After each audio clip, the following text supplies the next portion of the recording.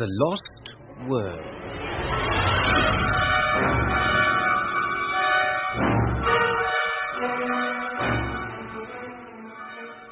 Francis DeWolf, Kevin McHugh, Gerald Harper and Carlton Hobbs in a three-part serial adapted from Sir Arthur Conan Doyle's novel by Peggy Wells and Barry Campbell.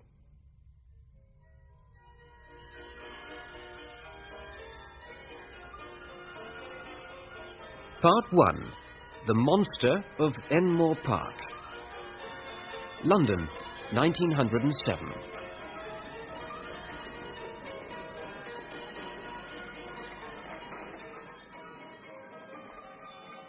It all began quietly enough in the little parlour of a house at Streatham.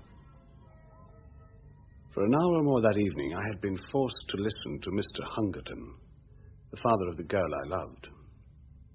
He seemed to believe that I came round to the Chestnuts 3 days a week, simply for the pleasure of his company, to hear him talk about bad money driving out good and the true standards of exchange. However, now I was alone with Gladys at last, and the moment of fate had come. There Gladys sat, aloof as a goddess, with a dreamy look in her eyes and her profile outlined against the red curtain.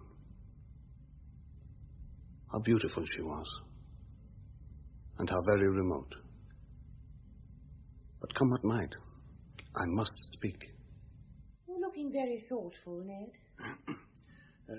Gladys, I mean to say... I have a feeling you are going to propose, Ned. I do wish you wouldn't. Things are so much nicer as they are. How did you know I was going to propose? Oh, don't women always know? Oh, Ned, what a pity to spoil our friendship. Don't you feel how splendid it is that we can talk face to face as we have talked? Well, I can talk face to face with the station master, but that doesn't satisfy me in the least. I want... Oh, Gladys, I want... No, Ned, stop. You've spoiled everything. It's all so beautiful and natural until this kind of thing comes in. It's such a pity. It's nature. It's love. Well, perhaps if both love, it may be different. I have never felt it. Why can't you love me, Gladys? What's wrong with me? I'm in love with somebody else, Ned. To tell the truth, Gladys, I was afraid of that. Oh, no, Ned, please don't look like that. It's nobody in particular. Nobody in particular? But you said... It's an ideal, Ned. A glorious, magnificent ideal. Oh, this man I'm thinking about, I wish I could describe him to you. Well, what does he look like? What does he do that I can't do? Please, Ned. Teetotaler, vegetarian, theosophist, superman. By George, I'll even have a shot at flying the channel. Just tell me what would please you. In the first place, Ned, I don't think my ideal would speak quite like that. Why not? He would be harder, sterner. He would be a man who could look death in the face and have no fear. He would be a man of great deeds and strange experiences. Hang it all, Gladys, I'm Edward Malone, a reporter on the Daily Gazette, earning £3.10 a week. Where would I run into any great deeds and strange experiences? That's just it, Ned. You're so prosaic. And you don't want me to be prosaic. Is that it? No, my ideal would never be that. He wouldn't be content with the work he happened to be doing. He'd go out and look for adventures. He'd make his own chances. Well, think of Burton. Think of Stanley. We can't all be Burtons or Stanleys, I'm afraid. And you, Ned, with your newspaper work. Now, when you described that coal mine explosion last week, why couldn't you have gone down into the pit and helped those people who were trapped? I did. Did? But you never said so. There was nothing worth bragging about. Oh. I didn't know, Ned. Well, that was brave of you. I had to. If you want to write good copy, you must be where things are. Oh, Ned, there it is again. Such a prosaic motive. I dare say I'm being foolish, but it's so real to me, so much a part of myself. If I do marry, I want to marry a famous man. And why shouldn't you marry a famous man, Gladys? If I get a chance, Gladys, I will... Please, Ned. Someday, perhaps. When you've won your place in the world, we shall talk it over again. By George, we will. I'll make a chance, Gladys. I'll tackle my editor first thing tomorrow morning. Old McCardle's not a bad sort. I'm sure he'll help me if he can. Yes, Gladys, I'll make a chance and prove myself worthy of you. You see if I don't.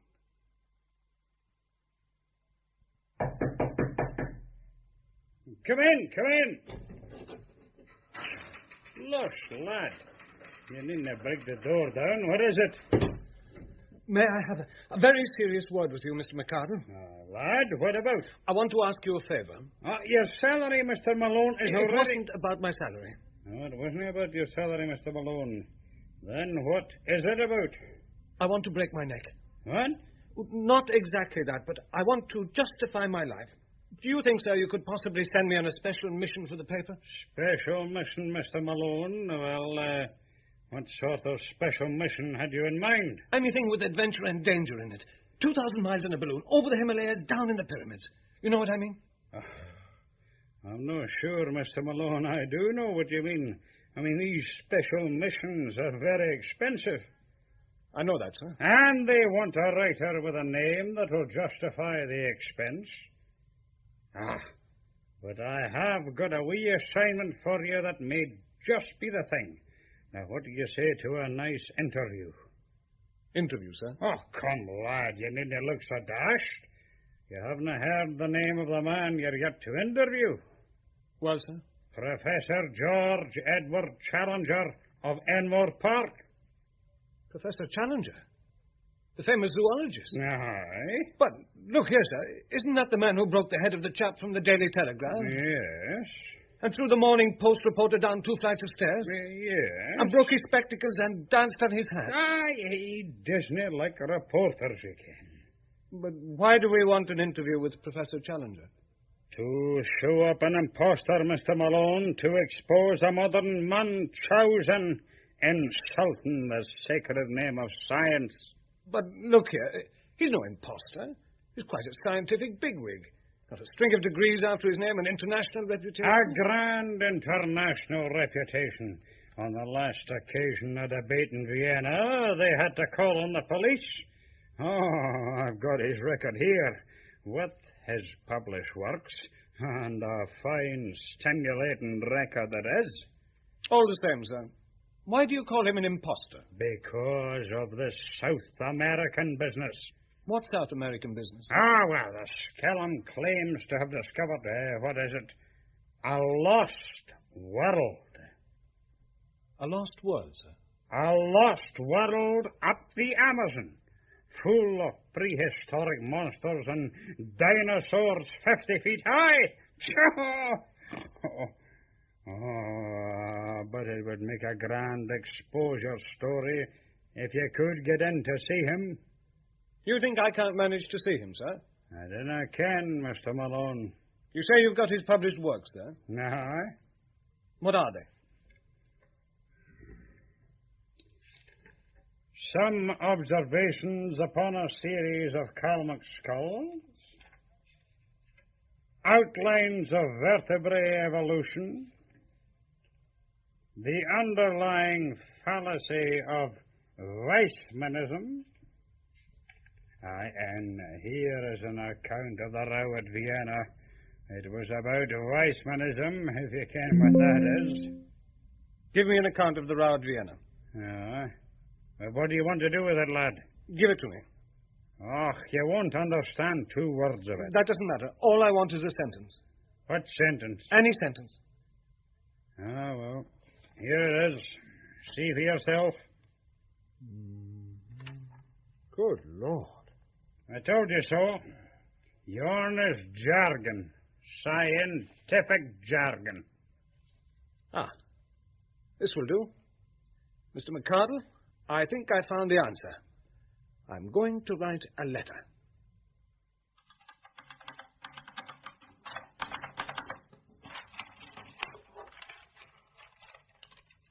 Dear Professor Challenger, as a humble student of nature, I have always taken the most profound interest in your speculations as to the difference between Darwinism and Weissmanism.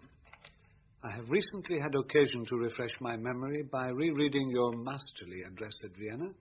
That lucid and admirable statement seems to be the last word on the matter.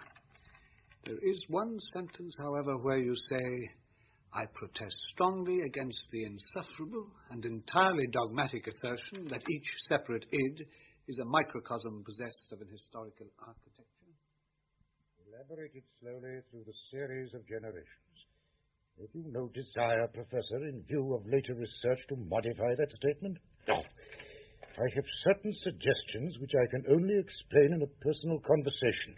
With your permission, I trust to have the honor of calling on you at 11 o'clock the day after tomorrow, Wednesday morning. I remain, sir, with assurances of profound respect, yours very sincerely, Edward D. Malone. Oh. Austin! Austin! Where the devil is the fellow? You called, sir? Yes, I did. Twice. Now listen. At exactly 11 o'clock this morning, the gentleman calling himself Malone will present himself at the front door and ask to see me. I understand, sir. I shall send him away. Don't speak until you're spoken to, sir. You do not understand. When this Mr. Malone arrives, you will show him in. I am rather interested to know just who Mr. Malone is and what Mr. Malone is after. Ha! Modify my opinions, indeed.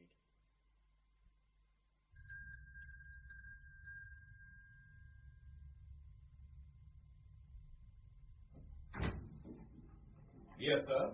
Good morning. My name is Malone. I have an appointment, a kind of appointment with Professor Challenger. The professor is expecting you, sir. If you will kindly follow me. Thank you. Austin, did I hear someone at the door? Yes, madam. Mr. Malone, madam. I have an appointment with your... Yes, I know. Please, keep your voice down. Oh, dear. Mr. Malone, may I ask, have you ever met my husband before? No. Then I must apologize to you in advance and tell you that he is a perfectly impossible person. If you are forewarned, you will be more ready to make allowances. Allowances? Yes. Now, get out of the room quickly if he seems inclined to be violent. Don't wait to argue with him. I suppose it wasn't about South America you wanted to see him, was it? Why, yes, it was. Oh, dear. Mrs. Challenger! Mrs. George Edward Challenger. Oh, there he is now. Yes, George, dear? I am, I trust, a man of singularly docile and reasonable mind. Oh, yes, dear, of course. Yet if there is one thing I cannot abide, it is whispering outside doors.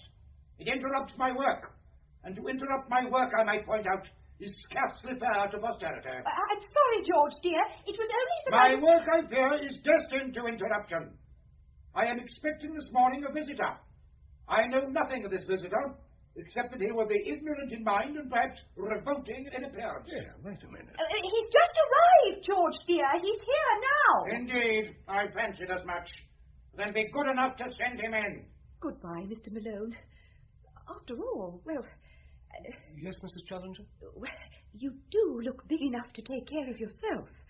And remember, just get out of the room if he seems inclined to be violent. And if he starts talking about South America, please don't contradict him. In you go now. I pushed aside the partly open door and walked, somewhat apprehensively, into the room. The professor was sitting in a swivel chair behind a broad table, which was covered with maps and diagrams. As I entered, he spun round to face me. I was prepared for something strange, but not for so overpowering a personality as this. It was his size which took one's breath away. His size and his imposing presence.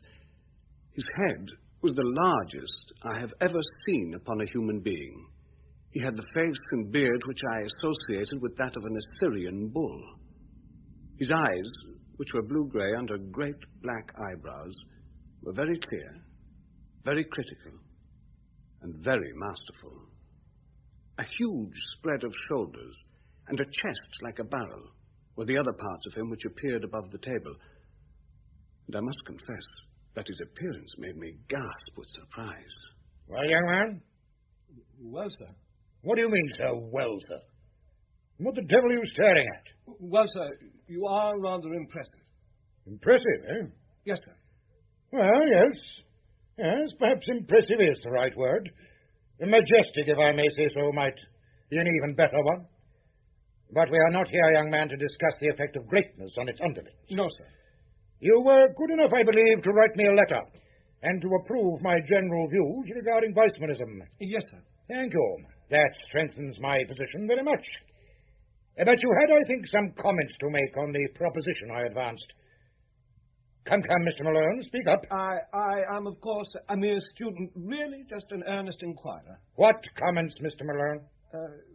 It did seem to me you were a little severe on Weissman in this matter. Hasn't the general evidence since that date tended to strengthen his position? What evidence, Mr. Malone? I mean, I alluded to the trend of modern thought, to the general scientific point of view. Why are you looking at me like that? I suppose you are aware, young man, that the cranial index is a constant factor. Naturally, sir. Yes. And the question of telegony is still sub judice. Undoubtedly, sir. I've always said so. Yes. And the germ plasm is different from the parthenogenetic egg. Why, surely. But what does that prove? Ah, what indeed? What does it prove? Shall I tell you? Please do. It proves, sir, that you are the rankest impostor in London, a vile, crawling journalist, here under false pretenses. Gibberish. That's what I've been talking to you, sir. Do you think you could match cunning with me? You with your walnut of a brain?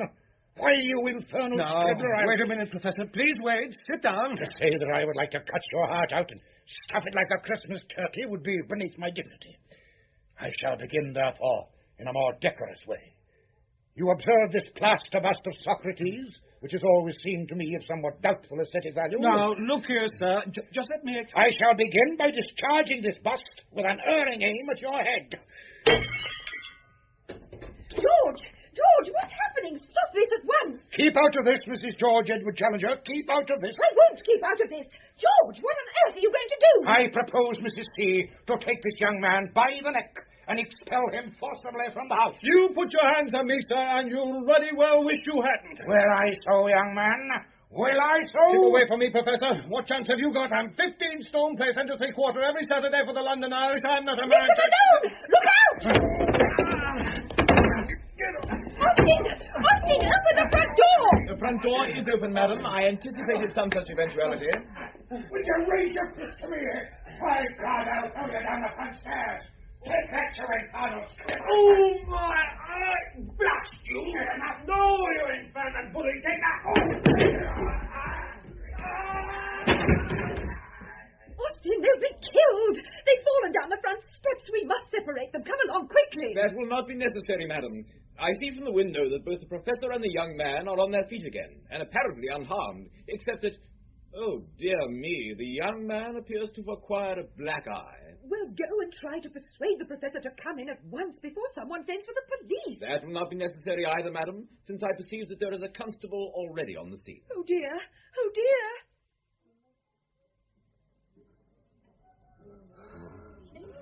Now then, what's all this? This man attacked me. You will oblige me, Constable, by removing your obnoxious presence from what I must designate as a purely private scene of acrimony. I don't know what that means, Professor Challenger, but I do see this young gent with a black eye, and it's not the first time this has happened by a long chalk. Well, sir? Oh, it's all right. We had a bit of a row. This man let fly at me. Oh, I bet he did, sir. He's been doing nothing else for the past 2 years. You give him in charge? Well, Do you give him in charge, sir? No, I don't. What's that? I was as much to blame as he was. I intruded on him. He gave me fair warning. I see, sir. Well, Professor, don't let's have any more such goings on. Right, move along now, move along. An interesting phenomenon. As interesting a phenomenon, indeed, as was ever discovered by G.E.C. in his greatest days. Come back to the house, young man. Come back into the house. I've not finished with you yet. Sit down, Mr. Malone. Take that chair. Whatever you say, Professor. May I offer you a cigar? Thank you. You're excitable, young man. Very excitable. I am excitable. Well, you'll oblige me, young man, by not jumping up again in that impetuous Irish fashion. Doubtless you've been wondering, with whatever small intelligence you may possess, why I invited you back into the house, huh? I have been wondering. Then permit me to tell you.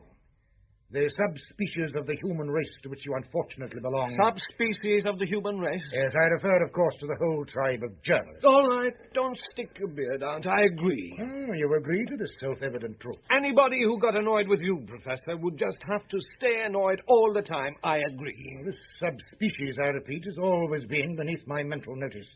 But in your reply to that officious policeman a moment ago, I seem to detect signs of a latent good feeling, which raised you somewhat above the level of your revolting plan. I found myself, in short, almost liking you. Thank you. You came here, I dare say, for some information about my explorations in South America. Yes, Professor Challenger, I did. You will not get that information, young man. I was afraid of that. Like Darwin, Galileo, and other great prophets, I have been derided. The word liar applied to George Edward Challenger is offensive to a degree which you, as a journalist, would not appreciate. All right. Yet it occurs to me, after several years of patient silence, that the time has come to make some public answer and proposal to my critics. Answer, sir? What sort of answer? There will be held this evening a public meeting at the Royal Zoological Institute's hall. Would you care for a seat on the platform among the speakers? I don't know what you're up to, sir, but I'd appreciate it very much. It will be a large meeting, young man, of the utmost dignity and decorum. My presence, of course, will be guarantee of that. Of course. The chairman will be the Duke of Durham. The principal speaker will be Professor Summerlee, on the record of the ages.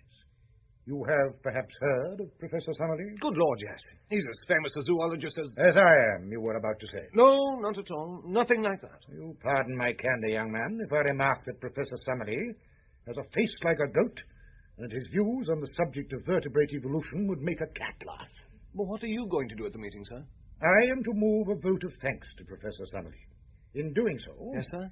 I shall make it my business to point out, with infinite tact and delicacy, where I disagree with Professor Summerlee. If you care to be at that meeting, young man, I fancy that you might find it rather interesting. Yes, rather interesting.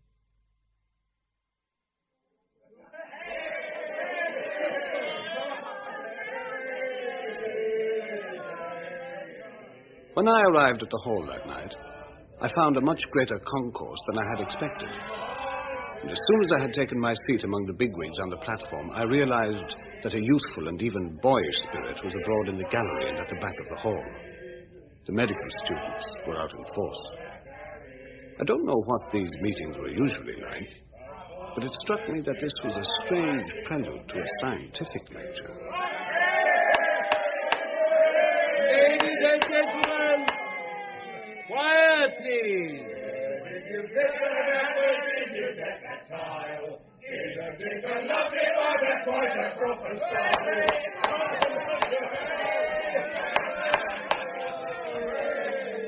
Thank you, gentlemen.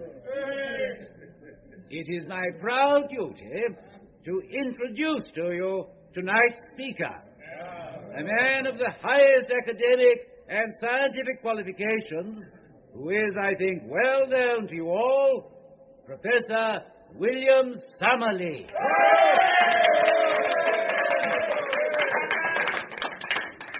Ladies and gentlemen, good evening. I have chosen as my subject tonight evolution. I say. And have entitled my lecture... I say, young fella, my lad. Yes? What is it? Well, excuse me speaking to you and all that, but, I mean, well, you haven't got a beard. Beard? Why the devil should I have a beard? Well, deuce take it, all the rest of these chaps have got 'em. Never saw such a collection of beards in all my born days. You're a bit young, aren't you, to be such a learned sort of bloke? Good Lord, I don't belong here. I'm a reporter from the Daily Gazette. My name's Malone. Ah, George, then we're two of a kind. I was feeling a bit nervous myself in all this company. My name's Roxton. Lord John Roxton, the Amazon explorer, a big game hunter. Well, I've done a bit of shooting in my time. I say, watch out. We're interrupting the old josser. Thank you, gentlemen. Perhaps I might now be allowed to continue. Science has not succeeded to date in making organic life from inorganic materials. The gulf between the dead and the living is something which our chemistry has not been able to bridge. And in conclusion, ladies and gentlemen, what are you doing I here? have only these few words to I say. heard there was going to be trouble. I wanted to see it. Look at old Challenger over there. He's positively bristling. I know, but... Lord John, but... We have seen the drying of the seas, the emergence of the sandbank, the tendency of the sea creatures to take refuge on the mud flats, the abundance of food awaiting them, and their consequent enormous growth.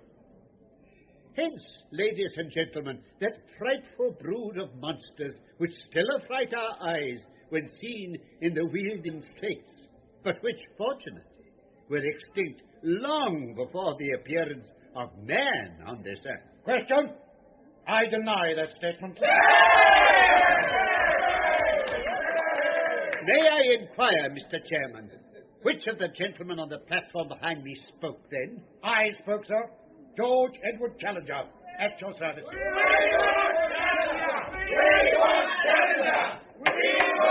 Silence, please! Quiet! Gentlemen, please. You spoke, Professor Challenger. I spoke, Professor Summerlee. You are discourteous, Professor Challenger. You are inaccurate, Professor Summerlee. I am inaccurate, sir. You are inaccurate, sir. In the face of such manifest absurdity, Mr. Chairman, I must ask leave to end my remarks at this point and leave matters to the distinguished Professor Challenger. Perhaps you, sir, will take my place at the reading desk. I will do that, sir, with the greatest of pleasure. Oh, bravo. Ladies and gentlemen, I beg pardon. Ladies, gentlemen, and children. I have been selected to move a vote of thanks to Professor Summerlee for the very picturesque and imaginative address to which we have just listened. Popular lectures are the easiest to listen to, but the professor will excuse me when I say that they are necessarily both superficial and misleading, since they have to be graded to the comprehension of an ignorant audience. Now, what is the particular point upon which I, as an original investigator, have challenged our lecturer's accuracy? It is upon the permanence of certain types of animal life upon the earth. Professor Summerlee is very wrong in supposing that because he has never himself seen a prehistoric animal, therefore these creatures no longer exist. How do I know, you ask me? I know because I have visited their secret haunts. I know because I have seen some of them. Am I a liar, do you think? Then I will not detain you.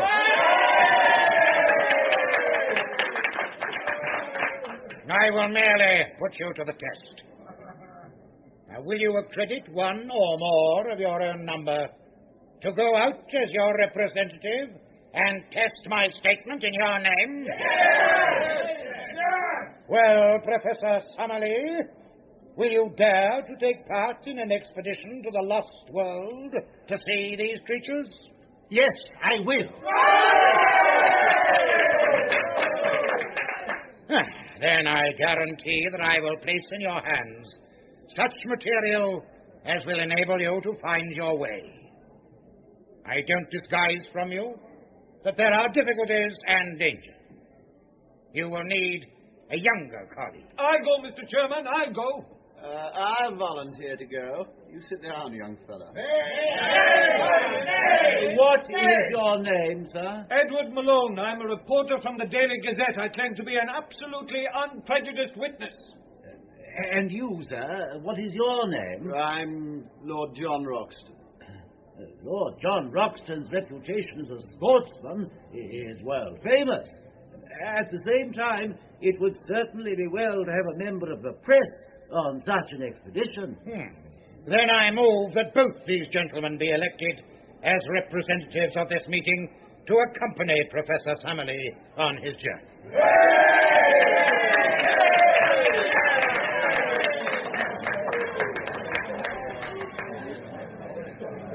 Well, young fella, so we're committed. I can only get McCardle to stump up expenses. If I can only get McCardle to stump up expenses. McCardle? Who's McCardle? My news editor. And Gladys. If only Gladys could see me now. You'll go, young fella, if I have to stump up expenses myself. By George, I never knew scientific meetings were such lively places, or I'd have come to one long ago. And now, young fella, shake hands. Shake hands? To the lost world. To the lost world.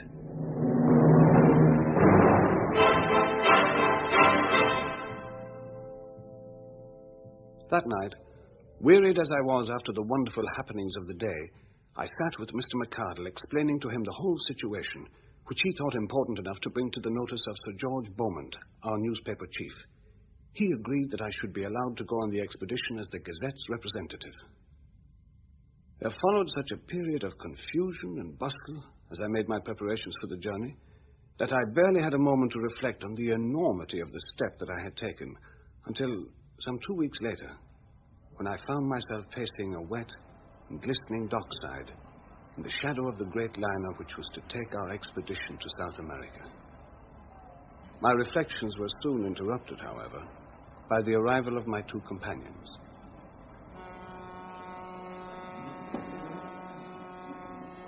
Well, young fella, so we're off at long last.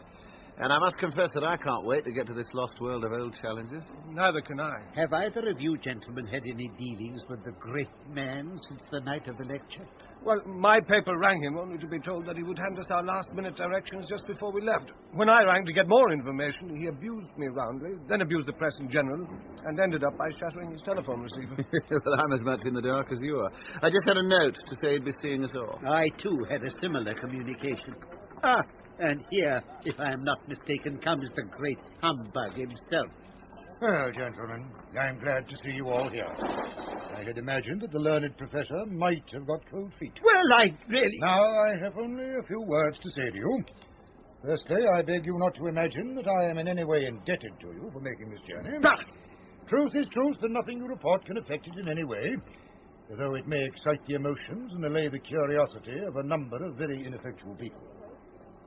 My directions for your instruction and guidance are in this sealed envelope. You will open it when you reach a town upon the Amazon which is called Manaus, but not until the date and hour which is written on the outside. Oh, really, I must protest. Protest as much as you like. It will do you no good. Now, have I made myself clear? You do not open the envelope until the date and hour which is written on the outside. Here, Lord John, you take it. Thanks. I leave the observance of my conditions entirely to your honour. Yes, Malone, what are you fidgeting about? Well, sir, about my reports, I am anxious. Mr. Malone, I will place no restrictions upon your reports, since the ventilation of the facts is the object of your journey. But I demand that you shall give no particulars as to your exact destination, and that nothing be actually published until you return. Very well, Professor. Now, goodbye, sir. You have done something to mitigate my feelings for the loathsome profession to which you so unhappily belong. Goodbye, Lord John. Science is, as I understand it, a sealed book to you, but you may congratulate yourself upon the hunting field which awaits you. Goodbye to you, Professor. If you are still capable of self-improvement, which I very much doubt, you will return to London a wiser man. Goodbye. Goodbye, Professor Challenger. Really? That man is insufferable. I will not bore those who listen to my story with an account of our luxurious voyage upon the liner, nor will I tell of our week stay at Para, or of our journey up the wide, slow-moving river in a steamer. Eventually, we found ourselves through the narrows of Obidos and reached the town of Manaus. Here we were rescued from the limited attractions of the local inn by the representative of the British and Brazilian Trading Company. In his hospitable fazenda, we spent our time until the day when we were empowered to open our letter of instruction. Well, gentlemen, the time is almost here, as you see. Instructions to Lord John Roxton to be opened at Manaus upon July the 15th at 12 o'clock precisely. We've just 1 minute to go. What difference can it possibly make if we open it now or in 1 minute? It's all part and parcel of the quackery and nonsense for which I regret to say the writer is notorious. Well, the old dear is very precise. I think perhaps we'd better wait. He is also thousands of miles away, while we are here on a wild goose chase. Oh, come on now. Play the game. It's his show. Be rotten bad form if we didn't follow his instructions to the letter. A pretty business this is. It struck me as preposterous in London, and it seems even more so now. I don't know what is inside this envelope, but unless it's something pretty definite, I shall commence the return journey to London immediately. Oh, come now. Professor Challenger won't let us down, I'm sure. The envelope no doubt contains a map and instructions. I hope so. But surely it's time now. Time it is. Now, let's see. Well, there's just one sheet of paper. Good God. It's blank. Ha! I knew it. It's an open admission. What more do you want? The fellow's a self-confessed humbug. We have but to return home and expose him for the brazen impostor that he is. Perhaps something is written on it in invisible ink. Sorry, young fella. There's no use deceiving ourselves. It's all off. It can't be. Look, perhaps there's been a... May I come in? God. Oh, God. Well, I'll be damned. I fear that I'm a few minutes late.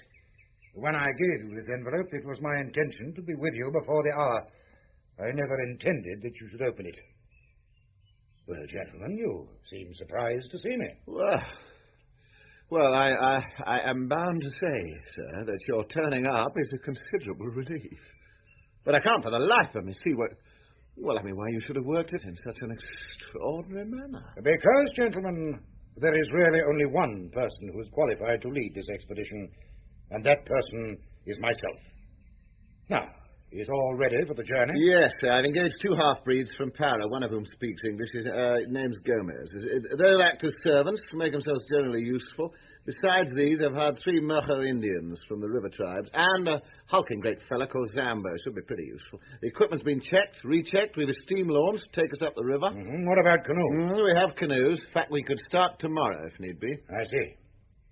And now, gentlemen, I feel that the time has come to let you know a little more of the background to this expedition, so that you can see exactly what you've let yourselves in for. I suggest that you gather round this table and listen carefully.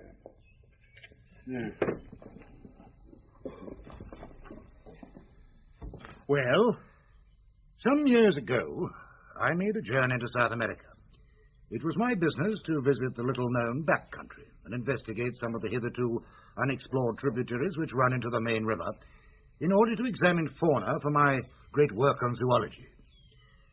I was returning, my work accomplished, when I had occasion to spend the night at a small Indian village. The natives were Kukama Indians, an amiable but degraded race with mental powers hardly superior to the average Londoner. Imagine my surprise when, on entering this village, I was immediately taken to a small hut. There, to my amazement, I discovered the body of a white man who had but recently expired. Good Lord. Well, how did he get there? Kindly have the goodness not to interrupt, sir. Oh, I'm so sorry. He was clad in rags, very emaciated, and bore every trace of prolonged hardship. As far as I could gather, he was a complete stranger to the natives, and had only recently arrived in the village, in the last stage of exhaustion. From the contents of the man's knapsack, it was obvious to me that he was an artist and a poet. His name was Maple White, an American, it seems. Well, the knapsack contained scraps of verse which I must say appeared to me to be singularly lacking in merit. And there were also some rather commonplace pictures. Such were the total effects of this strange American bohemian. Good Lord. I was turning away from him when I noticed something projecting from his jacket. It was this sketchbook, which I now hand to you and ask you to examine page by page. Carefully now. I can assure you that this book is as valuable to me as a first folio of Shakespeare. Eagerly watched by my companions, I opened the volume with some expectation. The first page was disappointing, however. It contained nothing but a picture of a fat man in a pea jacket with the legend Jimmy Culver on the mailboat. There followed several pages filled with sketches of Indians. Glancing around, I could tell by their expressions that Lord John and Professor Summerlee felt as disappointed as I did. Really, Challenger, what nonsense is this? These are just a collection of rather mediocre sketches and of no scientific use whatsoever. Shh. Try the next page. Huh? What on earth? Good Lord. It's the most extraordinary creature I've ever seen. Isn't it? Head of a fowl, body of a bloated lizard. That trailing tail. What do you think of that? Well, it's monstrous. Grotesque. But what made him draw such an animal? Trade gin, I think. And that's the best explanation you can give, is it? Well, what's yours? The obvious one. That the creature exists. One thing puzzles me. This tiny human figure in the foreground. Could it be evidence of a pygmy race, perhaps? Wonderful. Look here. You see that plant behind the animal? What do you think that is? A Brussels sprout? Damn it, man. It's an ivory palm. They grow to 60 feet. Don't you see? That figure was put there for a purpose. He was put there to give the scale of heights. Good God, then the creature must be as big as Charing Cross Station. Exactly. Now look at this. Here's an illustration from a monograph by Professor Lancaster. Probable appearance in life of the Jurassic dinosaur Stegosaurus. Yes, there certainly is a resemblance. It might, of course, be coincidence. The American may have seen a picture of this kind and carried it in his memory. It would be likely to recur to a man in a delirium. Well, now, look at this bone. What known creature does that belong? I must confess that it is unfamiliar to me. Well, you needn't be ashamed of your ignorance. I don't suppose the whole staff of the South Kensington Museum could give a name to it. But bones can be faked quite easily, I believe. You can take it from me that it belongs to a creature which exists upon the face of the earth, and which has not yet come under the notice of science. Oh, very well, I can see that you're still unconvinced. Well, now, let me continue my story. We will leave the dead American and continue. You can imagine that I could hardly come away from the Amazon without probing deeper into the matter. There were indications as to the direction from which the dead man had come, and I also found that rumors of a strange land were common among all the riverine tribes.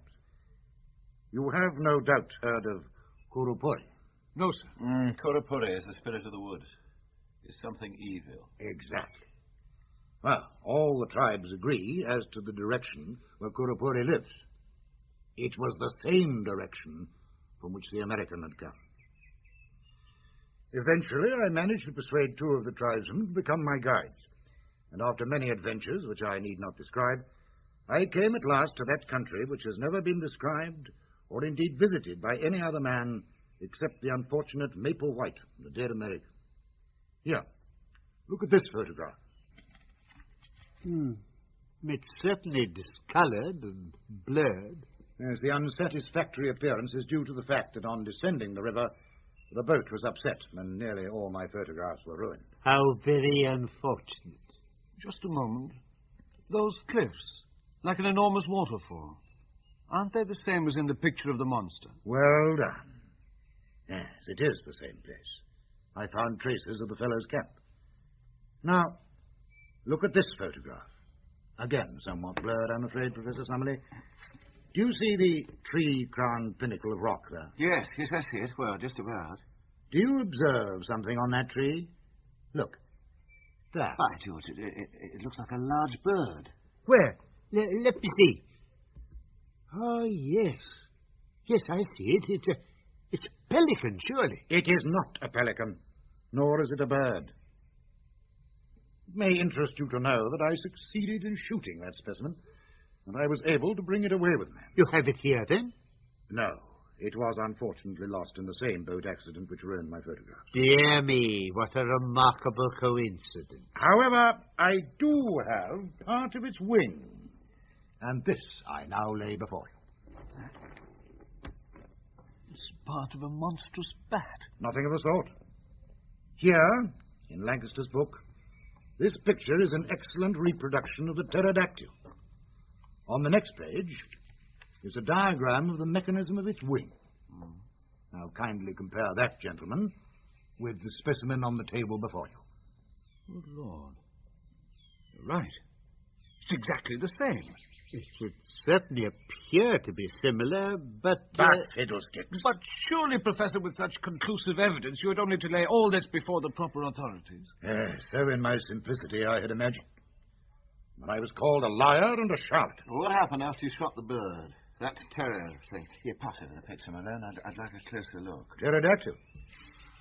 Well, it was the wet season, and my stores were all but exhausted. I explored some portion of this huge cliff. You see another trace of life? No, but we heard some strange noises while we camped at the base of the cliff. But what about the creature the American drew? Well, we can only suppose he must have made his way to the summit, seen it, and drawn it later. We know, therefore, that there is a way up. We know, Professor Challenger, precisely nothing. Here we are, asked to believe in the existence of a lost world inhabited by prehistoric monsters, purely on the basis of a few blurred photographs, unfortunately ruined in a boating accident, a piece of bat's wing, the rest of that unfortunate creature having been lost in the same boating accident, some drawings made by an American artist in a delirium, and a few supposed noises at the base of a supposed cliff in this supposed lost world. You also have my word, sir. Yes, we do, sir. And may I remind you that it is your word, sir, that we have come here to verify. It would seem to me that this whole thing, including your magician-like appearance among us, is merely a last-minute attempt to turn us back. That's your impudence, sir. And you other gentlemen, what do you think? Well, I'm not so sure. Things seem different in London. There's many a man there who keeps his experiences to himself for fear of being disbelieved. Malone? I don't know. I'm so confused. The evidence seems irrefutable, and yet... Tell me, Professor, this land, these monsters, how do they come to be there? Well, South America is a granite continent. At this single point in the interior, there has been, in some far distant age, a great sudden volcanic upheaval. These cliffs are basaltic, and therefore plutonic. An area as large, perhaps, as Sussex, has been lifted en bloc with all its living contents and cut off by precipices of a hardness which defies erosion. The ordinary laws of nature have thus been suspended, and creatures have survived which would otherwise have disappeared. Amazing. Fantastic. Poppycock! I still maintain that this whole elaborate subterfuge is merely an attempt to put us off at the last moment from exposing you, sir, as a humbug. Indeed, Summerlee, it is nothing of the kind. For we leave at first light tomorrow morning for the lost world.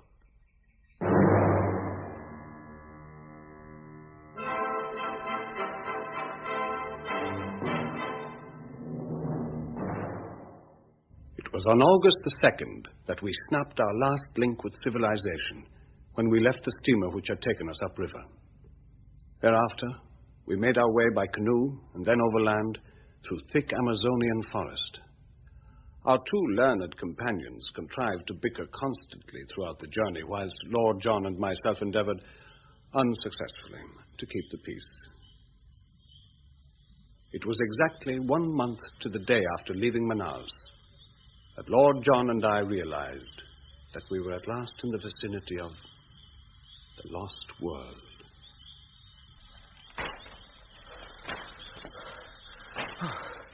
I'm exhausted. Isn't it nearly time we rested, Lord John? Soon, young fella. Soon. Listen. What's that? War drums, I think.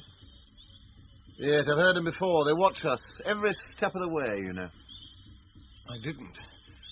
But how can they? In this dense forest. Oh, they have their own ways. They talk drum talk to each other, sort of pass us along. You'd be surprised. You hear the drums? No, I'm a Walker Indian. You agree, Summerlee? No doubt, sir.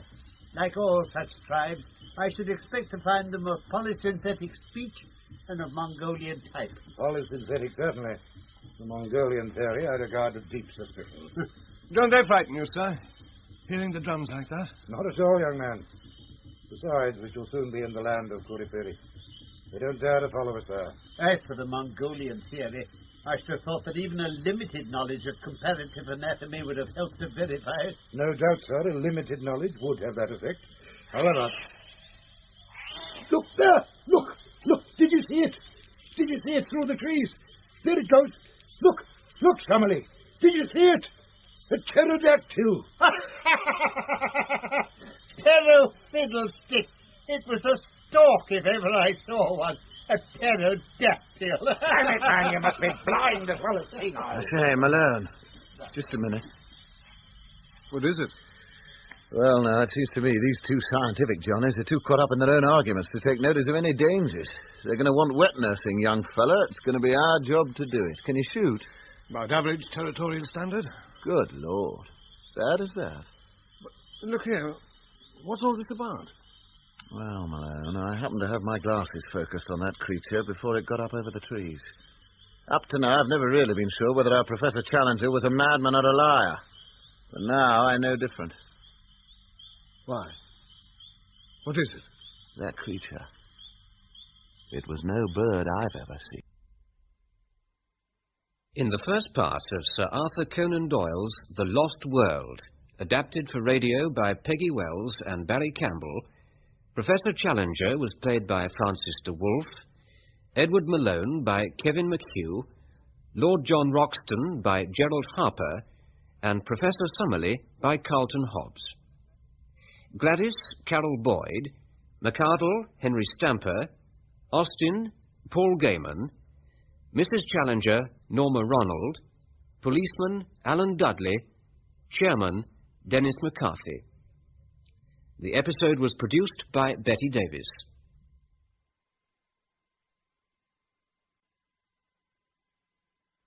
Part 2, The Edge of Terror. Extract from the Expedition Journal of Edward Malone, reporter, London Gazette. It was in May 1907 that our small party set out from London in search of the lost world of the Amazon. After travelling through dense forests, almost impenetrable jungle, and sinister swamplands, we finally found ourselves on the very threshold of that lost world.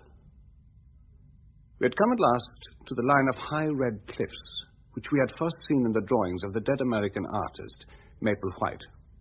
Our problem was to scale these cliffs, and late one afternoon, camped at the base of a huge pinnacle as high as the cliffs themselves, we held a council of war.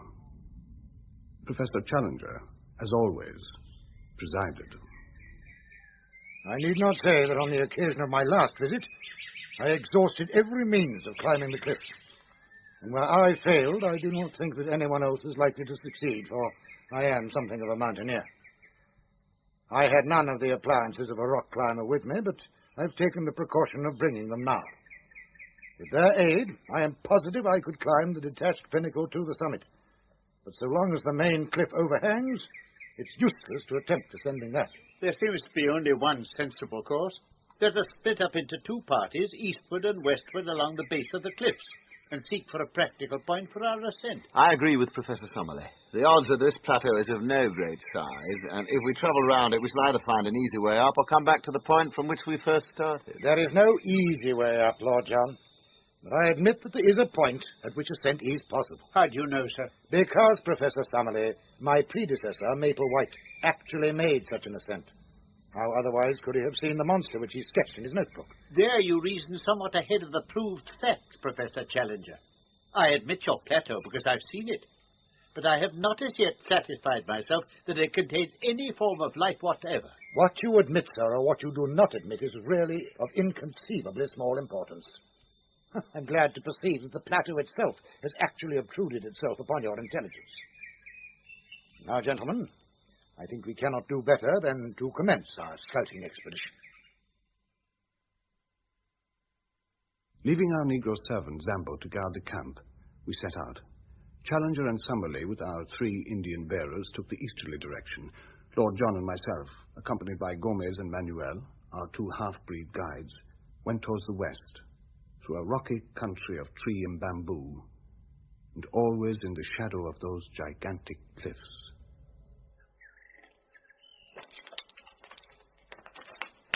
So, young fella. Yes, How Lord far John? do you reckon we've come now? From the camp? Yes. A mile or 2, perhaps. Well, that's far enough, I think. Turn round, young fella. We're heading back to the camp. Any special reason, Lord John? The light's failing. It'll be pitch dark in half an hour, and I don't like the feel of this place. I've been thinking the same thing myself. Only I didn't like to admit. I mean, I couldn't explain. You don't have to explain. Look up there at those cliffs. I am looking. There's life up there. Bad life. Life that keeps watching us. When I think of that thing I saw flapping up out of the trees in the forest. Oh, it had a 20-foot wingspread and it had teeth like bread knives. If we... Hey, wait a minute. Where are those 2 half-breeds? I don't know. I haven't seen them for the past 10 minutes. Gomez! Manuel! You don't think... It's getting dark, young fella. Gomez! Manuel! Senores! Senores! It's all right, that's Gomez.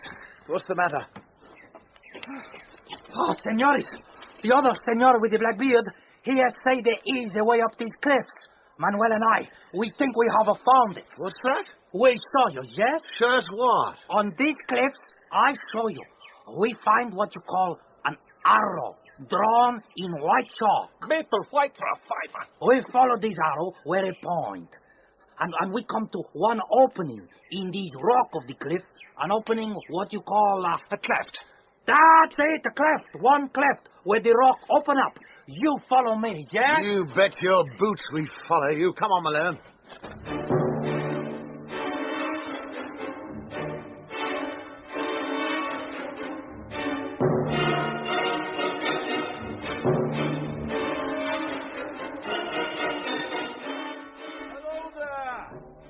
Hello there! You don't expect an answer, do you? I don't know what to expect. It's only a kind of gorge cut in the rock, not very deep. Oh, John, it's blocked. A dead wall. Oh, no, it's not. Look. Where? Up the side of the wall, higher, up there. Heap of stones, loose like a ruddy staircase. And on top of that... It looks like the mouth of a cave. It is the mouth of a cave, and another arrow drawn on the rock. Up those stones with you. Now, go on. Steady. Hey, mind those loose stones, young fella. Gomez! Manuel, you come too. Si, senores. We come. It's the gateway to the land of monsters, laddie. Through the mouth of that cave, there's a tunnel up inside the cliffs as sure as you're born. Easy now. Here, look, let me give you a hand to the top. Go on, up you go. Oh. Nothing can stop us now, young fella. I defy anything or anybody on top of these cliffs to... What's wrong? Well, I hate eating my words, young fella, when I'd barely put salt on them.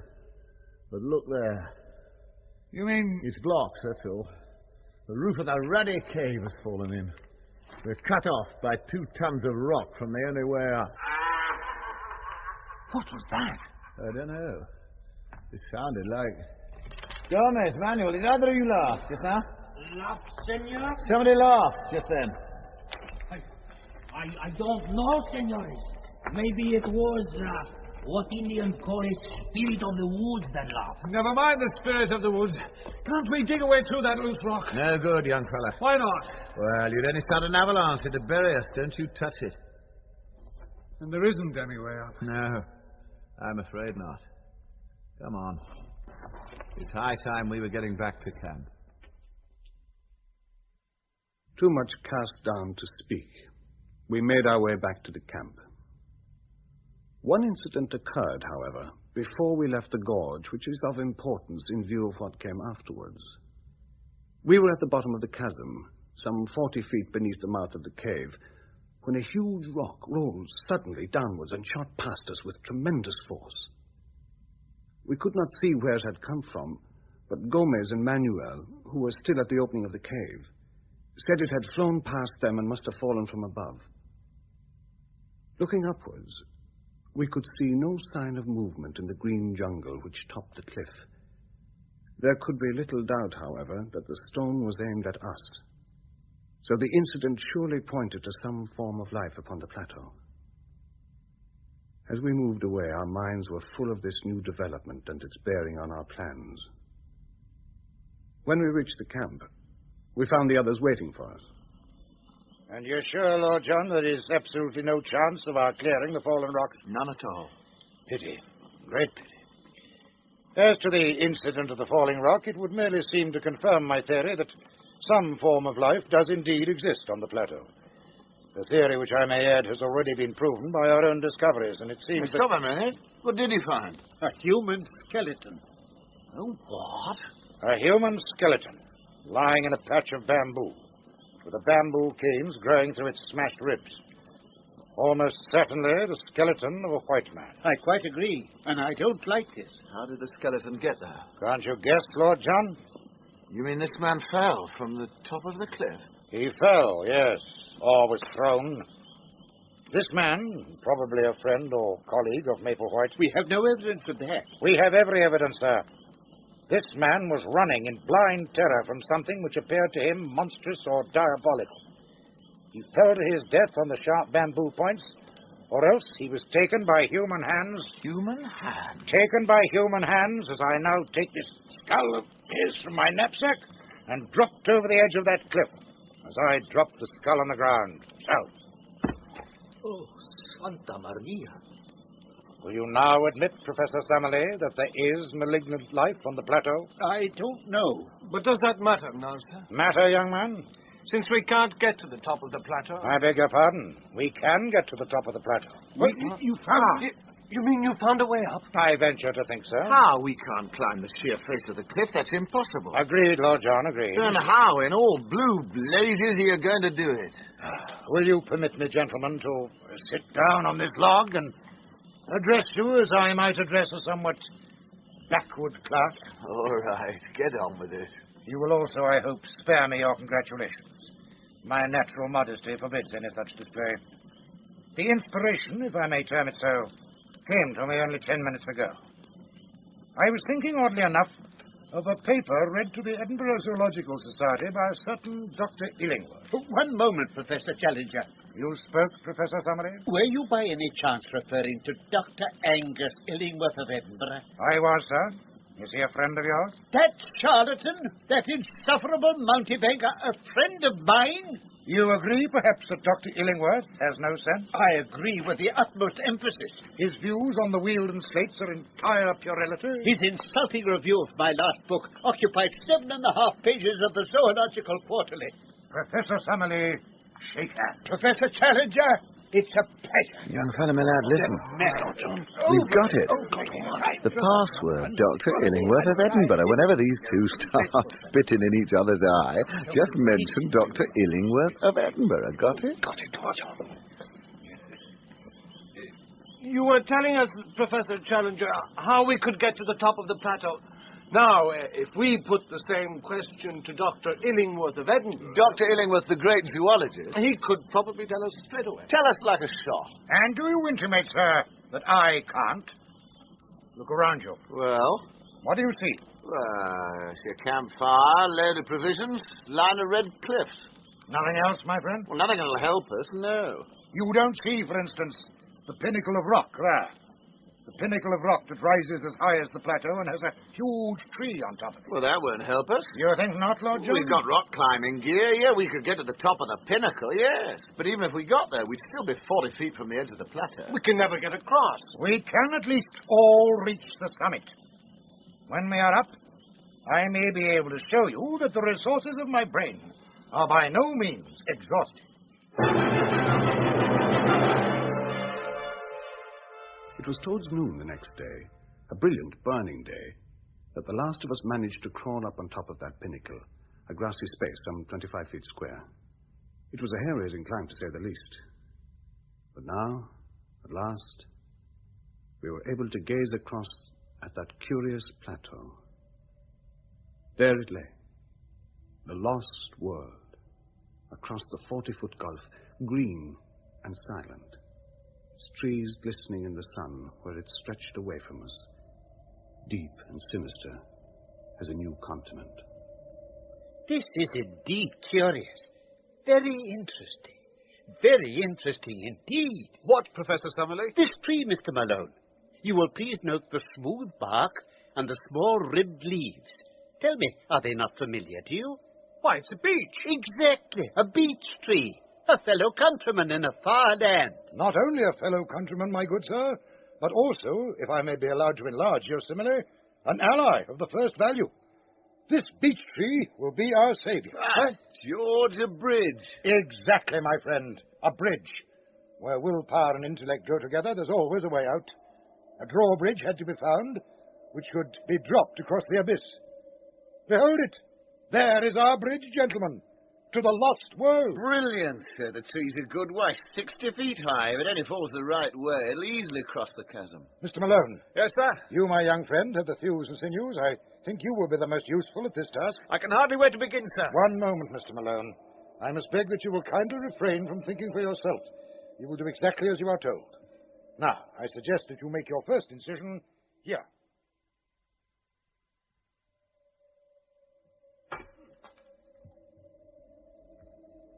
Really, Mr. Malone, can't you go any faster? Easy now. The lad's doing his best. Oh, but this, sir, is a mere tree. It is a tree 60 feet high. It's got to fall exactly across the gulf with its edge on the other side. I have a presentiment, sir, that it won't. Won't what? Won't fall as we wish it. Oh. If it rolls over the edge and leaves us still without a bridge... You know, Professor Summerlee, you're the cheeriest little ray of sunshine I ever did see. I state an obvious possibility, Lord John. I tell you, man, it can't. Indeed, sir. And why not? Professor Challenger's calculations. I'm deeply suspicious of any calculations made by Professor Challenger on any subject. Indeed, sir. I repeat it, sir. And suppose the tree does fall as we wish it, how are we to get across? Let us try the trunk of the tree and hop across. Over 1,000-foot gulf under That's it, man. There's no other way. Even on this big grass plot, I have an unsteady feeling in the legs, as though something were urging me onto the edge. I confess it without shame. And to cross that gulf on a tree trunk...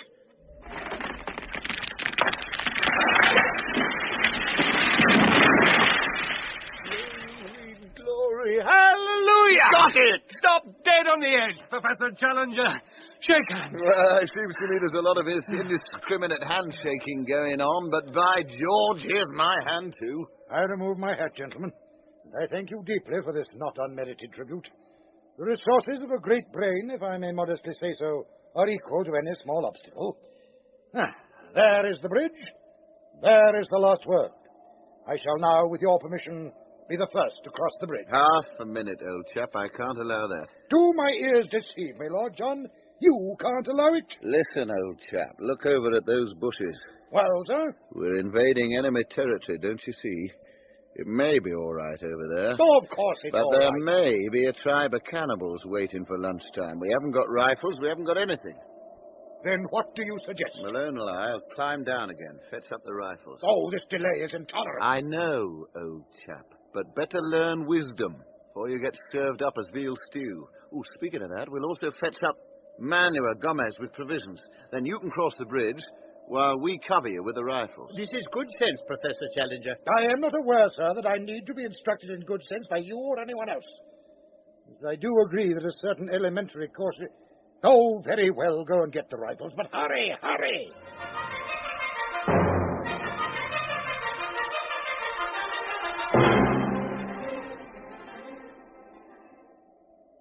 Ready now, everybody? Quite ready, Lord John. As for me, Lord John, I await your lordship's gracious permission to cross the tree bridge. Had I been aware that your lordship's permission was necessary at the beginning of this adventure... All right, old chap, don't get your temper up. No. Gomez! Yes, senor. You and Manuel stay here when the rest of us go over. We may need to give you some instructions. True, senor. You may need to give instructions.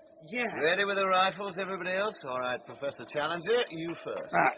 Sit down carefully, sir. Don't lose your grip. I have no intention, young man, of losing my grip, either mentally or physically.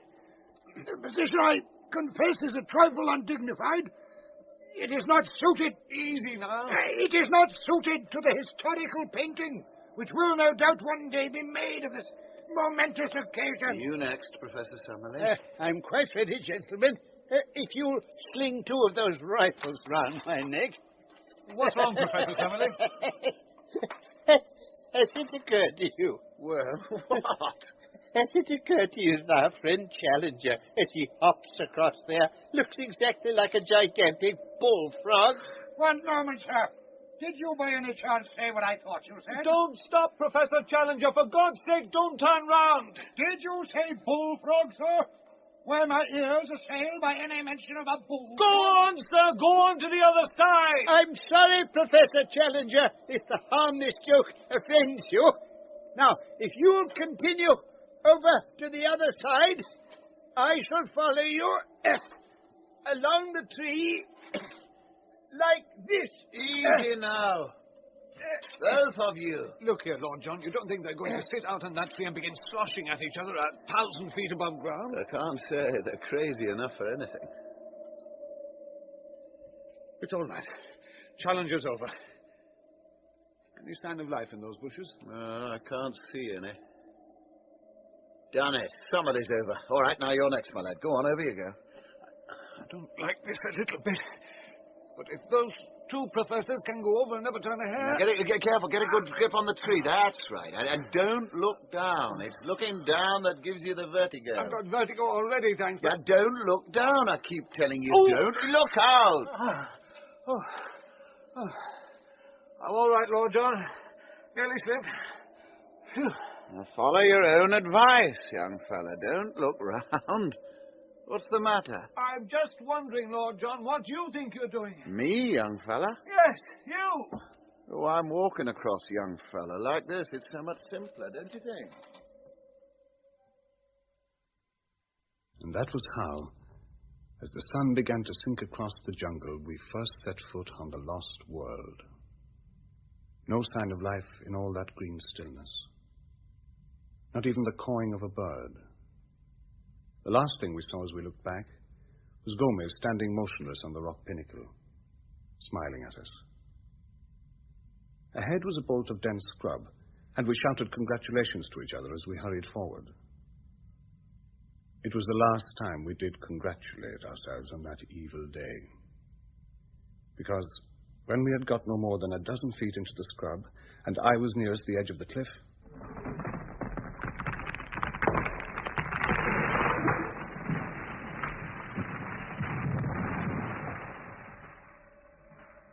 What was that? I hesitate to pronounce an opinion, sir, when I can't see. Professor Challenger! Lord John! Professor Summerlee! Yes, what is it? Come here! Come back here! What is it? What's wrong? The bridge has gone. The bridge has gone? Look for yourselves. The tree slipped off the edge of the cliffs. It smashed to pieces 1,000 feet below. Listen! I've sworn I'd heard that laugh before. You did hear it. It's the same laughing we heard in the gorge last night. Lord John Roxton! Lord John Roxton! That sounded like Gomez. It is Gomez, senores. It is your faithful Gomez. Where the devil is he? I am on the other side of this, what you call, pinnacle, senores, where you can't see me and you can't shoot me. Who led you to this place? Manuel and I. Who pushed the tree over the edge? Manuel and I. Challenger, just talk to the fella, will you? Hold him there. I'm going to slip along the edge of the cliff where I can get a side shot at him with my rifle. Oh, John, wait. Let him go, young man. Let vengeance go its course. I ask you the meaning of this, Gomez. Ask Lord John Roxton. Ask him if he remembers shooting Lopez of the Putumayo River. I am the brother of Lopez, senores. Flail of the slave traders is Lord John Roxton.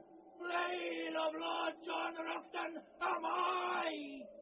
Professor Challenger, I can see Roxton now. I say this last to you, and then I go away.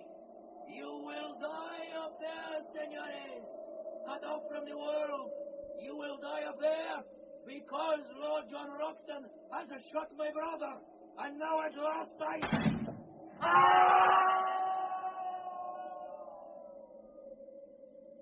Lord John Roxton, they say, is a dead shot.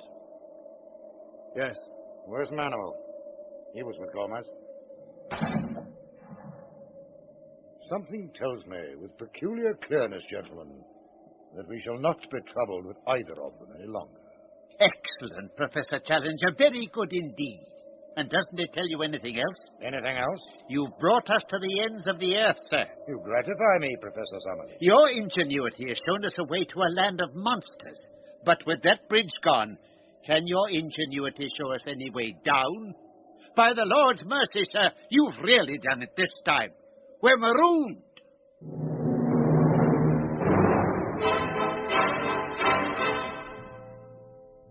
For a moment, we stood staring at each other in bewilderment. Marooned in a mysterious land in which lay unknown terrors. Marooned without supplies or without any hope of contacting the outside world. In our first brief panic, however, we had forgotten the Negro Zambo, and it was his voice calling across that 40-foot gap which restored us to our senses.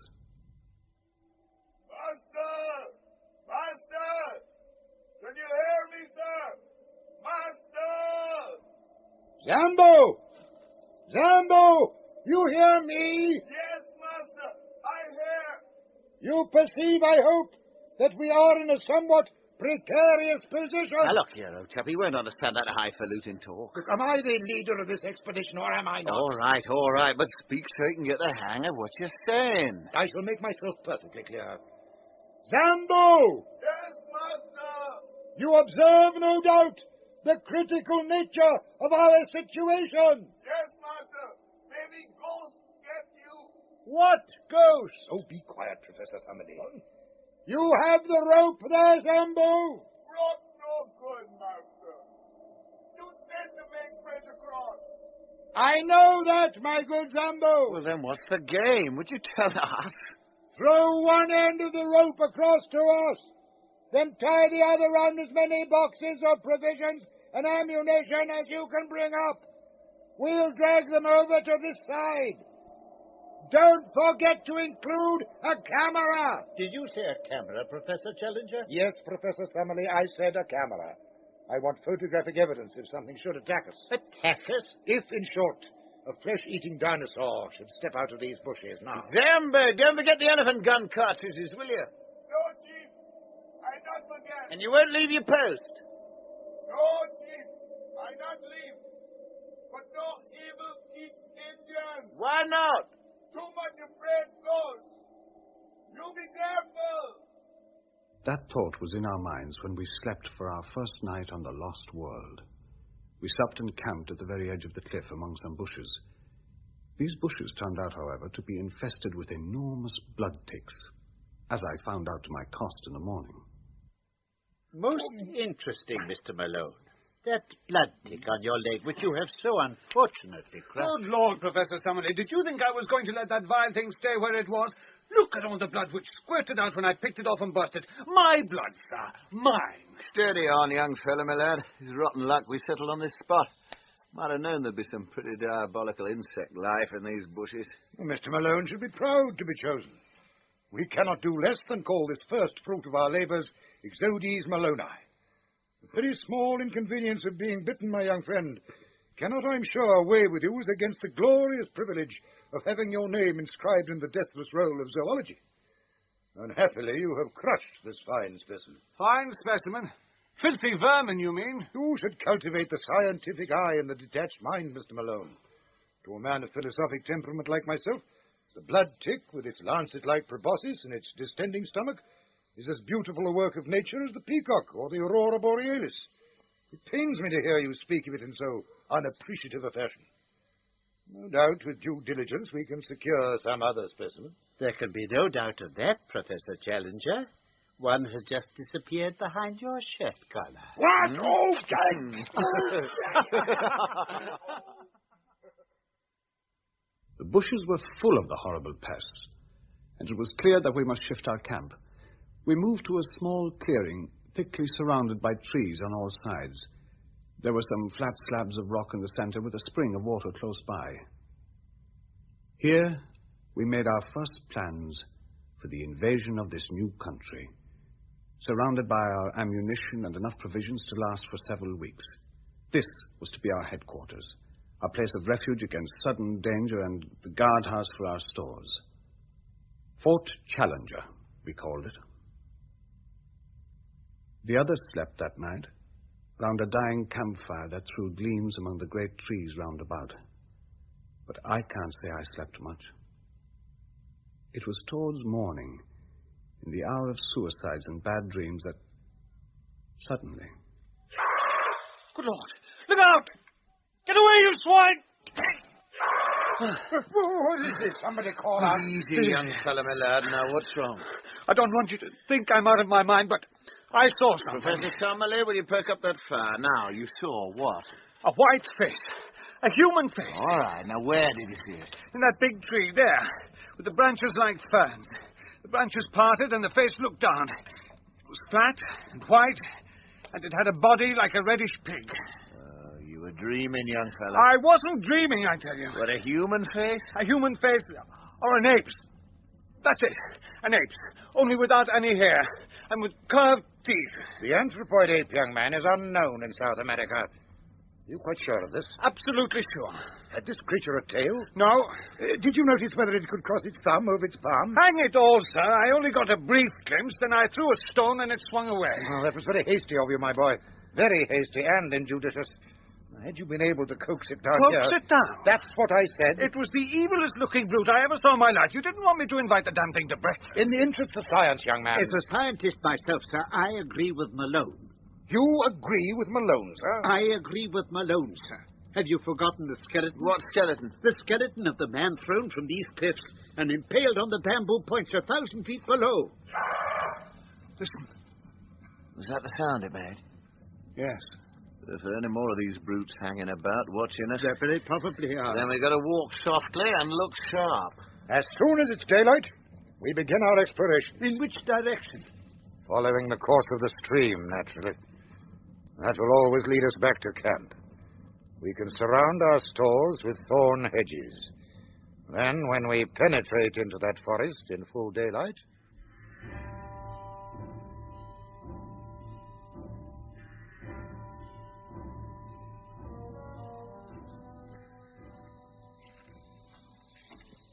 Very little forest, I should say. Swamp, swamp, and nothing but swamp. Shall we turn back? Turn back? Why? I see no plant life of interest to the bottom. Only the swamp and our own footprint. Stop a bit. Well, Lord John? Not only our own footprints. Look at that. What is the name? Now do you believe, Professor Summerlee? Now is your small conceit broken. What in the name of sense is it? A three-toed footprint. Well, I see that. Confounded, but the thing must be 4 times the size of an elephant. What sort of a bird leaves a track like that? Not a bird, Lord John. A reptile. A reptile with... To be exact, a dinosaur. And you, Professor Summerlee, do you call me a liar now in face of these tracks? I must confess, Professor Challenger. I really must confess. Surely, these tracks are Wealden. Wealden, exactly. Meaning what? This is a creature walking erect on 3-toed feet and occasionally putting one of its 5-fingered forepaws to the ground. Now, if we were to see one of these animals... We're going to see one, old chap. How so? Because I swear these tracks are fresh. Shh! Creep forward, all of you.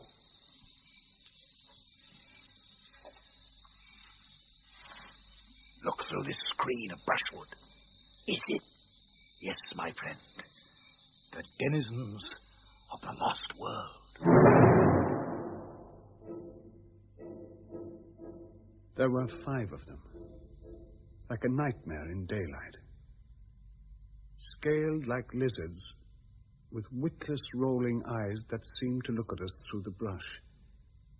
They sat up on their haunches in that glade and browsed on tree branches as a rabbit browses on lettuce. Stare of their eyes shocked you. It was like the dragon you dreamed about as a child. Their forepaws struck and slashed at the tree branches.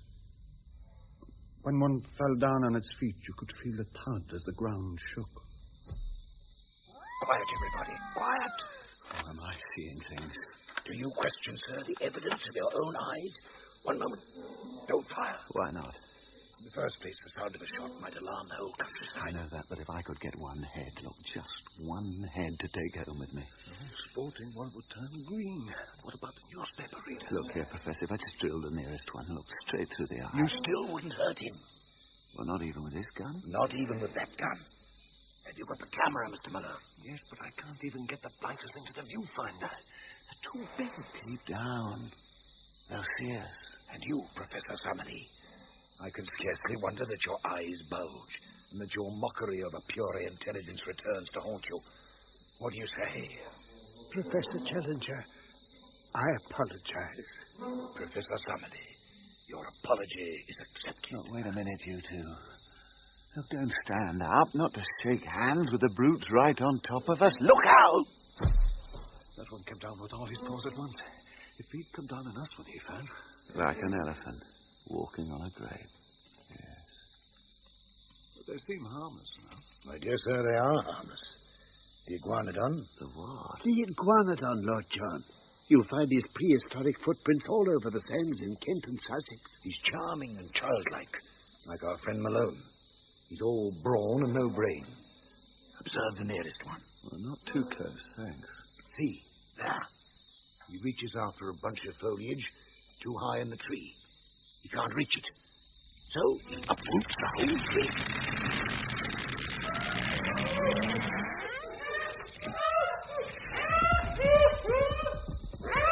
When the tree crashes over on top of them, the whole tribe take fright and run. The brief thunder of their passing, the gleam of slaty scales, and the glade is empty. What will they say to this in England? Oh, my dear Summerlee, I can tell you with great confidence exactly what they will say. They'll say that you are an infernal liar, just as you said a minute. Why, in the face of photographs? Oh, faked, Summerlee, clumsily faked. In the face of specimens. Ah, there we may have them. Malone and his filthy Fleet Street crew may be all yelping our praises yet. The day we saw 5 live iguanodons in a glade of maple whiteland. Put it down in your journal, my young friend, and send it to your rag. And we're ready to get the toe end of the editorial boot in return. Things look a bit different from the latitude of London, young fella. All this will seem a bit of a dream to ourselves in a month or two. I can't see us being able to lead an iguanodon back, show it off in Hyde Park. You're quite right, Lord John. There's hardly any likelihood we shall get back ourselves. In the meantime, there's nowhere to go but forward.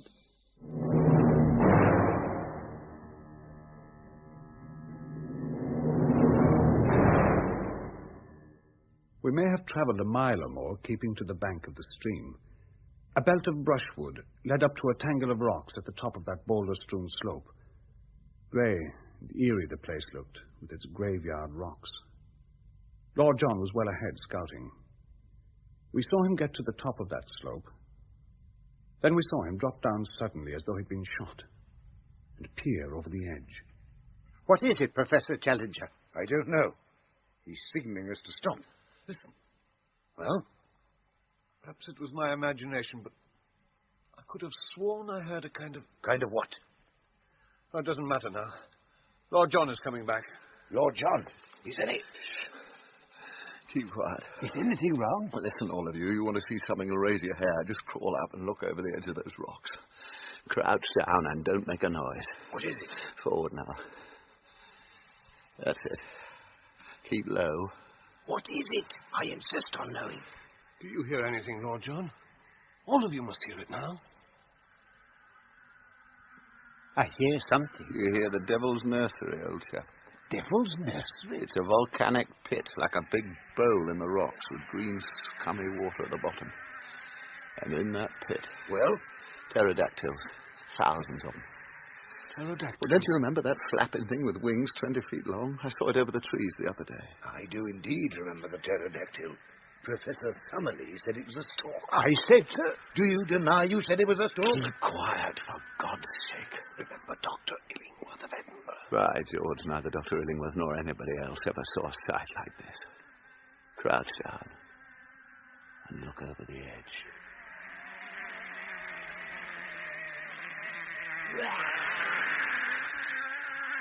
The place was a breeding ground of pterodactyls. On rocks and in water seethed hundreds of specimens like medieval devils. hideous mothers brooded over their leathery, yellowish eggs and watched their young in the water. On the higher rocks sat the horrible males.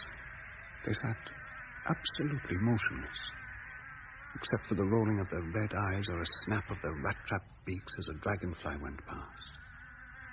Professor Challenger, I ask your pardon again. This is worth risking everything to see. Refreshing, is it not? Very refreshing. The flood of light it throws on the habits of the pterodactyls. Keep down, you two. Observe the dead fish and birds among the rocks. This proves gregarious, my dear sir, like penguins. Not a doubt of it. If we could perhaps have a closer view of the apes. Why not? I'll tell you why not. Aren't you interested, Lord John? Interested? Yes, I'm interested in the soil around the edge of that water. Blue volcanic clay, ain't it? I believe so.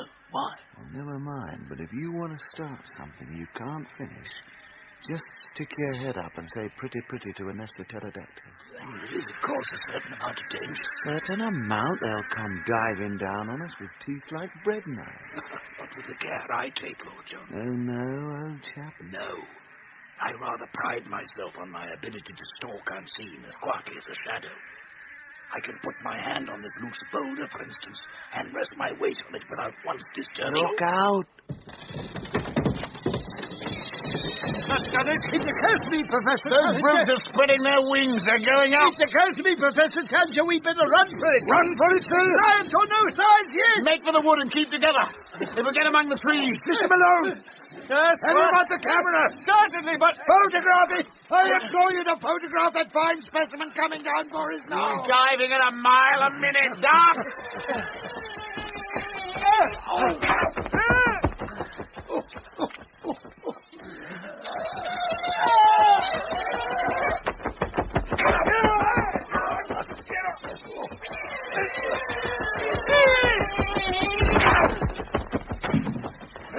Now, come on, make for the trees, all of you.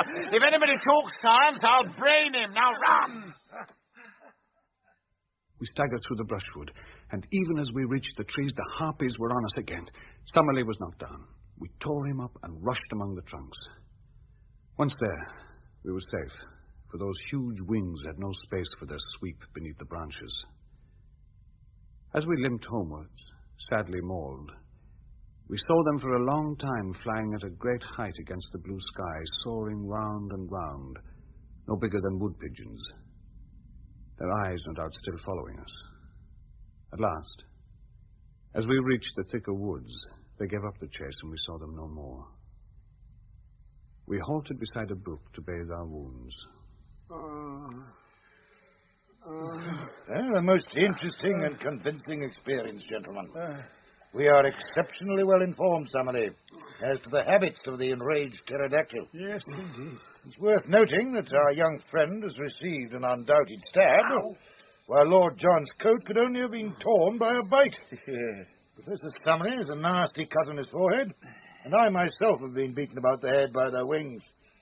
Yes, we have indeed had a remarkable exhibition of the pterodactyl's various methods of offence. Well, it was touch and go for our lives, and I can't think of a more rotten sort of death than to be ousted by such filthy vermin. I'm sorry to fire my rifle, but by Jove, there was no great choice. We should not be here if you hadn't, Lord John.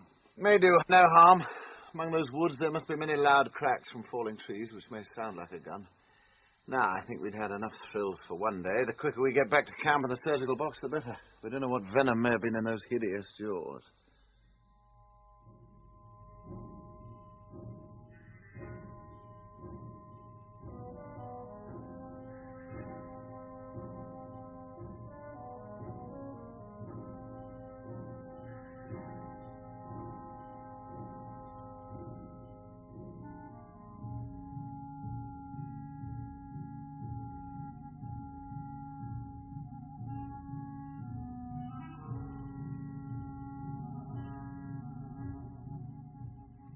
Well, I must confess, gentlemen, I'm rather glad to see our camp again. Just a minute. Somebody's been here. How do you mean? The thorn hedge has been disturbed. Somebody's handled the tins of provisions. Spilled a box of cartridges. Somebody? You mean apes? I don't know. Is anything else going to happen? Well, it wouldn't surprise me. When it gets dark, all sorts of things could be looking at us from those trees. We better get a fire going at once. Oh, this, sir, is mere superstition. You think so? What we need, sir, is food. The minds and spirits of all men, even including myself, are depressed by long exertion without sustenance. Good meal, a night's sleep, and tomorrow morning... One moment. Yes, Professor Summerlee? May I suggest, sir, that we sit down and call a conference here and now? A conference? Yes, for some plan of immediate strategy.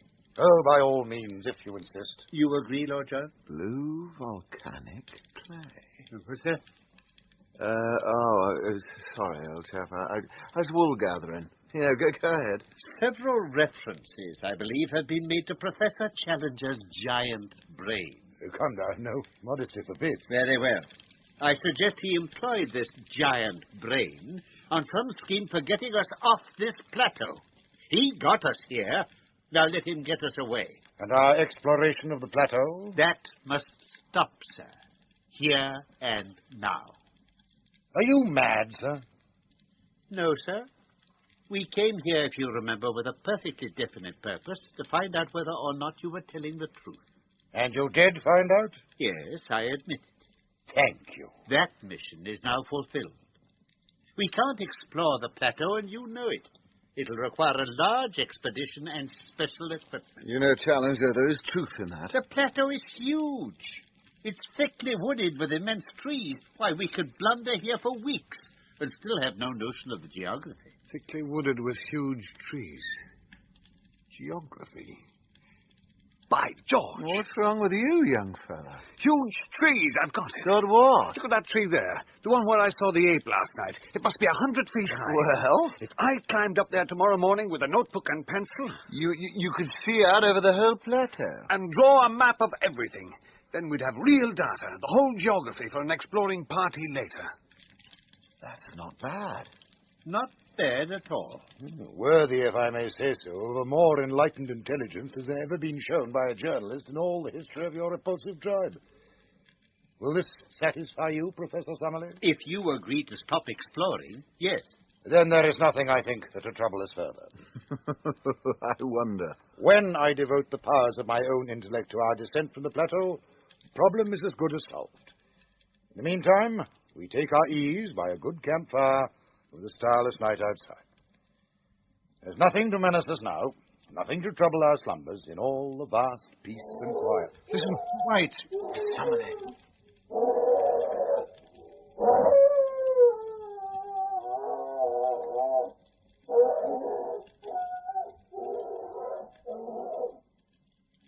What on earth was that? Nothing to trouble our slumbers. Vast peace and quiet. Malone, throw some wood on the fire. Right. Got your rifle. That row wasn't very far away from here. No further away, I'll swear, than the glade where we saw those... Iguanodon? Yes, that's it. And you're the oracle, Professor Challenger. Now, what's going on out there? A forest tragedy, Lord John. I spoke too soon. Forest tragedy? I warned you, gentlemen, that we might meet carnivorous monsters. Beasts of prey that could feed on lions and tigers as a cat feeds on mice. Then you think... The big, blundering iguanodon, small-brained and harmless, has been attacked by something that tore it in pieces as easily as you might rip up a sofa cushion. Something bigger? No, something smaller, but infinitely more deadly. Well, I don't know what that bounder is. I'm past guessing anything by this time, but I only hope it's afraid of fire. Why so? Because it's heading towards this camp now. How'd you know that? You don't live in the bush without being able to smell trouble. And listen. You hear that? Yes. To judge by the sound, Professor Challenger. Yes, Professor Summerlee? I should say an Allosaurus. Or a megalosaurus? Exactly. We speak with insufficient data and without actual sight of it. Look here, Lord John, there's a big gap in our thorn hedge. Do you think it can... Get through? Yes. I don't know.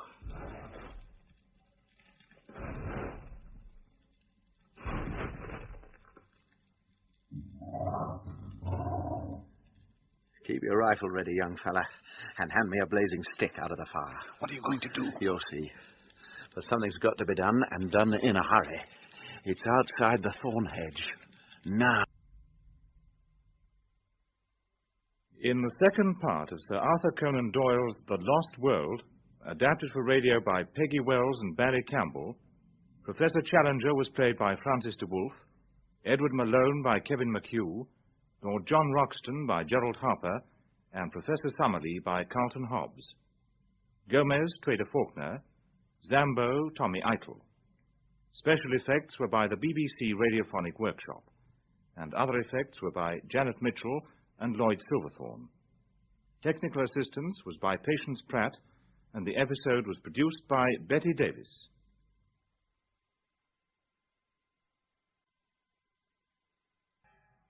Part 3, Our Eyes Have Seen Great Wonders.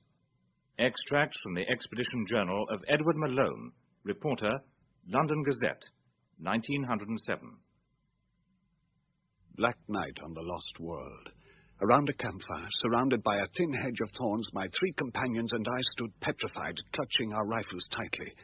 Outside our flimsy barrier, something huge, something formless, something out of black prehistoric night, was approaching, breathing almost at the gap in the thorns, making the hedge quiver as it brushed past. Malone.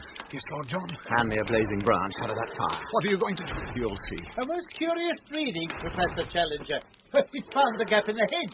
Surely a well-placed rifle shot. No. Why not? If it gets over the hedge, we're done. And if we only wound the brute, Professor Summerlee, we're double down the branch, young fella. On the sparks, we don't want to set the hedge on fire. Now, take hold of the thorns on each side of the gap. Tear it. Make it wider. Make it wider. Yes, I'm going out. Don't be a plastic fool. Don't.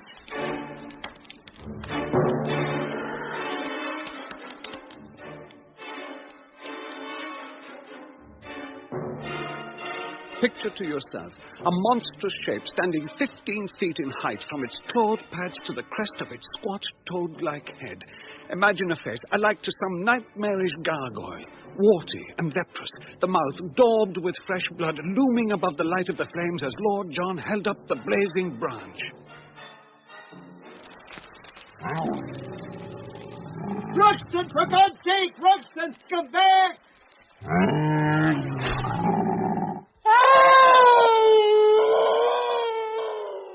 We saw the toad face burn as he flung the fire straight at it. The scream of that beast brought out the sweat on my body. Then, as it crashed away in the undergrowth, silence fell again. That's done it. Oh, bit of a near thing, though.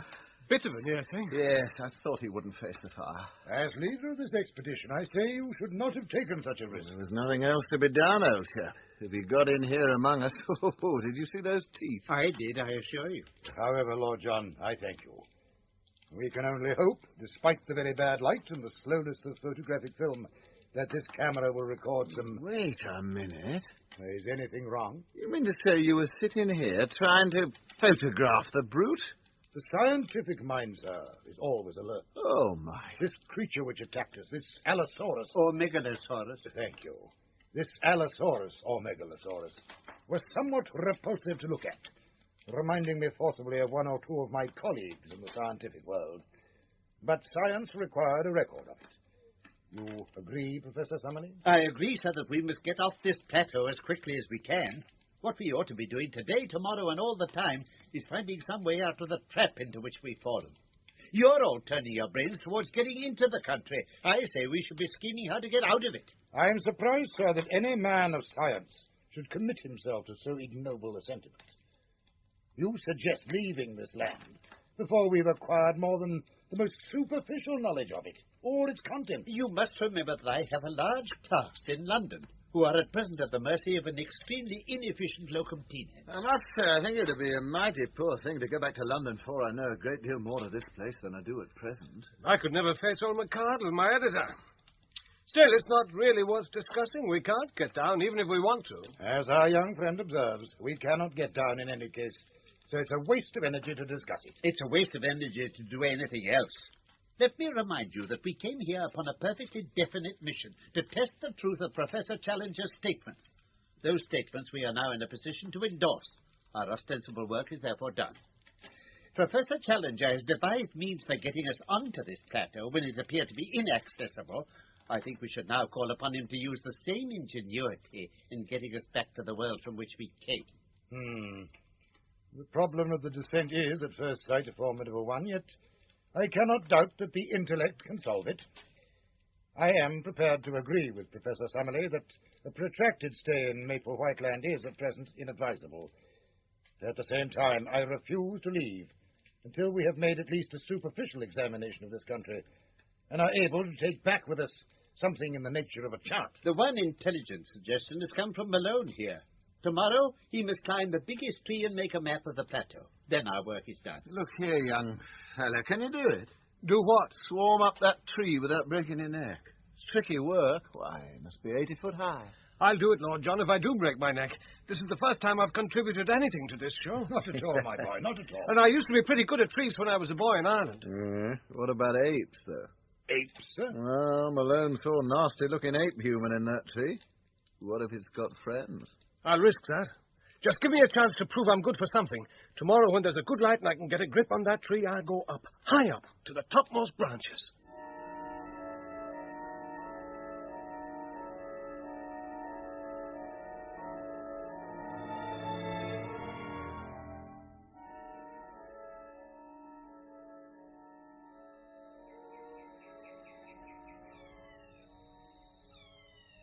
Malone! I say, Malone! Can you hear me? My dear sir, he can't hear you. He's too far up among the foliage. But he's been gone in that tree for hours. If anything's happened up there. If anything had happened, Lord John, well, the law of gravity would have returned him in short order. Rest easy. Hello, Oh, listen. there. I thought I heard. Hello, down there. Malone! Are you all right? Perfectly all right. Just a bit windy. Did you find out? Half a tick. Give the lad a chance to get down. Stand clear. I'm going to swing from the lowest branch and drop. You all right, young fella? Fine, thanks. Well, sir, and what did you see? I've been clear to the top. I could see for miles. I've got a sketch of the whole country here in this notebook. And I can tell you what's in the middle of the plateau. Yes, what is in the middle? A lake. A lake, eh? A big lake with red cliffs on the other side. And, I think, caves in the cliffs. What's more, I swear the caves are inhabited. Or by these ape things, you mean? No, by human beings. Like Indians. This is the biggest thing yet. Can't we set off now and explore it? My dear young man. Can't we? You must learn, Mr. Malone, to curb your natural impatience. I myself am never impatient, and I find it helps me in life. Much too late to go exploring. Well, I must say, Mr. Malone, that you have done very well. By George, he has. This lake in the middle, what shall we call it? It's up to you to name the lake, my young friend. You saw it first. If you want to call it Lake Malone... Not Lake Malone, no, but... But what? I want to call it Lake Gladys. Lake Gladys? Yes. Why not? Oh, this is most unscientific. It wouldn't look well on a map. Who in blazes cares how it looks on a map? If Malone wants to name it after his gal, why not? Professor Summerlee, I think, has never been young. Gentlemen, the season of youth. How much I sympathize. How well I remember. I myself, I fear, was well known in my youth as something of a Don Juan. You, sir? I, sir. And why not? It seems to me improbable, sir, that any young lady not totally blind could view your countenance without the gravest perturbation. Lord John. Yes, gentlemen? Don't you think that Dr. Illingworth of Edinburgh is a man of very distinguished appearance? Ah, yes, I do, as it happens. That's got him. Go on, pile it on. All the same, Challenger's right, you know, about one thing. We can't go exploring that lake until tomorrow. But I could. And like a fool, I did. The full moon was shining brightly that night, and the rest of them were asleep when the great idea came to me. Suppose I crept out of the camp now and explored the central lake and came back at breakfast time with a full account of it. And out I slipped, while Summerlee, the most futile of sentinels, dozed by the fire. It was a fearsome walk. How can I convey the utter silence, the loneliness, the emptiness of that forest moonlight? Emptiness and yet shadows seemed to prowl on padded feet. It might have been 2:30 in the morning when I saw a gleam of water through the jungle. There was the lake. But it was not at the lake that I stared in amazement. It was at the cliffs beyond, where I had seen the caves that afternoon. Now I could see tiny discs of light along those caves. Fires lighted by the hand of man. This was proof to take back on my homeward journey. I was more than halfway back, emerging from the dreadfulness of the forest when... What's that?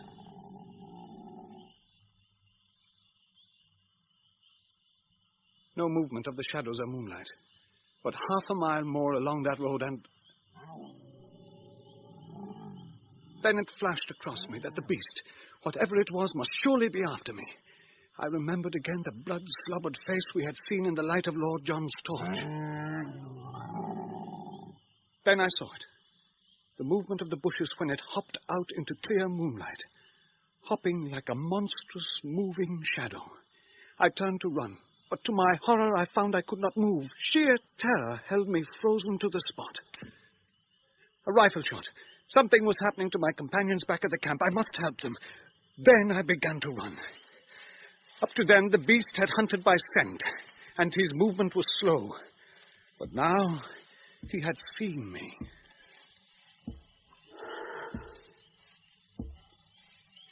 Now, as he came round the curve in the path, he was gaining on me in great bounds. The moonlight shone on his huge projecting eyes, on the row of enormous teeth in his open mouth, and the gleaming claws of his forearms. His thick, gasping breathing seemed louder and louder. I could hear the thud, thud, thud as he overtook me. Then he was beside me. Every instant I expected to feel his grip on my back. Then I felt myself falling.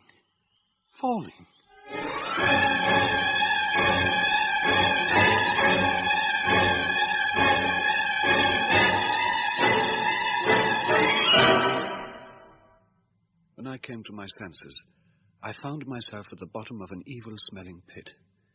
By the clear light of the moon, I was able to see the great blood-stained, sharpened stake pointing towards the sky, and I realized that the pit was a trap, dug by man, in order to trap monsters, and that stumbling into the pit had saved my life. Then I remembered the rifle shots I had heard, and scrambling hurriedly to my feet, I began the laborious climb out of the pit. I had to get back to the camp.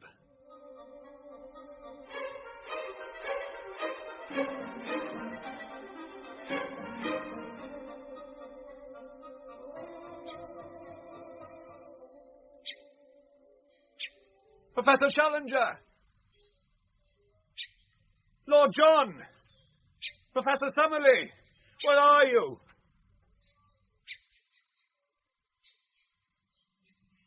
My companions were gone.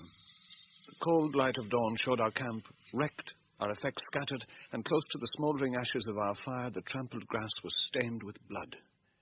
I was so stunned that for a time I think I must have nearly lost my reason. I have a vague recollection of rushing about through woods all round the empty camp, wildly calling their names. But no answer came back.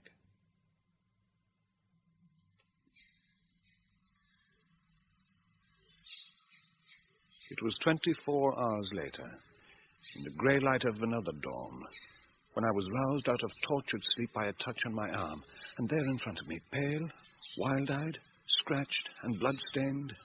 I say, young fella. Lord John. Keep your voice down. You're alive. And if we want to stay alive, young fella, we'd better get a move on. Thank God they didn't damage the rifles. Who didn't damage the rifles? The 8 men. So that's it. What happened? Well, it was early in the morning. Yesterday morning? Yes. Our learned friends were just stirring. Hadn't even begun to argue yet. All of a sudden, it rained apes. They came down as thick as apples from a tree. I shot one of them through the belly. I heard the shots. But they had us down before we could move. Mind you, I call them apes, but they carried sticks and stones. They jabbered to each other, ended up by tying our hands with creepers.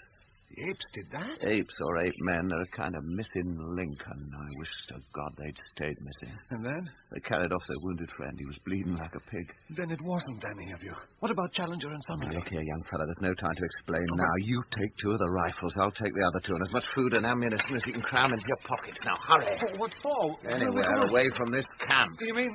They'll be heading straight for here as soon as they discover I've escaped. Now, get a move on or we're done. But Challenger and I tell you, Summerlee... there is no time to explain now. Into the brush. Follow me.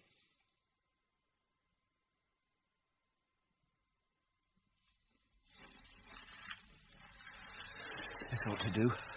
Keep down. You think the apes are close to us? Well, they'll have scouting parties all through the forest. You better load those guns. But what happened? Happened? After the apes tied you up. Oh, that's just it. Old Challenger managed to struggle onto his feet, tied up and all, and started raving at them like a lunatic. If there'd been a row of his favourite pressmen, he couldn't have slanged them worse. But that's the funny part of it. It was Challenger's looks that saved us. Challenger's what? Challenger's looks. When he began slanging them, I thought it was the end of us, but, well, they started jabbering themselves. Then one of them stood out beside Challenger, and word of honour, they might have been kinsmen. What? This old ape man, he was their chief, was a sort of red Challenger, with every one of our friend's beauty points, only a trifle more so. Challenger and the ape? That's right. Did you point this out to the professor? Well, dash it all, he must have seen that for himself. I wonder. When the ape man stood by Challenger, put its paw on his shoulder, the thing was complete. Summerlee was a bit hysterical. He laughed till he cried. What about the ape men? Well, they laughed too, or at least they put up the devil of a cackling. Then they set to work to drag us off through the forest. Summerlee and I got a bit of rough handling, but Challenger was all right. I mean, they carried him shoulder high, like a Roman emperor. Duck down. Is that the ape man? Yes. That's the row they make when they get excited. Do we fire at them? No, not unless they see us. We've got a surprise rescue to make. Surprise rescue? Oh, I know. They haven't seen us. I think they're going past.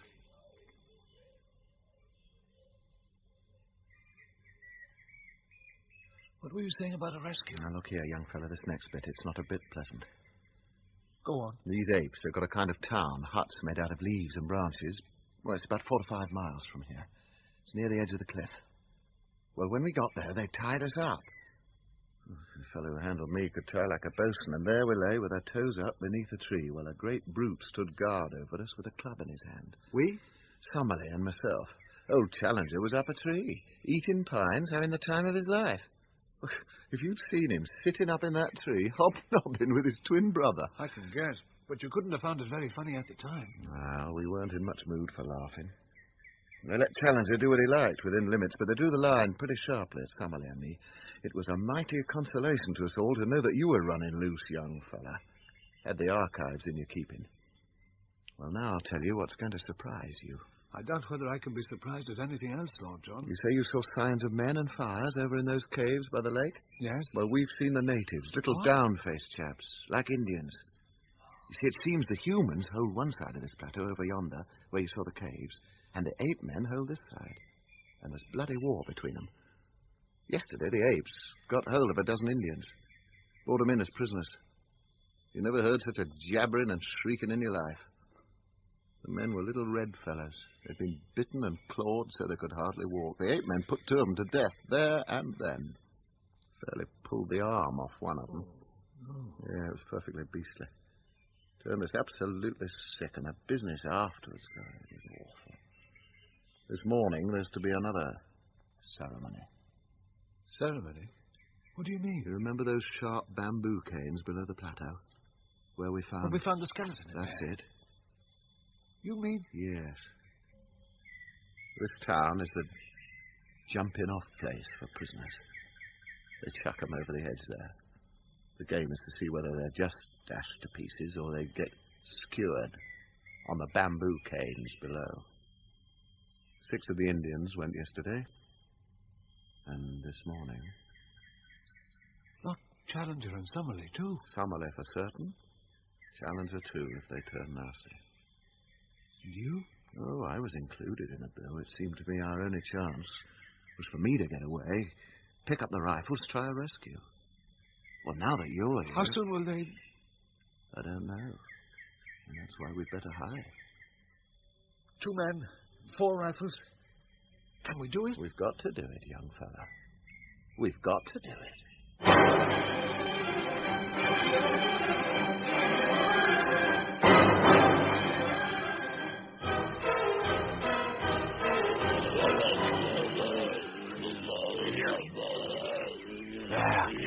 Listen.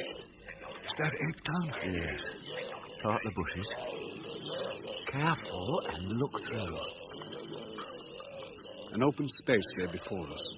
All green turf and low bracken growing to the very edge of the cliff. Round this clearing was a semicircle of trees with huts built of foliage. The opening of these huts, the branches of the trees, were thronged with ape people. In the open near the edge of the cliff stood some 100 of these shaggy, red-haired creatures. And a little group of Indians stood among them, small and brown-skinned against their huge guards. That was when 2 of the ape guards darted forward towards one of the Indians. They caught him by the leg and arm. They swung him backwards, forwards, backwards again, and...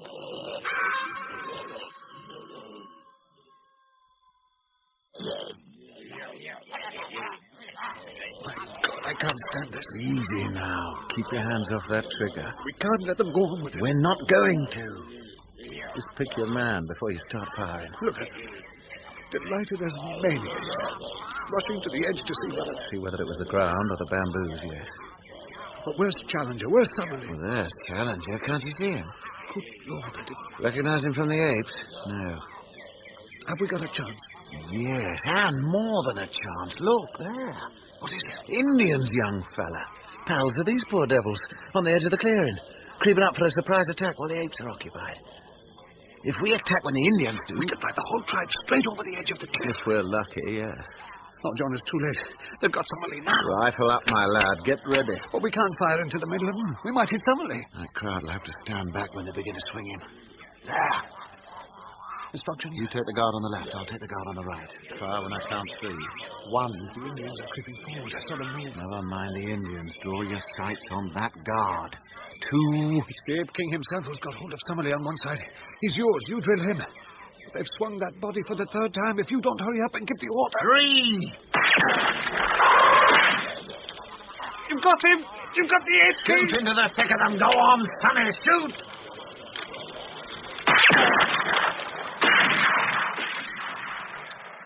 Magazine after magazine we emptied, and with our 4 guns the 2 of us made horrible havoc. Both of Summerlee's guards were dead. He was staggering about like a drunken man. But Challenger seized him, a nightmare Challenger, with matted black beard and clothes in rags. And they ran towards us. Then, out of the woods poured the Indians, with bows and spears for weapons, and the battle was joined. Challenger! Somebody this way! You think they can see us? They see us all right. Keep on firing. Professor Challenger! Oh, you were right, gentlemen. Almost too late. It's not necessary to support me, sir. I'm quite capable of walking upright. Not only we as individuals, but European science collectively owe you a deep debt of gratitude for what you've done. I do not hesitate. Never mind that, old chap. Just here's a rifle. Use it. These Indians, they're as active as cats when they go in with a spear. Find their arrows. The place is humming with them. I got a hit then. I distinctly got a hit. One last go may do it. Now step quick now and keep firing.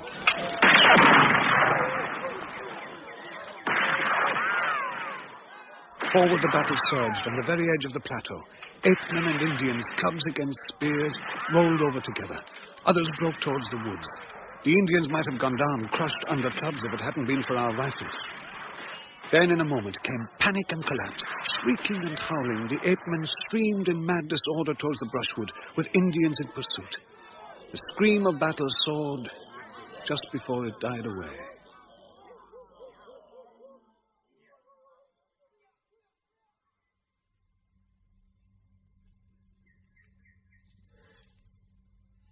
All right, my lad. That's done it. Is it over? Over the tidying up. The less we see of the tidying up, the better we're going to sleep. You need not blench, Professor Summerlee. You need feel no regret at what has happened this day. I, George Edward Challenger, say that we have been privileged. Privileged, sir? Privileged, sir, to be present at one of the typical decisive battles of history. Of man against ape, of man against nature. And at last, man is supreme on the plateau. Wait a minute. What's wrong now? There are a dozen Indians, important-looking fellas, too, coming back out of that wood. Coming towards us. You don't think they regard us as enemies? We can't tell. Steady now.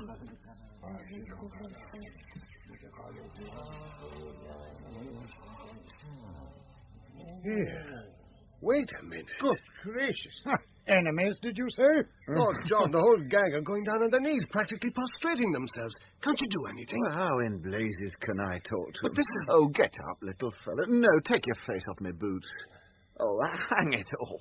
This is certainly most distasteful.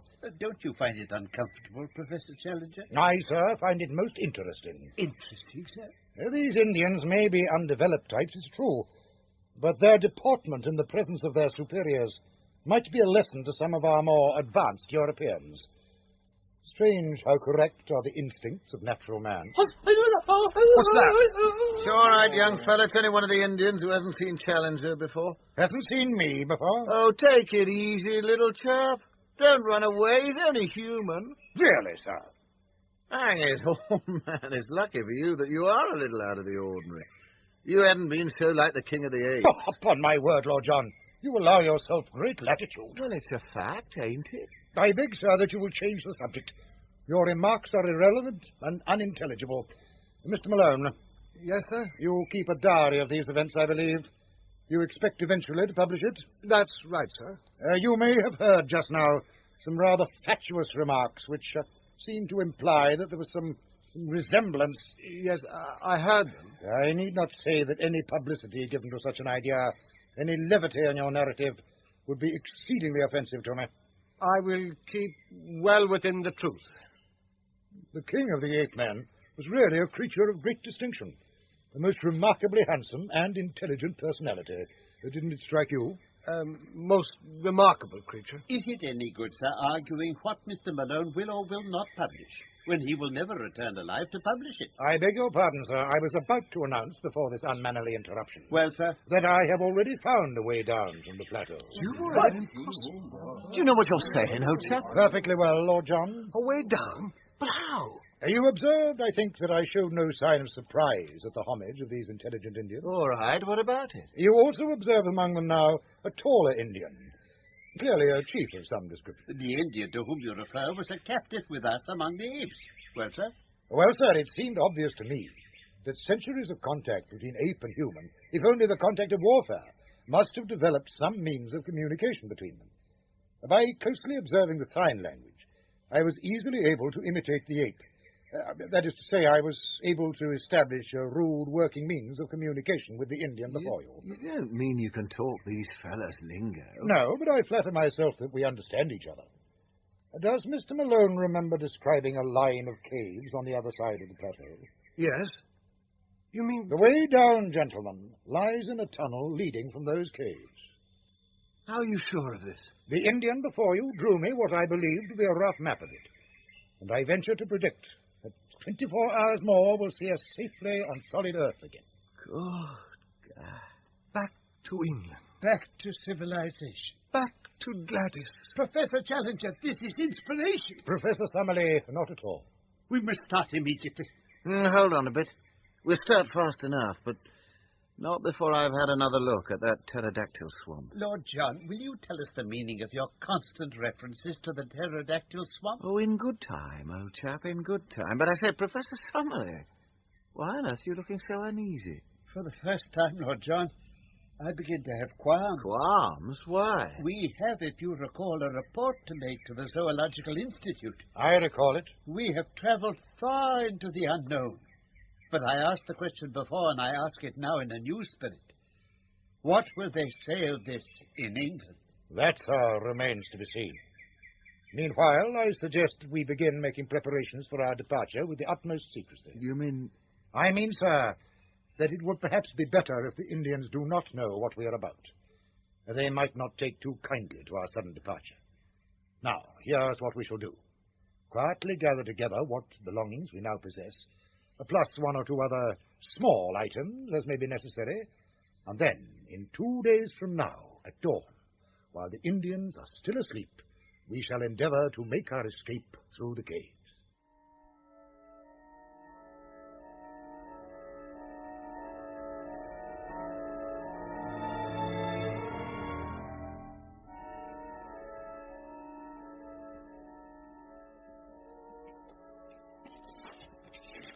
Careful, young fella.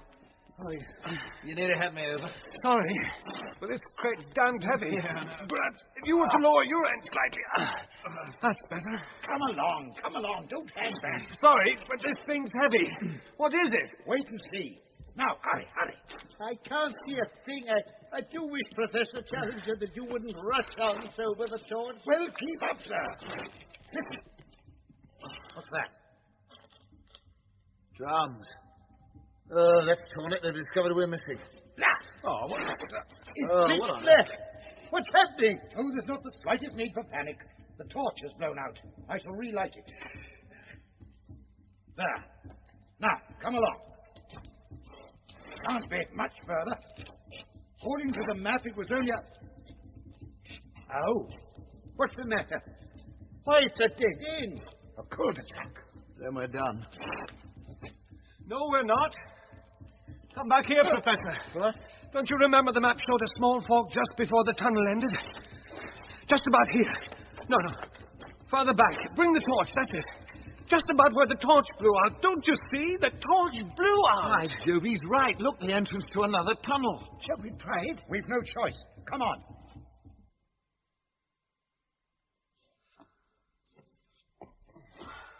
Look, what's that? Careful, Professor. Challenger stuff, I figure. It's a wall of flame across the cave. Then we're trapped. Indeed we are not, gentlemen. It's the sun shining right into the mouth of the tunnel. What? Then we're through, boys. We're through. And so we were. And after a short descent by rope, we found ourselves at the foot of those sinister cliffs. Save for Challenger's mysterious luggage, we had no difficulties. Then we set out to locate Zambo's camp, only to find to our great delight that a rescue party had already arrived there. And shortly afterwards, we began the long journey home.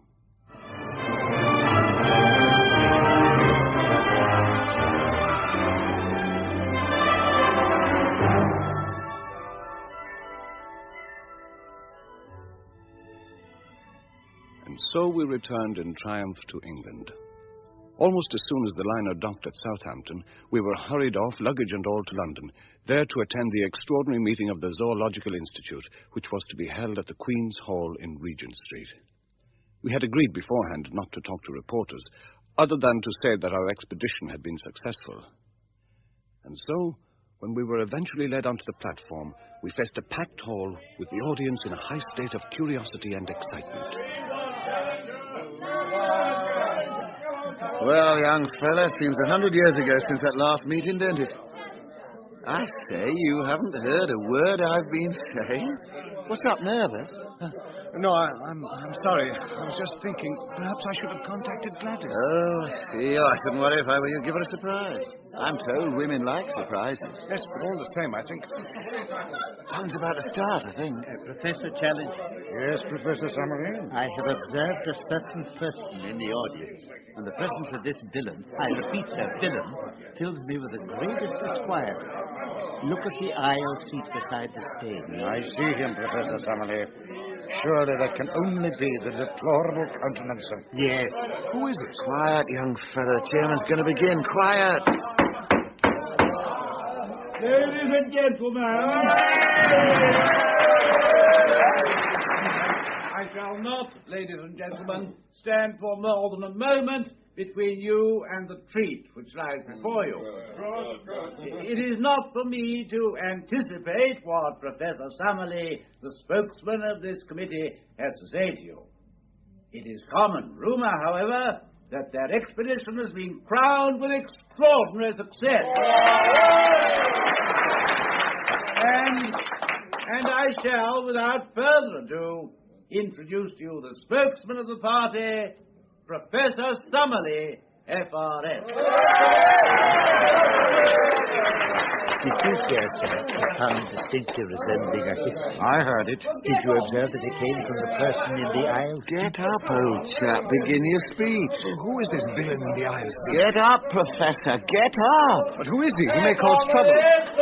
You can't mean it. Young man, that is Dr. Illingworth of Edinburgh. Professor Summerlee, FRF. Ladies and gentlemen, many of you will no doubt remember that at the last meeting of this society, Professor Challenger made certain observations regarding the supposed survival of certain prehistoric monsters and of a lost world. At that time also, you may remember.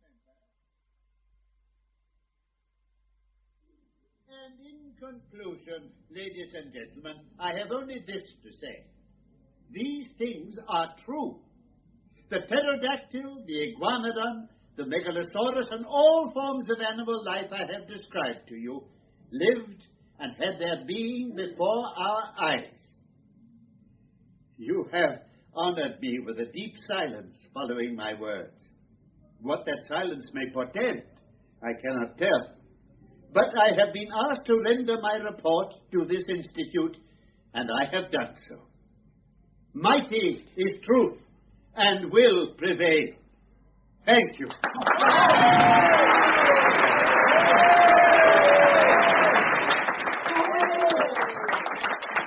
Mr. Chairman! That's Illingworth. He does mean trouble. Steady now. Mr. Chairman!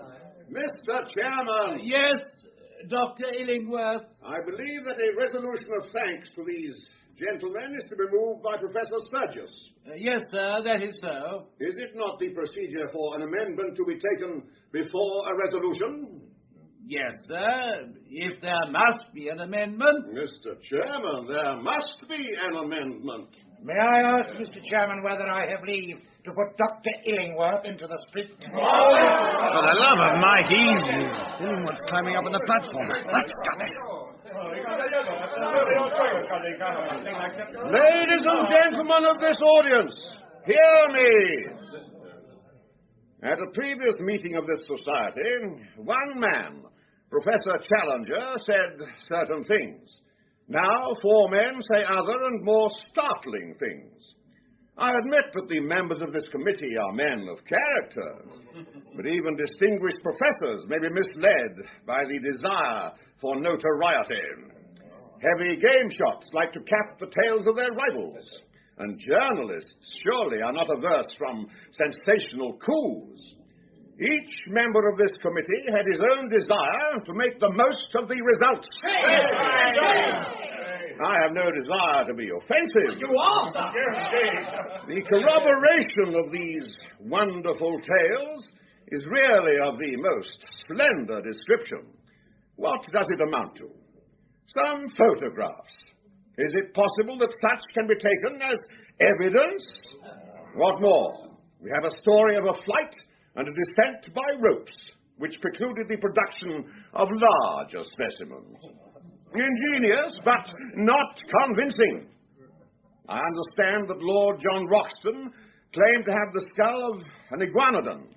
I can only say that I should like to see that skull. Is this fella calling me a liar?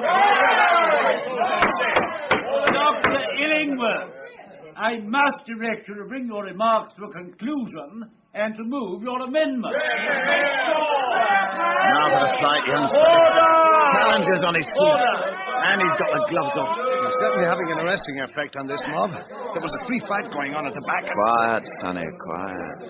It will be in the memory of many present that similar foolish and unmannerly scenes marked the last meeting at which I made an address.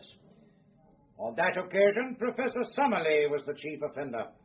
And though he is now chastened and contrite, the matter cannot be entirely forgotten.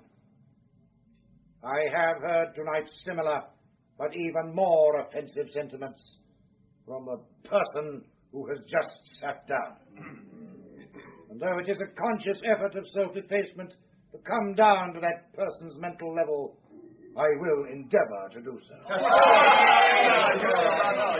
I have safely conducted these three gentlemen to the spot mentioned, and I have, as you have heard, convinced them of the accuracy of my previous account. We had hoped to find on our return that no one was so dense as to dispute our joint conclusions. Warned, however, by my previous experience, I have not come without such proofs as may convince a reasonable man. 8 men ransacked our camp, and most of our photographic negatives were ruined. Tell us another wonder. In mentioning 8 men, I cannot forbear from saying that some of the sounds which now meet my ears bring back most vividly to my recollection my experience with those interesting creatures. In spite of the destruction of so many invaluable negatives, there still remains in our collection a certain number of corroborative photographs showing the conditions of life upon the plateau. We could only bring with us a limited amount of luggage, but Professor Summerlee's collection of butterflies and beetles and many new species is intact. Is this not evidence? No. Who said no? Our point is that such a collection might have been made in other places than a prehistoric plateau. No doubt, sir. We have to bow to your scientific authority, although I must admit that the name is unfamiliar. Passing, then, both the photographs and the entomological collection, I come to the varied and accurate information which we bring with us, upon points which have never before been elucidated. For example, upon the domestic habits of the pterodactyl. I say that upon the domestic habits of the pterodactyl, we can throw a flood of light.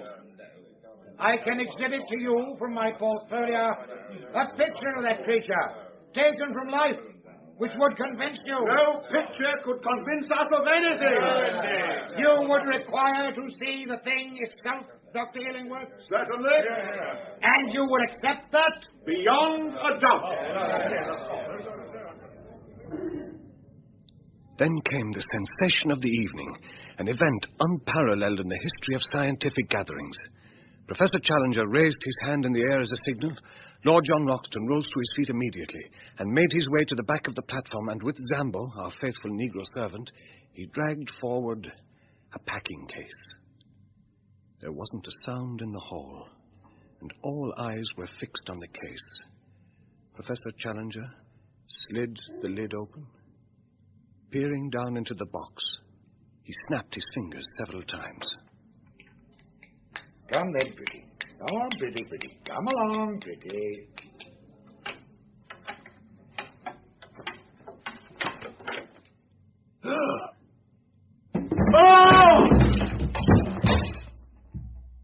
Even the unexpected fall of the chairman into the orchestra pit failed to distract the petrified attention of the vast audience.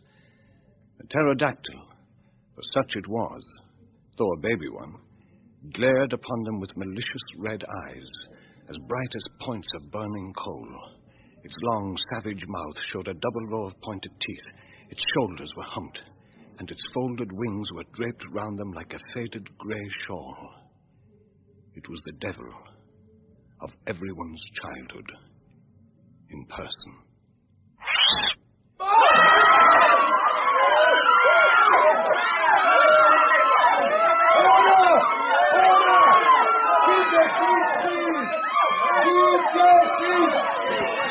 It's going up! Grab it! No, I can't reach it. It's flying straight towards the balcony.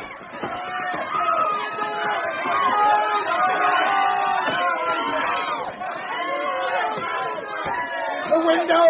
For heaven's sake, shut the window!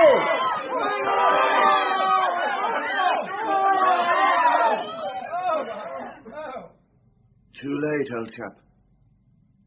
It's gone.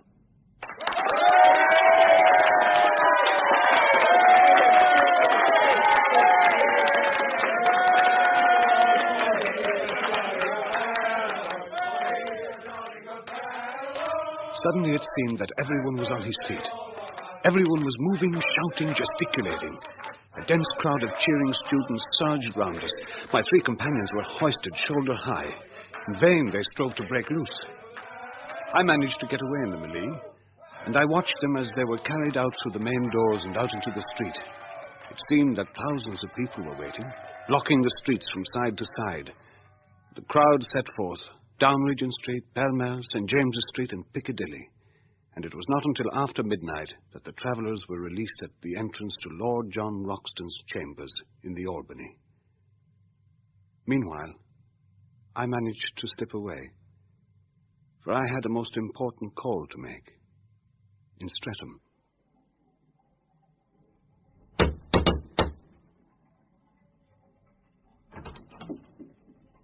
Yes, what is it? Gladys. Gladys? Don't you recognize me?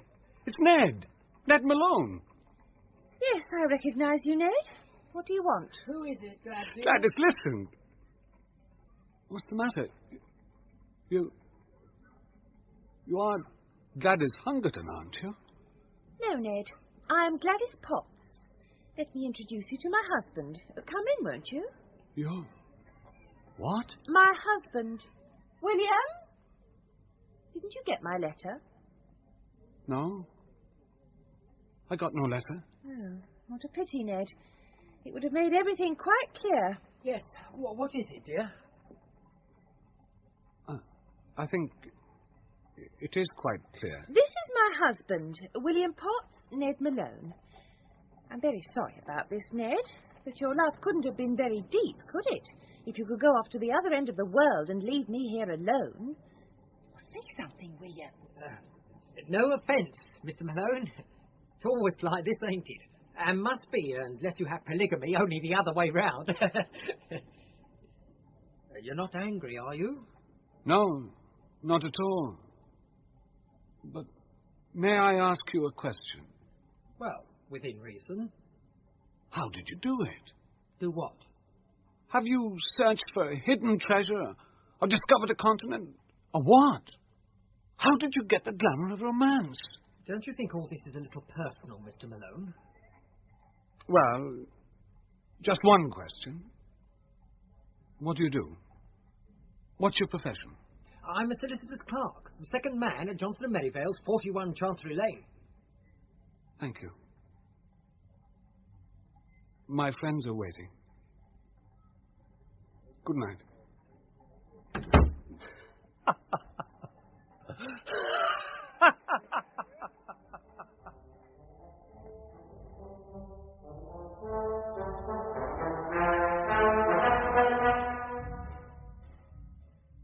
It was a little later that night when Challenger and Summerlee and Lord John and I sat around the table in Lord John's rooms.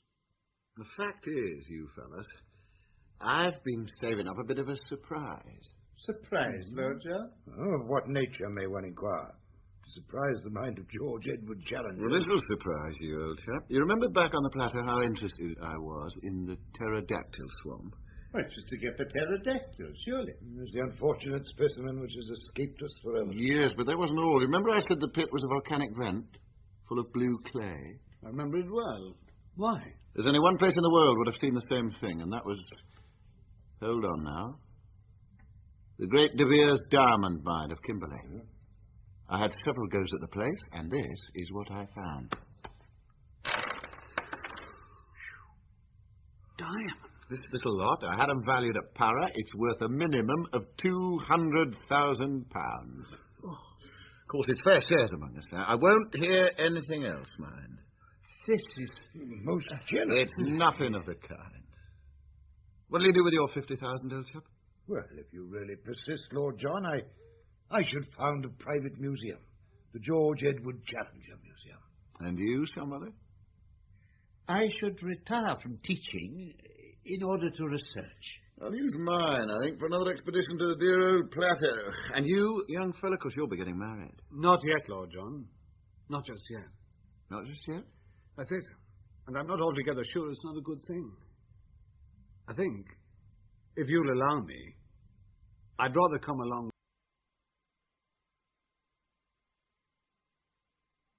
In the final episode of The Lost World by Sir Arthur Conan Doyle, adapted for radio by Peggy Wells and Barry Campbell, Professor Challenger was played by Francis de Wolfe, Edward Malone by Kevin McHugh, Lord John Roxton by Gerald Harper, and Professor Summerlee by Carlton Hobbs.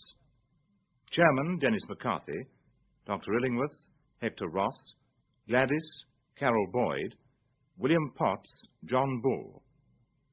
Special effects were by the BBC Radiophonic Workshop, and other effects by Janet Mitchell and David Greenwood. Technical assistance was by Jock Farrell, and the serial was produced by Betty Davis. I was not guilty. It was a wicked conspiracy. Or to use a more up-to-date idiom, I was framed. We present Cecil Parker as Admiral Lord Cochrane in A Matter of Speculation by Henry Cecil, based by the author on his book of the same name. A Matter of Speculation. My name is Thomas Cochrane. I was born in 1775, and so my spirit is only 10 years from its double century. My body died in 1860, when it was 85. You would find its remains in Westminster Abbey if you opened the tomb. I wouldn't have been buried there now, would I, if I'd been guilty, but I tell you I was not guilty. Please forgive the emphasis, but when I think of the cruel degradation which I suffered even as a spirit, I get angry. Now, you may ask why I should still worry, since I died loaded with honors and was buried in the place reserved for kings and mighty men. The answer is this. My case was never reheard. Year after year I demanded a rehearing, always in vain. Now you shall rehear it. You shall be convinced of my innocence. On the 8th of June, 1814, I was charged, together with a foreigner called de Beringer, my uncle Cochrane Johnston, a man named Richard Butt, and various other men, with conspiring to spread false rumors of the death of Napoleon and the defeat of the French in order to cause a temporary increase in the price of government securities. It was alleged that we'd bought such securities a few days before and that we'd sold them at a profit on the day of the rumors. Now you shall judge whether I was the sort of man to commit such a crime. Anyway, I only made £2,470. But first, what sort of man was I? I'll get my friend and fellow spirit, Sir Francis Burdett, to tell you something about me. Thomas Lord Cochrane was the eldest son and heir of the 9th Earl of Dundonald. He entered the Navy when he was 17 and greatly distinguished himself at sea. In 1809, at the early age of 34, he was awarded the KCB for his brilliance and gallantry in action against the French. I make bold to say that he was as brave an officer as ever served in an English ship. Thank you, Francis. Yes, it would have been difficult for me to say all that. I hadn't finished. What? Oh, pray continue. In war, his dashing courage was, if possible, surpassed by the fertility and ingenuity of device by which he deceived the enemy. He was a past master of ruse and stratagem, and he never knew when he was beaten. He has been well described as Cochrane the Dauntless. Thank you. I claim no credit for this. One is as one is born. He was a politician, too, and in 1806 he entered Parliament as member for Honiton. Well, I do claim some credit for that. In those days, bribery was rife, and there was no secret ballot. I'd put up in 1805 and been soundly defeated. Well, it wasn't surprising. My opponent had offered £5 per vote, but my principles wouldn't allow me to pay 1 penny. I soon found out what the position was. It can be summed up in the language of one of the voters I canvassed. You need not ask me, my lord, who I votes for. I always votes for Mr. Most. I made my plans accordingly. At the end of the 1805 election, when, as I said, I was soundly defeated and received only a few votes, I sent the town crier round Honiton. Oh, yes! Oh, yes! Oh, yes! A statement by me Lord Cochrane, the defeated candidate. All those honest men who voted for him may repair to his agent, who will pay them not £5, but one could call this bribery. I was paying for my defeat. Nothing wrong in that. But at the election in 1806, I stood again as candidate. Well, thought the good citizens of Honiton, if Lord Cochrane can pay 10 guineas to be defeated, what will he not pay to be elected? And so, I was triumphant. After the result had been declared, my agent was besieged with voters demanding their reward. Oh, yes! Oh, yes! Oh, yes! A statement by me Lord Cochrane! Hooray! Lord Cochrane thanks the honest citizens of Honiton for returning him as their member. Hooray! He hopes that he will represent them faithfully in the new Parliament. Hooray! As for the request for payment made by some voters, he thinks there must have been some mistake. Such payments might be thought to be bribery, and Lord Cochrane would never descend to such dishonest practices to secure his election.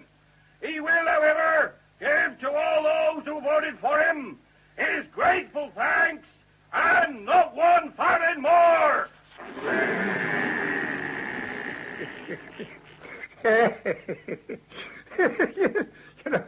I was quite pleased with that.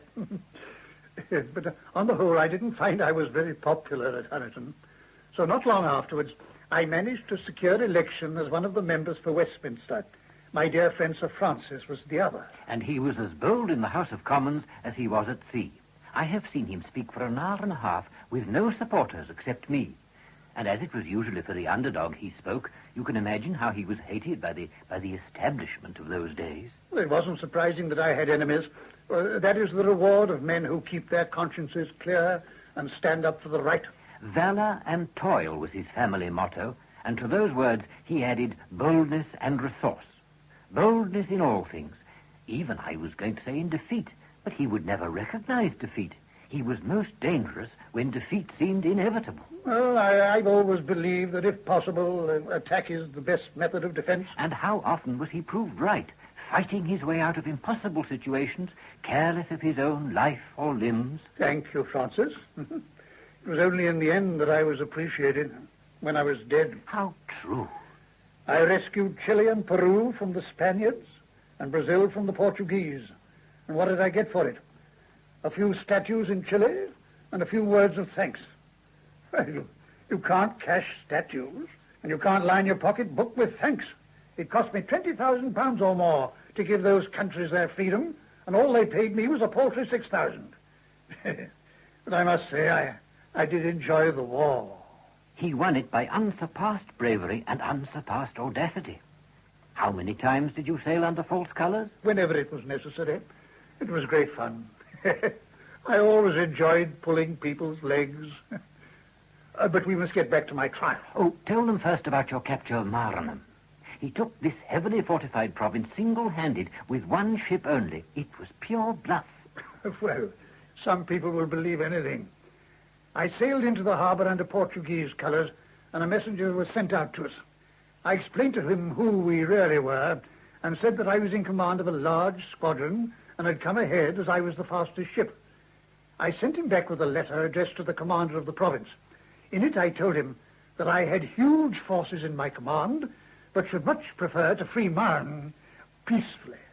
I offered him quite reasonable terms for capitulation. And they capitulated. When they asked where the rest of the fleet was, it was too late. And this was only an example of what I might call, without, I hope, offence to my noble friend, what I might call his bounce and bravery. Yes, well, now that you know the sort of man I was, let me tell you about this outrageous trial when my enemies combined to crush me. I hope I'm not exaggerating when I say it was one of the most disgraceful episodes in English history. Would you call that an exaggeration, Francis? It's putting it very mildly, Thomas. They treated you like a common criminal. To circulate false news with intent to raise the price of any commodity is by the law of England a crime. That, if you want to know, was the voice of Mr. Gurney, counsel for the prosecution. But all I can say is that no one has ever been charged with such a crime before.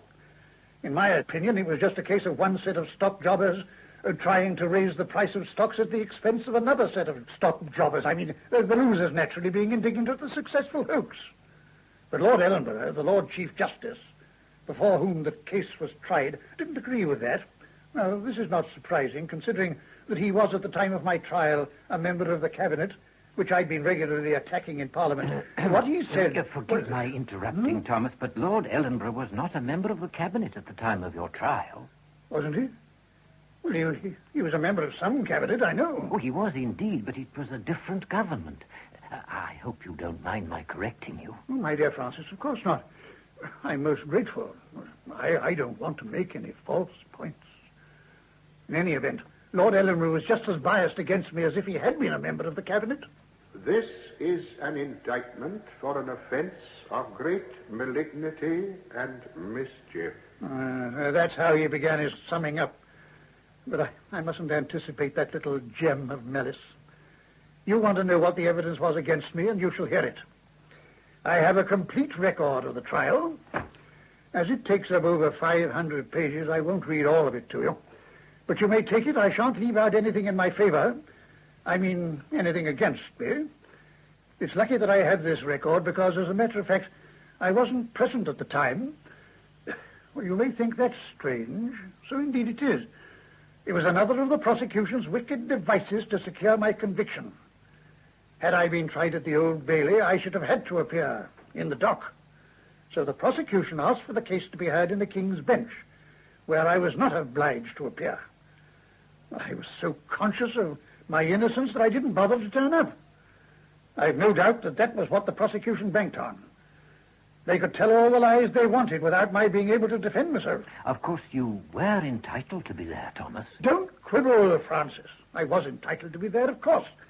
But the prosecution guessed that I wouldn't be there if I didn't have to be. Why should an innocent man bother about it? I tell you, there wasn't a scrap of evidence against me. It was not only the government that trumped up the charges, but the Stock Exchange Committee. I'd beaten them at their own game, and they weren't going to have that. Oh, dear, no. Now, let's see what happened at my trial. One of the men charged with me was this foreign fellow, de Beringer. He was a shocking chap, really. But he was a damn fine shot and a bit of an inventor. I was an inventor myself, as a matter of fact. Huh? Oh, well, that's another story. To return to de Beringer, I do not altogether disagree with what Mr. Gurney, the prosecutor, said about that ruffian. De Beringer bore a principal part in the conspiracy and was a fit person to be selected for the purpose. Though a foreigner, he had resided long in this country. He could pass very well for an officer. He had been for 14 months a prisoner for debt and would be a convenient man to convey away after the crime, as he would prefer residence in any other country, since his creditors resided in this. As far as this case is concerned, he first appeared upon the scene at Dover a little after midnight on Sunday the 20th of February in the year of grace 1814. Open up, landlord! Open up! Oh, this is a fine time, son. It's late. Not too late for my business. Oh, I'm sorry, sir. I didn't see your uniform. Won't you come inside? Thank you. What is your business, sir, if I may make so bold? The best business this country has heard for 20 years. I have just landed on the beach bringing dispatches from France. Dispatches, sir? About the war? What else? Might I know, sir, you have good news? The best you've ever heard. Napoleon is dead, and the French defeated. But I should not have said that. My lips are sealed. Bring me pen, ink, and paper. I must write to the Admiral at Deal and inform him. And get me a post-chaise for one that will move. At once, sir. Wake up! Wake up, woman! The war is won! The war is won. You heard the war is won. They say the war is won. The war is won.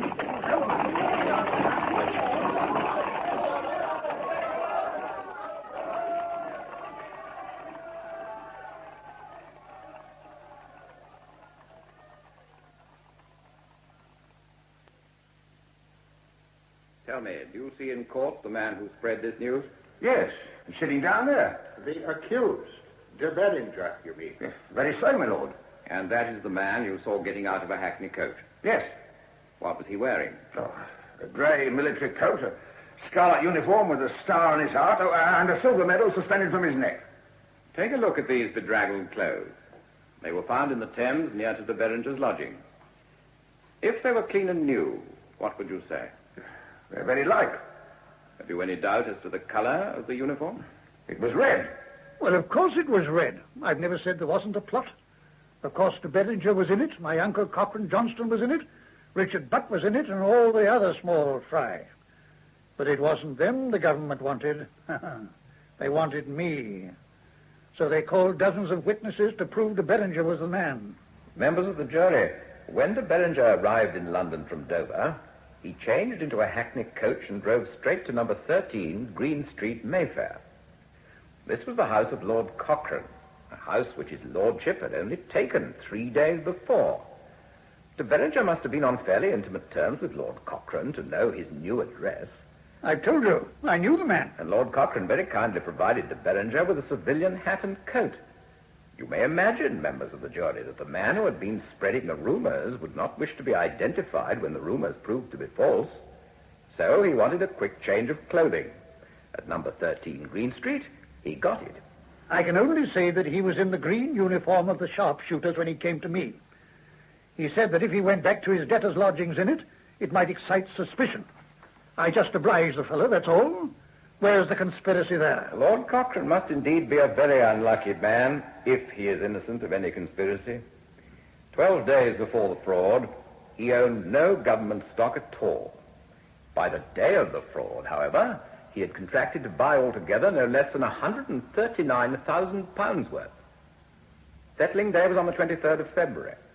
The false rumours were circulated on the 21st of February. And early on that date, Lord Cochrane sold out all he had at a profit of £2,470. It is indeed a very unfortunate coincidence that he'd happened to buy all that stock just before the fraud, that he should sell it that very day, and that the man who spread the false rumour should happen to call on him earlier on the same day and be supplied by Lord Cochrane with a civilian hat and coat. I sold out early. If I'd held on, I could have made a much greater profit. Then why didn't you hold on? No, Lord Cochrane, you knew the rumours were false and that the price might drop at any moment, so you sold early. And, be it noted, you employed the same stockbroker that was used by your uncle and Mr. Butt, and that stockbroker had an office rented for him by your uncle just outside the stock exchange only 2 days before the fraud. Altogether, the three of you bought and sold £1.5 million worth of government stock between the 8th and the 21st of February. Why shouldn't I indulge in a little gambling? And who told you that de Beringer came to my house? I did. Why should I do that if I were guilty? You must have thought it could be proved, anyway, by your servants and others. Well, if I hadn't told you that de Beringer called on me, you'd have said that I was holding it back. When I do tell you, you say I do it with an ulterior motive. Poor Lord Cochrane. Always maligned and misunderstood. And what bad luck he had. De Beringer ran away, and there was a hue and cry after him. He was travelling on a false name and obviously seeking to go abroad. But he was caught. Now, he needed money to make his escape, and when he was arrested, he had money on him. Members of the jury, fortune indeed must have a loathing for Lord Cochrane if he is innocent. I can prove that some of the notes found on the arrested man had been in Lord Cochrane's possession a few days before. How many more coincidences do you want before you say, these are no coincidences?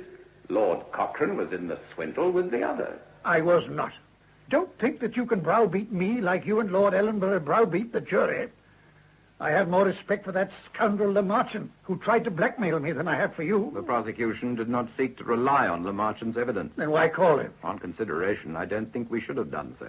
In other words, any stick was good enough to beat me with, however dirty. He came to the stock exchange with evidence. And what evidence? At the time, we couldn't tell why he gave it. Then let me tell you why he gave it. First of all, he wrote to me on the 6th of April, 1814. A smooth, smooth letter.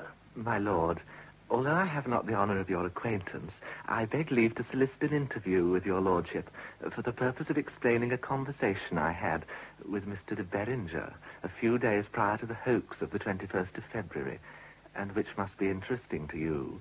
If your lordship will condescend to appoint an hour, I will not fail to attend punctually at your house or elsewhere. He delivered that letter to my house, and because I didn't answer immediately, he wrote again. Not quite so smoothly. I had the honour yesterday to address your lordship for the purpose of giving information you're not aware of, and knowing my letter was duly delivered to your lordship personally, I beg to say that I now feel justified from your silent contempt and defiance thereof to make my information public. He underlined those last words. Disgraceful. You should have kicked him out of the house. I agree. Then why didn't you? Instead, you wrote a letter. Would you have any objections reading it? I am ashamed of nothing I have done and nothing I have written. Then pray read it. All right. I wrote, circumstanced as I am and attacked by scoundrels of all descriptions. Forgive me interrupting, but who were all these scoundrels who were attacking you? Well, the whole lot of you. I find this rather hard to follow, but pray continue. Circumstanced as I am and attacked by scoundrels of all descriptions, I should have hoped that a gentleman of your understanding might have discovered some better reason than that of silent contempt to account for the delay in answering a note. An odd sort of letter to write to a man you didn't know who was obviously threatening you? Unless, of course, you had a guilty conscience. I've never had a guilty conscience. Of course, if you've never had a conscience at all, that would be true. That is mere abuse. I apologize. Shall we hear Mr. Lamarchan's reply? I ask your lordship's pardon for my letter of yesterday, which was written under the supposition of being treated with silent contempt. I have the honour now to enclose a statement of what I know relative to the 21st of February, and I also now declare solemnly that no power or consideration shall ever induce me to come forward as evidence against you. If my conduct meets your approbation, can I ask you for a reciprocal favour in the shape of a temporary loan? I'm just appointed to a situation of about 1,200 a year, but for the moment am in the greatest distress with a large family. Necessity has driven me to ask your lordship's favour. Whether granted or not, be assured of my keeping my oath of secrecy. The statement which Lamarchant enclosed referred to interviews which Lamarchant had had with de Beringer, in which he claimed that de Beringer had told him that he was now in a good financial position as a result of services which he'd rendered to Lord Cochrane and his uncle, which had enabled them to make large sums on the stock exchange. I didn't answer that letter. I don't blame you. And Lamarchant soon forgot his pledge of secrecy. Strange that a man of his kind should have been offered a government appointment abroad. But he never got it, after what Lord Ellenborough said. He is a person whom the government might do very well in letting ride at anchor here, without going abroad. We could well have dispensed with him. But apart from his evidence and that of 2 other witnesses, you don't and couldn't dispute the rest of the evidence. What about those 2 witnesses? Of those 2 witnesses, one said de Beringer was in red when he changed into the hackney coach, and the other that he was in red when he called on you. Foul perjurers. We will hear them in a moment or two and see. But before we listen to their evidence, let me remind you that your counsel virtually admitted that de Beringer appeared at your house in red. He said that you were mistaken when you said the uniform was green. My counsel let me down. He should have made no such admission. And you called one of your servants who saw de Beringer at your house on the 21st of February. He could have said the uniform was green if it had been, but your counsel didn't ask him, and for good reason. In the original brief to counsel, it was stated that de Beringer was wearing red when he called on you. I tell you, my lawyers let me down. Everyone's out of step except you, apparently. Even your own lawyers. Not to mention poor little William Crane, the foul perjurer. You claim that de Beringer must have changed from the red uniform into the sharpshooter's green on his journey from Dover to your house in London. You said that he carried a case in which he could have put the uniform he was not wearing. Yes, indeed. And after the trial, I produced affidavits of several people to say that he arrived at my house in green. You did, and you claimed then, as you claim now, that Crane, the hackney coach driver, was a witness procured by the other side to commit perjury. A pity, then, that you didn't prosecute him for perjury. It's not my business to prosecute people. Indeed not, but you did prosecute one witness, didn't you? Oh, what of it? You prosecuted a man called Davidson, who, though called by the prosecution, gave evidence in your favor. De Beringer's defense was that he was not the man from Dover, and he called evidence to prove that he was elsewhere at the time. You know now, and you knew then, that the alibi was false. Do you recollect what Lord Ellenborough said? If the evidence produced by the prosecution is not sufficient to establish that de Beringer was the man, I am at a loss to say by what description or quantity of testimony such a matter can be satisfactorily proved at a trial. Well, I should have thought that was for the jury to say. Well, they said it. Only after having been told by the judge to do so. Nevertheless, de Beringer was the man for all his attempts at an alibi. You have to admit that. Well, he was the man, yes, but I didn't conspire with him. To return to Davidson, the man you prosecuted. He gave evidence for the prosecution, mark you, to suggest that de Beringer was in London when in fact he was in Dover. Now, if de Beringer wasn't the man from Dover, you were bound to be acquitted. Yet you prosecuted Davidson for helping you. Why? You don't answer. Let me do it for you. You hoped you could get a witness for the prosecution convicted of perjury, so that you could say that you'd been convicted on perjured evidence. Unfortunately for your little plan, Davidson was acquitted. Well, I don't see what that has to do with it. I wasn't guilty. But if you prosecuted Davidson, why not the wicked Crane? It was the keystone of your case that Crane committed perjury. You didn't prosecute him, yet you did prosecute Davidson. Now let's hear the perjured evidence of this witness suborned to commit perjury by a corrupt prosecution. You are William Thomas Crane. Yes. Do you drive a hackney coach? Yes. On the 21st of February, do you remember taking up a fare at the Marsh Gate? Yes. Where did the fare come from? Out of a Dartford post-station 4. Where were you directed to drive to? To Grosvenor Square. When I reached Grosvenor Square, the gentleman told me to drive to 13 Green Street. He got out there. Did you hear for whom he asked? Colonel or a captain or somebody. I didn't hear the name, but they said he was going to breakfast in Great Cumberland Street. That is where Lord Cochrane's uncle lived, members of the jury, and where Lord Cochrane had, in fact, gone. Well, what did the gentleman say then? The gentleman asked if he could write a note to him. Did he go in? Yes. Were you discharged then? Yes. The gentleman gave me 4 shillings before he went in, and I said I hoped he'd give me another shilling. Is that what you actually said? You, hoped he'd give you another shilling? Well, we have our own way of saying these things. The gentleman took out a portmanteau that he had and a sword and went in. Then he came out into the passage and gave me another shilling. Apparently your way of saying these things was effective. What sort of a portmanteau was it? A small leather one. Big enough to wrap a coat in. What sort of leather? Black leather was as well as I can recollect. Have you seen that person since you drove him to Green Street that morning? Oh, I saw him at Mr. Wood's house. Mr. Wood is a messenger from the aliens office who arrested de Beringer, my lord. Thank you, Mr. Adolphus. Do you see the man you drove to Green Street in court? Oh, I think that's the gentleman there. Were you of the same opinion when you saw him at Mr. Wood's? Yes, but he adorted himself very much by his dress. Thank you. That was the whole of this wicked perjurer's evidence in chief. This was the man whom the government and the stock exchange had suborned to commit perjury. Lord Cochrane, can you point to one false word in the whole of that evidence? Read the cross-examination. I will. But if I may say so, when wicked conspirators get together to persuade a man to tell a story to bolster up their case, he usually tells those lies when he first goes into the witness box. Well, this time he waited. He bided his time. William Crane, the 17-year-old hackney coach driver, bided his time? Almost Machiavellian. I tell you, he waited. He even helped your case by volunteering that de Beringer carried a bag in which he could have put his red coat. He needn't have said that, and I wonder why he did. You haven't paid him too, I suppose. That's a lie. It wasn't a lie, it was a question. I just wonder, if you'd paid him to say that de Beringer carried a case, and then he'd slipped in a bit about his wearing a red uniform, that would have accounted for your anger and for your not being able to prosecute him. However, I agree that's surmise. Now, let's listen to Crane's cross-examination by Mr. Richardson, de Beringer's counsel. You went to Mr. Wood's house for the purpose of identifying this man. I did. De Beringer was pointed out there as being the person in custody. No. I met the gentleman coming up the stairs. And you thought you saw a resemblance? Yes, I thought he was something like the same gentleman that I carried.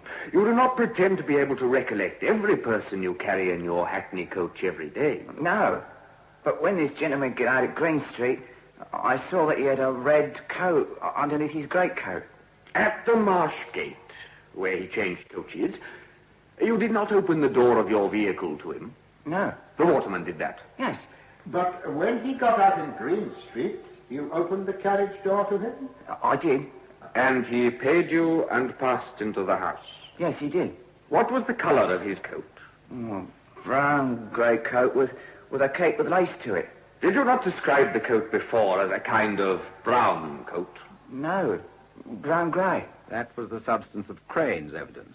Does this 17-year-old boy sound like a wicked perjurer? Why did he not positively identify de Beringer if he was paid to get you convicted? Why did he not put de Beringer's red uniform in the forefront of his evidence? I'm not well acquainted with the ways of perjurers, so can't answer that question. Yes, the only other witness whose evidence you challenged was Bartholomew the waterman. Let's hear what he had to say. Are you a waterman attending a stand of coaches at the Marsh Gate? I am.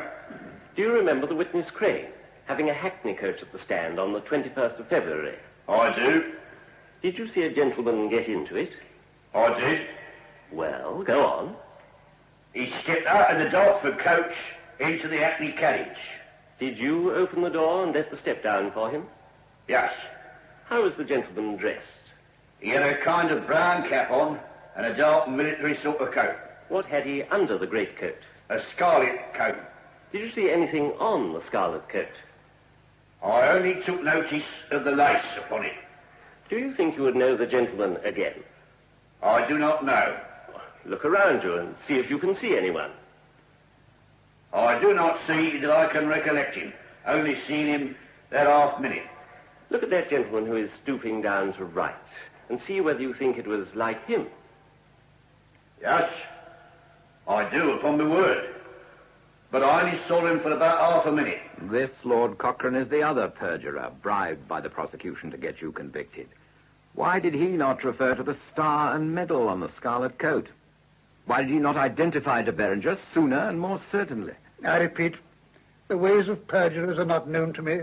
I don't move in those circles. The prosecution called 53 witnesses, excluding Le Marchant, and you dispute 5 words in the evidence of one witness and 3 words in the evidence of another.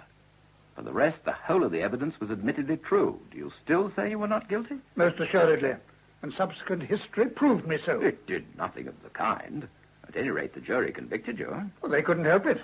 Anyway, the jury was packed. Your uncle was present where the jurymen were chosen and objected to none. My uncle was a fool. He was also guilty and fled after your conviction. His conviction was justified, mine was not. There was more evidence against you than against him. There was no evidence against me worthy of the name. Even your old friend Sir Francis Burdett said he would have convicted you if de Beringer had appeared before you in scarlet. But he didn't. He was in green.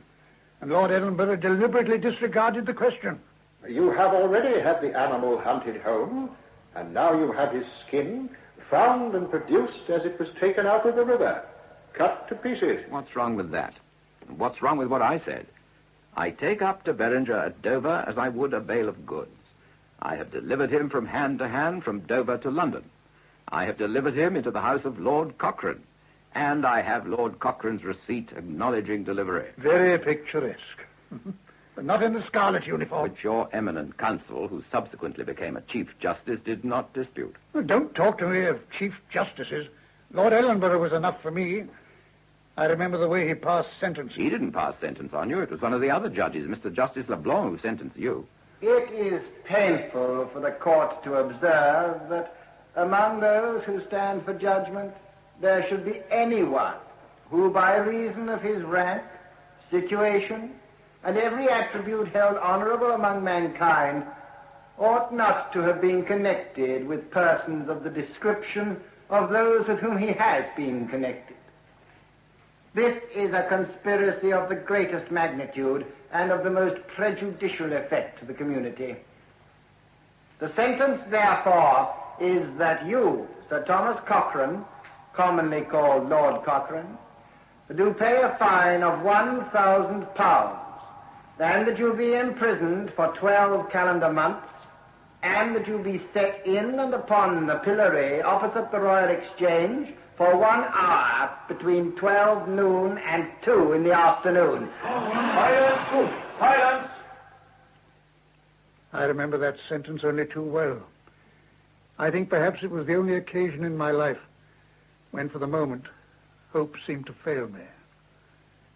I read later what the diarist Crabbe Robinson wrote. It may well have been true.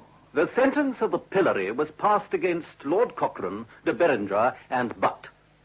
The severity of this sentence has turned public opinion in favour of his lordship, and they who first commiserated with him afterwards began to think him innocent. When the sentence was passed, he stood without colour in his face, his eyes staring and without expression, and left court like a man stupefied. I have since heard that he recovered his spirits in prison. This disgraceful punishment will, without doubt, be remitted to him. I little thought at that moment that I should be buried in Westminster Abbey. But Francis Burdett and some of my friends stood by me. I've never forgotten it, Francis. What are friends for, Thomas? Only to acclaim victories. They're more important to cheer in defeat. But Lord Cochrane could not be down for long. Within half an hour he had recovered his spirits and was fighting back. He wrote to the Speaker of the House of Commons protesting his innocence. Did he not, Mr. Gurney? He did indeed, Sir Francis. He never stopped protesting his innocence. He did so before sentence and after sentence. He acted on the principle that if you say a thing often enough, people may believe it. His speech before sentence didn't please de Berenger. As they were being removed from the court, de Berenger was heard to say to Lord Cochrane, "Scoundrel! Coward! And liar! You know you are as guilty as any of us!" I treated that remark with the contempt it deserved. And there were many who believed in my innocence. That is true, but why? Crab Robinson records. I found his friends strongly impressed with Lord Cochrane's innocence, and his cause is taken up by kind-hearted sentimentalists who cannot believe that a brave officer of noble family could so vehemently protest his innocence if he were guilty. But be he guilty or innocent, it is certain that the current of favour now running towards him is the suggestion of sentiment, not reason. I venture to disagree. Even in the House of Commons, which expelled me, 44 members voted in my favour. I made a speech in my defence. You did indeed, so uncontrolled that Hansard was full of dots and asterisks. Well, if you had been wrongly convicted and sentenced to the pillory and imprisonment, you too might have used strong language. Well, I admit that I did. It was none too strong. You said you were tried by a packed jury. I was. And you agree that your counsel admitted in his speech that de Berenger came to you in a red coat? Exactly, because of the mistake in the brief. Your friend, Sir Francis Burdett, agrees that if de Berenger came to you in the red coat, and you sent him away with a civilian hat and coat, you must have been guilty. What of it? Well, then, even an unpacked jury must have convicted you. Why should this jury be packed? Well, to be on the safe side. The rascals in the government and on the stock exchange wanted my blood. I'd attacked them so often. They were determined to get me. What a stroke of luck for your enemies that a fraud was perpetrated on the 21st of February, and that at the trial you appeared plainly guilty. They had to do nothing except wait for the ripe apple to drop. It was you who did their work for them. It was you who bought the stock a few days before the fraud. It was you who sold it on that day. It was you who handed to de Berenger a civilian hat and coat. It was partly your money which was found on de Berenger. It was you who failed to attend court. And it was your solicitors and counsel who, you say, made a mess of it. It is easy to sneer at a man when he's down. But you're not down now, and I certainly admire the way you rose again. Not before I'd spent a year rotting in jail. Not rotting. Well, I tell you I was not guilty. That's why I escaped and ran to the House of Commons. I've always wondered why you did that. You had only 3 more months to serve, and you were bound to be caught. It was the consciousness of innocence which made it so difficult for me to remain caged up. And I felt that if I could address the House more calmly, they'd come round to my point of view and have my conviction set aside. It was certainly a daring thing to do. I gather you hurt yourself in the course of your escape. Yes, confoundedly. The escape itself wasn't too difficult. And it wasn't the first time I'd escaped from a prison. There were some farcical proceedings in Malta, where I was locked up for going into the judge's rooms and removing a list of fees from a lavatory. From a lavatory? Well, didn't you know? Yes. When naval officers became entitled to prize money, the legal officials were entitled to make certain charges. They always charged exorbitant fees, far beyond those that were authorized. I wanted to get hold of the list of authorized fees and found it in the lavatory. I must say I was surprised they hadn't gone one further and put it down the closet. Well, they locked me up, and eventually I had to escape as my men were getting impatient. I used much the same method in the Marshalsea. I had a bit of rope smuggled into the prison, With this, I let myself down from an unbarred window. I then had the outer spiked wall to scale. I threw a running noose over it, hauled myself up, and sat on one of the spikes. Now, that wasn't very comfortable. If once again you doubt my word, you should try it sometime. No, I'll take your word on that. Thank you. I then secured the rope to one of the spikes, but unfortunately, as I was letting myself down, it broke, and I fell. I hurt myself quite badly. However, I managed to get away, and 10 days later presented myself in the House of Commons. But they wouldn't hear you. It was disgraceful. The House allowed one of its own members to be arrested in the chamber. But you've been expelled. Ah, yes, but after my expulsion, there was a fresh election, and I was re-elected. They couldn't very well expel me again. I must say my constituency stood by me. I remember now. Didn't the other candidates stand down, and weren't you elected unopposed? That is so. Well, I'd have been elected anyway. At any rate, my constituents believed in my innocence. Well, the House wouldn't listen to me, and I was carted away like an escaped bullet to serve my final 3 months, and most unpleasant it was. I wrote on the £1,000 note with which I paid my fine.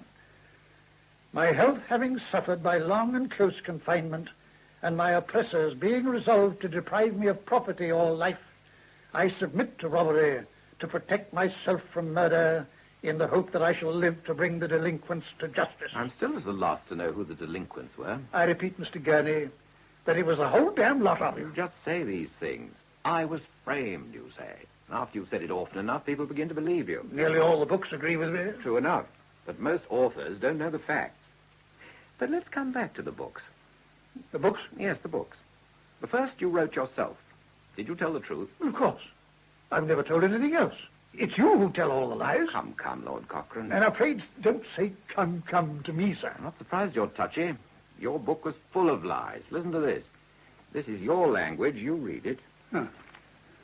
One most material point connected with the trial cannot be overlooked. Lord Ellenborough was not only Chief Justice, but at the same time a cabinet minister. He came hot foot from a cabinet meeting to decide on my fate. The fate of a person the government hated and was determined to suppress. Well, that wasn't true, was it? Your trial was in 1814. Lord Ellenborough was a member of the cabinet of a different government in 1806. Well, I got the dates wrong, that's all. And then you wrote that you were denied a new trial because before sentence your uncle and another man ran away. That was most certainly true, and I can prove it. Look at pages 532 to 534 of the shorthand notes. I thought you'd say that. Well, doesn't it show that they refused even to listen to my application for a new trial because of the technicality that all the accused were not before the court? It does. Well, then, where's the lie there? You are a remarkable man, Lord Cochrane. Yes, I prefer your insults to your praise, sir. At least you mean to be rude. But I do think you're remarkable. You bluff your way through anything. It's perfectly true that your first application for a new trial was refused on technical grounds, but later you were permitted to apply for a new trial, and you were heard in full. I might have saved my breath. At least it was untrue to say that you were not allowed to apply for a new trial. Yet writer after writer has repeated this misstatement. I am not responsible for what other people write. But in this case you are. They repeated your misstatement. They should have looked it up. Then why didn't you look it up? What I wrote was literally true. Yes, but you also suppressed the truth, which is a more effective way of lying. Well, if I'd forgotten something, how can you call it lying? How you can have forgotten making a 3,000-word speech, I do not know. There are many things you do not know. But there's one thing that I do know, and have never forgotten, that I was not guilty. I think you almost believe it by now. And so do many others. I grant you that, and I'll tell you why. Because they don't know half the story and haven't had the chance to hear the different stories you tell to suit your case. When the motion to expel you from the house was upheld, you said that if you were guilty, you fully deserved the punishment. Well, what's wrong with that? Nothing. But don't you remember saying on another occasion that it was just a trumpery hoax and wasn't a crime at all? No one has ever called it a crime before. Then why should it be deserving of severe punishment? Oh, you lawyers would twist anything. Well, untwist this one for me, if you will. Do you remember a Mr. McCrae who was one of your co-defendants? A rascal. He meant nothing to me. But with a sense of humor, don't you think? This is no laughing matter. Agreed, but in that case, why did you let your uncle forward McCrae's letter to the stock exchange? What letter? Have you forgotten that, too? Before your arrest, your uncle sent on a letter to the Stock Exchange Committee, which he said Mr. McCrae had authorized him to send. It read as follows. Sir, I authorize the bearer of this note to state to you that I am prepared to lay before the public the names of the persons who planned and carried into effect the late hoax, provided you accede to the terms which my friend will lay before you. Well, what's that to do with me? Your uncle sent that note with a letter of his own. In it, he said, Mr. McCrae is willing to disclose the names of the principals concerned in the late hoax on being paid the sum of £10,000 on the conviction of the offenders. A modest little sum, £10,000. Your uncle continued, I am happy to say that there seems now a reasonable prospect of discovering the authors of this hoax, and I cannot evince my anxious wish to promote such discovery more than by assuring you that I am ready to contribute liberally towards the above sum. That was very noble of your uncle. But the poor man got no reply. So he wrote again and sent the letter by hand. I have to request that you will be good enough to inform me what are the intentions of the Stock Exchange on the subject of the letter I addressed to you relative to the proposal of Mr. McCrae. Lord Cochrane, Mr. Butt, and myself are willing to subscribe £1,000 each in aid of the £10,000 required by Mr. McCrae. The bearer waits your answer, which, to prevent any mistake, I hope you will find the time to commit to writing. Your poor uncle. By that time, I can well imagine he must have been almost frantic. Surely he should be back by now.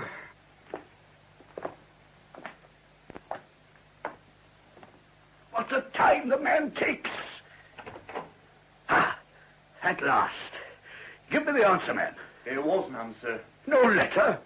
None, sir. Nothing at all? Nothing, sir. Oh, God. That was on the 18th of April, Lord Cochrane, but your uncle didn't have to wait in suspense much longer. He was charged with conspiracy 2 days later. What has this to do with me? That's what I want to know. Why did you agree to pay £1,000 to this rascal if you were innocent? To find the names of the guilty, of course. In the same way, I suppose, that you offered to see the blackmailer Le Marchant. Le Marchant had nothing to do with McCrae. I should have thought that both these incidents showed that you, like your uncle, were trying to avoid being prosecuted. My uncle was guilty. I was not. But who would not want to avoid a prosecution? I knew nothing of McCrae at the time. Well, you certainly did later. McCrae was almost as irrepressible as your lordship. Just before the motion to expel you, a petition was presented by McCrae through his MP. I should think that this must have been the only occasion when the House received a petition from an escaped criminal on the run. This time he didn't ask for £10,000, but stated that he wanted to come to your rescue. Did you have anything to do with that? Certainly not.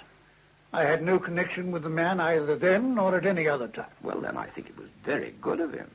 He asked to be allowed to be examined at the bar of the House. Unfortunately, he didn't give an address where he could be found, so the House refused to listen to his petition. What's that got to do with me? Only that I find it odd that the man to whom you offered to pay £1,000 should want to come to your aid without knowing anything about it. Well, if it is odd, it does nothing to suggest my guilt. Perhaps not, but there are so many odd things about your lordship's case. Such as? I hoped you'd ask that. You swore that when de Beringer called at your house on the day of the fraud, you were in a small factory in the city. That was true? No doubt. And that there you received a note. That, again, I believe to be true. Very good of you. Not at all. A note summoning you back to your house in handwriting which you couldn't read. True. No, my lord. Untrue. The note was, in fact, sent by de Beringer, as you have long since admitted. But I couldn't recognize the handwriting. No doubt you preferred to say you couldn't. I suggest you recognized the writing well enough. I did not. Only 4 days previously, you'd written a letter to de Beringer saying, your papers are very clear, as are all writings which come from your pen. How came it, then, that on the 21st of February you could not recognize his handwriting? He probably wrote it differently. As are all writings which come from your pen. Yes, you said that before. I thought I'd remind you of it. De Beringer says that in the note he complained at your not being at home and said he wouldn't leave the house until you returned. You'd accept the word of a self-confessed swindler before mine? I must confess that I see no distinction between you, except that he had the grace to admit his guilt. But let me remind you of another oddity. You swore that you returned to the house at once because you thought the writer of the note had brought news of your brother who was abroad. Well, he was abroad. Of course he was. The virtue of your lordship's lies is that they're always based on some degree of truth. You swore that you thought your brother might have had an accident, and so you hastened home to see the man. I thought he'd come about my brother. Did you indeed? Did you think that some accident might have befallen him? Let's see.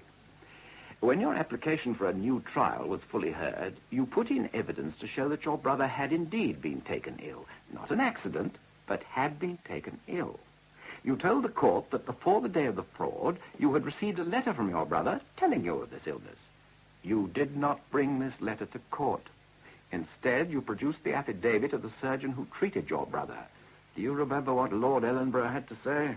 This affidavit does not show that Lord Cochrane was in possession of his brother's letter previous to the morning of the 21st of February. My brother's affidavit states that he wrote to me early in the month, and I received his letter on the Friday previous to the fraud. That was capable of being verified. But the original letter is not annexed to the affidavit. I had no wish to bring my brother's letter before a court of justice. Pretty thin, don't you think, on reflection, my lord? Not in the least. Why didn't you ask leave to go and get your brother's letter when the point arose? They wouldn't have given me leave. They were determined to ruin me. But why didn't you swear that your brother was ill if you'd already heard about his illness? The truth, of course, is that the letter was from de Berenger, and you knew that very well. It is not the truth. Why didn't you like this idea of bringing your brother's letter before the court? You didn't bring it because you knew that the letter would have proved that you hadn't had it before the 21st of February. It would have proved nothing of the sort. Well, where is the letter? Why didn't you produce it with the one you wrote subsequently to Lord Ellenborough? It would have been a perfect piece of evidence. You could have reminded him that they'd refused to believe you about your learning of your brother's illness, and here was the letter which proved them wrong and you right. Why didn't you do that? The letter to Lord Ellenborough was long enough as it was. I couldn't put everything into it. It's odd that whenever one gets a chance of testing your story, the evidence is missing. I cannot for the life of me think why you've never produced that letter. Well, there are no doubt a lot of things that you can't think of, but that doesn't mean that I was guilty. I was not. I was framed. Well, you've certainly satisfied a lot of people that you were. 3 Lord Chancellors among them. Not the easiest people to mislead, I should imagine. They shouldn't be. But one of them, Lord Campbell, swallowed your story about not being allowed to apply for a new trial without checking up on it. Is that my fault? Certainly.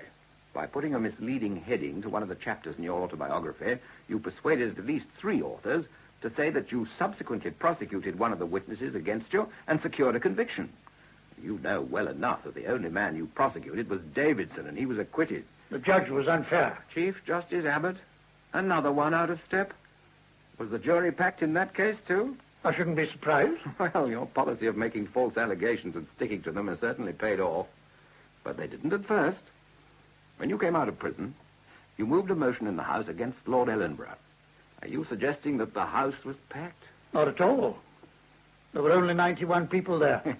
And all except Francis Burdett voted against you. Many of them lived to regret it. Do you remember what I said then? It gives me great pleasure to repeat it. Mr. Speaker, sir, I said, posterity will form a different judgment concerning my charges against Lord Ellenborough than that which has been adopted by this House. So long as I have a seat in this House, however, I will continue to bring them forward time after time until I am allowed the opportunity of establishing the truth of my allegations.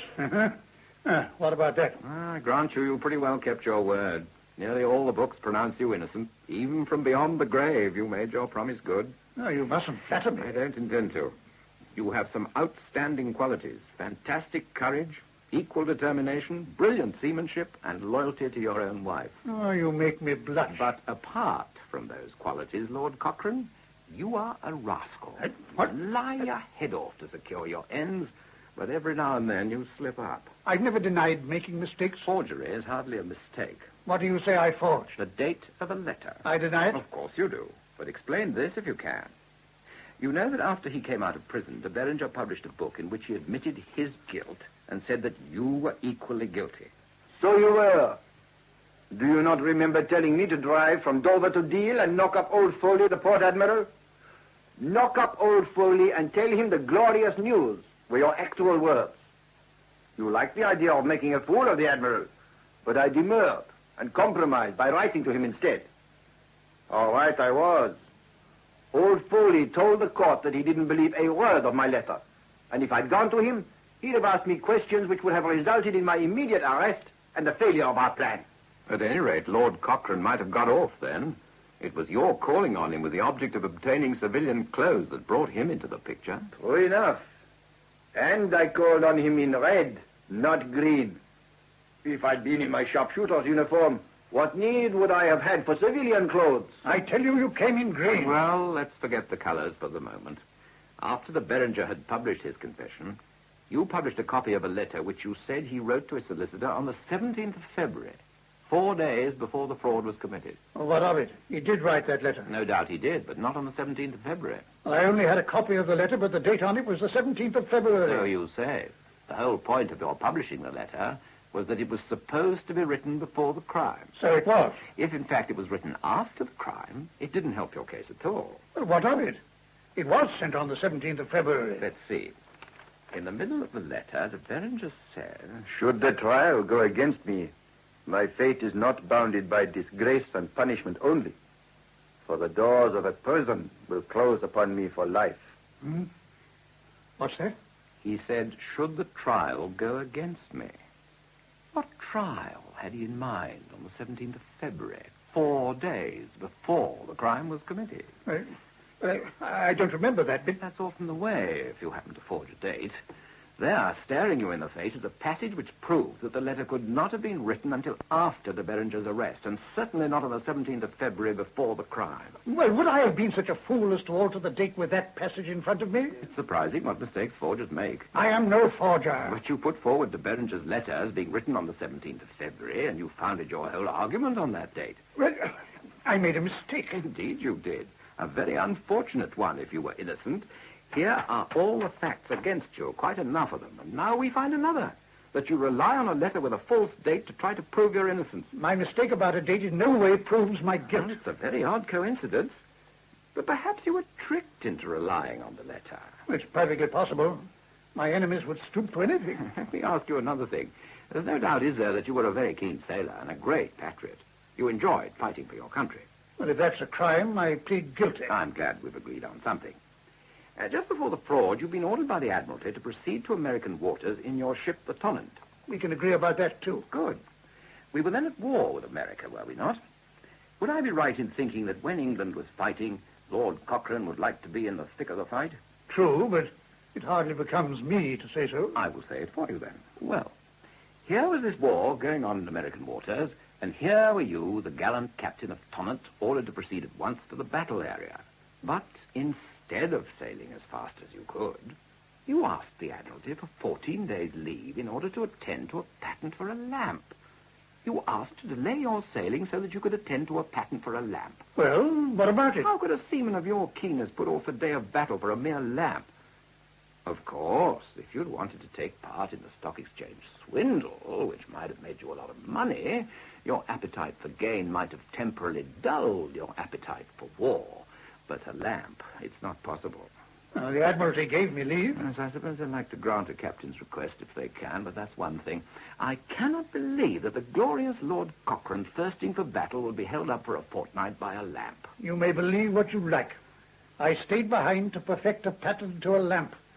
And it was in the factory where it was being made that I received the note from de Beringer. The handwriting of which you couldn't read. You keep on repeating yourself. If I do, I'm only following your most successful lead. I thought I might give you a little of your own medicine. But let's get back to your history. Your fortunes were at a very low ebb after the House had unanimously rejected your motion against Lord Ellenborough. But though you were down, you were not out. Indeed, no. You were determined to rehabilitate yourself and to make people believe that you were wrongly convicted. That is certainly true. So, you decided to prosecute Davidson. That was to be the start of your campaign. I was convicted on perjured evidence, you would have said. Unfortunately, that plan failed at the start, and on Davidson's acquittal, you must have been shaken. But nothing could stop a man of your determination. If you couldn't get over the wall, you'd get round it. So you did. Off you went to Chile, Peru, and Brazil, and there you made yourself world famous. And this was the first step in the re-establishment of your character.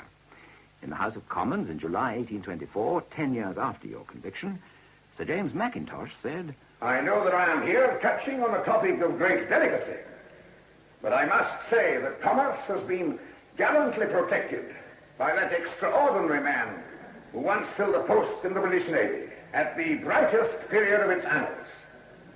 I cannot avoid fervently wishing that His Majesty's advisers will induce His Majesty graciously to return Lord Cochrane to the country which he so warmly loves, and to that noble service to the glory of which I am convinced he willingly would sacrifice every earthly consideration. Oh, very charmingly put. But I still had a long way to go. Though I still had friends, I likewise had enemies. In 1828, after commanding the Greek Navy, I returned to England and began to campaign for my reinstatement. You petitioned the Duke of Clarence, the Lord High Admiral, who later became William IV. He was the right sort of man for you. He loved giving things away. He infuriated the Admiralty by promotions and increases of pay till they forced him to go. Exactly. The Admiralty were partly responsible for my conviction. They conspired with the others. I suppose you mean that they gave you that 14 days leave in order to involve you in the stock exchange fraud. Well, that could very well be. Perhaps it was they who tricked you into buying £139,000 worth of stock, which you couldn't have paid for had there been a sudden fall. Oh, no. I hadn't thought of that before. It's very possible. And no doubt they employed de Beringer to take part in the fraud and involve you in it. Wouldn't surprise me in the least. Curious that when he came out of prison, he made no complaint of this. Well, there's no accounting for the ways of foreigners. Anyway, you petitioned the Duke of Clarence to seek a pardon for you from the king. The basis of your case on that occasion was that you were so conscious of your innocence that you were careless in preparing your defense. So I was. So were my lawyers. But in your petition, you took the blame mostly on yourself, and you complained quite falsely that you were refused a new trial because your uncle and McCrae were not present. So I was. Once again, your lie had a basis of truth. But in spite of the kindness of the Duke of Clarence and the mildness of your petition, it failed. My enemies saw to that, but then God took a hand. George IV died and the Duke of Clarence became king. That was indeed a godsend. You lodged a further petition. In that one, you attacked your lawyers, but left the judges and jury and the stock exchange and the government out of it. When that petition was rejected, you played your trump card. I did nothing of the sort. My wife suggested it herself. It was her idea that she should approach the king. Well, we shall never know the truth about that. She was certainly a loyal and devoted wife. I take it you were happily married? Yeah, 3 times. I beg your pardon? I said 3 times. But I read of no divorce. There was no divorce. You weren't really married to them then? I must say I didn't think you were that sort of man. I've always thought that one of the things in your favor was that you were a loyal and faithful husband. So I was. Oh, you're quibbling again. I'm not talking of your mistresses. Nor am I. Well, then, who did you first marry? A lovely girl called Kitty Barnes, an orphan. And next? Lady Cochrane. Well, of course, she became Lady Cochrane. That was her name when I married her. What an extraordinary coincidence. And the third? Well, she became Lady Dundonald. Well, of course she did when you inherited the earldom. What was her name when you married her? Lady Cochrane. Oh, not another Lady Cochrane. No. Oh, explain, please. Quite simply. I married Kitty Barnes 3 times. In 1812, 1818, and 1825. Were you separated in between? Gracious, no. She'd have followed me to the ends of the earth, and I her. So I believed. Then why marry her 3 times? My family objected to the marriage. One of my uncles particularly wanted me to marry someone else, but I would have none of it. I took Kitty off to Scotland and married her in the Scottish form by declaration. She was only 16 then. In 1818, we had a religious marriage in England at the suggestion of my friends and relatives. And in 1825, one of my uncles, from whom I had expectations, insisted on our getting married again in the Scottish church. I'd have married her 4 times, if necessary, any number of times. She was a wonderful woman, my Kitty. After my death, there was a family dispute which called my first marriage into question. Kitty had to give evidence before the House of Lords. Yeah. I wish I'd been there to hear her. He was a glorious man. He was incapable of deception such as is imputed to him by the world. He was a god of a man, a hero of 100 fights. I have followed the fortunes of that great man. I have stood upon the battle deck. I have seen men fall. I have fired a gun for the honor of my husband and would do it again. And that was by no means the greatest of her adventures. She risked her life more than once. You were a fighting couple and you married for love. Indeed, we did. After the paper was signed in Scotland and the servants gone, he began to dance the sailor's hornpipe and said, "Now you are mine, Mouse, forever." He used to call me Mouse. And I said, "I have had no parson or church. Is that the way you marry in Scotland?" "Oh, yes," he said, "you are mine, sure enough. You cannot get away." And I never wanted to. He was the most glorious man that God ever made. Kitty believed in me through and through and insisted on going to see William IV. He granted her an audience. She was only just 35 and as lovely as ever. Lovelier, perhaps. The king will see your ladyship now. You are most kind, sir. The Countess of Dundonald, sir. Thank you, Gordon. Pray sit here, Lady Dundonald, where I can see you better. I said thank you, Gordon. It is most kind of your Majesty to grant me this interview. Kindness makes the world go round, madam. I'm all for kindness. They thought I overdid it when I was Lord High Admiral. Promotions, you know, and that sort of thing. When the Admiralty got too cross with me, I just put to sea. Oh, we were one happy family there. The men all loved me. And next to the love of a woman, the respect and love of men is one of the highest of pleasures. I can't say that I was particularly kind to the Admiralty, but then they were certainly not kind to me. My poor old brother George couldn't understand it. "You made me Lord High Admiral," I said, "then Lord High Admiral I'm going to be." I was right, wasn't I, Lady Dundonald? Indeed, sir. My husband has always deeply admired your Majesty and told me how the sailors loved you. Has he indeed? Oh, that's very comforting. It's very difficult being a king. You never know what ordinary people are saying and thinking. That's why I like wandering about the streets and hearing it from themselves. I hope, sir, that may be the reason why you have been gracious enough to see me. Indeed, madam. But I must admit that I had seen your beauty at a distance, and I was determined to see it on its own. You flatter me, sir. No, Lady Dundonald, I never flatter. It is no kindness to flatter. If I say to a plain woman that she's lovely, she likes it for the moment, but when she gets home, she looks in the glass and thinks I must have been laughing at her. Well, if I can say something which will give her pleasure for certain, I will say it.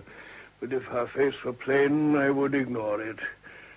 Fortunately, I have no difficulties at the moment. I can praise all of you. All that's visible, anyway.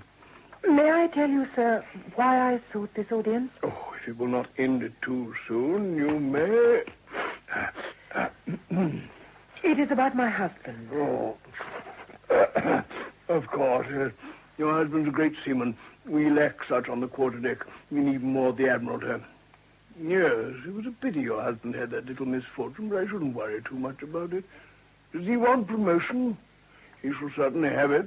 It is reinstatement that he craves, sir. Reinstatement and pardon. Pardon, eh? Oh, that's the first one I've been asked for since I succeeded. Well, you've come to the right man. It is enthroned in the heart of kings, I think it goes, and drops like dew.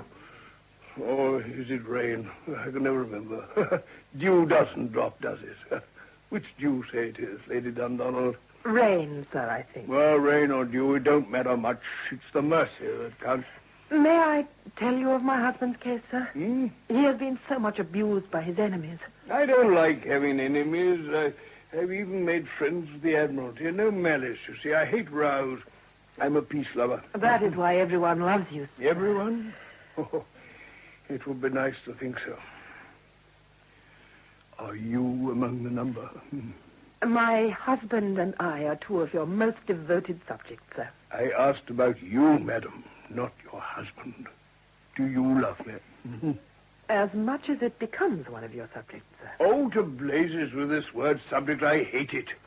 It suggests slaves and such things. I hope I haven't treated you as a slave, though I must admit that in some ways I should like to do so. But I've got to behave myself. My brother George wasn't always as good as he might have been, but that's all the more reason why I have to behave. Confounding nuisance. But there it is. The king can do no wrong, they say. Can't he? But he mustn't. Pray don't take it as an insult to your beauty. You have been most kind, sir, and honourable. Pity. Might I mention my husband again, sir? Oh, yes. Yes, you wanted him promoted or something. You've read of his terrible case, sir, how his enemies brought him to ruin. Yes, that's the trouble of having enemies. Tell him to have friends instead. I had hoped, sir... Capital hope is better than reality. If all your hopes are fulfilled, you've nothing to live for. I only live for one thing, sir. My husband. Oh, lucky man. Though it could be a bit tedious for him. No, forgive me. That was a jest. I was thinking of wives who drape themselves round their husbands like furs. Oh. It's all right for a bit, but then it starts to close in on you. But you're not like that, I know. Oh, with you I could... Come in. Forgive me, Your Majesty, but the Prime Minister is waiting for an audience. How aggravating. I was enjoying our talk, Lady Dundonald. It was good of you to see me, sir.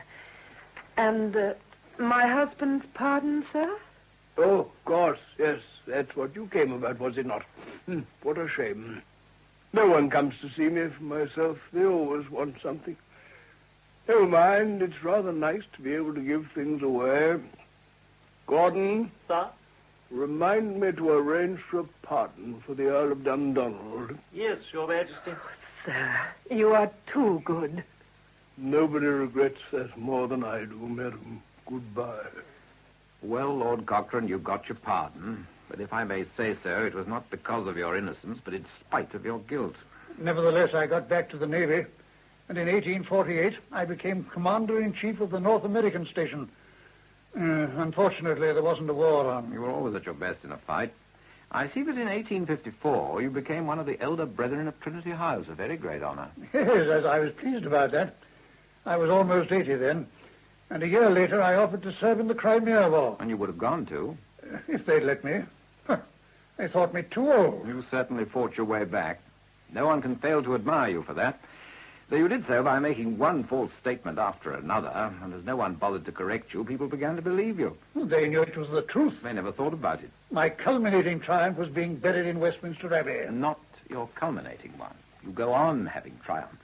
Not only did you impress your innocence on the people of your time, but nearly everyone who has written about you since your death proclaims your innocence. Well, they recognized the truth. Not at all. Some of them repeat your misstatements, and some add others for good measure. The two books which proved your guilt were just ignored. And very properly. I would have done the same thing. No doubt. The arguments against you are unanswerable, so no one tries to answer them. They just blandly repeat the myth of your innocence. It is no myth. No myth? I think you're forgetting one thing, my lord. That's unlike me. What is it? You are no longer on Earth. The standard of truth required where you are now is much higher than there. Good gracious. I suppose you're right. I've been quite carried away. But it's your fault. You provoked me. Well, Lord Cochrane, what is the truth? The truth. The truth is... The truth... No, damn it. I tell you, I was not guilty. I was framed.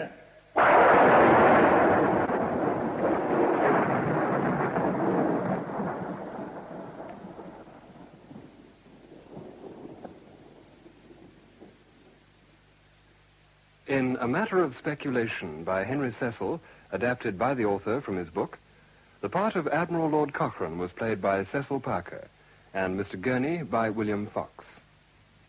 Sir Francis Burdett, Noel Howlett, de Berenger, Gerard Green, Lord Ellenborough, John Boxer, Mr. Adolphus, Alan Haynes, Le Marchant, Stephen Thorne, Crab Robinson, Basil Jones, William Crane, Fraser Carr, Mr. Richardson, Nigel Graham, Andrew Cochrane Johnston, Eric Anderson, Sir James Mackintosh, Hector Ross, Countess of Dundonald, Mary Wimbush, William IV, Norman Shelley.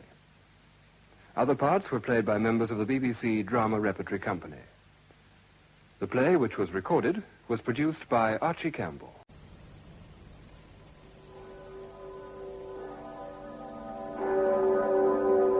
I, Father Benedict Estegon, write this chronicle of the year 1476 at the command of Matthias Corvinus, King of Hungary, and my ecclesiastical superiors, who resolve me from the evils I have witnessed. God's mercy cleanse my mind of those dark days.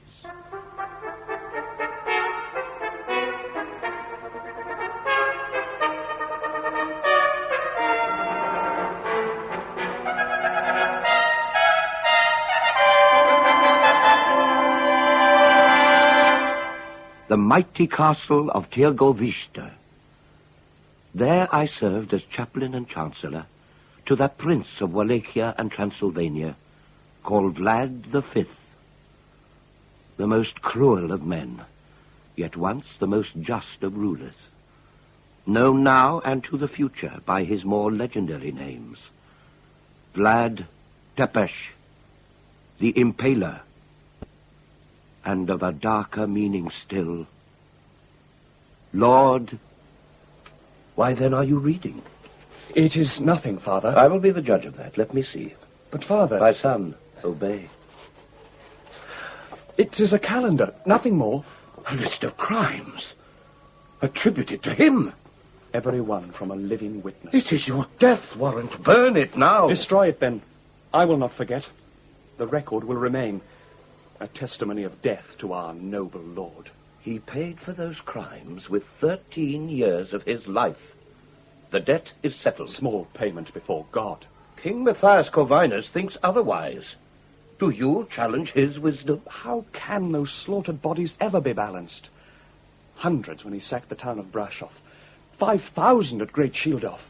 25,000 in the Bulgarian campaign. God rest their souls and give them peace. Did Lord Dracula say that, as he had them all impaled on pointed stakes, alive?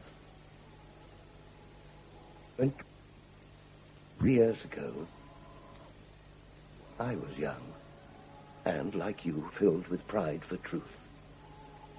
With Emmanuel, a brother priest, I traveled the villages of this land, preaching our faith boldly.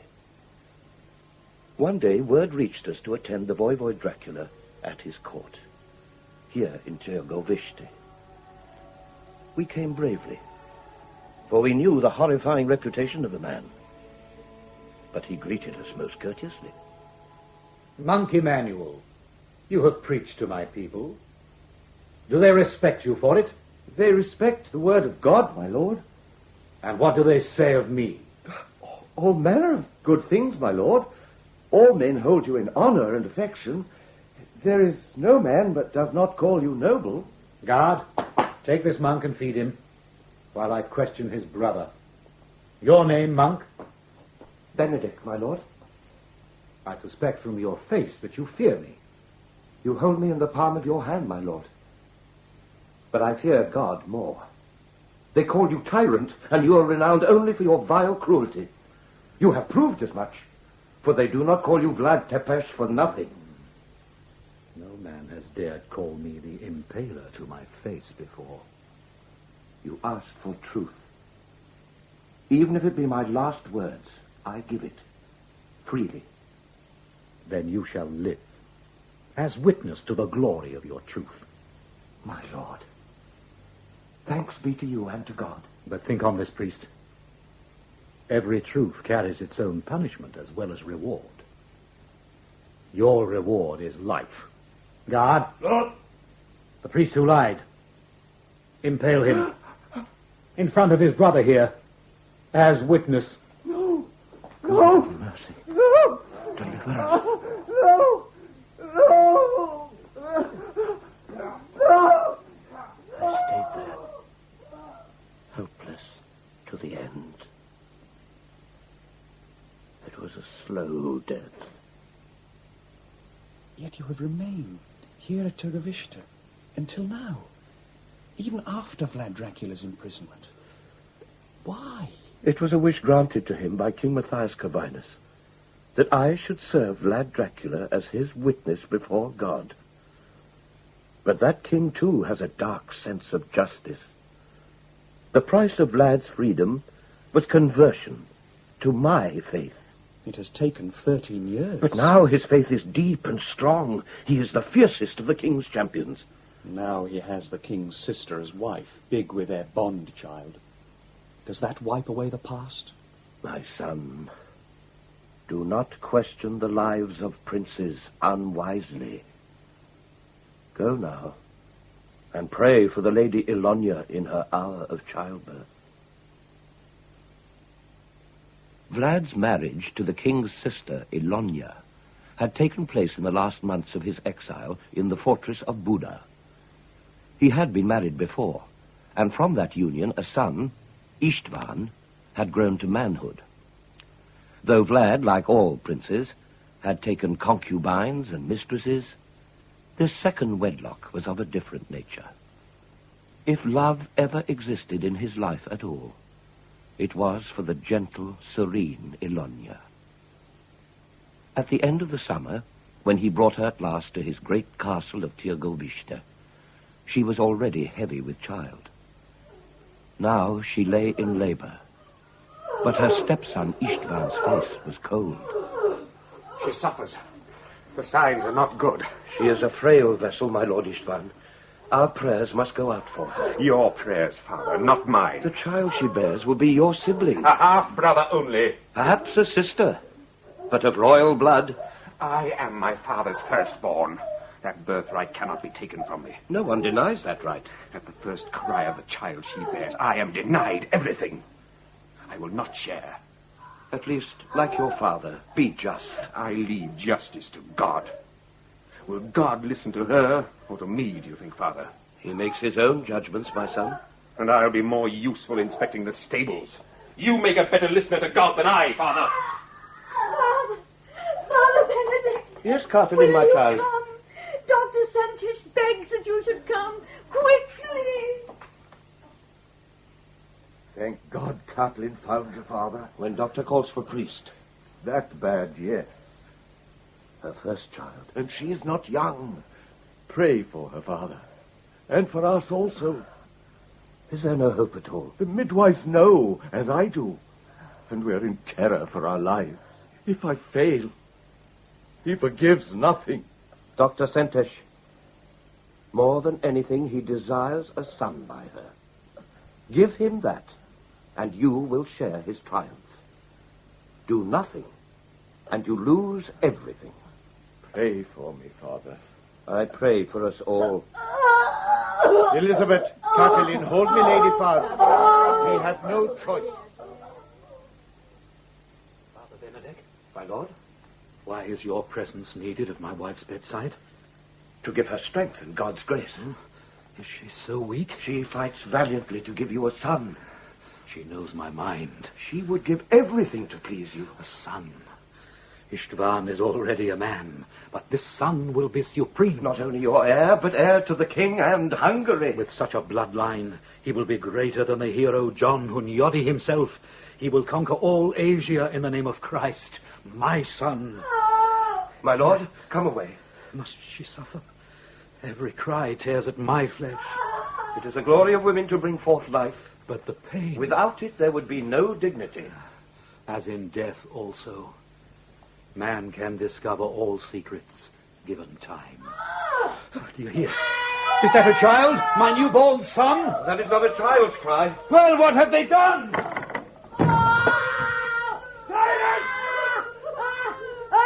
Sentess! Show me my son! My lord. Show me! My lord, it never lived.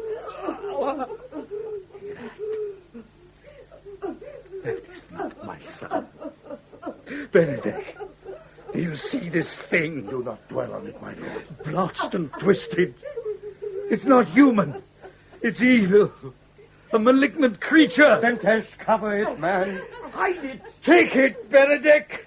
Exorcise and burn that devil's lump. while I shrive its conjurer? God! My lord, hold fast to God. She will live now. You will see. We have torn the evil from her belly. She will live. She will live! God! My lord! Take these butchers from my sight. Let them take as long to die as they performed their work upon her. My lord! No!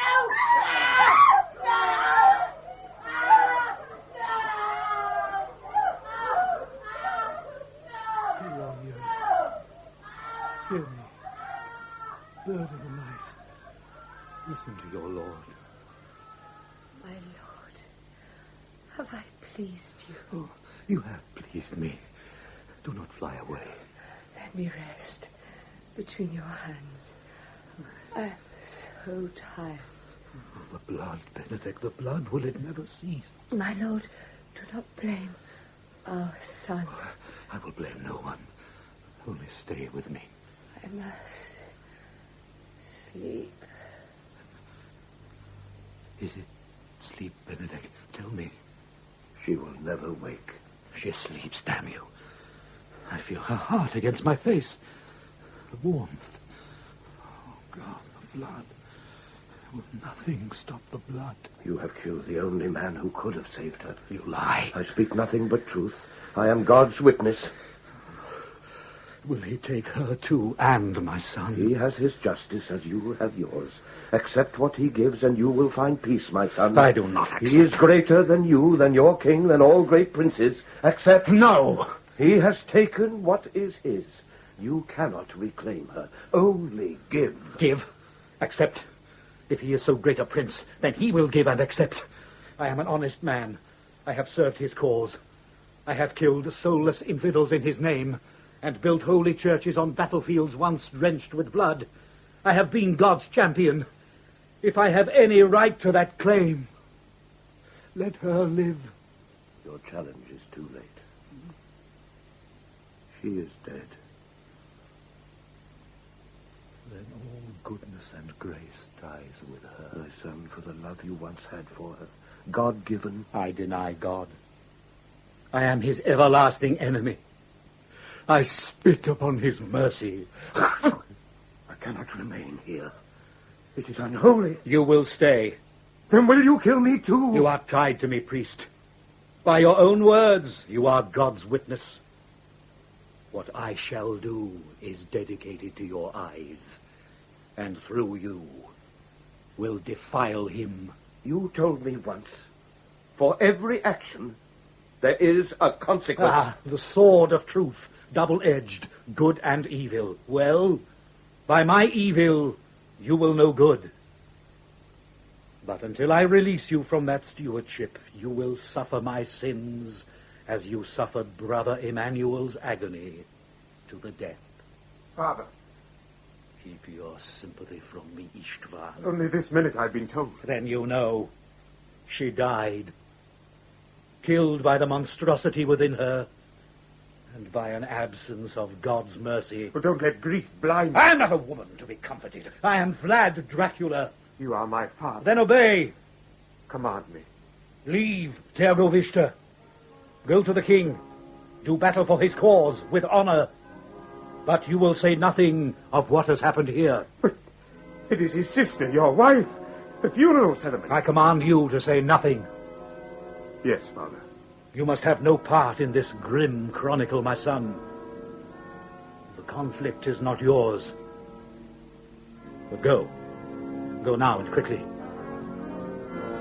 And leave me to what I must do.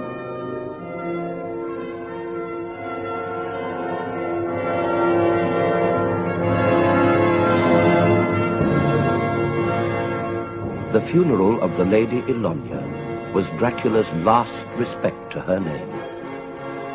Every possession in her name was burnt. Her ladies-in-waiting were butchered and impaled at the entrance to her tomb. Her name was never to be spoken again. But this was not the end of the perverted death rites commanded by Lord Dracula. The doors of every church in Tirgovishta were barred and bolted. Every holy bell pulled down. every priest banished under threat of violent death. The name of God was forbidden. A terrifying silence of the soul hung over Tirgovishte, and only I remained. Father Benedict. Jacob! My son, you must go with the others. Quickly! Come with us. I cannot. There is still time. My time is here. I am God's only link with this wretched prince. I may yet save him from himself. You cannot save him. He is forever damned. My son, you do not understand. I know this. Without you, his evil will have no meaning. Leave him now. Leave him, Father. No. I will not be far away. You are commanded to leave Tirgovishte under pain of death. The people need me. They will keep me safe, hidden in the town. Now who's looking for the martyr's death? Not me. After what I've seen, I'm a coward. You won't find me preaching and ranting at street corners. Just skulking in cellars, celebrating Mass. It's the least I can do. Before God. Take care, my son. You also, Father. I will say Masses for you in the people's name. Give them my blessing. Go now. Quickly!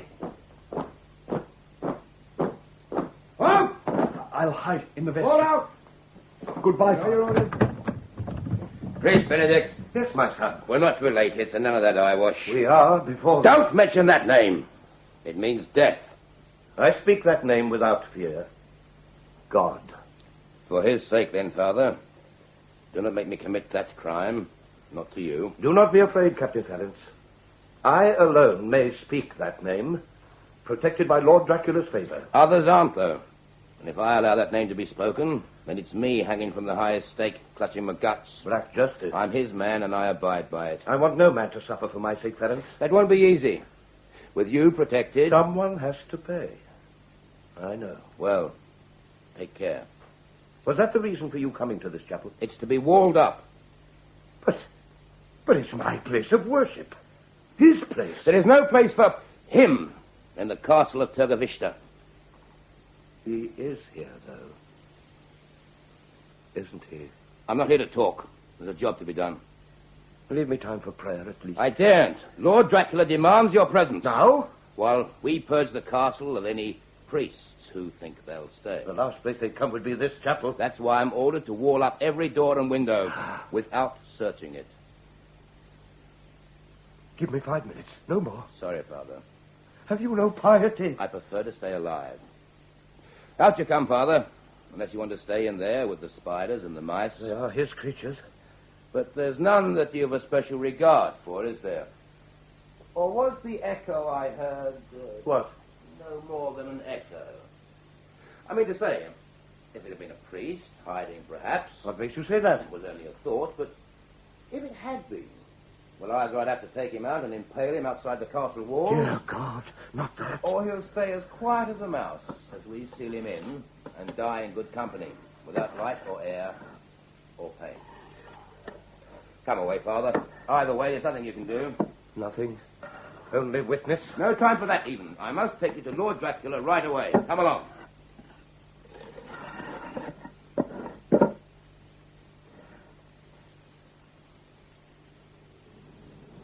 Hurry, priest.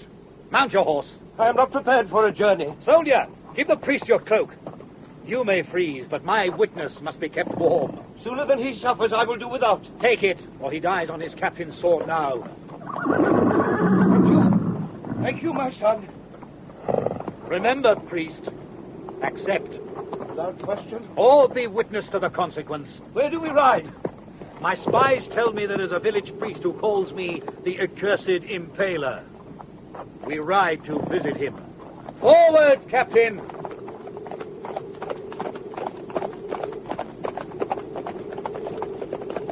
Then you dare to spread your vengeance beyond the walls of Tirgovishte. Where it affects me, yes. But I will bring him back to Tirgovishte and show him what he says is true.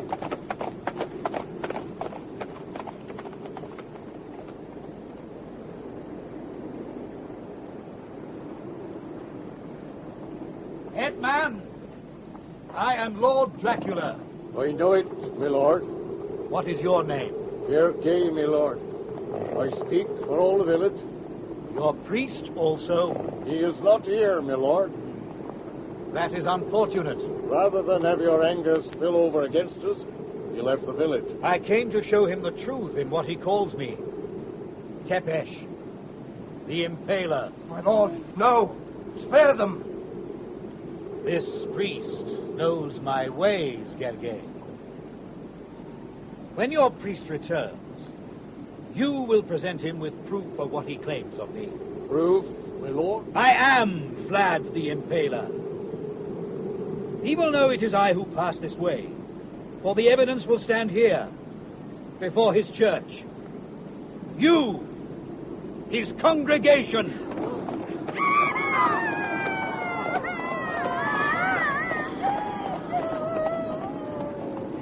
Less than 50 souls lived there. He spared none. As we left that small forest of impaled innocents, Lord Dracula turned briefly to me and smiled, coldly. I could say nothing for the grief that blinded me. Tears, priest? Is the winter wind so bitter?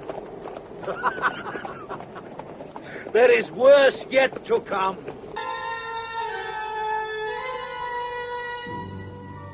His march of terror swept like a scythe through the villages and hamlets set about Tirgovishta.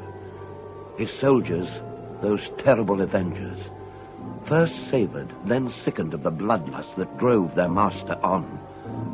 At last, blood lost its obsession even for him, and he turned his proud stallion's head homeward, to the next crossroads that would carry... What is it, Captain? Do they fate us, or do they flee in terror? Neither, my lord. They quote a witch. They're testing her, then putting her to death. Without my permission? They seem to think her death will honor you, my lord. Let us see this witch.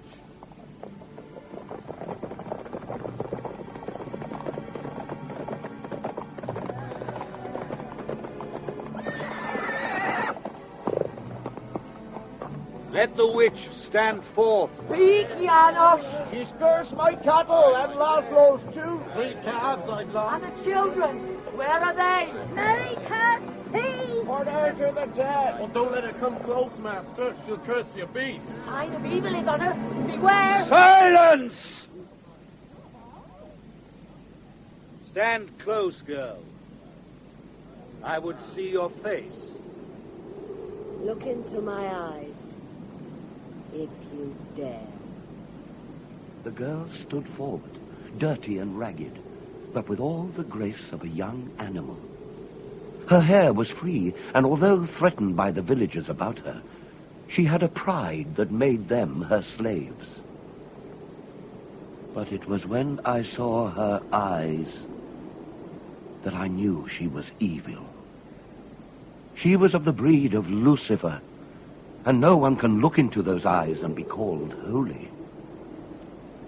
I turned my face aside and prayed. I am named Militza. Call these dogs from me. Give me good reason. Because you are Vlad Dracula, and you have need of me.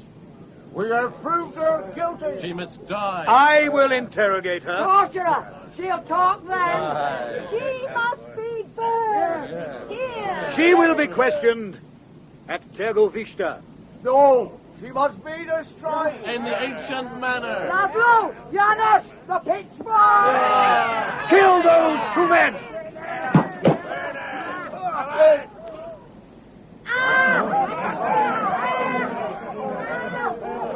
Take the girl on your saddle, parents. We ride for Tirgovishta. I ride with no man but my Lord Dracula. Then you will walk barefoot at my horse's flank, and if you fall, you die. Ride on, then, my lord. Salamander! Forward! Move, you black devil! He will move only at my command. Those peasants were right. You have cursed the beast. Seat me at the pommel of your saddle. I am not to be commanded. Lift me up.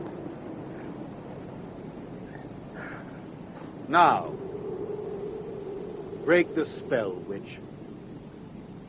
Salamander, go!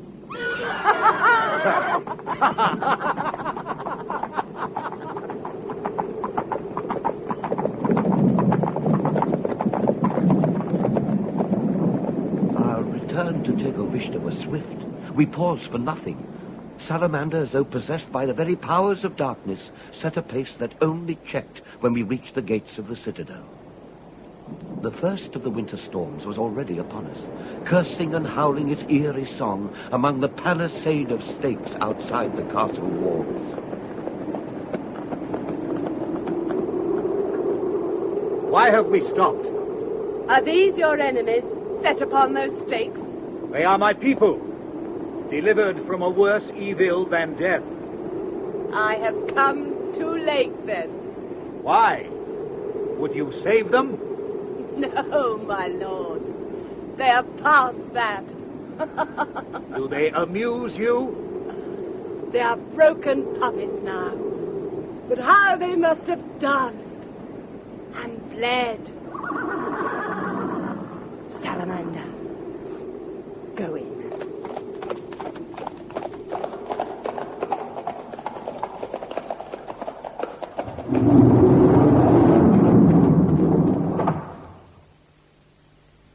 Closer to the fire, priest. Warm yourself. It's going to be a long winter. The girl, Melitza. She is being tended now, bathed and dressed. She will be a welcome pleasure. I shall enjoy her. She owes you her life. She will pay for it. Did you see her body, Benedict? How it moved and twisted. Mother naked beneath her rags. I saw only the evil in her eyes. Did it draw you? Command you? Make you lust for her? No. Then you turned away too quickly. I have no part in what she can give you. You are my witness. I command your eyes. No. You will see her flesh, and my hand upon it. You will see my desire fulfilled. He will see nothing. He sees all, suffers all. What I bring you is not for old men's eyes. See, he already suffers. Why do you think he cannot bear to look at me? Shall I set my lips upon you, priest? He burns! See how he burns! Get thee behind me, Satan! I am Lilith, sweet daughter of Astarte Astaroth. Can you deny Our Lady of Babylon? Or her handmaiden? I do deny her, and all her evil ways. I call upon God to protect me and punish... Oh, get rid of this old fool. Leave us, priest. I want him killed. Impaled. Now. No. He would cry out. Blood spurting on the stake. As I, upon... No. No. While I live, he lives. Is his power over you so great? Ask him. Priest, answer. I stand for God, whom Vlad Dracula would deny. Is that your revenge, Tepesh?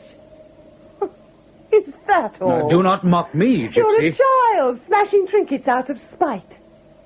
That is no vengeance against his feeble deity. The people cry out at my evil. But that is not power. No one denies Vlad Dracula. The screams of dying men, the shudders of an old priest. Is that all you seek? Do not listen to her. There is a greater vengeance. The priest knows it. Ask him. I will not answer. Answer, or she... Tepesh! He faces a moment of truth. Two-edged. He knows it. Step back. You are not beyond redemption. You are afraid. For my soul's sake, you are afraid. Yes. If you go on, you are lost to God. But not to you. You are still my witness. Release me. Give me peace. Never. Make him leave. Our night is before us. Now, speak first. I wish to see the terror in his eyes for what he knows awaits me. Look into the priest's eyes. Look at me, Benedict. Through those aged tears. My son, for the love of God. Oh, yeah. Oh, I see love there, mingling with the fear. Poor old man. There is such a despair in your soul. I slip through your fingers like quicksilver. Do you feel me as I go from you? Yes. Oh, such a desperate sadness. Would you be happy if I gave you back my soul? God would be happy, my son. That's what I thought. Leave us and go to him. Tell him in your prayers that you have failed. Tell him I serve a new master. Go. And while you pray, priest, remember, the initiation starts with me. There was no part of that great castle in which I could escape the memory of those serenely evil eyes, gold-flecked like the great cat. The many soldiers were restless and on edge. Their serving women panicked at every shadow, while the horses in the stables around the courtyard fretted and kicked all night long. I found Captain Ferrance in a lonely turret. Do you hear them, priest? The horses. They know that something is wrong. It's the storm. Never like a cold storm, horses don't. Perhaps they know who raised it. You've been listening to the serving wenches, superstitious sluts. The soldiers too, then. They blame the gypsy. Do you think she's a witch? I know she is. That won't save her from the master, if she fails to please him. She's already her slave, bewitched body and mind. She will rule us all. So soon? You expected it? He was getting sick of the blood. Something had to happen. Something has happened. Something so evil. Dracula bedding a gypsy girl. Nothing new in that. Where's your faith? Riding the wind. It may not see this night out. It will last longer than these castle walls. Why else do you reckon my Lord Dracula picked on you as his holy water jester? Do you speak truth, Ferenc? Common sense, at least. Jacob was right. The Holy Church rests in the souls of the people. God save his memory. The way you speak of him, anyone think he was dead? What? But he cannot be alive. The chapel... Yes, walled up. Doors and windows all. Then how? There's more ways in and out of this castle than you can see with your own two eyes, Father. Passages. Tunnels. Yes, for those who've got the guile to go looking for them. From the vestry. Is that a fact? But where? They do say that the old sewers, built by the Romans like as not, run clear down underneath the town. Then he's safe. With the people. The wind's so strong up here, you know. I can hardly hear a word you say. Bless you, my son. For a winter wind. Small blessing there. It warms me like the fire of Christ, tempering my faith. May it blow long and full then. For you'll need your faith with that black witch among us.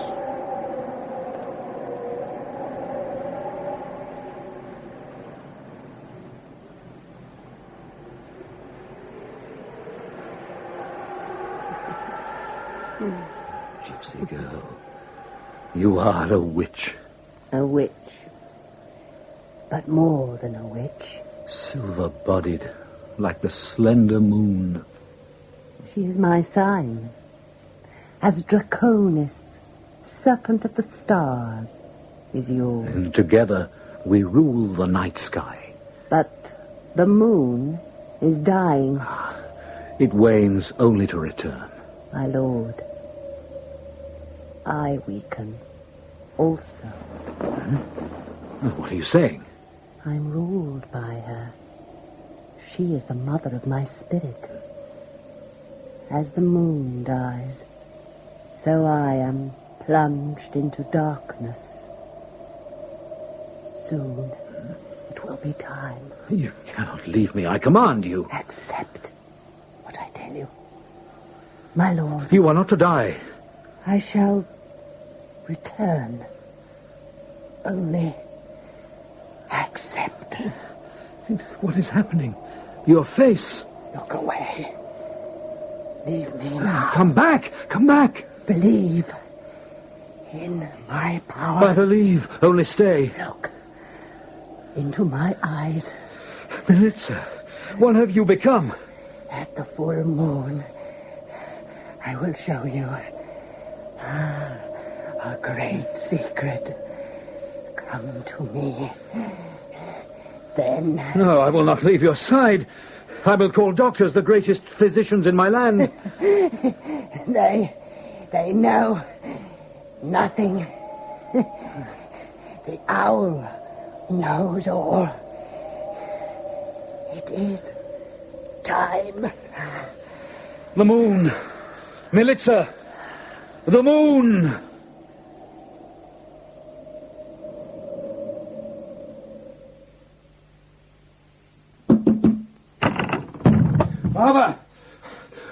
Father Benedict!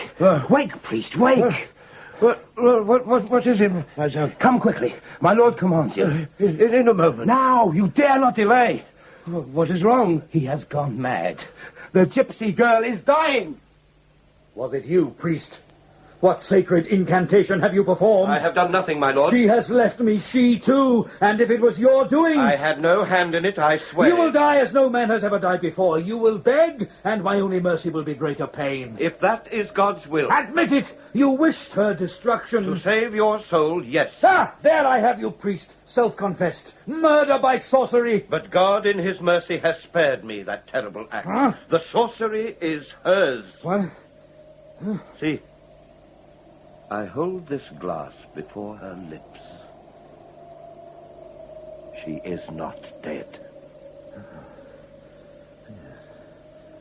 There is breath. There is breath. It is a witch's trance. A catalepsy. She said, only believe. By this she has made you her slave. She has true power. She is evil. And I believe in her. Then you are lost. Until the full moon. Only until then. My lord, dismiss me. No. You are the watchman. You will stay here by her side. Only when she is mine again will I release you. Vlad Dracula knew I had no choice. I sat by that living corpse, waiting for the moon spell to run its length of days and nights. By candlelight I watched that face, so young, and yet in its lifeless eyes, holding a knowledge so old, so ancient. Then, as the first sleek sliver of the moon rode the night sky, that face began to change. Each night, gazing into those fathomless eyes, I entered a dream so deep, so dark, it goes beyond memory.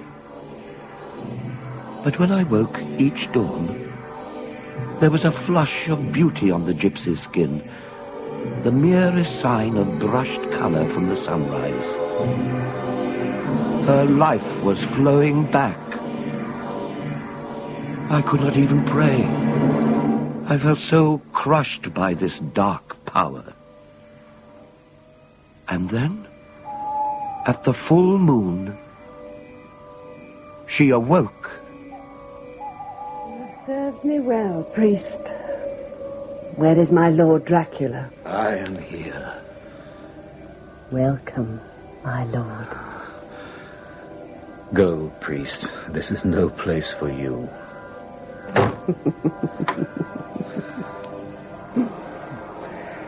I am young again, Vlad Tepes. And beautiful as the risen moon. As full and as fertile. Fitting for the fruit of dragon seed. You cannot know that. It will be a son. My son. And your pledge to Lucifer. What? It is the price of knowledge. Accept. I accept. There is a pact to be signed. I will sign it. In blood, my lord. In blood. Do you think I'm afraid? Here is my blade. Oh, put aside your sword. What I take with an ace.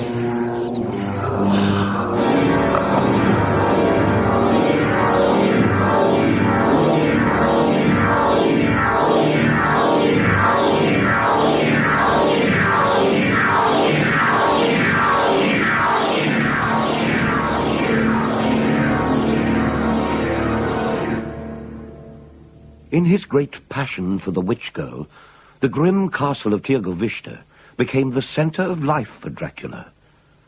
His bands of cruel mercenaries terrorized the lands about him still, but Vlad Dracula never rode with them.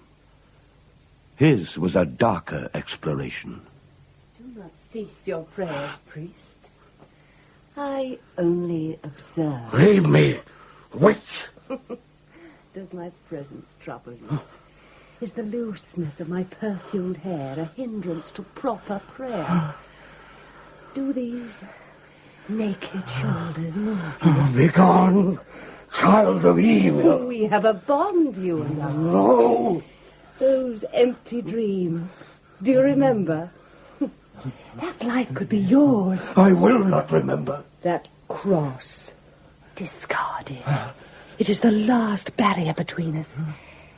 Then you will recall that dream and see clearly all that was promised you in every sweet detail. I call upon all the saints and God Almighty to protect me from your evil tongue. Oh, be silent, priest. Save your holy curses for the poor. Or I will set a mark on you. One you will long remember. The blessing of God protected me from knowing her meaning. But those dark dreams were like a mighty silence looming over me.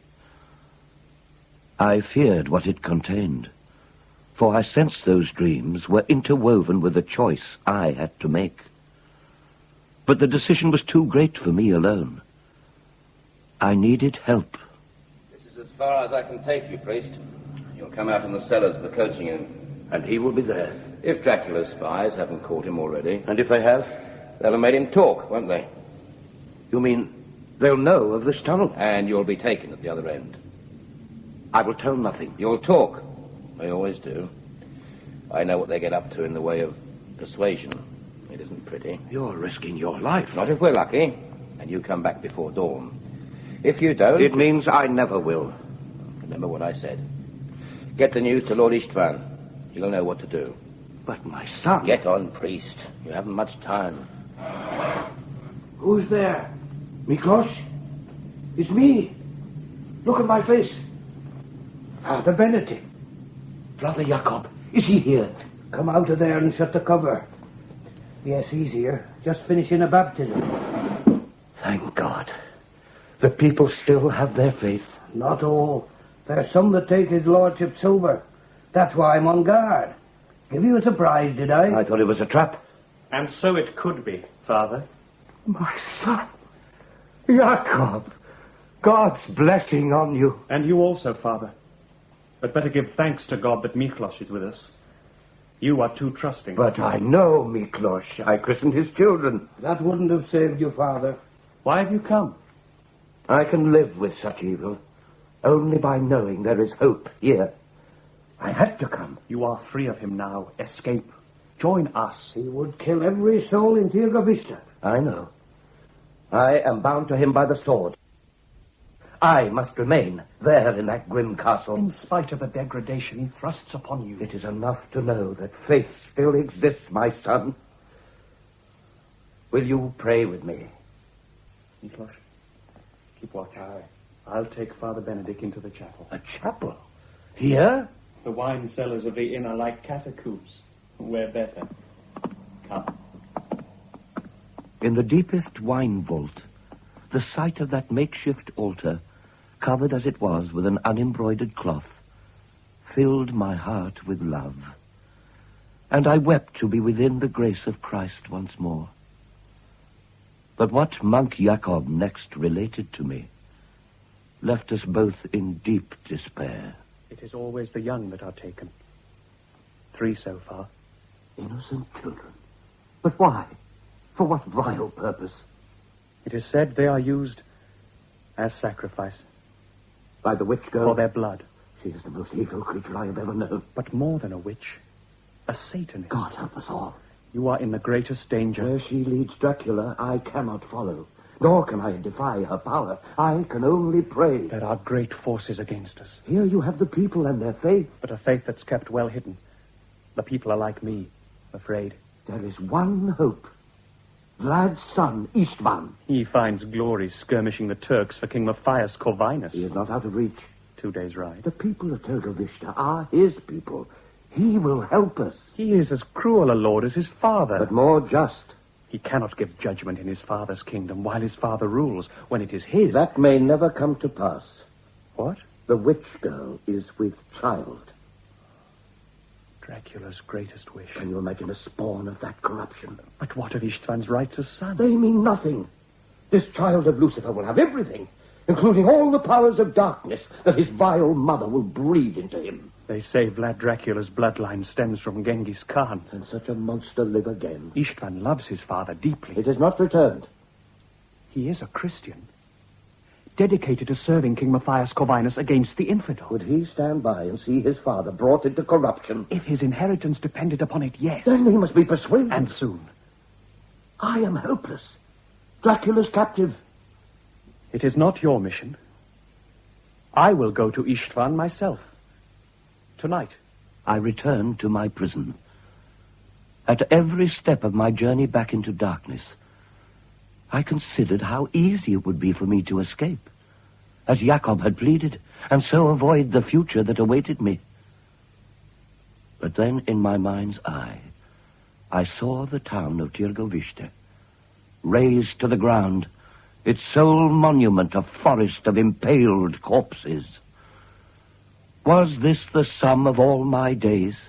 Another ironic alternative offered me in the diabolic game of chess between Vlad Dracula and one poor priest. On the night of the first full moon, Vlad Dracula came to his satanic baptism. Commanded by him, I was there. But I wept as I was drawn into that corrupted house of God. Horned Master, Lord of the 3 kingdoms, the 3 faces of the moon, the 3 rings of power, know me, your daughter, as I dance here before you. All sacred images had been thrown down, and in their place, corrupting symbols of the flesh now stood. The altar, black-draped and gauded with occult markings, had on it the tools of their revolting practices. A single black candle flickered with unearthly light, and I fell to my knees, transfixed by the lewdness of her dance.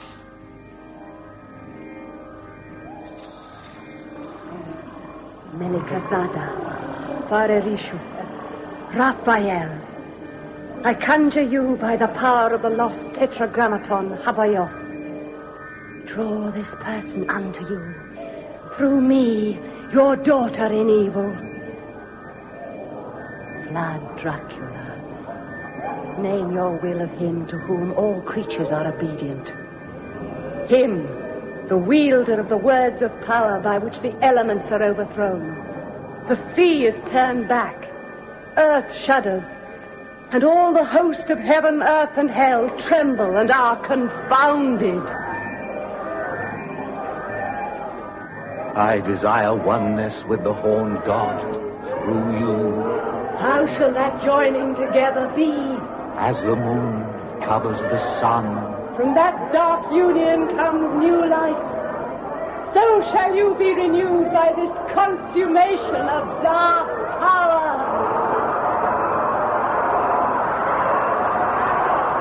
Oh, Sabaoth!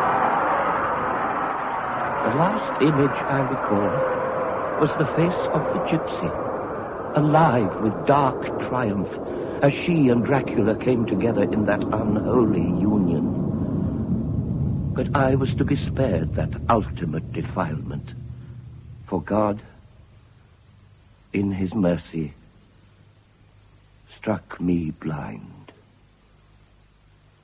My blindness gave me strength.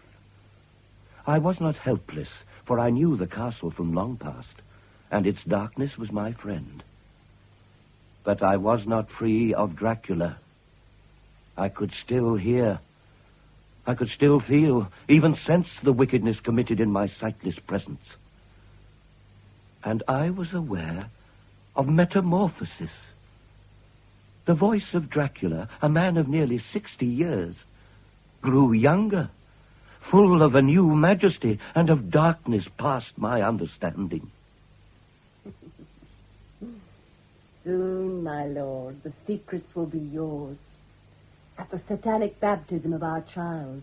You have given me knowledge, power, and great joy. Look in this glass. I do not need mirrors to tell me who I am. Look hard. What do you see? Vlad Dracula, as I was at the great battle of Nandothehevar. 20 years ago. And you, how old are you? Older than the mountains that hold this castle to the earth. As old as the moon itself. But she renews herself from death to life. As you did also. In a village of old women, I alone stayed young. They came to envy me the richness of my hair, the firmness of my body. Their envy turned to hate. When you found me, that hate had turned to fear. They called me witch. But only you know the secret of my death and renewal. The ceremony of blood. It is your secret, too. But we must beware. No one in Tergovishta knows you for anything but young. But they know me. The priest sees nothing now but Captain Ferenc. He fought with you at that great victory 20 years ago. He looks at you and frowns. Then he must die. I will wipe away the past. When those all about me are gone, who will know them? You cannot kill them all. I have killed thousands. There is no need. There are many ways to be reborn. Is this some new sorcery? A spell to give me new form? The secret of the seasons. Nothing more. What is born must die. To be reborn. What are you asking of me? Trust me.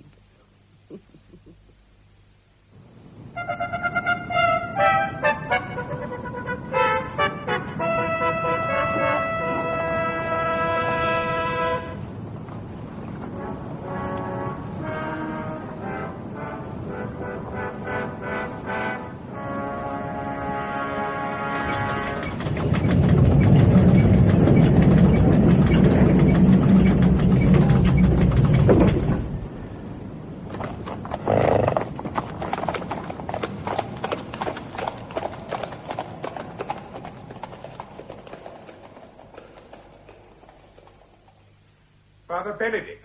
Lord Istvan? My son, blessings upon you. You are blind. I know this place. I know your voice. But why isn't my father here to greet me? Have I offended him? What is wrong? My son, he is a dying man. What? Was the monk Jacob right? Is it witchcraft? You will see him in his chamber. This gypsy wife. He loves her. Do not speak against her before him. Is her power so great? This is not the time or place for questions, my lord. What is your fear? If you will not answer, then my father will. Take me to him. At his command. Otherwise, I dare not. Old man, do not play with me. I am the son of Lad Dracula. Stand aside. The priest speaks truth, my lord. Captain, put back your sword. No man draws close to my Lord Dracula without his word. Move now, and my men will act. I am his son. Times have changed, my lord. You will pay for this with your life. Do not rebuke him, my son. If he lets you past, he dies. Impaled outside the castle wall. Tell my father! Tell him I am here! He knows, my Lord Istvan. Who is this woman? Did you expect a crone or an unwashed slut? I'm the gypsy, Militza, wife to Lord Dracula. Your stepmother. Where is my father? I will take you to him. Come. No need to stare at my belly so. Your sibling brother is not ready for you yet. Come, blind priest. Lead us. He's like a fallen tree. The once mighty Vlad Tepes. Space. He had the majesty of eagles once. Now, he is old. Speak to him, my son. Gently. My Lord Dracula, your son Istvan is here. Father? Must you weep before me? Are you a child? Istvan is moved that you're sick, my lord. Why are there no doctors here? It is too late, I know it. No. Let him accept death. Leave him now. You do not command me. He has not asked or answered me as yet. Your battles do not interest me. I want to speak of you. And what has brought you to this? Why do you refuse to fight? Where is the warrior in you? You are talking to a dying man, Istvan. He is not interested in your questions. What I ask is important. Concerning what? My inheritance. How well-timed is your return. How well-timed is your bastard brat? My son, give your father peace. Why aren't you praying for his life, priest? Why is he being allowed to die? It is his wish. Now go. I want him to live. Obey her. Father, it is my right to stay. I order you to go. Your allegiance is to the king. Go to him. Serve him well. Bring honor to our name. But do not stay here. Come, my son. He sleeps. He looks so helpless. Why does no one help him? Because they wish him peace. What do you wish, apart from your inheritance? Do not challenge me. I am his blood, his heir. Look into my eyes. Know my power. You are evil. You are nothing. Go.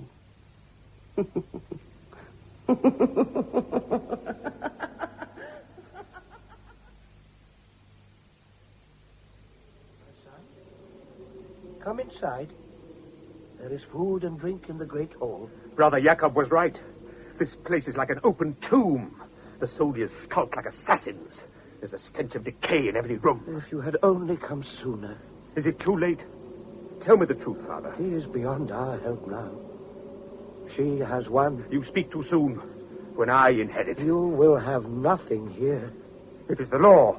He can change it at a word from her. He must be made to live. Father, pray for him day and night. I will summon doctors, physicians. He will be dead before they arrive. You are so sure. Why? I know her power. I do not need to see her face. And you accept it? You, who were once so close to him? I am tired, my son. I have fought a mighty battle. And by his death, I will find release. At last. A battle? For his very soul. He must die within the church. He cannot, unshriven. Then absolve him. It is your duty before God. To receive God's mercy, Dracula must first confess. To confess, he must acknowledge God. He will not. Then He will end unconsecrated. His last gesture of defiance against Christ. Priest, you want it, quickly. What is it, Captain? Not the end yet, my lord, but he wants the priest. As witness? Pray God he will recant. Not while she's by his side. Then remove her, Captain. I wouldn't dare, my lord. And neither would you. Come, priest.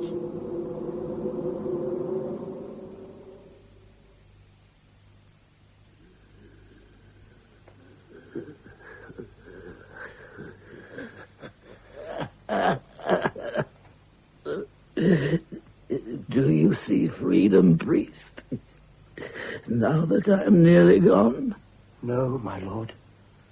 I have no victory to offer God. While I lived, you had hope. Like God's mercy. Everlasting. Then you will never be free. My lord? Did you expect a recantation? Why else was I sent for? As my witness. To this, Vlad Dracula's final testament, and to his moment of death. Sign. Huh? I will guide your hand, old man. It is done.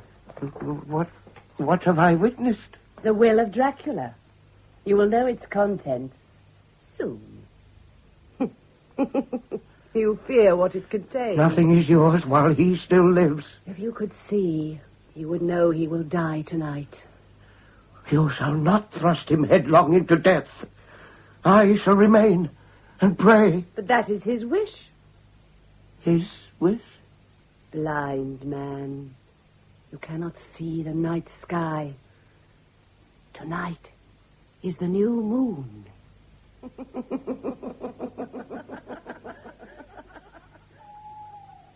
I sat by my lord, waiting for him to die. I knew her meaning. Memories of that terrifying vigil at her side pressed down upon me. The growing of the moon would bring even greater power to her. I was helpless before her, as was Captain Ferenc. Only Ishvan himself could rebel, as he surely would when the contents of that dying testament were made known. Suddenly the air of the chamber grew unearthly cold. The gaunt hand I held was rigid in my grasp. There was no pulse. Vlad V, Lord of Wallachia, was dead. I bowed my head and wept for his lost soul. At the heart of the great citadel of Tirgovishte was set the funeral vault that held the ancestors of Vlad V, including his mighty father, who found honor with John Hunyadi against the Turkish infidels. I could find no blessing fit to give, but a silent prayer, commending him to God's mercy. Then the iron gates were closed, and Vlad's testament was read. This is the testament of Vlad, son of Vlad Dracul. In that my brother Radu is dead before me, no man is more fit to hold my power and possessions than Vlachim, my exiled brother. What? Go on, Clark. Finish. It is all his, to hold or share as he will judge. Witnessed, Benedict Estegom, priest. Who is this Vlachim? Your father's brother. Captain Ferenc rides to him now beyond the mountains. In 13 days, they will return. And this castle will have a new lord.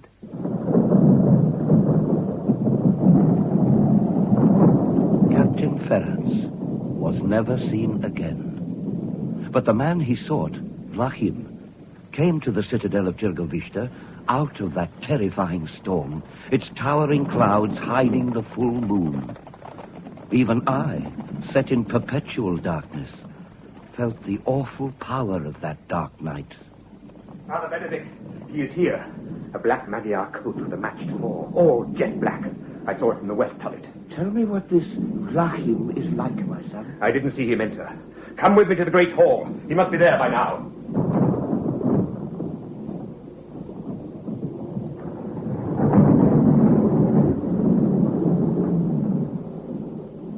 The storm brought you to us swiftly, my lord. Swifter still. No, but you greet me. I am only your brother's widow, tolerated here, not welcome. She leans close to him like a whore. Their voices. She must be stopped. Where is Ishban and the priest? I am here. Where is Captain Ferenc, my lord? He is dead. How did he die? In saving me from assassins on the mountain road. He was an honest man. Then you made your way here alone? Tergovishta is not unknown to me. When were you here last?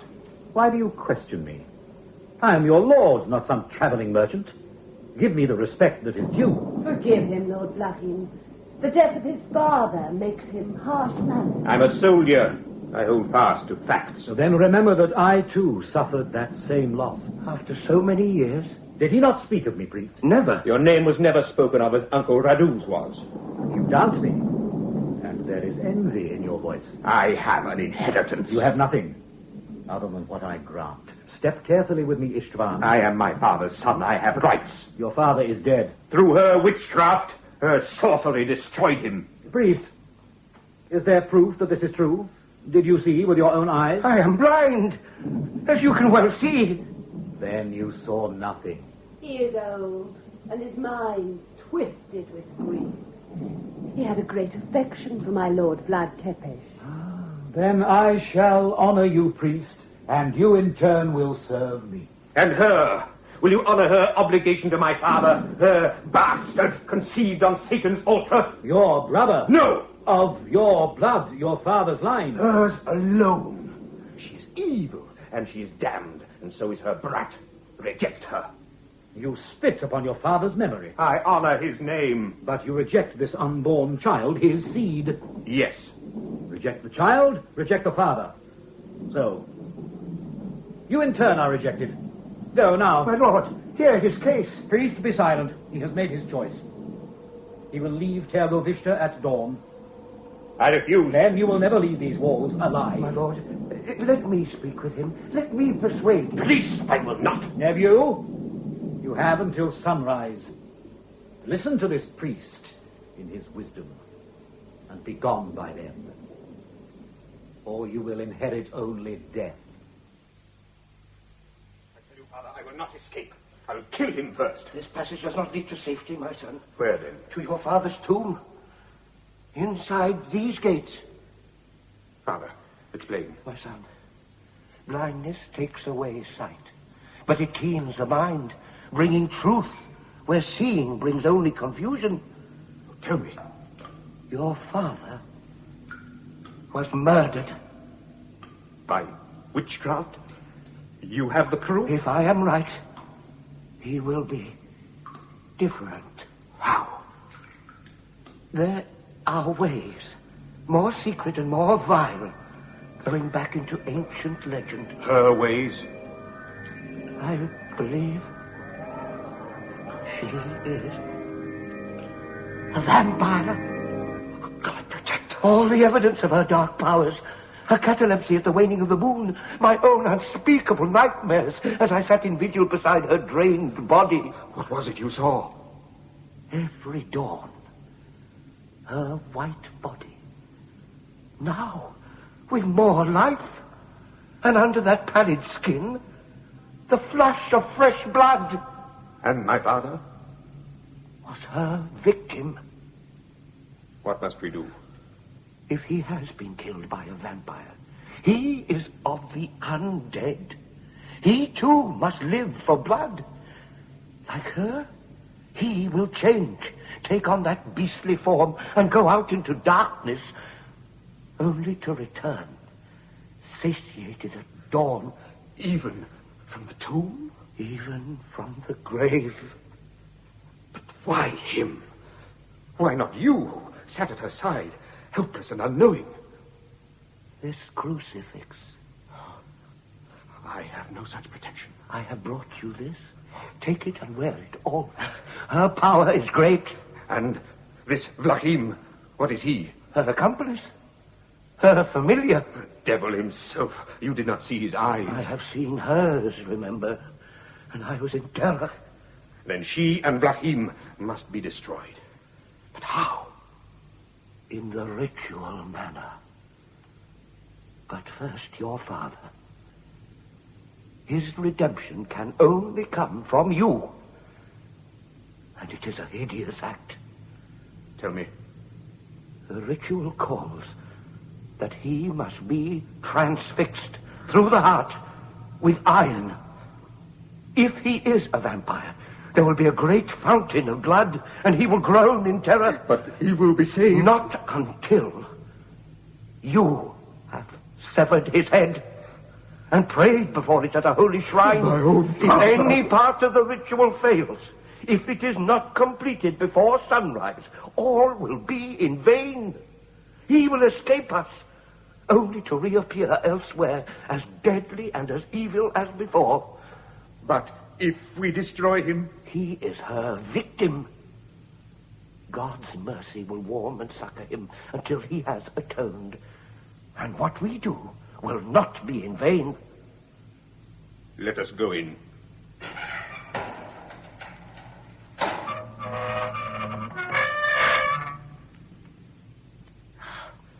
Here is his casket. It will be unfastened, ready for his return. And when he comes... You must act quickly. Here's the iron stake. Your sword must shear his head. But guide me. Open the casket. Do not be dismayed, my son. It is empty now, but he will return. It is not empty. God, what have I done? It is filled with earth and stones. Why? What have they done with my father's body? Then he is not dead. There is no brother. Vlachim is Vlad himself. Like her, grown young.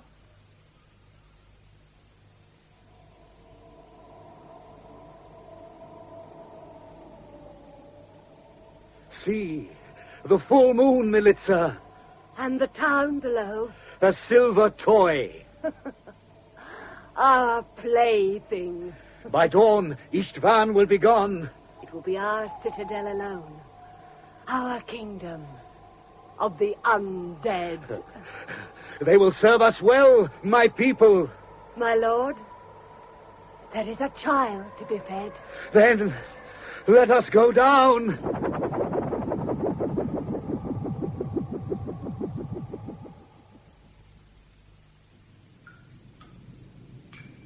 Children taken from the village. The sorcery, the satanic mass. All of it, the ceremony of blood. I say we should take the castle. No, my son. It must be the two vampires, by stealth, before dawn. We're enough. Let's kill them swiftly. Peace, Miklos, my son. None for me until they're dead, father. Miklos's daughter was the 10th to be taken. There will be no more. Then let's act. There's little time before the dawn. Soon they must return. Brother Jacob, you and Miklos know what has to be done. The ritual. Aye. But Vlad Dracula must be Lord Istvan's sacrifice. To God. It will be done. I will not draw back. Let us get to their chamber quickly. We'll need torches. No, my blind eyes will guide us through the shadows. We have all else we need, then. Swords, the iron shafts, and hammer. To each of us, a crucifix. And I have holy water to purify that evil place. This will not be easy. Let us pray. Each man to himself, then. We've no more time for words. Kill them first. We'll pray for forgiveness later. She's there. Upon the bed, alone. Act swiftly then. By God, we will. Who's there? She's awake. She's sitting up. Do not look into our eyes. Too late, blind man. God have mercy upon us. They're my slaves. Would you know my power? Miklos. Yes, my lady. Do you see the night sky? I do, my lady. It is the kingdom of the owl, the nighthawk, and the moon. No! Go from the window, Miklos. Cast yourself down into the arms of night. Do not command him!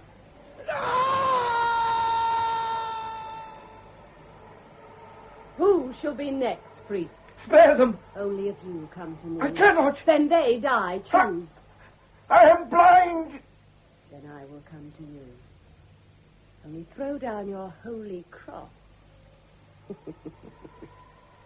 And I will bind you to me with a kiss. I could only obey. But I had one small hope left. I threw the crucifix down and waited. I could smell her white body, the fragrance of her hair, the moist heat of her mouth. As face close to mine, she spoke. So, priest, I set my mouth upon your neck, and you are mine. In the name of the Father, and of the Son, and of the Holy Spirit! I had drenched her vile form with holy water, and the spell was broken. Priest, what has happened? Stand back. Do not let her touch you, Father. She's changing. Father, what have you done? She's old. She's withering, crumbling into dust. She is nothing. God give peace to her tormented soul. Listen, that wind, he comes! Hold fast to God. Into the shadows, as he takes his human form, pinion and tie him from behind.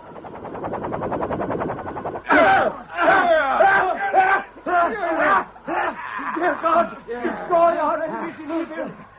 We have him. Mistake.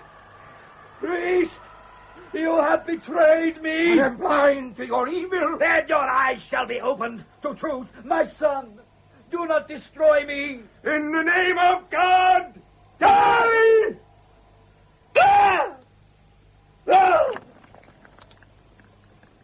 Oh, God, the blood! Will nothing stop the blood? Do not stop now! His head! His head! Father, I beg your forgiveness. Use your sword! I cannot. You must!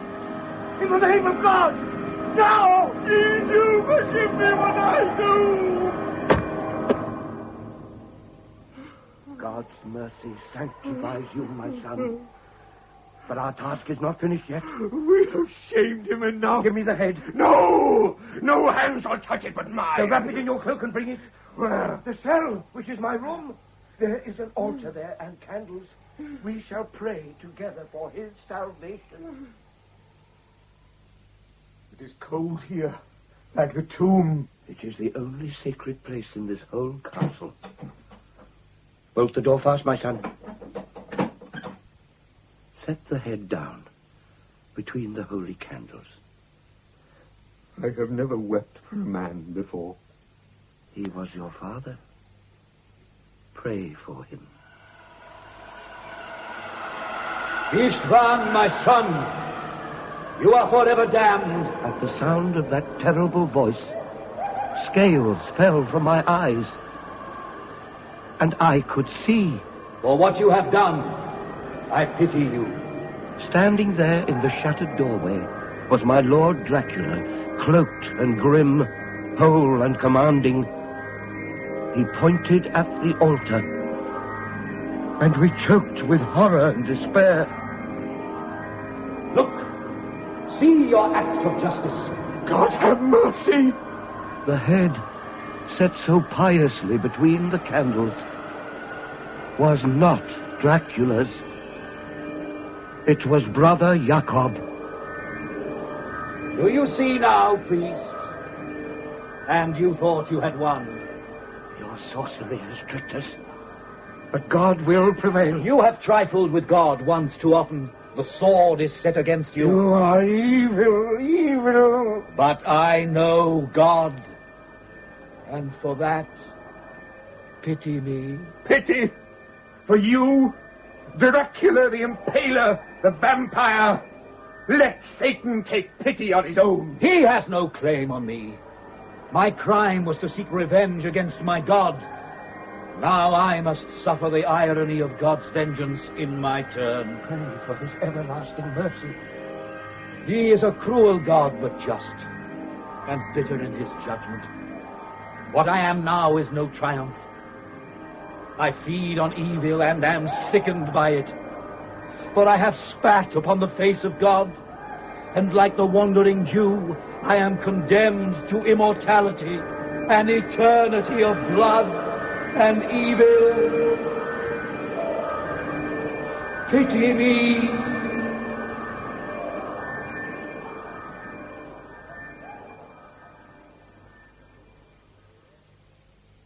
This petty lord, tainted with the same evil as his father, Vlad Tepes the Impaler, is condemned with ample proof for the brutal killing of an honest monk, Brother Jacob Cachuli, in this year of grace, 1476. The whole bloodline of evil rests with Istvan Dracula. The only remedy for such evil on earth is death. Let it be done.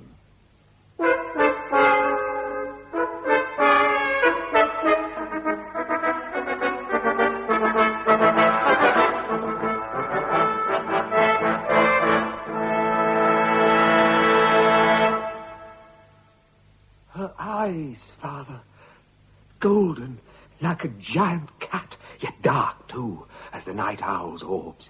She was the queen of night. Did you have her, Father? She touched a priest once. How he must have burned, as I did, as my father did, in a hellfire of the flesh. Fire that consumed. They say the axe blade is hot as it shears the neck. Did you warm to that melting heat her mouth? Did you beg silently for her mouth upon your neck? Did you bleed? My son. My lord, it's time. There's freedom out there. Freedom and a short walk, my lord. I'm glad it's morning. We see so many terrors by moonlight. And you, Father, were you ever really blind?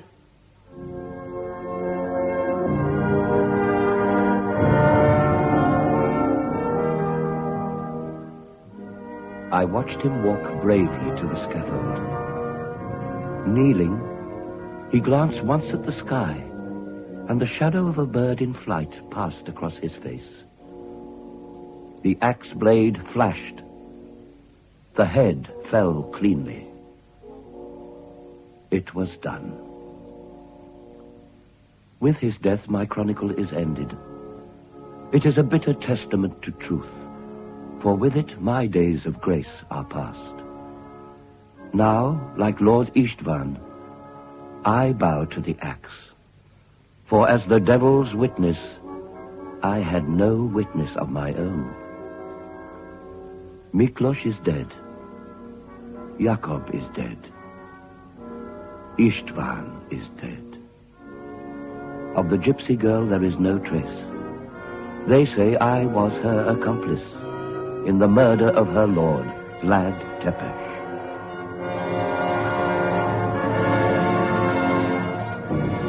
For that, and as Istvan's unholy helper, I am condemned. But I smile bitterly as I see the axe that ends me is two-edged, double-headed as my fate. I have lived by truth, and in it I die. My judges think that by ending my life, they end the sorcery of Tirgovishte. They think that by executing Istvan, the evil is destroyed. They are fools. The jailer, he will understand. But will you, for whom this chronicle is written. I tell you, Dracula lives.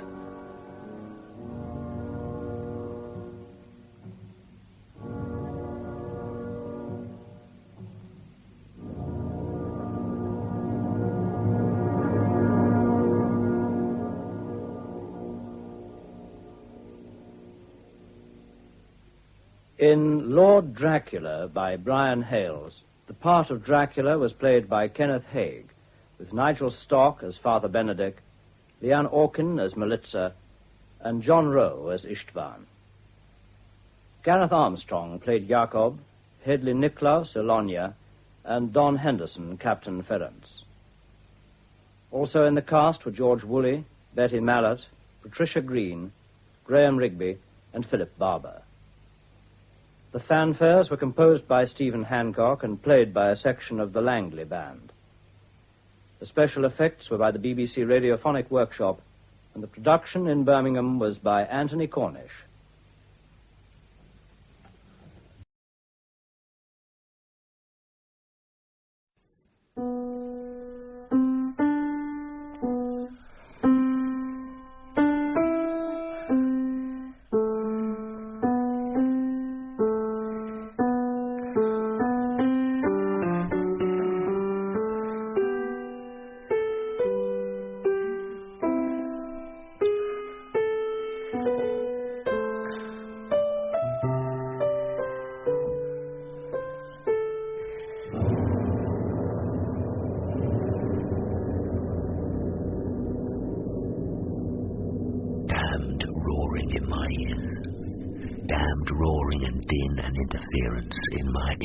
Worse today. It presses in my ears as though the drums might burst and a noise come through that is more terrible still. Perhaps before long that is all I shall hear, and she will be playing, and all I hear is noise. Again, please. From the beginning again, and more slow. More like this. La, la, la, la, la, la, la, la, la, la, la, la, la, la, la. Like that. There is no music quite like that, unless the animals heard a music in their hearts and wanted us to hear it and uttered it the best they could. The music of the animals might sound like that. So beautiful. Biting her lip, sometimes her tongue, the revealed tongue, and frowning, leaning forward, posture all wrong, so beyond expression lovely to behold. Listen, listen. Listen the music out. The music is in there. It only wants listening forth. Read if you must. Mark it. Get it by heart. Then close your eyes and listen. Feel for it with the fingers. Feel for what the heart feels. Feel it with your fingers. He stands behind me when I'm playing to watch my hands. No other man stands near me like that. He smells of tobacco. Is it only tobacco, or like an animal? A good one.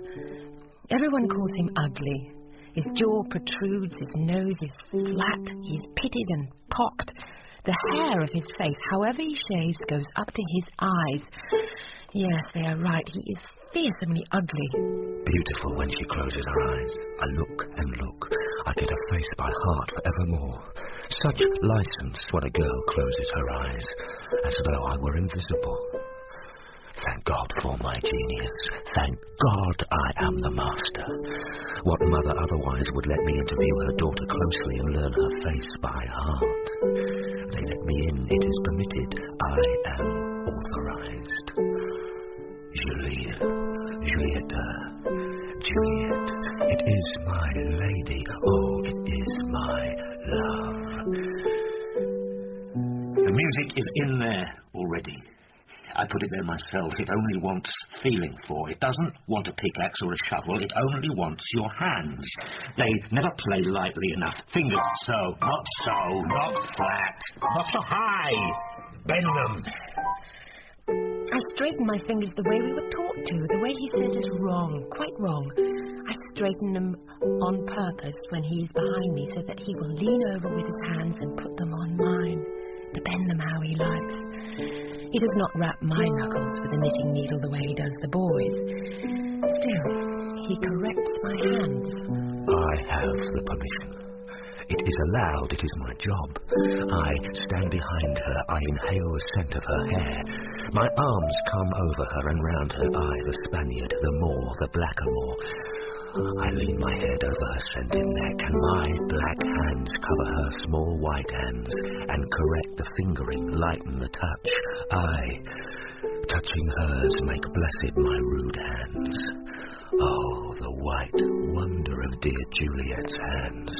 It is allowed, it is required of me, and underneath her hands are the cool keys, and in them lives my music, longing to come forth. His hands are short, squat, ugly, like paws. The hairs on the backs of his fingers are like a hog's bristles, so black. I see my hands disappear under his. My hands have never been held like that before. So much to do, and now this. How they will laugh when it is general knowledge. When the world knows my affliction, what hilarity there will be. I shall turn like a baffled bear in high society, this way and that, trying to hear, and only the noise in my head instead of speech.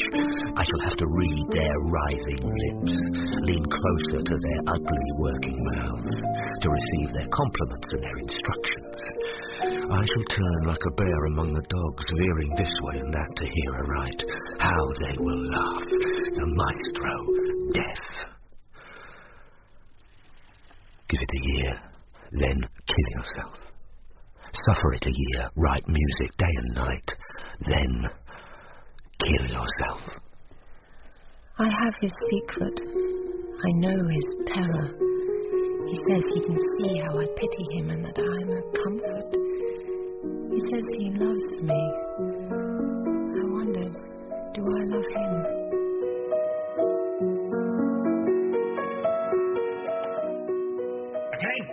That passage again. La, la, la, la, la. Lighter. Feel how it yearns there on the brink of deliverance, already on the brink of release into the silence, how it yearns and longs.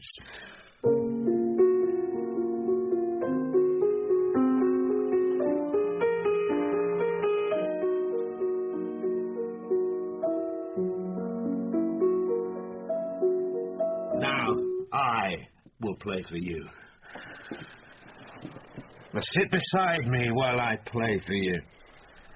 So I will hear your music as it really is.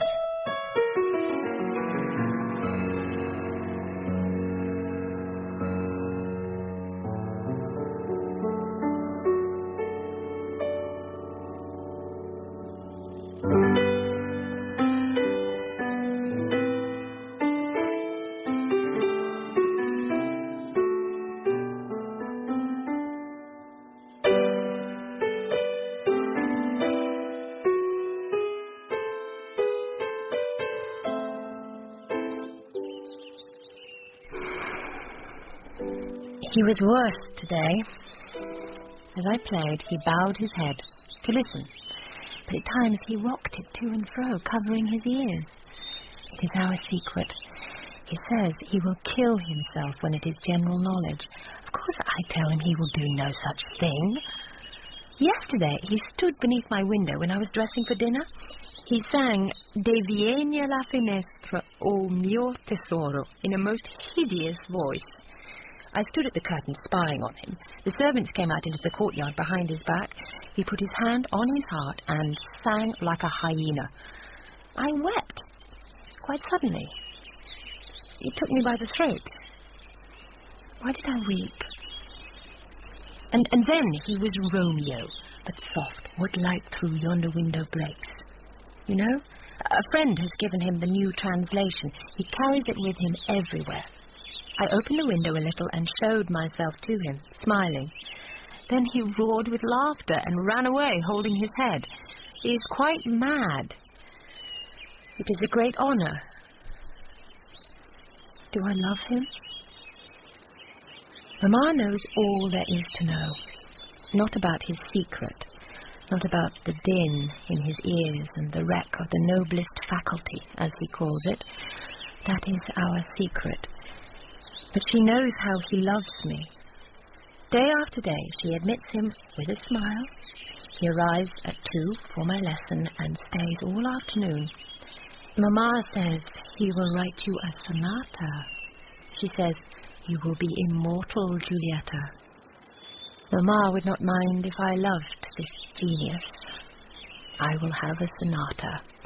My name will live forever. A friend is visiting him at present. The friend who gave him the little Shakespeare for his pocket. His name is Casimir. They have known each other since childhood, so it seems. The friend has a past the police would like to know about. Or perhaps they do already. I told you Mamma has a new lover. He is somebody important in the Ministry of Truth and Lies. Surely he knows about Casimir. Casimir never speaks. He watches us. I do not like the way he watches us. You would detest Vienna, as I do. It is an inner circle of depraved frivolity. The pox has eaten their faces, but they paint and powder thickly, and will dance to the bitter end. They pay to watch wild animals tear each other apart, or to watch two pianists compete in improvising on a given theme. They have a phrase to describe their own condition. You hear it every hour of every day, desperate but not serious. Again and again, on every occasion, their health, their government, the outlook for their souls. Oh, desperate but not serious. They give you this reply with a knowing smirk. They know, they know. These creatures seem to believe that knowing will redeem them. I'm always under surveillance in this circus.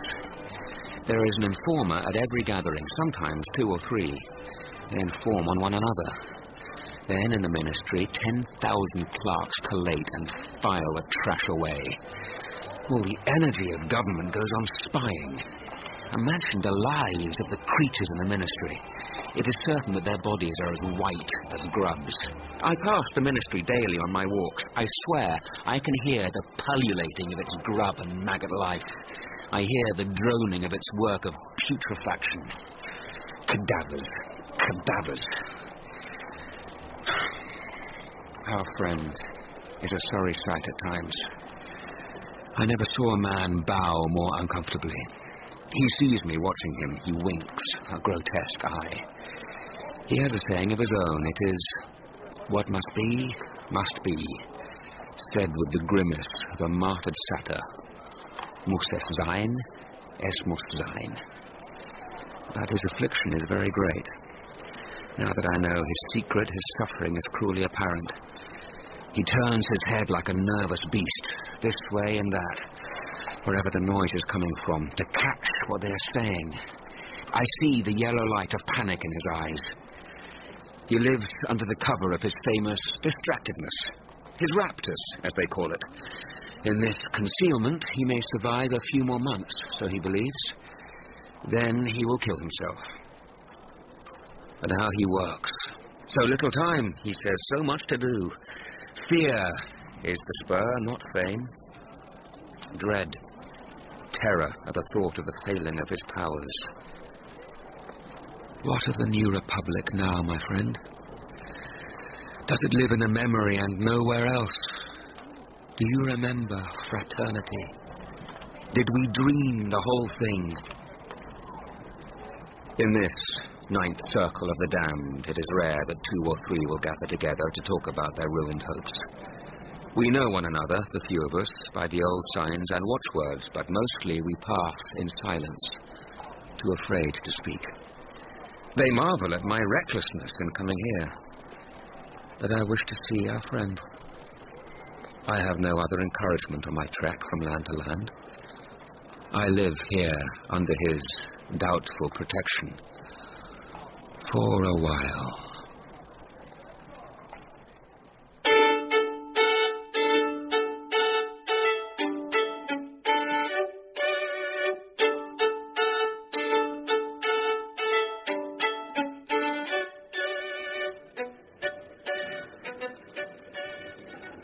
Your friend, why does he look like that? Because he's disappointed. Because he wanted better. Because he saw it, so he believes, not very long ago. And now all he sees is the worst. The way he looks at us, we are the very worst. Perhaps. Though he does most cordially now detest the French. They saw the better. They made it visible. Then they betrayed it in the terror and the wars. But we, you, I don't mean you. I mean the people roaring behind my back like the roaring in my head. They, let us call them they. They are what they always were. They have nothing to betray. He's in danger here. Why did he come? He came to see me. He watches you. He asks how I am faring in my immortal soul. He has an idea of me. He asks, am I living up to that idea? And are you? He knows my affliction. He sees me struggling. I am sustained. I am lifted up by his idea of me. We left home together 10 years ago. I came here through the armies and the refugees to make my own way in the service of my gifts. He went to Paris as a citizen of the world. He wished to serve in the defense of the new republic against the old corrupt regimes. And that very republic betrayed him. But for a lucky chance, he would have lost his head. Now he's an exile and a fugitive. What home is there in Europe for such a disappointed man? I dislike his look. I wish he wouldn't bring his disappointment to bear on me. Turn, so his eyes are on my face, not on yours. I love his look. I have become his hope. He looks to me. Now he knows my affliction and he fears for me. He fears I will lose the necessary courage. He fears for our common hopes that have survived thus far. Now, I see only you, and you see the room of people behind my back. You must keep your eyes on me. I will not have you looking over my shoulder at the disappointing world. Look at me. Julie. Julietta. Juliet. Oh, wilt thou leave me so unsatisfied? Enough of all that. What am I really? Speak to me as I really am. When you play, you are what my music really is. You are the means of its becoming audible in the world. I do not play very well. You play so that I can hear how music enters on our human senses. I can hear the very process of its entering us. Music is not a finished thing. Music is a becoming. And as it becomes itself, as it comes to life, so it urges us to do the same. To come into being, to come into fullest life. That is what you see in me. That is my idea of you. Suppose you are wrong. Suppose I am more like the people behind my back. Suppose I am only like them. Whose idea of you will you wish to live up to? You decide. Perhaps I love you when I play. Perhaps I am becoming able to love you equally as you love me. Perhaps. And perhaps when I play, I am in the process of becoming free. You have no idea, you and your friend, how hard it is for a woman to become free. Were we freer in his republic? I doubt it. In mine you would be. Free, equal, my sister, my spouse. Here comes Mamma with her new lover. He is a minister in the Ministry of Spies. He's a very important policeman. He will incarcerate your Casimir when he chooses. Mamma and her policeman are coming towards us, smiling. She will take you by your hairy paw.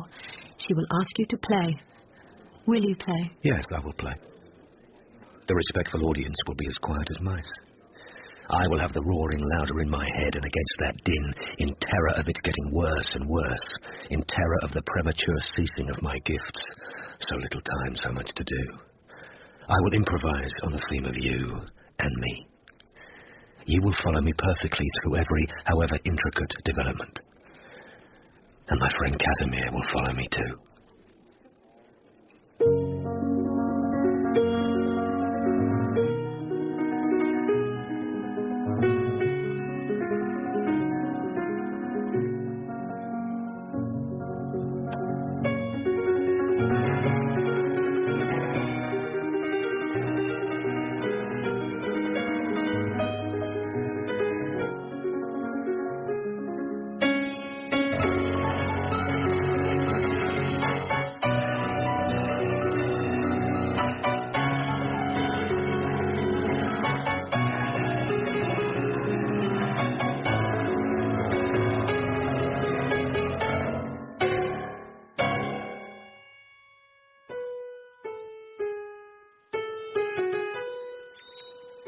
But this is a new age. This is the dawning of a new age, and its name shall be called the Age of Disappointment. Whoever wins, we shall have kings and popes and emperors as before. Old ones or new ones, they will be as they were. There will be no fraternity. Only force, subjugation, lies and spying. Only greed, selfishness and vile obedience. And here, especially, while the poor rot, the rich will go on riding their hellish carousel. True. But fraternity came on the point of a bayonet. Nobody wants fraternity offered them like that. Why should they? So they side with the worse against the better. How shall they see that it is the better? They saw the invading French. Such hope we had. Do you remember this? The age of kings is dead and done. It is disgraceful in you still to want a king. You are too old. It was perhaps a different matter in your father's day, but now there is no help for you till you will help yourselves. Yes, I remember that. We live in the memory. Without the memory, there can be no hope. What if the very memory were erased? What sort of future could we even desire if the memory of our hopes were to be erased? The job of the police in the new age will be to erase our memory. If they succeed, we shall not even know we are disappointed. Hark at that. At what? Nothing. You were saying? The idea is not in doubt. We know the idea in our heartbeat and in the pulsing of our blood. The devil is in the execution. What a face liberty had in Paris towards the end. I saw it. It was the Medusa. I feared it had petrified my heart. Only hark at that, so lovely. You heard something. Something you say is lovely. Nothing. A flute. A shepherd, I suppose. Very faint, scarcely audible. I heard nothing. My head is quiet today. The roaring is less, very faint, like the sea, I imagine. Like the waters around Prospero's island on a still day. But I heard nothing. Casimir, I give it a year, then I shall kill myself. You will do no such thing. You have no right to. No right to? No man has the right to die by his own hand while he can still do somebody some good. And you can do good in abundance. You can imagine order, harmony, just distribution. You can set it out in black and white on staves for others to realize and hear and be affected by and want the better life. You have an order at your disposal, compared with which this order of kings and popes and emperors is a slaughterhouse, a bawdy house, a shit house. And the minister and his police will never censor you. They cannot read the revolutionary script of music. That's as may be. But in your case, have you the right to die by your own hand? I have no thought of doing any such thing. Biding here in mortal danger amounts to that. I cannot leave till I am sure of you. Indeed, I cannot live unless I am sure of you. Nor I. Unless I am sure of you. When the noise gets worse, when I can hear nothing but ugliness in my head, I must think that my friend is listening for me somewhere. That flute again. I saw it in your face. The shock of beauty cannot be concealed. I could not hear it. I saw it in my dear friend's face.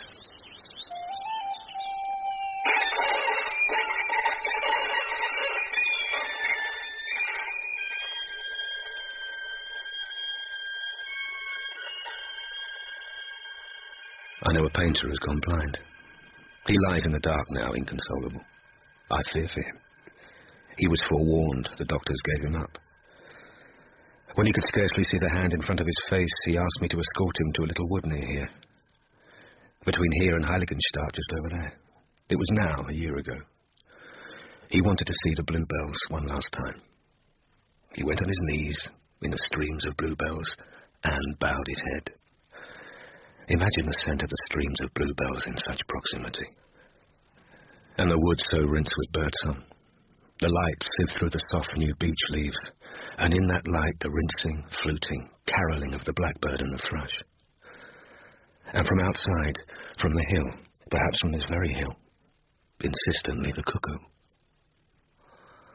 And my friend was on his knees, pressing the blueness of the bluebells against his open eyes. To be healed by miracle at the last minute? He does not believe in miracles. It was to get the blueness by heart, to get it into the inner eye forevermore, always thereafter on his bed in darkness, to be able to see the Maytime blueness of a year ago. For it is heartbreaking, is it not, to leave behind the lovely phenomena of the earth and go into a darkness where they can't be seen. Except in the head, in the freedom behind the extinguished eyes. There he sees them. Like streams of living water he sees the absent bluebells. And with them he smells the scent, and with the scent he hears the singing of blackbird and thrush, and the strange disembodied insistence of the cuckoo's notes.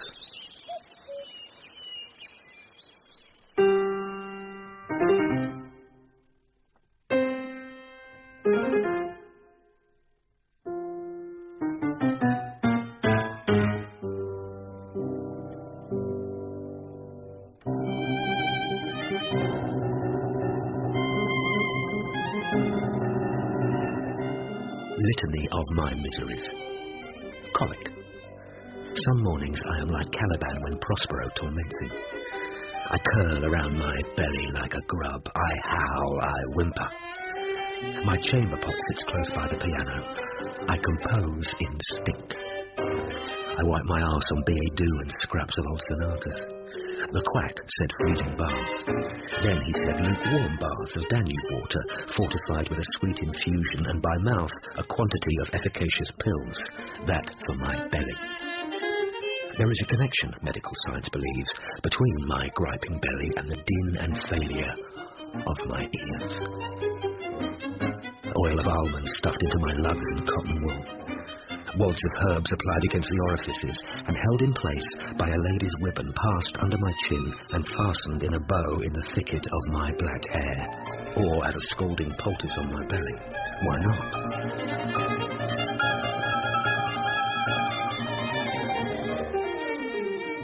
Now comes news from Berlin of miracles worked there in the public view by a certain Dr. Kratz, a disciple of the great Galvani. A child, deaf since birth, cured by the application of electricity. The shock, the twitch, the leap, and at once in rushes human speech, bird song, pure liquid flowing of the pianoforte, and the lovely higher reaches of the violin. Patience. Patience. Patience and resignation. Scarcely begun, must I resign myself to doing nothing more? So much to do, so little time. Listen. Listen. Hear how it insists. How it reaches up and out and onwards and beyond, always for more and more. Impatient. Unresigned. How it wants and longs. How it aspires. So that if they listen truly, they would not applaud. When they applaud, they seem to be congratulating themselves. If they listen truly, they would be silent. They would look into their own soiled hearts and weep, and then aspire, make vows, make promises, having glimpsed the better, not to settle for the worse. This I can do. Unsettle, agitate, push and push. Hear how the music pushes at the limits, how it disallows our settling for less. Listen. Remaining as you are, you will be a disappointment. It is not good enough. You were not made to settle for so little. Push and push. The best I can hope for is some quietening in my head. The most I can pray for is my own silence. I imagine a silence like an anchorite's in the Egyptian desert in the middle watches of the night. And in such silence I will house and listen to what only I in all the universe can hear. Hear it, set it down in black and white, and give it out into the world of men and women, there to be made audible.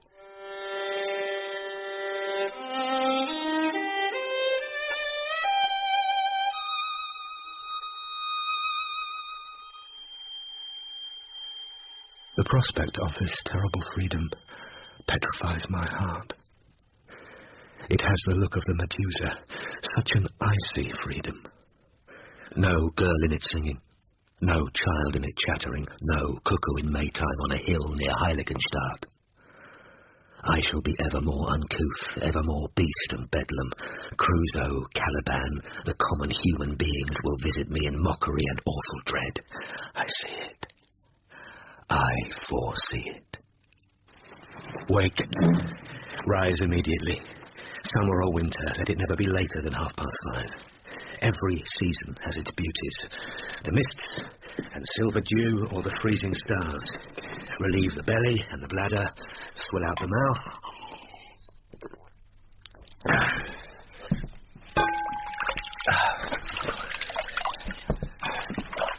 Douse the grisly face in the coldest possible water. Brew coffee black as the beard. And then begin, by lamplight or in earliest sunlight at the window, study the masters. Master the craft. Learn the old in hopes of the new.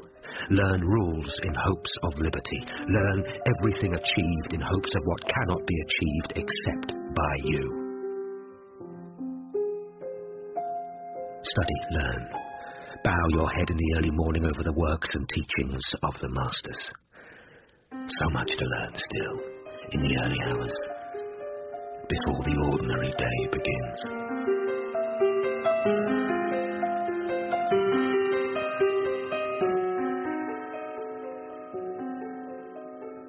During my lesson, they began to talk about liberty. I doodled on the piano. Casimir wondered, had I anything to say? I said, no girl or woman of my acquaintance has any liberty, though some very stupidly suppose they have, and then I doodled on the piano and thought my thoughts. Before very long, Mamma will marry me off. Next spring, perhaps. A spring wedding. She has an elderly gentleman in mind. He has the necessary funds. That is what will happen to me. I quote, what must be, shall be. I look in the mirror and I look around me and I see how delightful on the senses we young women are. My elderly gentleman will enjoy me. A curious word, enjoy.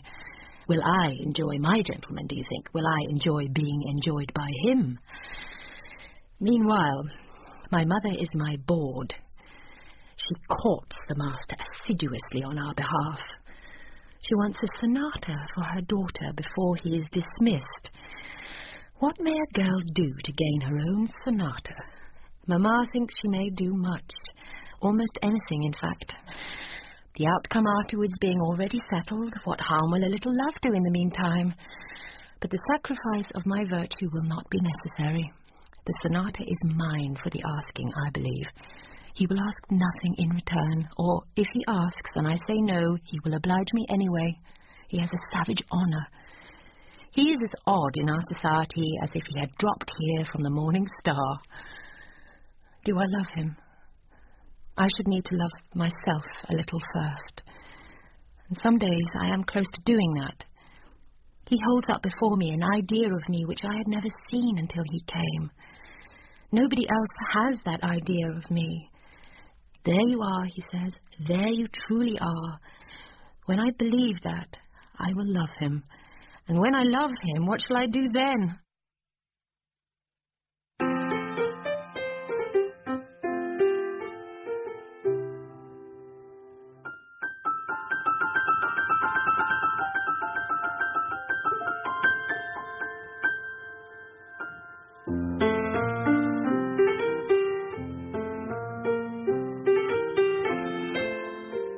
It is wonderful to watch him improvise. I say, watch. Of course, one listens. A purist would close his eyes. But I love the spectacle, too. That and bristly face, thrust forward chin, hair as black as a bat, the almost beastly hands. And out of that head, through those hands, into the keys and strings, the music comes, endlessly invented and made real on our astonished ears. The music in his head, abstract as pure mathematics, made real through the medium of his ugly frame and a pompous contraption of wood and ivory and wire. So far, his powers of improvisation have not been impaired by his affliction. He performs in the public view like a miracle worker. He has told me two things lately of great interest. First, that as a child, studying under the organist of the Minster Church in Bonn, he composed some pieces for the instrument which his own small hands were incapable of playing. In my long and unhappy meditation on how the good insights of the imagination may ever be put into practice on this earth, that little anecdote affected me almost hopefully. You take my meaning. The idea is there. It is conceived. We are not yet grown into the means of its realization. Patience. Work in the meantime in faith and hope and love. And secondly, more striking still, he told me this, that he knows a work of his to be a good one if it shocks him as something unfamiliar when he sees it printed. He sets down in ugly scribbles the harmony he hears, the order he sees, and sends the sheets away to be prepared in proper form. The work, on its return, shocks him. Him, its maker. Then he is delighted. He rejoices. I will hold him in my heart at that moment of his shock and joy. He will be my counterexample in our world of bloody realizations. We have surprised ourselves so often by the making real of our ideas, and not in joy and satisfaction, but in terror. Imagine a future when the world we make shocks us, its makers, by its beauty. I am free to leave. Our friend has given me his word, and I have given him mine. What word? The old word. Nothing new. Only the old word said and given again. The promise to live and labour for the good we still remember and can still imagine. I leave at once. Juliet, the beloved, has warned me that I must. I see the beginnings of a lovely metamorphosis in her, and I should have liked to witness it a little further.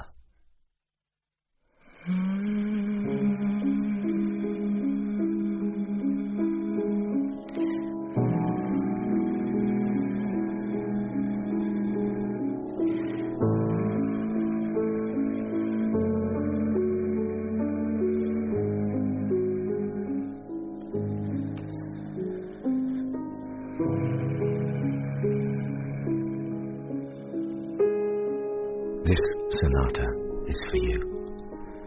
It bears your name in dedication. But if I am honest, I began it for a painter who was inconsolable when he lost his sight. So the music you are playing that is for you is also for him. It is an elegy. This music is the birth of me. In this music, I am becoming what you say I am. Now I can love you. Now I do love you, equally in freedom as you love me. Still, it is an elegy. In it, I lament over a death. I am not in love with death. I am in love with you. But when I think of you and my love for you, I think of death and how I must live and make music in the time that still remains. I am not in the least in love with death. My music is the answer my love makes against the face of death. I can hear the death in it. I can hear the sadness in it for the death of your friend, the painter, who could not be consoled. And I can hear already the sadness you have put in it for me. I hear the sadness over what I am destined to become. But I love you now, for a while, for as long as the world allows. You will leave me. I shall be left in my head alone. I shall be left alone in a hideous roaring in my head, or in a silence as icy as a hermit's cell. No girl in there who plays and sings, no chattering child, no cuckoo on a hill near Heiligenstadt, no thrush and blackbird in the bluebell woods. I will leave you. I will be taken from you. I helped your Casimir escape. I sided with him and you against the people you despise. And among those people I must stay and live my life, for nobody will help me escape.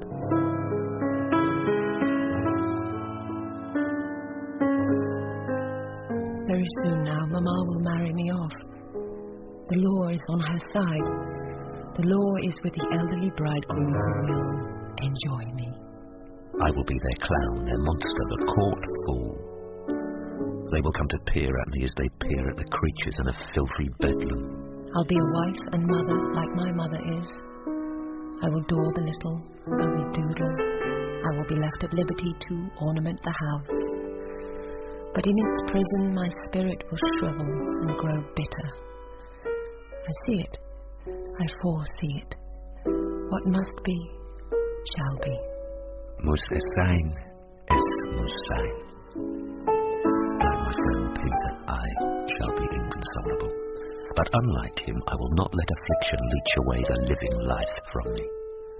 I will take my fate by the throat. I will think my fate a tree of life in the garden of the Hesperides. I will take hold of it. I will shake down from it the apples of immortality. I will never forget you. I will play this music. I am better now than I shall ever be again. When I play this music, I will recall the freedom of life I had with you. And when your affliction worsens, and in the world outside there is no longer any music you can hear, remember me. Remember me playing as I am playing now.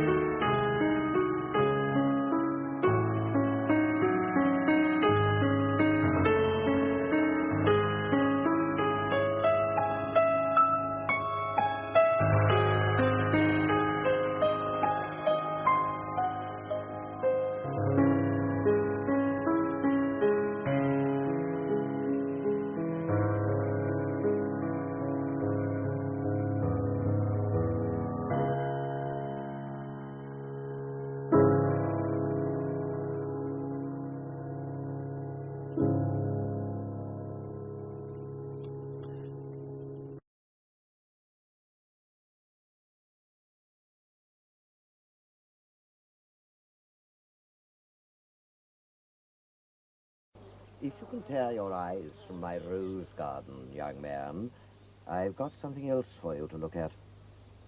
Here. Piece of plastic. Look at this card through it. Eh? What do you see? Breaks light. It's a sort of prism. Quite still, Dickon. Hold the card quite still. Numbers. 3, 7, 4, 2, 9, 1. A map reference. The prism, if I may. There you go. Now look at the card again.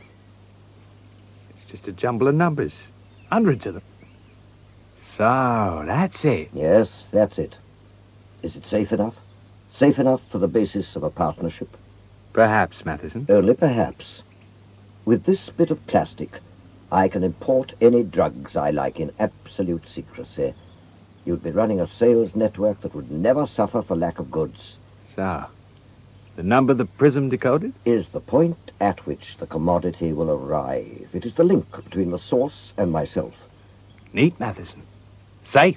A reaction I would expect from a person I think well of.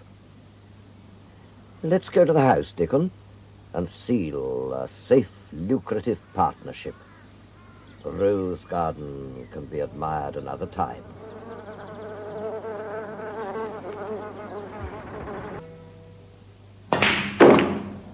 Jammy one, Ray. Cute straight into the pocket. You've been practicing on the sly. Yeah. I don't want to play billiards anymore, nurse. Marty, Ray. The name's Marty. Is it? I forgot. It's easier to call everybody in this place nurse. You don't like it, do you? Like hospital. I don't like it. It's not doing me any good. Well, give it time. They all say that. Time. I keep coming back. When I watch my girl, they'd never come back. I'd just sit at the table, drink a pint of beer, and watch her. Then the insects will go away. There's nothing there, Ray. Your eyesight isn't good enough, that's all. Look at my hands, Marty. Go on, look at them. See them? The lines of my skin.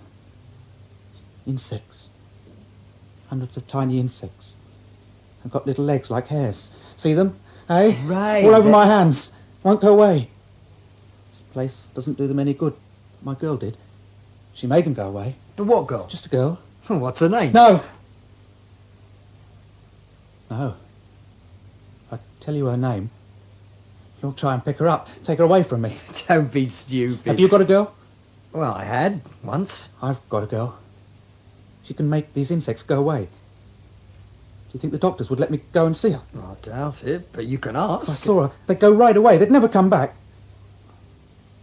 They eat, you know. Eat the sweat off my hands and turn it into poison so I can't touch my food. Did you know that, Marty? Yeah. Have a cigarette. Thanks. I wonder what my girl's doing now. Sitting with her feet up listening to her stereo if she's got any sense. No. My girl will be working. Well, at this time of night? She's beautiful. People go to see her. She works at a nightclub, an expensive nightclub. Oh? Mr. Nikos. He looks after her. I'll wring Nikos's damn neck when I see him in the morning. That pig he's palmed me off with tonight. Oh, damn this zip. Oh, that's got it. Oh, he's a long time in the bathroom. Michael, or whatever you're calling yourself, have you finished in there? Michael! Oh, what the hell? What are you doing in there? Michael? Oh, say something, for heaven's sake. Oh, it's not locked. Michael, for... Oh, God, no.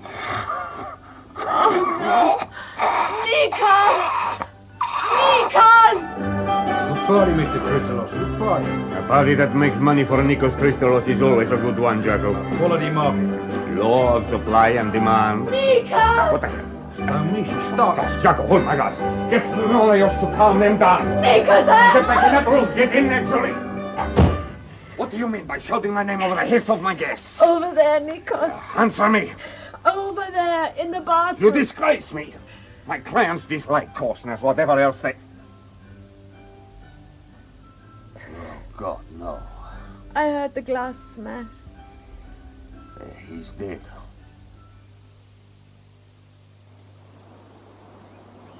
Beautiful roses, Dickon, don't you think? Matheson, you can't persuade me I was brought all the way down here at this time of the morning to discuss your roses. Can't I? Come on. I know you don't like giving bad news. Touch of the bureaucrat, eh? Things have gone a little wrong. Holt has failed to turn up. He was due to arrive at 3 this morning, carrying the link for the coming delivery, and he has failed to turn up. How? Could he be late? Holt is never late. Something's happened to him. Happened to him? I'll lay my hands on him. Something damn well will happen to him. Ah, Dickon, please. That sort of approach will get us nowhere. I know Holt. He is reliable. Whatever it is won't be his fault. I can guarantee that. There's no point in making wild threats. Oh, really? Well, sometimes the direct approach works wonders. You run a distribution ring, Dickon. There you might be right. But I run a business where such actions tend to be counterproductive. Anyway, I'm afraid the situation is more serious than it appears. Ah. Oh, I know that without the link we'll have to miss this delivery. Count at 10,000 loss. I don't want that any more than you do. The link itself's totally innocuous. True. An anonymous, many-faced prism. It's gone perfectly since we first started working together. 2 identical cards. One here, one in Cuba. Each card covered with numbers from 0 to 9. To be photographed through a prism which singles out a map reference number. It's a good system. Until the prism goes missing on its way from Cuba. I mean, you aren't going to decode the reference numbers with the bottom of a milk bottle. That is just the point, Dickon. Look, unless you've developed a sudden brotherly love for Holt, I don't see what you're worried about. I don't want to lose 10,000, but it won't break us. It isn't heroin this time. Not? What do you mean, not heroin? The Cubans have a charming name for it. A charming name for an expensive commodity. They call it stardust. Oh, very pretty. What is it when it's at home? A lysergic acid and methaqualone derivative. That'd blow a few skulls. It would, if we could get hold of it. There's a big advantage to it over straight LSD. The stuff is physically addictive, and the build-up to dependency is remarkably fast. Why the hell's it called stardust? 2 reasons. Firstly, it comes in the form of a crystalline yellow powder, almost yellow ochre. In the right light, it looks like golden castor sugar. 1 grain is sufficient to give a very pleasant time, I believe. You said 2 reasons, Matheson. The refinement is such that it can be carried in minute quantities that are easily concealed. Also, dogs don't respond to it. Yes, yes. We are going to have a 10-pound drop to be bulked up with 500 pounds of pure glucose for final sale. The second reason it's called stardust is because we pay 50,000 for a pound weight of pure concentrate. 50,000 a pound? $500,000 for the drop. And we've paid it? What kind of a businessman do you take me for, Dickon? We've paid half only. The other half is payable on collection. Collection, mark you, not delivery. Am I supposed to feel happy about that? $250,000 instead of half? It's a fantastic deal, Matheson. Bigger than anything. Hell, we'll never be able to absorb the loss. The entire connection will dry up for lack of funds. True. True? Is that all you can say? Is that what I tell my pushers? Matheson, you know right, no bloody right at all to invest that amount of money without consulting me. Look, I came into a partnership. Equal shares, equal responsibility. Equal but different responsibility, Dickon. I'm sorry, but it was a business decision. My end of the partnership. Oh, that's rich. That's business. Matheson, you've just lost $250,000 that we can't possibly recoup. Who says we've lost it? You said it yourself in so many words. We've no link. Without the link, we don't know the map reference for the drop area. Oh, God. They could put it ashore anywhere in the country. Some little rowing boat punts out from a Cuban freighter off the coast of Devon or Cornwall and dumps a package in an isolated cove. And what for, eh? Huh? Food for sheep? Think of it, Matheson. A flock of sheep blown out of their minds on our stardust because your damn system's broken down. Our system, Dickon. A good one, a safe one. Oh, yes, great. We've no one we can contact for a new link. No names, no addresses. Your marvellous system sealed at both ends and the middle as well. Don't believe you even know who manufactures the stuff, do you? Quite right, I don't. It was that very safety that attracted you to the system in the first place, Dickon. So safe it's finally swallowed $250,000 without trace. Not irrevocably. Really? I suppose you're going to whistle it back. Holt, dead or alive, is somewhere. And with him is the link. We have 2 weeks, Dickon, before the goods come into the country. And where exactly do we start looking? The city clubs. Holt was a man of aberrant tastes. The upmarket strip reviews and call girl chains. Someone will have seen him. Where do I come in? I've got contacts of my own, but your network should have some leads among that circle. Use them, Dickon. Oh, I'll use my pushers. Don't worry about that. And, Dickon, your recklessness. Keep it in check. Look, Matheson, if recklessness will lead me to that prism, then I'll use recklessness. And sometime it will be the death of you. Such a beautiful rose, that one. Such delicate blooms. The bee knows what is good for him. I just can't believe. You'd like a drink, Julie? Please. Come in. Done what you said, Mr. Christos. No, thanks, Jacko. The clients? All gone. Mr. Marius is locking up the club. Good. Good, that's all. Sir? What have you done with him? It was a heart attack. Jacko and Marius traced him and took him down the fire escape. In a few hours' time, Maybe already. He will be found by the police in some alley. Oh, God, it's all so... Distasteful. You drink, it will do you good. Oh, thanks. I cannot afford to have police here. Cannot afford to have questions and investigations. We supply a demand that is on the wrong side of the law. Holt's body would give rise to endless inquiries. Holt, that was his name. Michael Holt, some minor civil servant type who drank too much, ate too much, and gave himself a bad heart. Just unfortunate he had to have his coronary here. You don't even care. Do you? Julie, you don't even know what you think about this life. He was obscene lying there, naked, gasping for breath. A great white slug. I let the people sleep with you because of the health of their wallets, not their bodies. Oh, I know. Yet you don't adjust to it. You came to me, said you wanted work that paid well, and you got it. It wasn't that... Yes, you knew what it meant when you came to the club. Even before you set foot over the door, you knew. Private parties with available girls, strip shows. I knew, but you don't accept. That's the problem, isn't it? I don't know why I bother. Any other girl, I would show her the door. But you... For me, it's the end of the road. You dream. Once I had something to dream about. Front cover of the top fashion magazines. What every young model dreams about. And I might have made it. So? It all went wrong. Oh, can you pour me another drink while I wash my face? Give me your glass.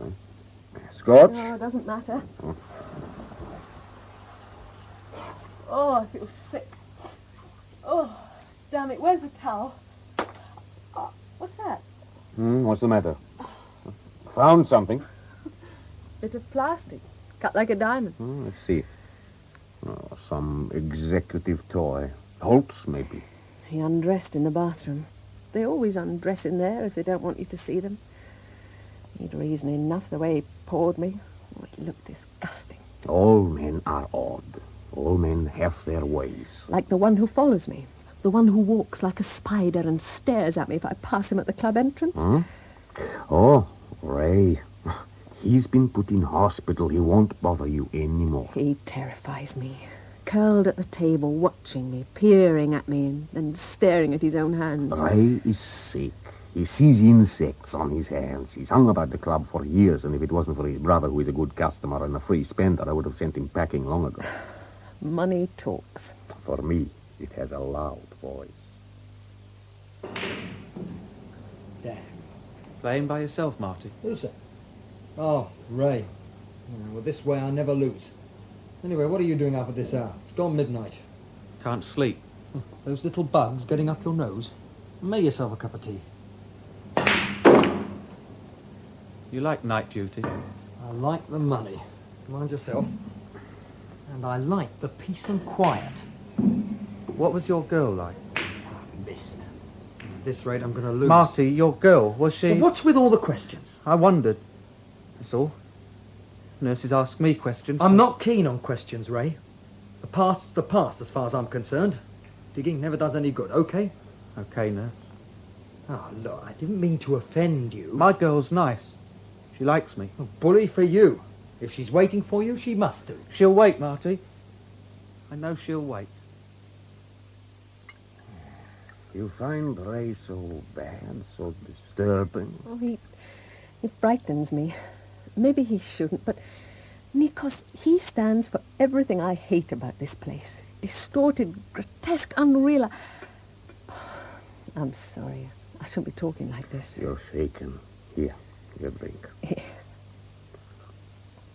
You said it all went wrong. Tell me. I'd rather not. You're talking, Julie. You're talking because you want to talk. Tell me. It was a man? Martin.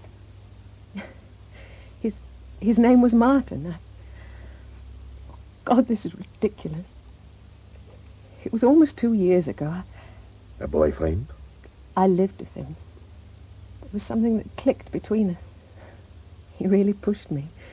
Helped me to get contracts, photographic sessions. He knew people? No, just enthusiasm. 6 months after we moved into the flat, it all started to go wrong. I came back one evening to find him flat on the floor with the stereo full up. He was as high as a kite. We had a laugh about it that time. He was just sniffing it then. Sniffing? Oh, I don't... Heroin. Oh. It was a bit later he started mainlining. I don't know why. Well, that's one of the worst things.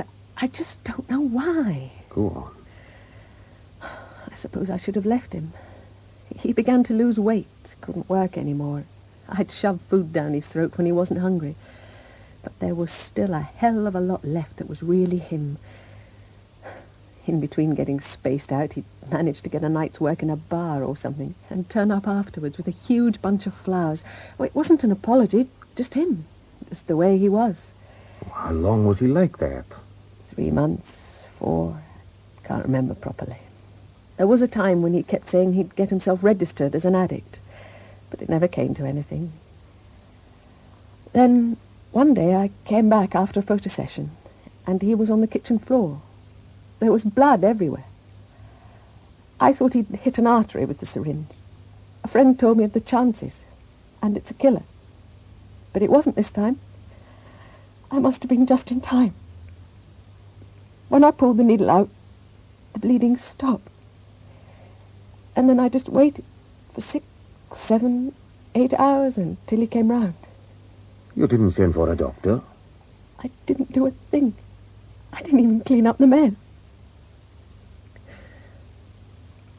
When he saw the place, realized what he'd done, what I'd found, he just shut himself off. For 2 days, he hardly said a word. Then I woke up one morning and found an empty flat and a note.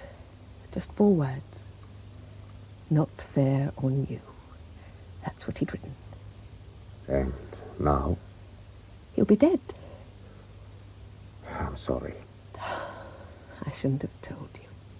Sob story. The reason why I'm here. Nothing mattered anymore. There's nothing I can say. Don't try. But I'll give you my plastic diamond. Holt's diamond? Mine. Found in the bathroom in my club. And I give it to you. Fond memories from a corpse. I'll keep it like a St. Christopher. My luck can only get better.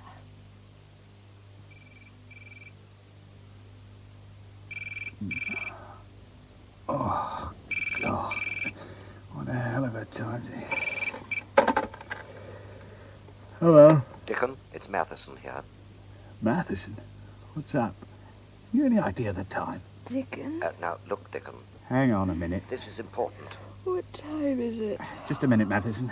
Move your backside next door, Susan. Mm? Move! Hey! Freeze without the bedclothes. There's a dressing gown on the floor. You're not that good to look at. But what do you mean? Just scat. Pig! Silly bloody bitch. Hello, Matheson? Can I assume you're alone now? Sometimes I wonder about my taste. It concerns Holt. Has he turned up? I found nothing my end. In a manner of speaking, yes, he has turned up. Very cold and very dead. The link? My contacts have checked with the police who found him in an alley. There's nothing on him. Damn. But he was seen 2 hours before the estimated time of death. Go on. The Acropolis Club, Soho.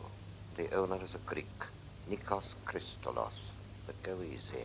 A friend wanting to find out the circumstances of death. Yes, yes. Be sure and contact me if you come up with anything. I will, Matheson. I will. God, that man will worry himself into an ulcer. What man? Just shove off, will you? Dickon, what's the matter with you? Nothing's the matter with me. I just want to get up and get some things done, right? Oh, last night, you were saying Last night, my dear Susan, was last night. You... Now, don't start to get all upset. I stayed the night with you because of what you said, because I wanted to. I wouldn't sleep with anyone. And you'll spare a lot of men a great deal of heartache and regret. Dickon! Just don't be here when I come back, right? You bastard! Bastard! You think it's all passed off, Mr. Chrysalis? Reporting the paper seemed non-committal enough. I think the less we talk about it, the better, Jacko. Just keep on cleaning those glasses. Yes, Mr. Christolos. The report said the police were pursuing inquiries. Bodies found in alleyways are bound to give rise to suspicion, no matter how natural the cause of death.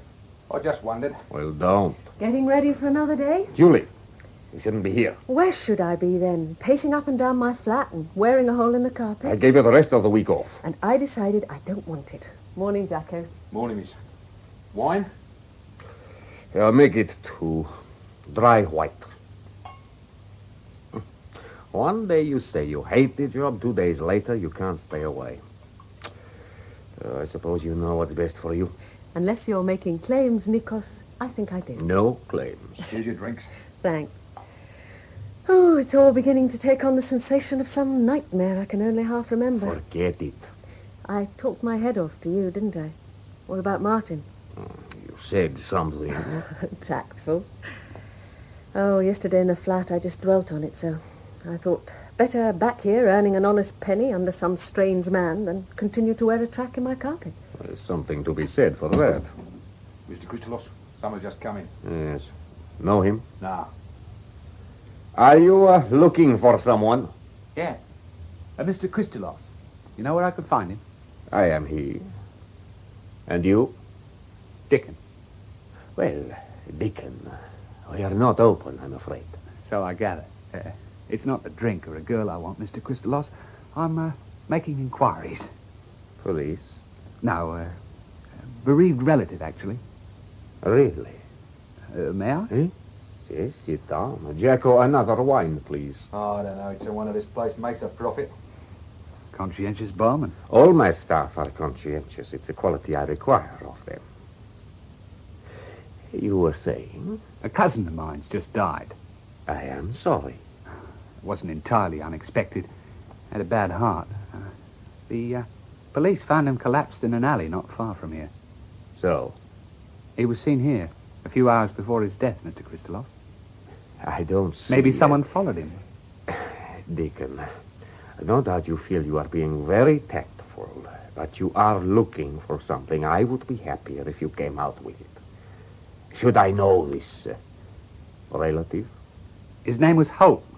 Michael Holt. Perhaps the lady. She looks anxious. You're not the only one with troubles. I just wondered. Michael Holt, you say? I'm afraid I cannot help you. It's true he was a member, but the last time I saw him was about 2 weeks ago. I see. But should I hear anything? Well, it doesn't matter. My friend was probably mistaken. Your friend? Just a friend, Mr. Christolos. Just a friend. Thanks for the wine. Any time. Jacko, find out what you can on him. For all the good it'll do, Mr. Christolos. Who was he? I don't know. But he found out what he wanted. Oh, I'm scared, Nikos. Clear the glasses up and help Jacko restock the bottles.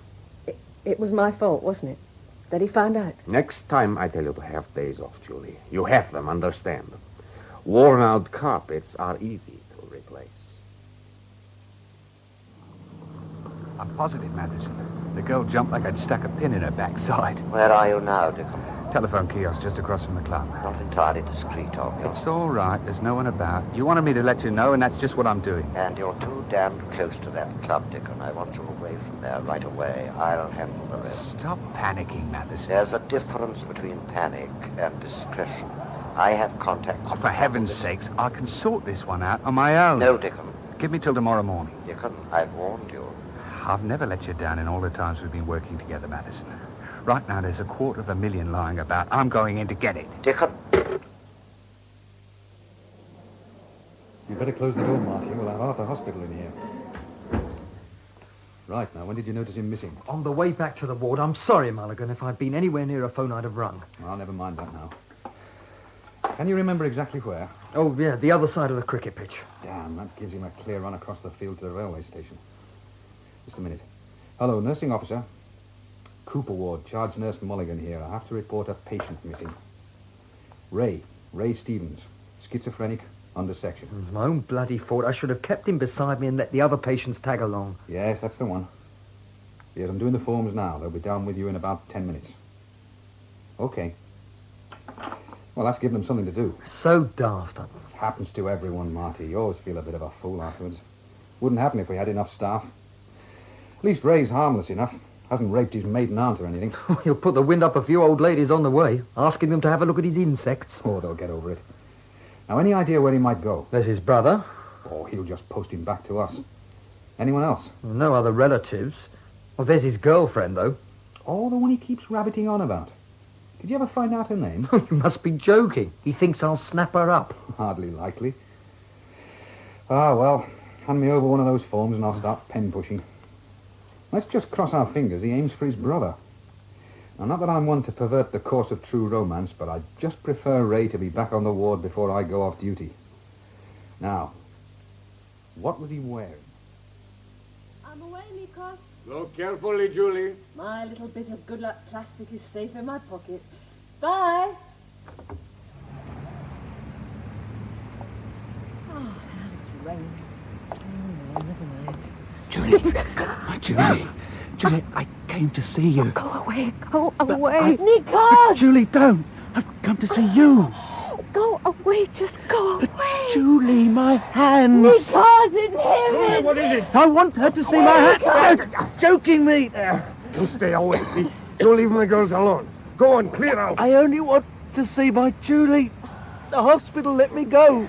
He said if Julie can make the insects go, then I should be with her. Please, Nikos. Get him away from me, Nikos. Ray, now, just go away. But... Now. Yes. Yes, I'll go. I'll go. Thank heavens you had. Scream loud enough to bring the roof down. Yes, damn it, I am. He's scared. I don't understand. I don't want to understand. Julie, calm down. Oh, for heaven's sake. Did he hurt you? No. He scared me, that's all. He just suddenly came out of the dark, spoke in my ear. He's gone now. Will you be safe enough? Do you want me to walk with you? I'll be all right. You've got things to do back at the club. Anyway, the taxi rank's just round the corner and Sammy will be there. Sammy? At this time of night, I always end up with the same cabbie.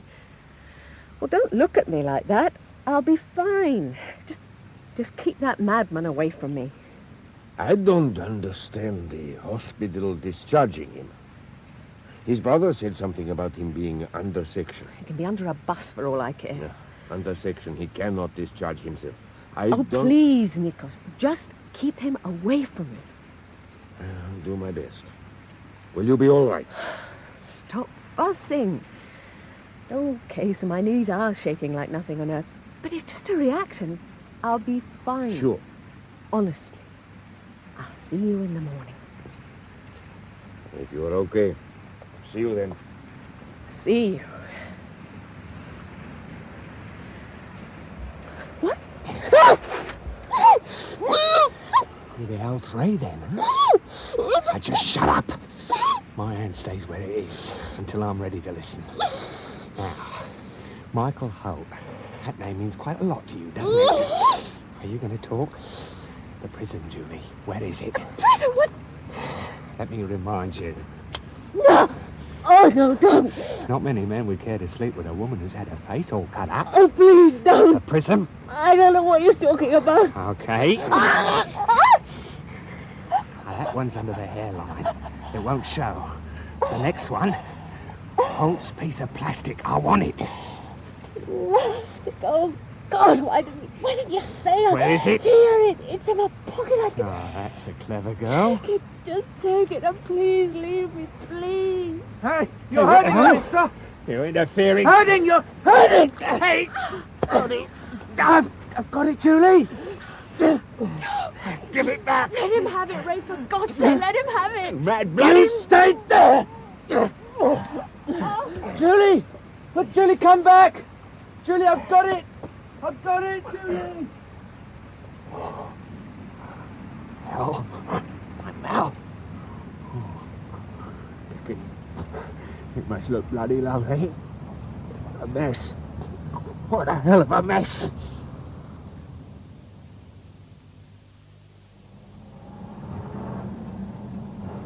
Where to now, Gub?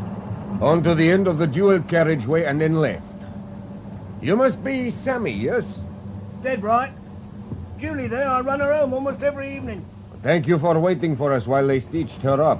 What ain't nothing. How is she? Sleeping. Eyes closed, Nikos, that's all. Oh, cold. Shock, more than likely, miss. I'll turn the heater up. Where are we going? Back to my flat. Nikos, it's not necessary. It's decided. There is a spare bed. You sleep there. Okay. Julie, what exactly happened? I don't know. He's all so confused. That man, Dickon, he wanted the prison. Prison? Well, that's what he called it anyway. Oh. He said, I couldn't think. I was so frightened when he grabbed me, I just couldn't think. And then when he brought out that Dickon knife, has it now, this prison? I don't know.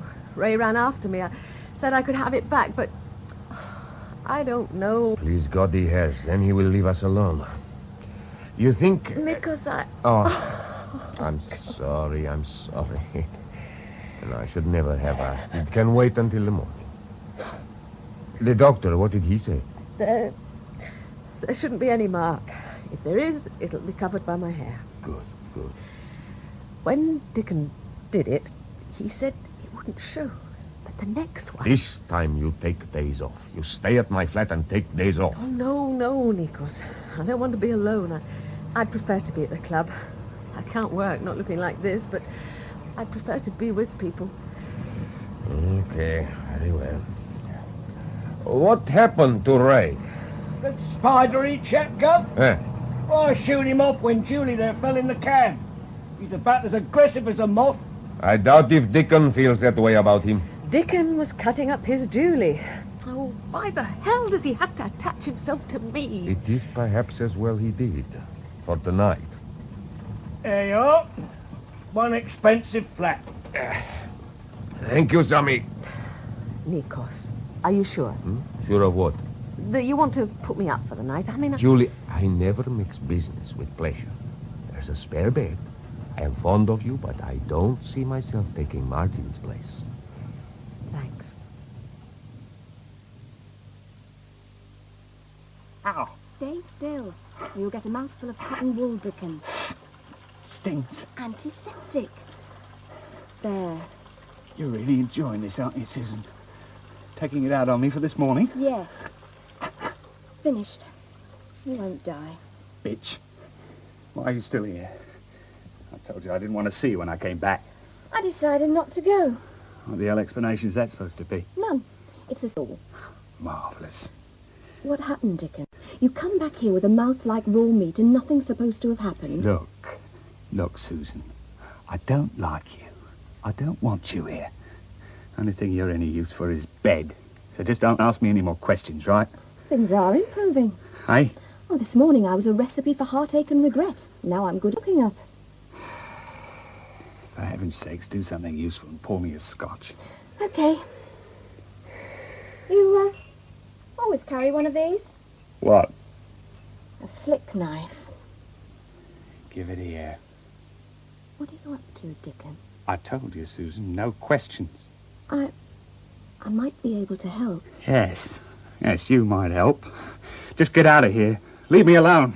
I wanted you for one night, and now I don't want you anymore. Just get out! No, Dickon. I'm not going. So, seeing it's got rough, I thought you'd want to know, Mr. Murchison. You did right. How's the girl? Frightened. 6 stitches. He can't be trusted, not anymore. Was there any mention made of the police? Don't seem to have been involved as far as I know, Gov. Mr. Crispus won't bring 'em in. He sails too close to the wind for that. No thanks to Dickon. Look, Mr. Matheson, I don't think he's got the prison. I saw something in that nut's hand when I shoved him off. It glittered, sort of. If I'd known I could have nailed it. Well, it's too damned late to worry about that now. It's far more important to put a stop to Dickon. Get him down here. I don't care how you do it. Just get him here. He's played me about once too often. Righto, Gov. And, Sammy, you're a good pair of eyes. Dickon, please, don't drink any more. Just pass over the bottle. Why don't you come to bed? It's almost dawn. That's all you care about, Susan. All you care. But you won't tell me. I've blown it. I've had it, I've blown it. Don't you understand that much? It was in my hand. And that bloody nutter took it away. $250,000, Susan. I haven't a clue what you're talking about. Look. Don't. Just don't. It'll sort itself out. These things do. My God. Listen to it. Not this one. This one's going to go straight up like a skyrocket. Dickon. Oh, hell. Just forget it. What's $250,000 anyway, eh, Susan? What is it anyway? I still want you. You still... Oh, yeah. You still want me. Mustn't forget. Come here, then. Maybe I could go on a diet. What? Take all this padding away? But you said... I said. Just leave it. No privacy in this world Hey. at all, is No. there? What? Stay where you are, Dickon. You too, miss. He's got a gun. Who are you? The name is Sammy. And Matheson wants you. Atchison? What the devil's all this drama for then, eh, Sammy?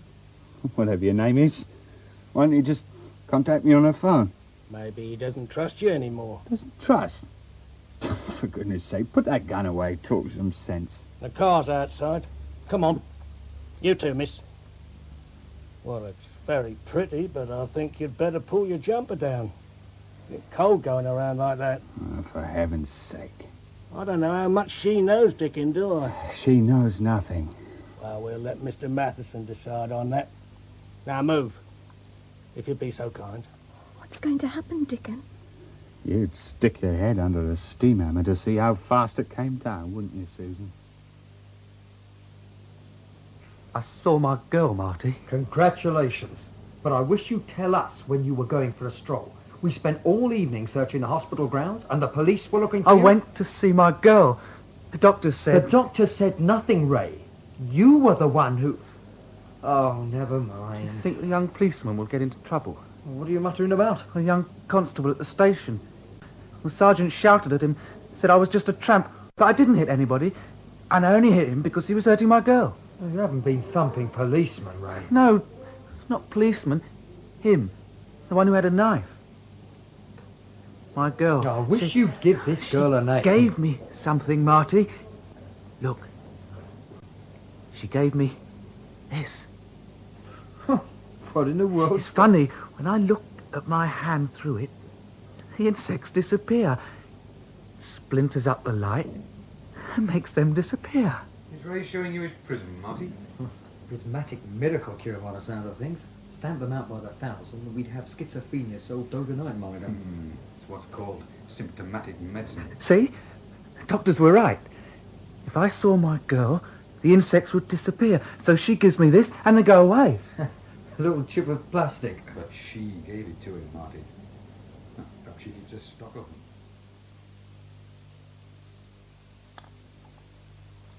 Didn't you sleep well, Julie?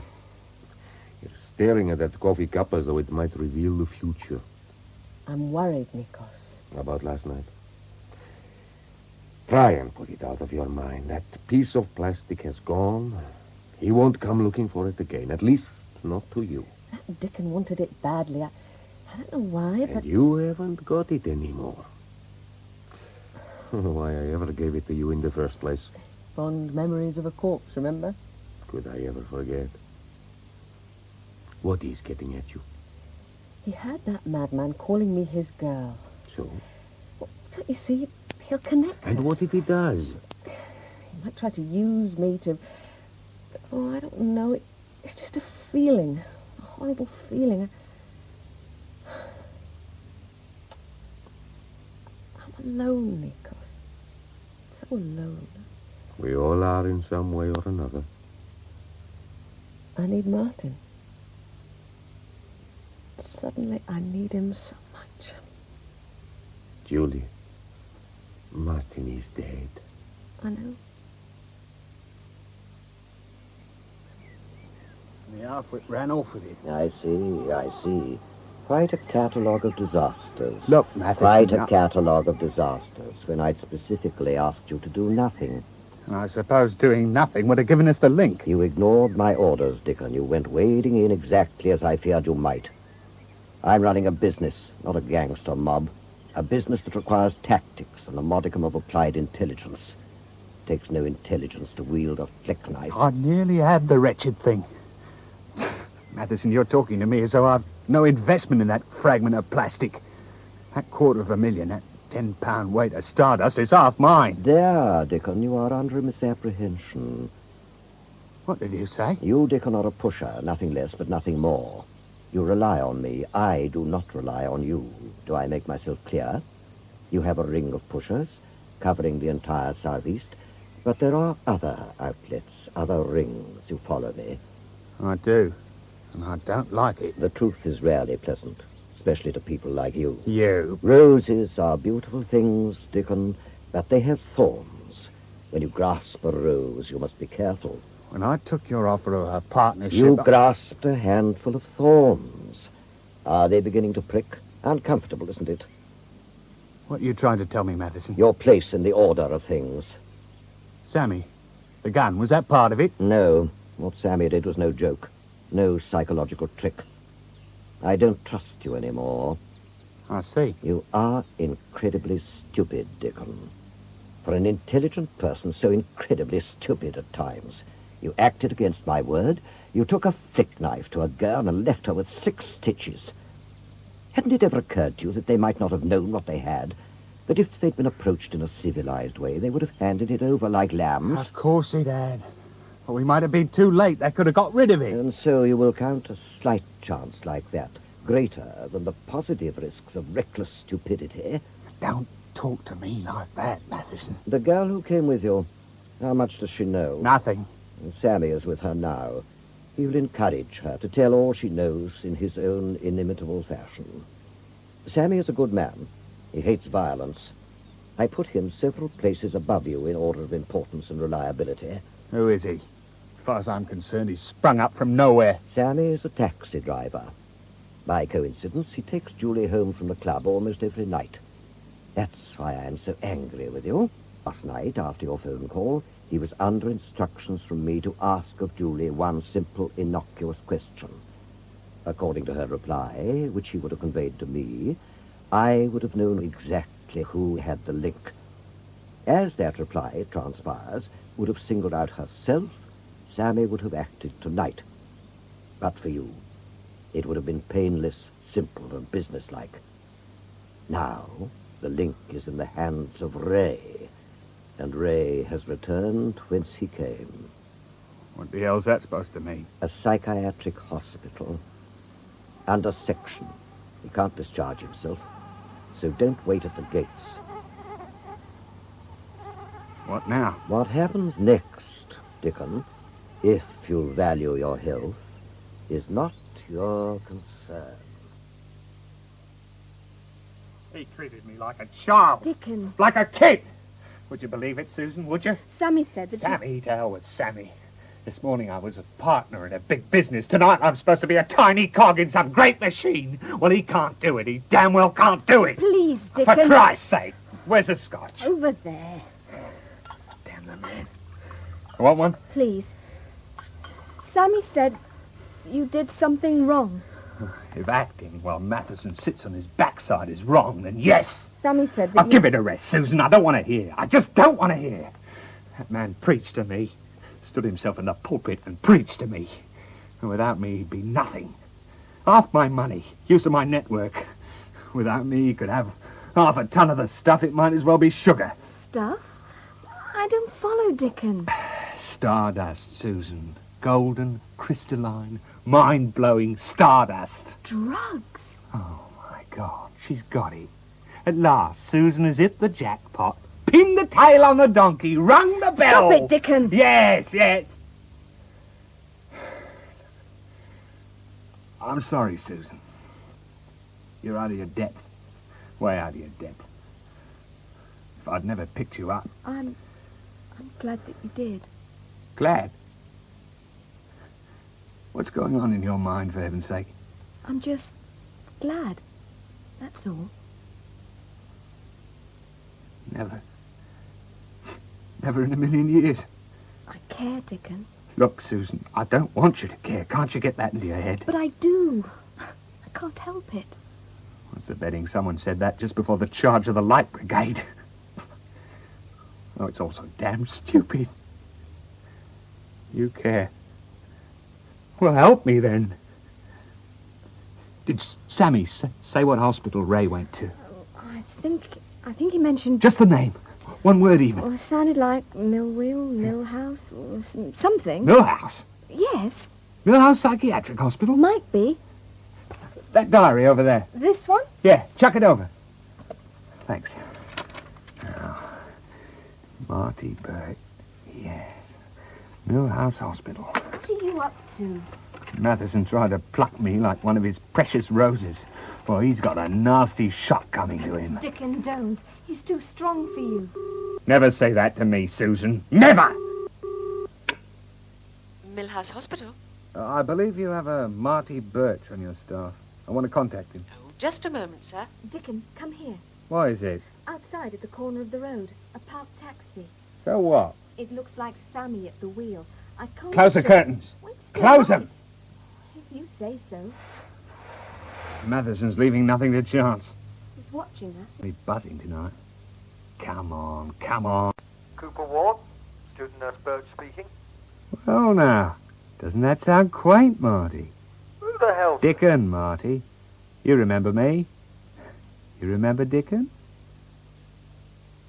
Yes. Yes, I remember you. What do you want from me, Dickon? After all this time? What are you hoping for? Your help, Marty, that's all. You take a hell of a lot for granted. Only your cooperation, Marty, nothing more. Including secrecy? I mean... Apart from the birds in the river, we're alone. And that girl over there? Susan's with me. Oh, I see. Changed your tastes in the past few years. We all change. You change. So? Got a nice job now. Training for qualifications and all that jazz. SRN, isn't it? RMN. Registered mental nurse. Nut nurse. Nice job. Good prospects. No chance of ploughing the old furrow. What's this leading up to? Let's walk. Don't worry about looking back. She'll follow us. You got a flat, yes? First thing is Susan and myself are moving in. Mine is becoming a little uncomfortable. Too close to the oven. Who's chasing you, Dickon? People. I don't want you moving in. Neither you nor your girl. I've broken with you. That's all past. Finished with. There's no way you can bring it back. I didn't go through hell for nothing. Just take it as read, Marty. We're moving in. No. You stay out of my life. Don't be objectionable, Marty boy. Else I'll set Ray on you. Ray? How the hell do you know? Ways and means. He's in Millhouse Hospital, isn't he? I'm... Sorry. Unethical question. But, Marty, you're going to have to be a little unethical. Just a little. Ray has something I want. A prism. What's it to you? Maybe I just collect them, like stamps. He says his girl gave it to him. He says it makes the insects go away. My heart bleeds. I want it, Marty. And if I say no... What chance would a proven ex-heroin addict have of staying on in a psychiatric hospital? All those drugs and things. Bastard. Come on, Marty. Yes or no? Why won't you leave me alone? Oh, say yes. It's easier. Susan! Someday you'll come up against it, Dickon. No chance. Not if you're the one who's planning on putting me there. There's no one about, Dickon. Susan, I'd like you to meet my old friend, Marty. Hello. He's not feeling himself. A bit peaky. Come on, Marty. We'll give you a lift back to your flat. Our bags are in the car. You really were sure of yourself. Sure of one thing. The people who haul themselves up by their bootstraps are going to make sure they keep off the bottom. Come on, Marty boy. It'll be just like old times. Dickon told me you and him got on well together. Did he indeed? Your faith in Dickon is touching in the extreme. I like him. That's all. Oh, then God help you.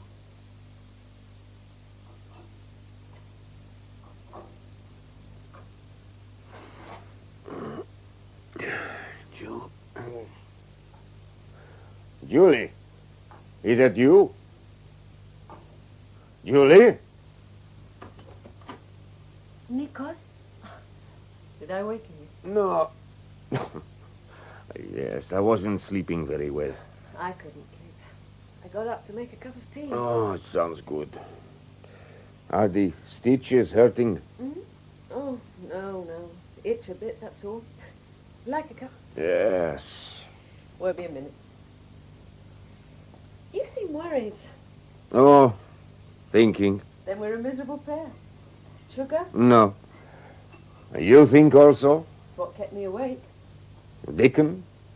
The prism? Ray? No to all three. Martin, then. It must be Martin. Yes. It must be Martin. Here, your tea. And you? A phone call. You didn't say. I have been putting off telling you. You were right in what you said at breakfast this morning, the feeling it wasn't over. Mm-hmm. I had a phone call from a man who calls himself Matheson. He wants you to see Ray. No. He wants you to see him and get the prism. I can't. I won't. Julie. No. I told him it was out of the question. He said he could bring pressure. Pressure? Nothing more definite, but whatever the pressure is, I doubt if it will be against you. He sounded a businessman. No. It's a nightmare. First Dickon, now this man Matheson. Why? Why, for God's sake? Why did that fat slug have to die in a club? Oh, Julie, I don't know if Dickon and Matheson worked together. He avoided answering my question, wouldn't say yes or no. Does it matter? Maybe. Matheson has time. 7 days he gave me. In 7 days, you could disappear. I can play it along. You could leave the club. But I don't want to. It would be good if you left. Both because of Matheson and for yourself.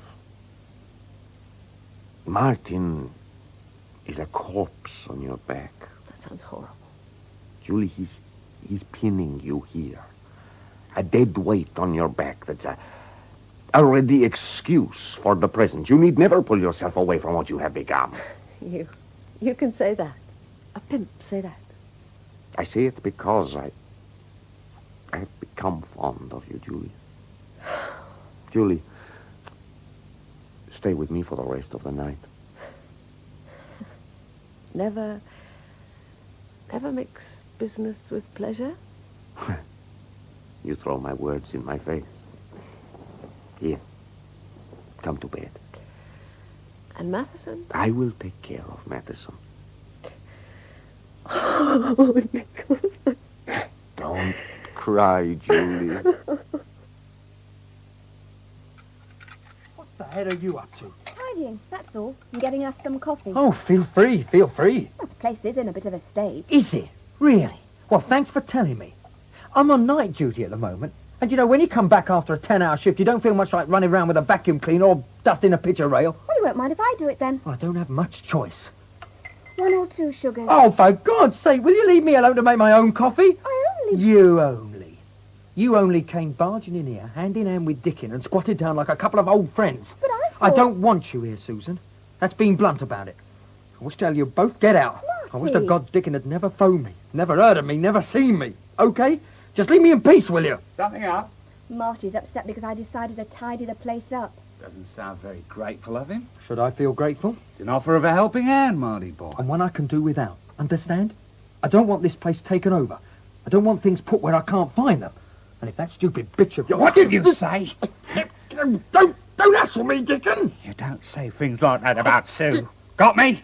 Right? Well, just remember, it's my flat. And the pair of you are here only because I've got no choice. Dickon, there's some coffee here if you want it. Hey? Thanks. If you told me that Marty... If you told me that we weren't wanted here... Well, I didn't. Wouldn't have made any difference anyway. We got to stay. Well, it would have to me. I wouldn't have... What? Why won't you tell me things? You want to be with me, Susan, huh? You want that, don't you? Well, that's me. That's part of me. You're gonna have to put up with it. That's the way I am. And I'm supposed to sit around waiting to patch you up when you come home. I'm sorry, but... Why? Because the world isn't made up of people as fastidious as Matheson. Look. See that? See that knife on the table? I always carry it. You asked me about it before. Well, it's an insurance. An insurance against people finding out what I know. And a way of finding out what they know. If you know nothing, you don't get touched, see? I see. Can you trust me that far? Can you trust me? Yes. Yes, of course. Good. Dickon, Things will sort themselves out.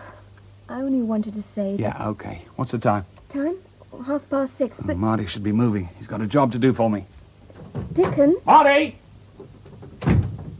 Love you. Well, let's hope they stay sound asleep. See you in the morning, Marty. Right, Marty. Good night. Night.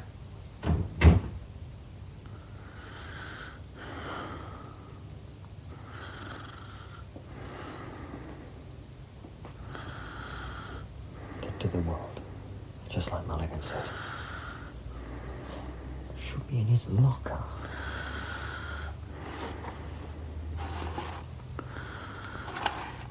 Let's try the cupboard.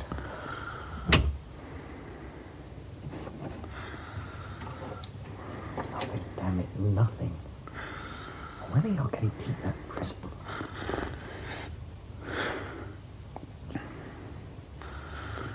Just keep sleeping, Ray. Just... Of course. The pillow. Under the pillow. Gently does it. Easy. I can just lift off it. That's my little plastic bed. And out with you. Put it back, Marty. What? Put it back. What are you talking about? I haven't... Liar! Ray, you're joking me. I want it. You're stealing. For heaven's sake. I said you were lying. I said you were. Oh, all right. All right. I didn't want to borrow it. No one borrows it, Marty. No one. Only my girl. Only she can have it. You hear me, Marty? Oh, sure, Ray. I hear you. You couldn't get it. You couldn't get a piece of plastic off a madman. Ray may be mad, Dickon, but that doesn't mean he's a fool. He's schizophrenic. There's a hell of a difference. I can't just go up to him and demand that prism. He nearly strangled me last night. Don't make me cry, Marty. All I want to know is what you're going to do about it. I don't know. I'm tired, Dickie. I've been on duty all night and I'm tired. Well, did he give you any clue? I don't know. Come on. While your eyes were popping out of your head, he must have said something. It was all bits and pieces. About his girl. But he's always talking about his girl. What was it? Oh, that she was the only one he'd trust with it. Something like that. That's it. Oh, that's it. You caught something after all, Marty boy. Don't see how that's... I know that girl. I know her. And I can get her to pick up the prism. You know Ray's girl? I know her, all right. Susan! And you think she'll do it for you? Yeah, with a little persuasion. What's up? The Acropolis, Susan. I want you to phone up and find out if they're having a private party tonight. Private party? Yeah, Nikos runs parties at £100 a head with girls thrown in. Okay.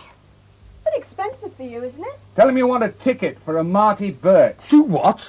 I'd go myself, Marty, but I don't think I get a very warm welcome. You'll find a tart called Julie there. Tell her she has to get that prism off Ray and hold it at the club safe until she hears more. You think she'll agree? Yeah. If she doesn't agree, just remind her she'll get cut up so bad that scar at the hairline will be nothing but nothing. You know you shouldn't be here, Julie. Nikos, we've been through all that. I'm not going to stay muffled up like a delicate invalid. So I gather. But you understand my conditions? Yes, grandfather. You're not available. You're an attractive woman to be looked at, conversed with, and nothing more. You know, for a pimp, you're acting very strangely. And for a call girl, you've never acted anything else but strangely. Touché. But you understand. Yes, I'll be a good girl and prop the bar up with Jacko here. So, life's got its bright moments after all. All right, Julie. Just make sure she does as she's told, Jacko. Oh, he's turning into a right father figure. Still staying with him, then? Yes, and you can stop looking at me like that. Like what? Scotch? Thanks. Well, a few new faces in here tonight. Can't say I've noticed. Yeah, one coming in now. Where? Yeah, over there, just collared Nikos, talking to him. Oh, yes, I can see. Oh, no. Oh, no, it can't be it. What's the matter? You look as if you've seen a ghost. What is it that interests you so much about this Julie, Mr... Marty Birch, Mr. Christolos. I've just heard about her. She's not available. No, you don't understand. I don't want to... Martin! It is Martin. This man, Julie, Julie? Oh. Julie, what's wrong? Nothing, Nikos. It's Martin, that's all. Just Martin. I can't believe it. I still can't believe it. It's been 2 years, Julie. Why didn't you look for me? What? After what I'd done? It didn't matter. It did. You know it did. Not anymore. Oh, I've missed you so much. I thought you were dead. Was it bad? It wasn't easy. They admitted me to hospital. I'd finally got myself registered and was getting just about enough heroin to tide me over. And then it was hospital. Hallucinations. Oh, bloody menagerie of hallucinations. They cut the supply off. I had other stuff. Stuff they gave me to damp it down, but I still saw it. It was... Oh, God, it was... How long? Forever.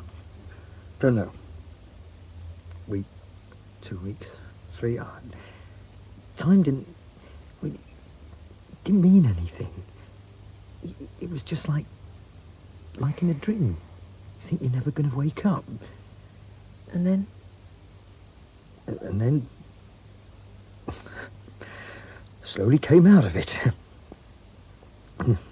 Sometime later, I was back in the land of the living, putting on weight. Cured? Like an alcoholic's cured. One sniff, one spike, and I'll be back again. I'll be walking on eggshells for the rest of my life.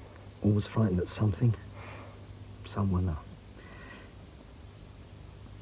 And you? A call girl, more or less. I know. You don't... No, I don't mind.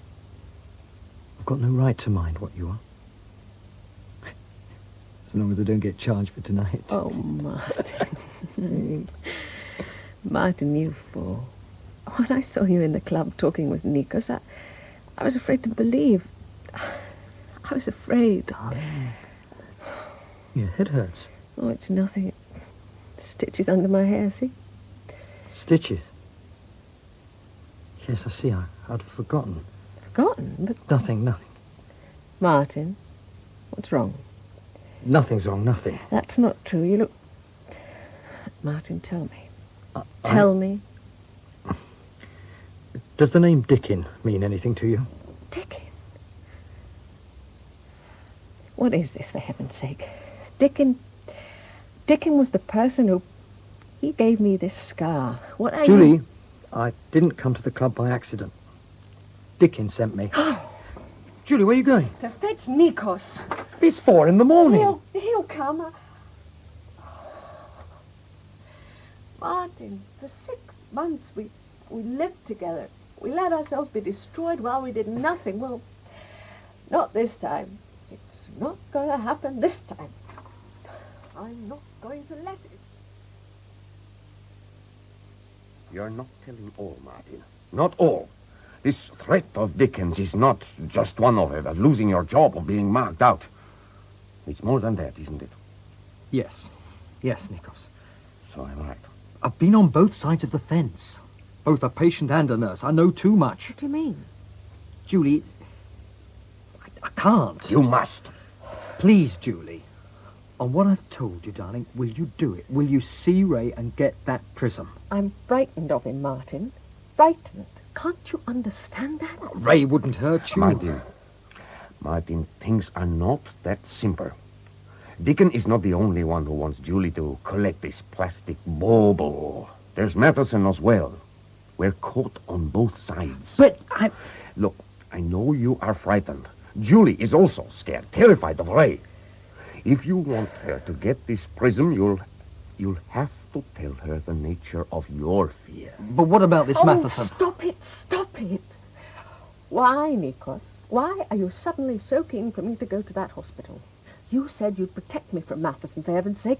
Why not Dickon? Why not him as well? Maybe I could, but Martin, I cannot protect Martin from himself. Oh, for God's sake, stop talking in riddles. Tell her. I can't. For heaven's sake, what is it? Oh, God. What he says is right, Julie. It isn't simply that I lose my job if Dickon spreads the word. Well, there's more to it than that. Go on. I've nursed drug addicts. It's difficult and soul-destroying because of the addicts themselves. Have you ever asked yourself why out of the hundreds of thousands who play around with drugs, only a small percentage really get hooked? Hundreds of times, Martin. Hundreds of times since you left me. It's in them already. It's in what they haven't got. When we were together, Julie, my whole damned existence centered on you. And in the end, when you were making it, I felt useless, pointless. I'd nothing to focus on inside. And heroin took over. Look, don't misunderstand me. It was nothing you did. It was what I lacked. What I'll always lack. I've seen too many mirrors of myself in the past 18 months not to recognize that. If I lose my job, I'll lose what little self-respect I've dredged up, and I'll be back to square one in 3 months' time. Nikos knows it. I know it. And Dickon, when he made his threat, he knew it as well. Well, how did Dickon ever find out? I pushed for him. I needed the stuff. Got it from his network, couldn't pay, and then pushed for him, for a fix. You were that much involved and couldn't tell me? I was lost in a world of my own. Only coming out of it long enough to give you a bunch of flowers and write you a note. Julie, you must see Ray. You must get the prism to Dickon. If you do not, you will lose Martin for good. You will have a real corpse on your back. And that is far more important than a face cut into 100 ribbons. And it's something you cannot run away from. And Matheson? Oh, I'll see what I can do with Matheson. Martin? Martin, when can you arrange for me to see Ray? So you're caught in a vice, Mr. Nikos Christonos. No wonder you wanted to see me so urgently. Not myself. Julie and Martin. They are the sacrificial lambs, Matheson. You too. You had planned on playing me for time. Maybe. Oh, there's little maybe about it. I can guess at your style, Christolos, and I can promise you that had you tried these tactics, your Acropolis Club would have fallen around your ears. That is a matter for conjecture. As it is. As it is, events have overtaken us both. Are you appealing to me to give up that little piece of plastic? I'm asking you to consider the results of us handing it to you rather than to Dickon. Very diplomatic. Do you like my rose garden, Mr. Christolos? It's very attractive. Yes, this garden is the one thing I really love. But to preserve it, I have to destroy pests. Destroying pests, however, is not simply a matter of spraying wildly with DDT, Mr. Christolos.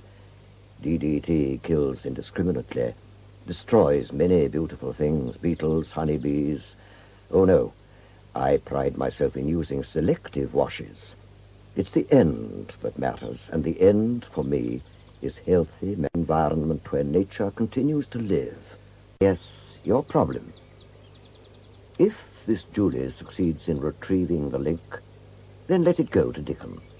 In the end, to be of any use to him, it must come to me. And if there are strings attached, well, I shall take care of the strings. Good day. Put the billiard cue down, Ray. I've brought your girl to see you. You what? Julie, Hello? let me look at you, Julie. She was how you were. Oh, me? Fine. Fine. The insects don't bother me so much. Martin and the other nurses, they're beginning to straighten things out. Oh? A man did... There'll be no mark, Ray. Oh, good. Good. I think a lot about you, Julie. You make things better. Last time I saw you, when you gave me that piece of plastic. I didn't... But you did. Look, here it is. I ran after you with it, and you waved your arms to say I could keep it, remember? And now, when I look through it, the insects disappear. I don't need it so much now. The insects are going away. I need it back, Ray. What? You want it? I want it because... Marty tried to steal it. Ray, You don't have to explain, Marty. Julie wants it back. Sorry. Here. You have it. The insects don't come so often. Thanks. Julie, may I kiss you? Ray. Oh. My girl. You'll come and visit me again sometime? Yes. Sometime. Marty, what I said was true. If you knew her name, you would take her from me. Goodbye, Julie. Ray. Goodbye.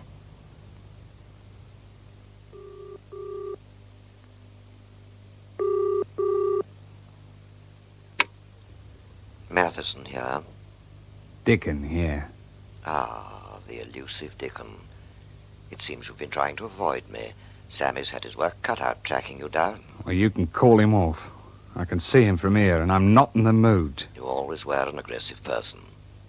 Is there any particular reason why you should have your hackles up now? Yes, Matheson. I have the link. I see. Perhaps I underestimated you. Too right. When can I expect you to bring it round? No game. I beg your pardon. You heard me. You sat on me once too often, Matheson. I didn't like it, and I still don't. I want 300,000 for the link. What? Now, don't go and burst a blood vessel on me. I want my money. I think, Dickon, that I'll reserve my final agonies for a much more worthy cause than you. You're a fool. I'm just a lowly pusher, nothing more. 300,000, you get the link and a list of my ring contacts. You're buying out your erstwhile partner. I find your self-valuation a trifle high. You'll make a fair profit when the Stardust finally sells. And if I don't buy? Plastic melts very easily. You'll carry a hell of a straight loss. Take it or leave it, Matheson. Where and when? Neutral ground. The Acropolis Club tonight, with Nikos Christolos presiding. Now, look, Dickon. I don't want to hear. So easy, Susan. So damned easy. What have you done? Sold out. Lock, stock and barrel. £300,000. 300? A clinch, a walk-through. You mean that Matheson has actually accepted? Yes, that's just what I mean. We've won. We bloody well won. Oh, God. Dickon, what have you done? What have you done? Well, Mr. Matheson, any luck? I don't like telephones, Sammy. There's too much missing. No expressions, no looks. Everything's paired to a basic yes or no. An unsatisfactory form of communication as far as discussion is concerned. Dickon is intransigent. His mind is fixed on winning the highest stakes. It's gone beyond luck, I'm afraid. Ah, fine, fine day. I had hoped that what I hinted to Mr. Christolos would not be necessary. Foolish of me. You've got your feet on the ground, Sammy. What would you suggest? Is it suggestion or confirmation you're looking for, Gov? Your opinion. You understand that I've made up my mind, but you're a man who doesn't believe in politics, doesn't believe in vaguely wandering round problems while hoping they'll go away. What would you do? When we was in Borneo... Oh, spare me the army reminiscences, Sammy. I was just going to say that we had a golden rule. Hmm? If a goot took a pot at you, never hang about, go straight in and take him out, fast and hard, zap. A golden rule. So simple. A regrettable philosophy, but so simple. What would you recommend? Oh, I don't recommend nothing. Ain't for me to say. When I started this, it was a business, nothing more. I like money. I have a distaste for endless hours of work. There are people who depend on me, Sammy. Did you know that? Depend. Dickon was admirable as a partner, admirable. I've no real regrets in having used him. If he'd listened to me, done what he was asked. That buxom little girl of his, Susan? Head over heels. Nice kid. She never knew nothing. Probably still got her head in the clouds, a bit stupid. Naive. There's a difference. She don't really figure. No. No, not really. There'd be no point. Ironic creatures, bees, self-doomed. In destroying another, they invariably destroy themselves. So, what do you think, Sammy? If some goop takes a pot at you. Yes. Yes. Martin, don't look so worried. After tonight, it'll be all over. Will it? You know it will. Maybe. Doesn't seem possible. What is it? You can tell me. A few weeks ago, I thought it was finished. But now it is. Almost. Then Dickon rang up. Oh, we don't have to go to the club tonight. I mean, the exchange doesn't need us there. I'd like to be there. See it through to the end. But, well, this time round the end seems too easy. Oh, for goodness sake, stop depressing yourself. It's time to go. Come on. Nobody's been hurt. It isn't right. God, how can you say that? Nobody hurt. You, me, and Ray. Not badly enough. Not... I know the setup. I know it too damn well.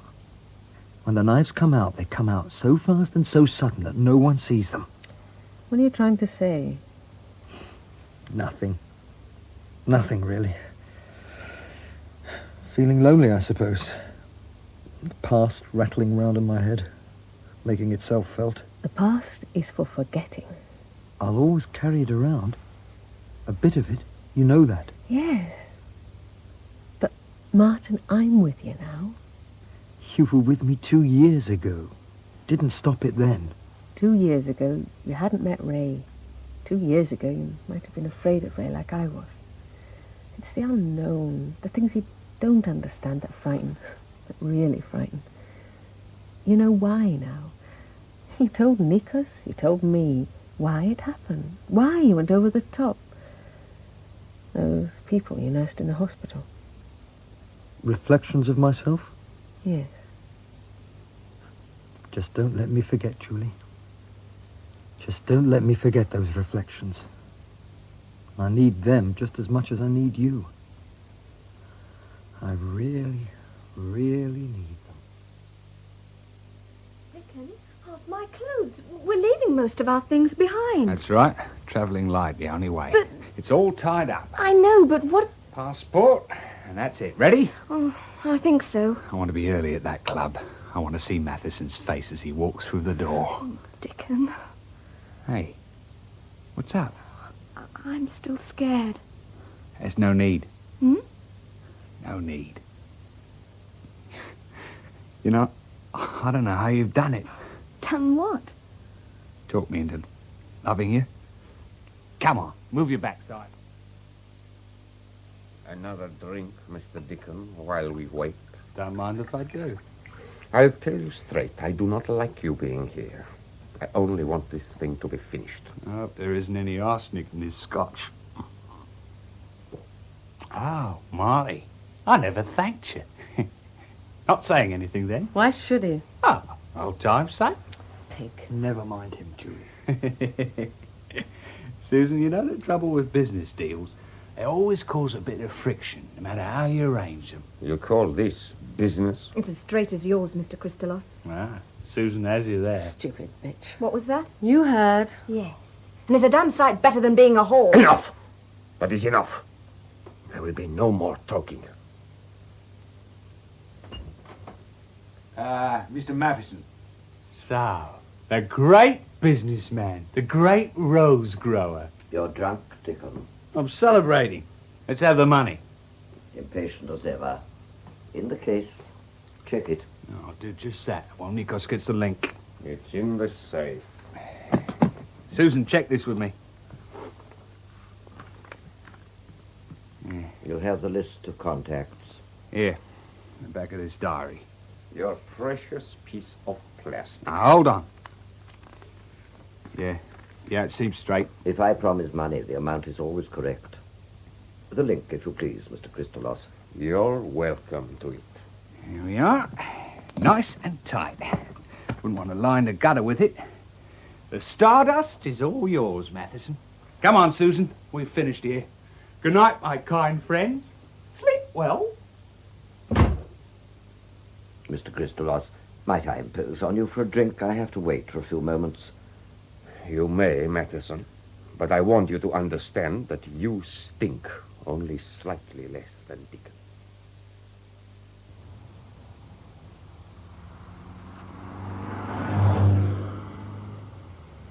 What next, Dickon? The airport. We'll buy tickets at the desk. But the money... Ireland first, then the continent. We've done it, Susan. We've done it. It was too easy. Luck of the devil, that's me. And Matheson? Forget it, Susan. Forget Matheson. Just look for a taxi. There's one. Come on. Your fare's waiting. Dickon, that taxi. Damn, he hasn't seen. The driver, it's... What the hell? Get back! Dickon! Oh, God. Dickon. He's dead, miss. You've killed him. You've killed my Dickon. Why, he stepped out, miss. There weren't nothing I could do. Stepped out. You mounted the pavement. You meant to. Well, ain't nobody to vouch for that, miss. The street's empty. See for yourself. You killed my Dickon, Sammy. I'll take this case, miss. He won't be needing it now, will he? Dickon.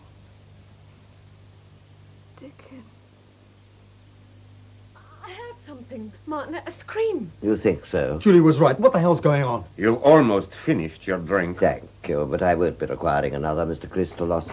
Sammy. Evening, miss. The case, Mr. Matheson. I'm afraid the girl's in a bit of a state. Shock like. Would you be so kind, Mr. Christolos? Go down and look after her, Jacko. Yes, sir. Oh, God, I feel sick. Martin, Julie, I think you should go. Will I see you again? Perhaps. But not to work. No. Come on, Julie. Let's go. Julie. Yes? I'm sorry. But we all are, Nikos. All of us. Excuse me, Mr. Christolos. Yes? If I could use your phone, I have to report an accident to the police.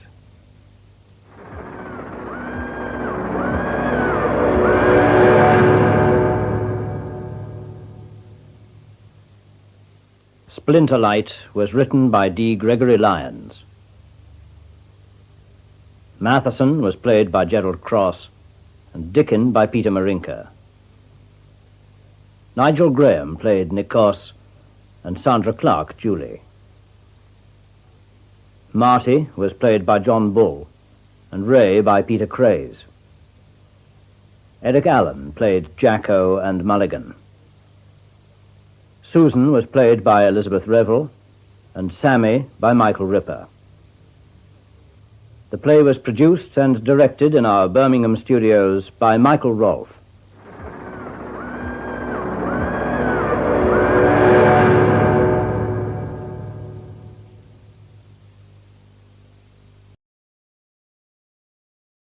Afternoon Theatre. This afternoon, if you have stereo equipment and live in London, the southeast of England, or the Midlands, you'll be able to hear this play in stereo. The play is called The Ringer, by Edgar Wallace. This was the turning point in Edgar Wallace's meteoric career from newspaper boy to writer of best-selling fiction. Adapted from his novel of 1925, The Gaunt Stranger, it scored an immediate success at the Wyndham's Theatre, London, in 1926. In the broadcast, we star Bill Fraser as Sam Hackett, Alan Wheatley as Morris Meister, and Fraser Carr as Dr. Lomond. The stereo adaptation is by Raymond Rakes. The Ringer.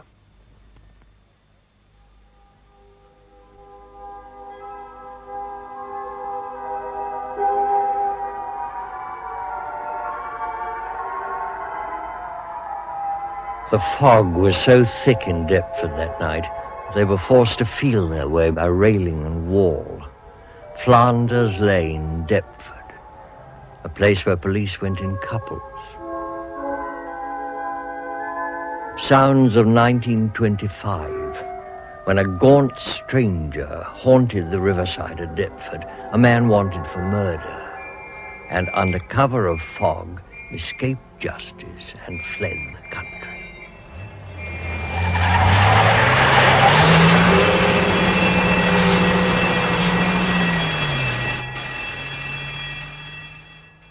The night the Ringer got away, and some months later, the Australian police reported that the body of a drowned man taken out of Sydney Harbour was almost certainly the Ringer. Almost certainly, because the Ringer could ring changes on himself, and no one was absolutely sure, or absolutely safe. And soon there were other sounds that brought the Ringer too near for comfort. A plane flying through the mist which shrouded the countryside between Hatfield and Welwyn, just outside London, and coming into land. And then a cablegram to Scotland Yard. Very urgent, stop. Australian police report Ringer left Sydney by plane and is believed to be making for London. Message ends. Sounds that bring the Ringer too near for comfort. Bliss? Inspector Bliss, are you deaf? What? Oh, no, not deaf. Busy. It's not my office anyway. You answer that thing. Thank you very much. Hello? Is that Scotland Yard? Yes, this is the Assistant Commissioner's room. Yes. Is the Assistant Commissioner there? No, he's not here at the moment. Well, it's very urgent. I suppose he's heard the Ringer's back in London, eh? You must ask him that. Yes, but if the Ringer's back, I mean, it's pretty serious, huh? I shall ring back. Will you please tell the Assistant Commissioner the Ringer's back? Yes, I'll tell him. You'll ring back. Why is the Assistant Commissioner holding this inquiry anyway, Wembury? Surely you know, Bliss. Oh, you've been away, haven't you? Yes, in America. I wish I'd never come back. I've had a soft job there. Yes, well, the chief had the Ringer case in hand, but he's away ill. So Colonel Walford's taking it for him. Well, Walford's about as much knowledge of the job as my foot. Oh, I see. And that's why he's sent for all you people from Deptford, where the Ringer used to operate from. Deptford. There's you, Wembury, and your police surgeon, what's his name? Lomond, Dr. Lomond. Yeah, that's the fellow. He's got a hell of a nerve. He tried to teach me my job earlier on this morning. But why on earth has Walford fetched him up from Deptford? He's damn clever at cross-examination. The day we had Prideaux the poisoner up here at the yard, Lomond put him through it. What do you mean, put him through it? He questioned him in this very room. And he gave himself away. Anyone could have done that, even you. You're damned offensive, Bliss, but I suppose you can't help it.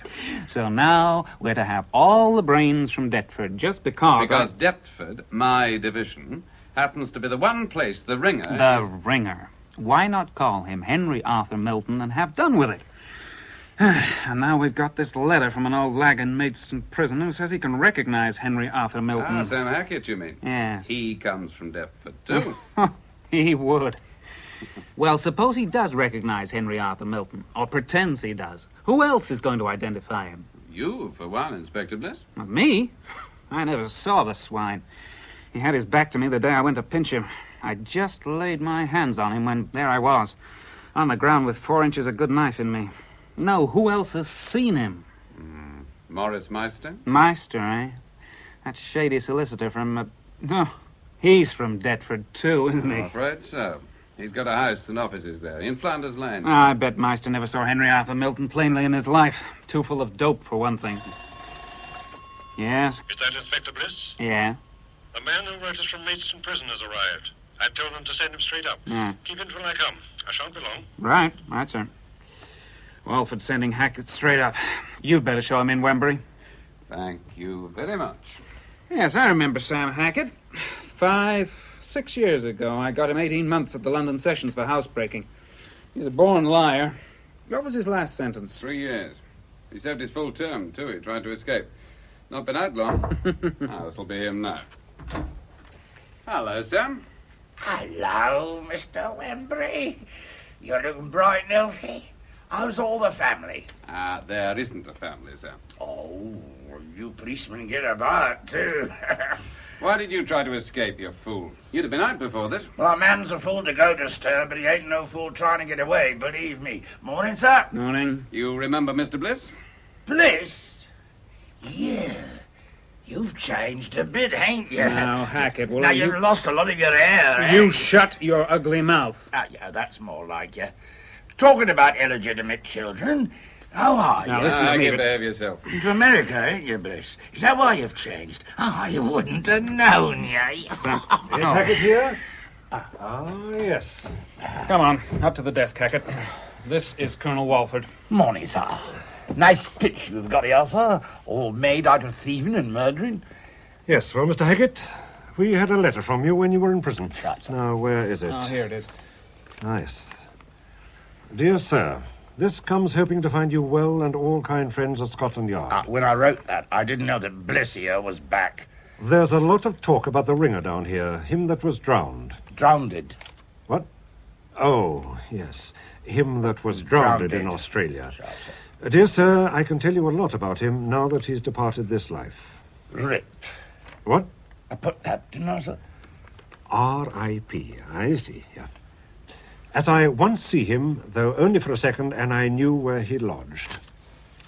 Is that true? Yes, sir. I lodged in the same house. Then you know what he looks like? What he did look like, sir, he's dead. No, he isn't. What's that? That doesn't matter. Not dead. The ringer alive. Good morning, thank you very much. What do you know about him? Nothing. No, look, I'll tell you the truth, sir, without any madam whatsoever. Without any what? Madam, telling the tale, sir. Nosing on a dead man's one thing, nosing on a live ringer's another. I know a bit about the ringer, not much, but a bit. And I'm not going to tell that bit. And why? Because I just come out of stir, and Meister's given me a job down at his house in Deptford. I'm his valet now, you see. Yes, we know Morris Meister has been very good to you, but if you can help us, we may be able to help you. If I'm dead, can you help me get alive? I don't nose on the ringer. He's a bit too hot for me. I don't believe you know anything. What you believe don't interest me, Bliss. Now, come on. If you know anything, tell the commissioner. What are you afraid of? What you're afraid of. He nearly got you once. What?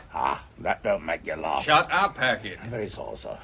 I think I've come up here this morning under what is termed a misapprehension. Goodbye, everybody. Now, here, wait. Let him go. Let him go. The door, Wembury. Morning's up. Morning, Bliss. We'll meet at the assizes as usual. Morning, Mr. Wembury. This way, Sam. Orange, make car. He never saw the ringer, sir. I don't agree, Bliss. His whole attitude shows that he has. Wembury, is Morris Meister here yet? Oh, yes, sir. He's been in the waiting room some little time. Bring him in. Yes, sir. Morris Meister of Flanders Lane, Deptford, eh? I wonder Wembury hasn't caught that man. He's the biggest fence in London. It's difficult. Search warrants aren't issued against solicitors except on definite complaints. Yeah. And Meister was a big man once before he came to live in Deptford. He's still one of the best art critics we've got, and he plays the piano like a master. Yeah, it's a pity he seems to have gone all to pieces since Gwenda Milton's death. Gwenda Milton, yes. Here he is. Yeah. Good morning, Mr. Meister. I think there must be some mistake. I thought I was going to see the chief constable. Yes, but I'm afraid he's ill. I'm taking his place. Let me relieve you of your hat and stick. There, we'll put them on my desk. Do sit down. Thank you. Shut the door, Wembury. Yes. I was asked to call at 12 o'clock. It is now 12:49. And I gather that while I've been waiting, you've interviewed a servant of mine, Hackett. I'm sorry to have kept you waiting. Yes, well, you may like to know that I have a case to defend at the Greenwich Police Court. God knows what will happen to the poor devil if I'm not there. Your colleague's face is vaguely familiar. My name is Bliss. Oh, I'm sorry. I thought I knew you. It's a little unusual, is it not, to summon an officer of the Royal Courts of Justice to Scotland Yard? Now, Mr. Meister, I'm going to speak very frankly.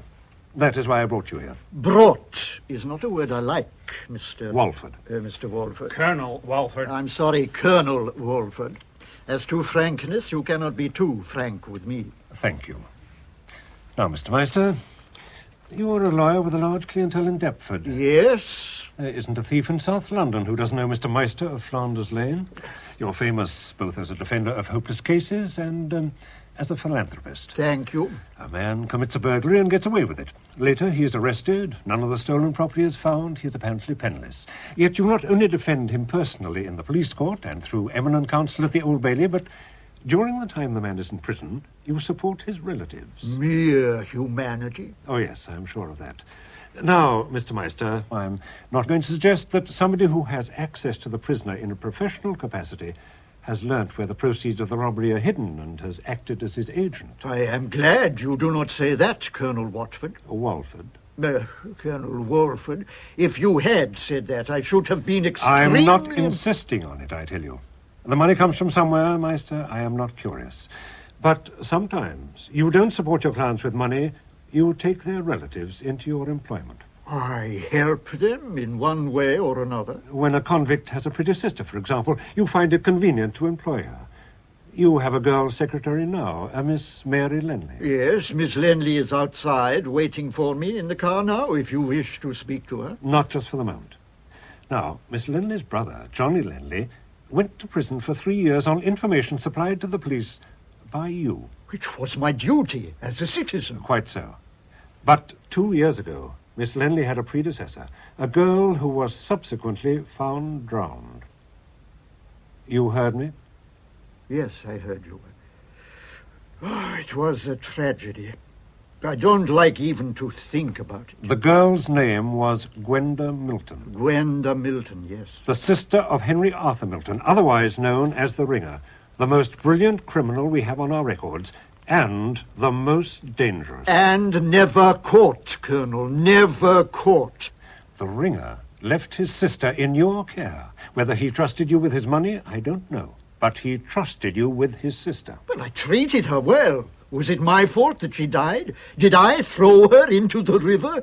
Be reasonable, Colonel. Why did she end her life? How should I know? I never dreamt she was in any kind of trouble. And yet you made all the arrangements for her at the nursing home. That is a lie. That didn't come out at the inquest. Nobody knows but Scotland Yard and Henry Arthur Milton. But how can he know? He's dead. He died in Australia. The Ringer is alive. He's here. Here? Are you serious? Absolutely. I tell you, he's alive and here in London. But that can't be true. He wouldn't dare come here with a life sentence hanging over him. He's here, and I've sent for you to warn you. But why warn me? As I said, he had a sister. Well? And he had a friend who betrayed him. But his sister was merely a client of mine. Can't you tell me that? Yes, and as for Henry Arthur Milton, I never saw him in my life. I don't even know what he looks like. I knew the girl he used to run around with. An American girl. She was crazy about him. Where is she? Where she is, he is. She's in London, in this very building, at this very moment. Here? The Ringer wouldn't dare. If you know he's in London, why don't you take him, huh? What are you for? To protect people. Can't you get in touch with him? Can't you tell him that I know nothing about his sister? That I looked after her, was like a father to her? You, Inspector Wembury. Yes, Mr. Meister? You're in charge of the Deptford Division. You know I had nothing to do with this girl's death. I know nothing about it. The only thing I do know is that if anything happens to Mary Lenley, Don't you threaten me, Alan Wembury, just because you see more of my secretary, Miss Lenley, than is good for her. Listen to me, Mr. Meister. I've given you your warning. From now on, your house in Deptford will be under observation. You'll arrange that, Inspector Wembury? Yes, sir. And, Mr. Meister, Yes, Mr. What did you say your name was? Bliss. Central Inspector Bliss. Yes. I was only going to suggest that you let some of your clients know your house is now under observation. The last person they'll want to see is a police officer. Have bars put on your windows, don't admit anybody after dark, and never leave the house by night except with a police escort. Yes, Inspector Bliss, I think I'll put Mr. Meister in your charge. Watch over him like a father.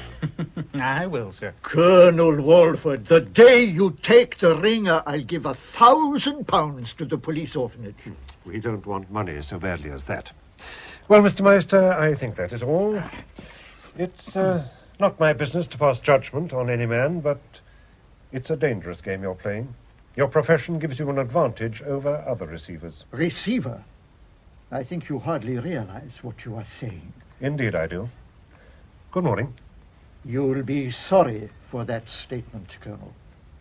May I have my hat? Thank you. Look at the time. 5 minutes to 1. Dear me, I shall miss that train to Southampton. I thought you said Greenwich. What? Yes, Greenwich. This way, Mr. Meister. You're forgetting your stick, Mr. Meister. Oh, a sword stick, eh? You seem to be looking after yourself pretty well. Well, with so many police officers about, my stick, thank you. Good morning. He scarcely remembered leaving the Assistant Commissioner's office, but walked down the corridors and out into the yard like a man in a dream. Oh, Morris, there you are at last. Is anything wrong? Wrong? Wrong? No, nothing is wrong. Why? Get into the car, then. Yes. What is the matter, Morris? Yes, of course, Mary, we ought to be getting home. You want to go back to Deptford? Yes, back to Deptford. Oh, driver, straight back to Flanders Lane, please. Very good, miss. Was it something awful, Morris? Awful? No, a lie, that's all. Tried to scare me. He thought they'd rattle me. That man, Bliss, was there. You know, the fellow you told me about. I can't quite place him, Mary. Did young Wembury tell you anything about him? Only what I told you. But he comes from America, too, you mean? Yes. Did you see Hackett? Oh, yes, he came out about 20 minutes before you did. Got on a tram. He'll be home before us, I expect, with all this traffic. I wish I'd seen him before he left. I wonder what they asked him about. If you'll excuse me, Mary, I think I'll just take a sniff of my white powder. Oh, Morris, I wish you wouldn't. Why not? That's better. That's much better. Young Wembury was there, of course. Do you know, Mary, he threatened me? Oh, surely not. Alan threatened you. Yes, he did. I took no notice, of course. Oh, Morris, while you were in there and I was waiting, I bought an early edition of the evening paper.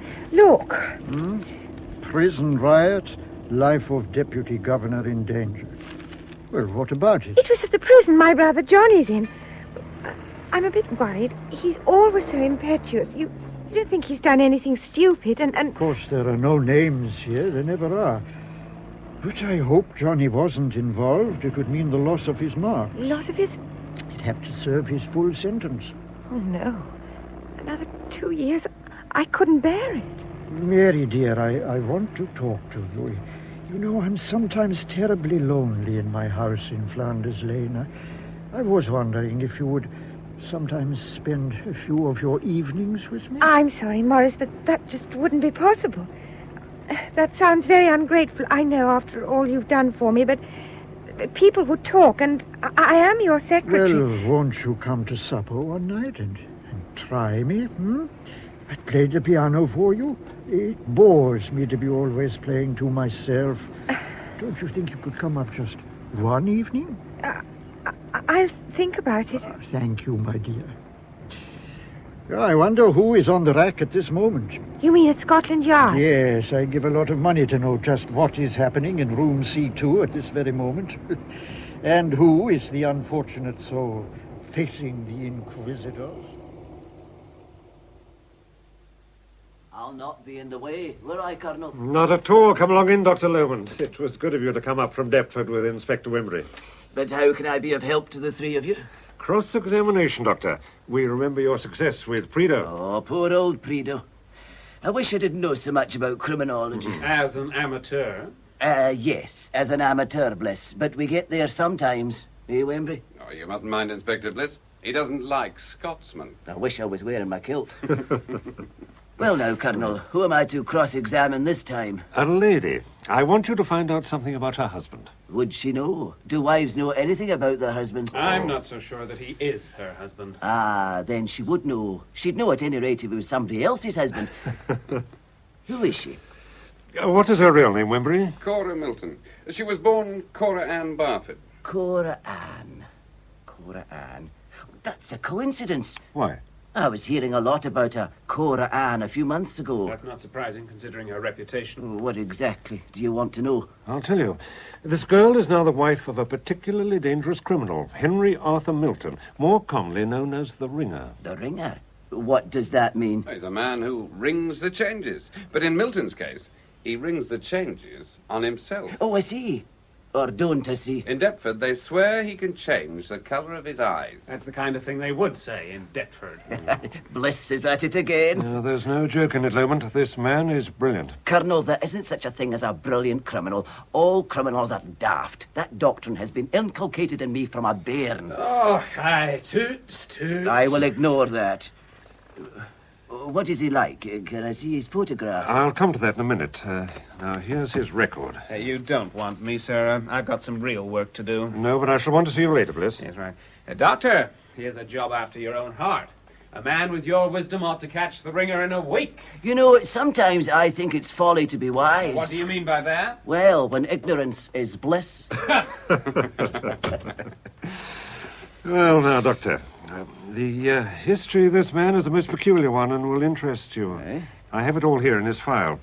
In the first place, he's never been in our hands. The man is an assassin, but so far as we know, he's never gained a penny by any of the murders of which we suspect him. We know almost for certain that during the war he was an officer in the Flying Corps, a solitary man with only one friend, a lad who was afterwards shot on an ill-founded charge of cowardice made by his colonel, Chaffrus Wisman. Now, 3 months after the war ended, Chaffrus Wisman was stabbed to death in his flat. We suspect, well, indeed we are certain, the murderer was the Ringer, who had disappeared immediately after the armistice was signed. Didn't even wait to draw his gratuity. He was no Scotsman. He was never photographed in any of the regimental groups. We have only one drawing of him, made by a steward on a boat plying between Seattle and Vancouver. And it was on this boat that Milton was married. He's married, eh? Yes, there was a girl on the ship, a fugitive from American justice.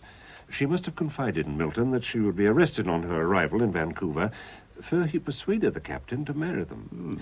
She became a British subject and defeated the extradition law.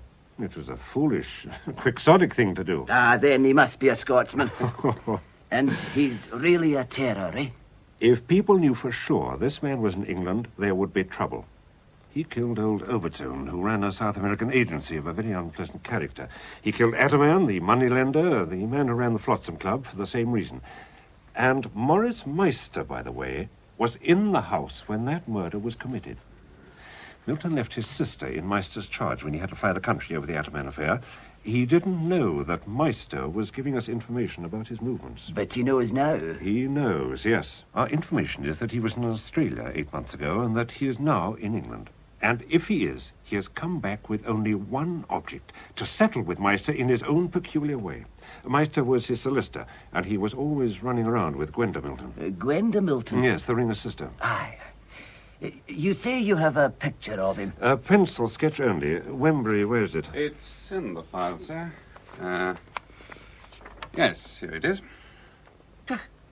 You're joking. Why, I know this man. What? Oh, lordy, lordy, lordy. You know him, surely not. Oh, I don't say I know him, but I've met him in Port Said about 3 months ago. I was staying at one of the hotels when I heard that there was a poor European who was very sick in some filthy caravanserai in the native quarter. Naturally, I went over and saw him. He was very sick. In fact, I thought he was going to peg out. And it was this gentleman. He'd come ashore from an Australian ship. By God, that's our man, sir. Did he recover? Oh, I don't know. He was delirious when I saw him. That's where I heard the names Cora Ann. I saw him twice. Would he be the Ringer? Ah, no, it's not It possible. almost seems like it. I've an idea that he's not dead.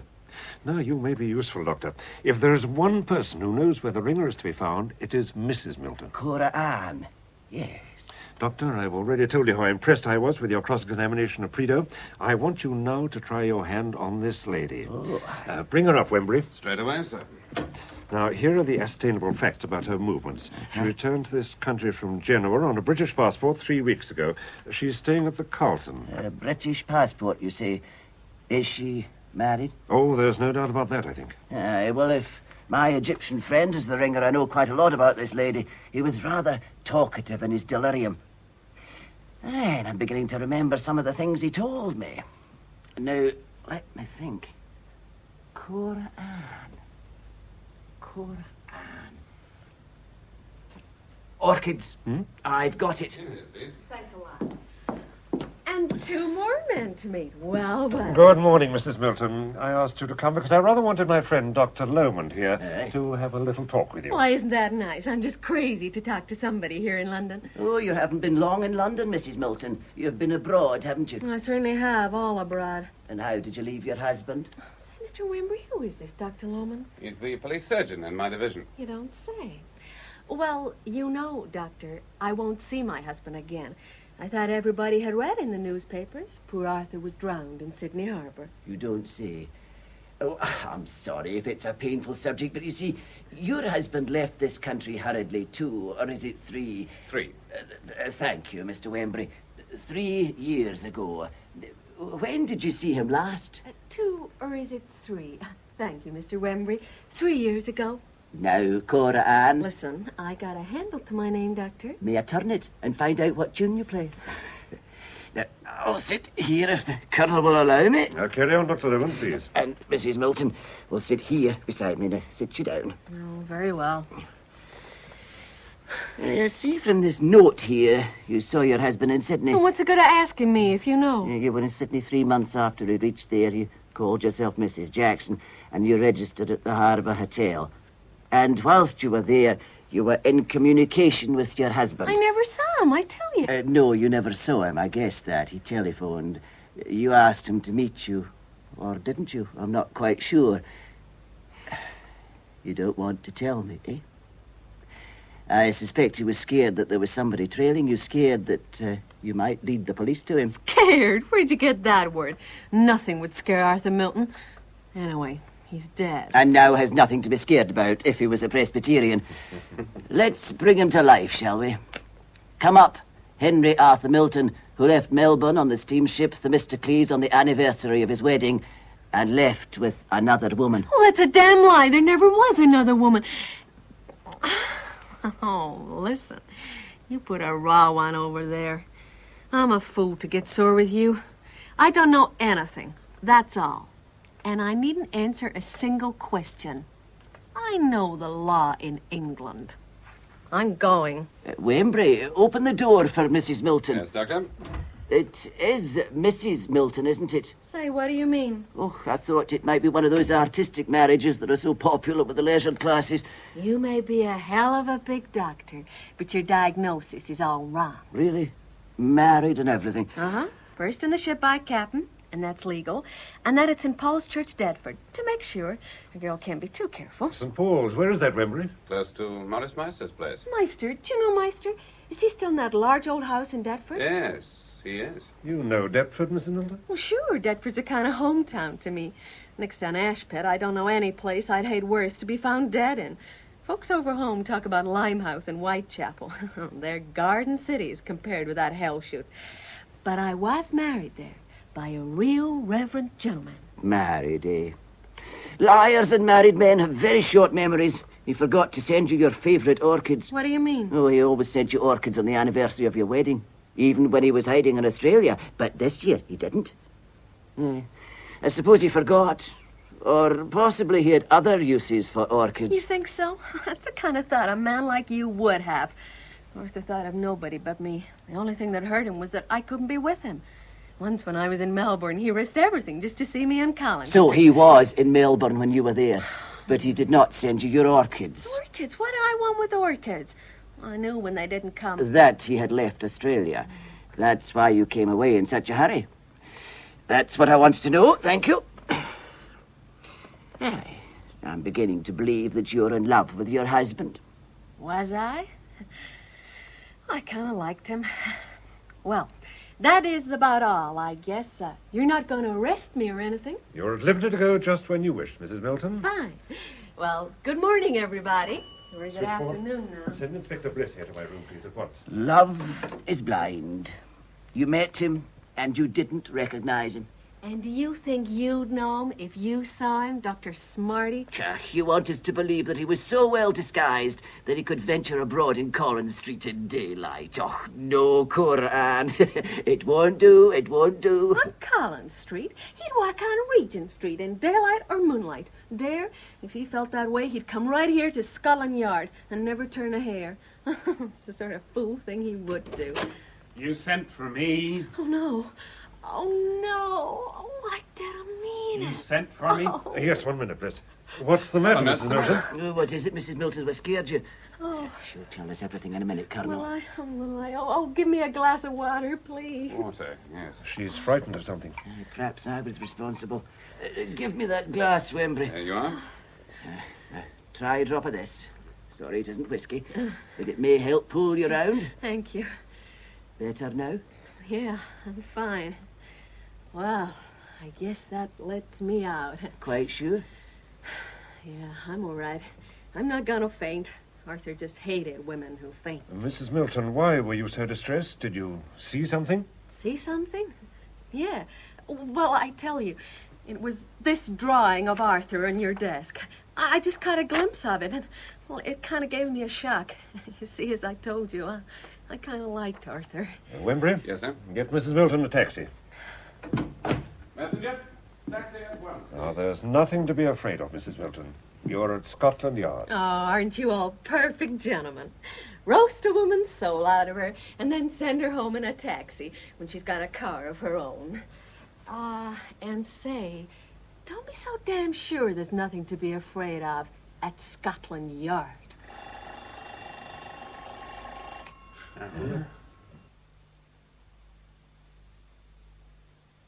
The sounds that brought the ringer too near for comfort.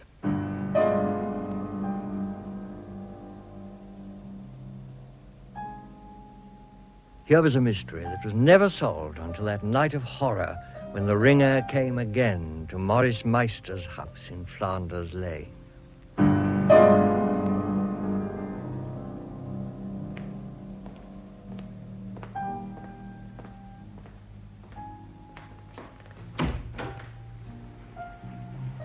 Is that you, Mr. Wembley? Yes, Sam. You bring the doctor with you? Yes, we're both here, but for God's sake, let us in, Sam. It's raining like hell out here. Dirty night for the dogs, eh? Come in. Ah, this is a new stunt, isn't it, Sam? Ringing up the police station for the divisional surgeon. Aye. Why didn't you send for Meister's own doctor? I didn't know who his doctor was, and he's been in a terrible state all day. Listen to him, banging away on the pianoforte. And he's all dopey, like he can't hear nothing, he can't see nothing. He puts the wind up me, he does. Musical with it, that's bad. I like a bit of music myself, but the tunes he plays gives you the creeps. Ask him. Says he's lonely without that secretary of his. Miss Langley? Yeah, she's been away in the country all day, and this is what happens. He's all right when she stays on a bit in the evenings, but that isn't very often. Well, I'll step in and see him. Do what I can for him, eh? You were afraid you'd be suspected if he died, eh? That's the worst of having a bad record, Hackett. That's right, Mr. Wembley, but I got a good job here. And forget my manners. Would you care to have something to drink, sir? Not just now, Sam. It's all on the house, sir. Nice lot of stuff around here. All this cut glass and the silver and all. It'd sell well. Yeah, what would I get for this lot? About 3 years. Oh, yeah, Mr. Wembley, can I ask you something? Yes. Go on, Sam. What's Bliss doing on your manor? My manor? Yeah, your district, yeah. Mr. Bliss? Here? Ah. Well, I didn't know that. Are you sure, Sam? I couldn't make any mistake about a mug like that. He's been hanging about here ever since I've been here. Why? I don't know. I found him hiding upstairs yesterday. Mr. Bliss? I said to him, what are you doing up here? I said. And what did he say? What did he say? Yes, what did he say? Nothing. A chatty sort of fellow. Ah, here's Dr. Lohman back.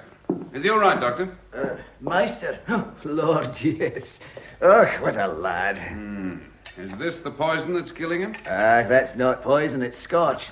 No, the stuff that's settling Meister is cocaine, Wembury, the white powder. May I offer you a drink of some whiskey, Doctor?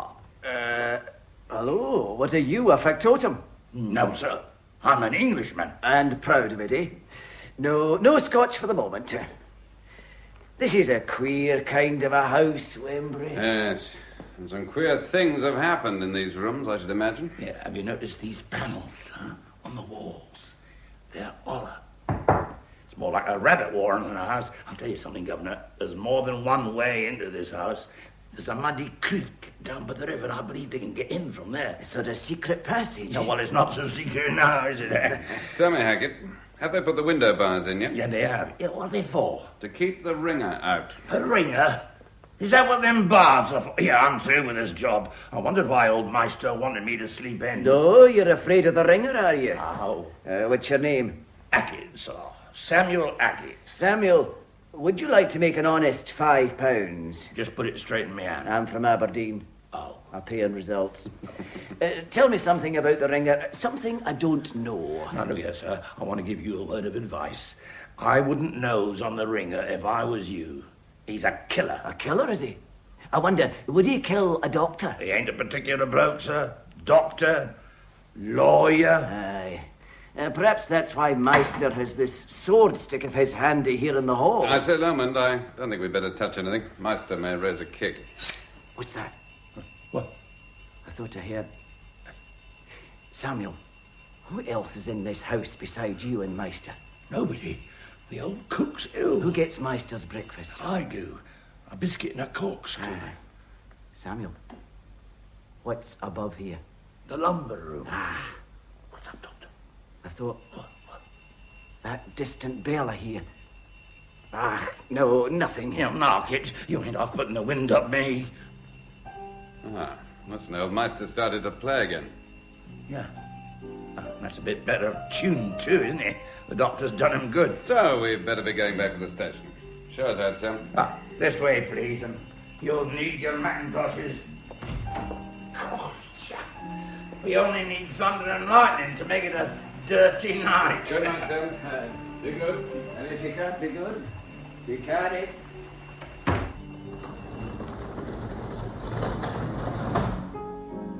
Anyone about? Who? God, Jill.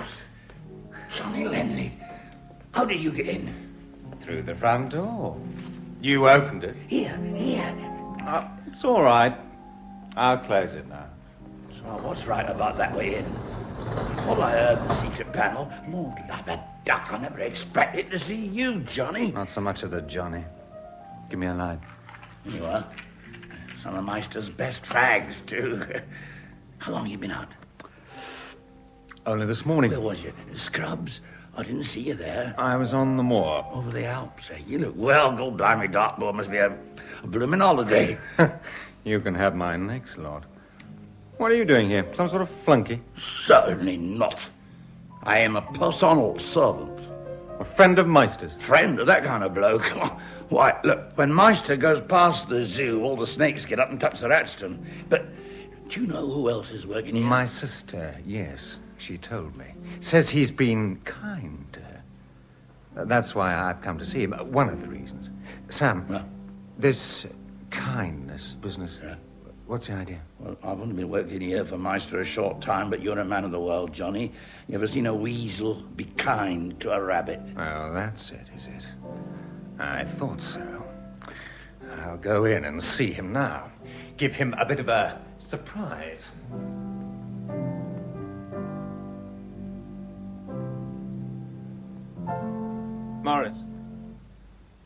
Morris Meister. Johnny! I can't believe it. You're seeing me, all right. Oh, I thought you... About 2 years too soon, eh? My dear fellow, this is really amazing. Have a drink. No, thanks. Amazing, amazing. How did you get your ticket? Oh, don't tell me that you were the brave fellow in that prison riot that saved the deputy governor's life. I'm afraid so. And they've remitted my sentence. I'm out on ticket of leave. Well done, well done. Never mind about that.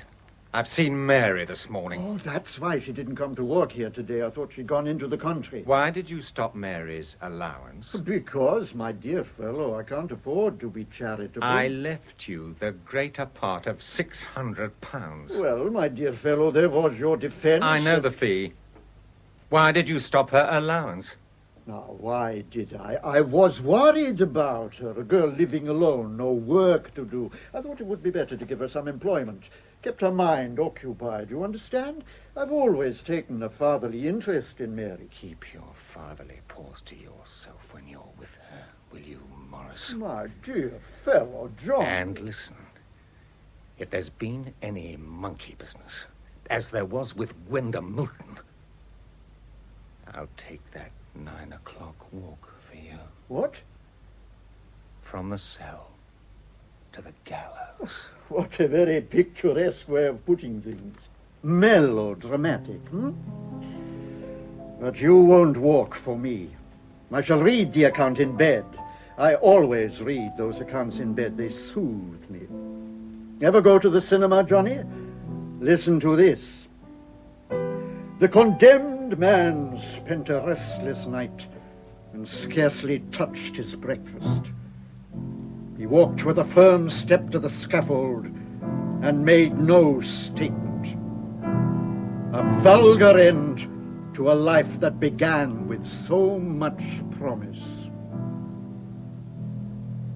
Hanged men look very ugly. I've told you, Morris.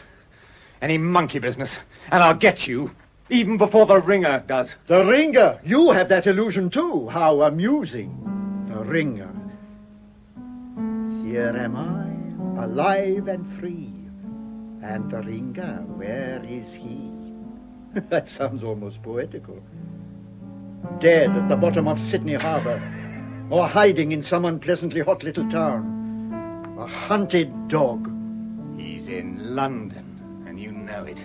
As near to you as that man I saw just now outside your barred windows. Isn't this beautiful? Is there a woman in the world who can exalt the heart and soul of a man as this does? Is there a woman worth one divine harmony of the master? Was Gwenda Milton? To hell with Gwenda Milton and Gwenda Milton's brother, alive or dead. Don't mouth her name at me. Why do you annoy me, my dear Johnny? I've no quarrel with you.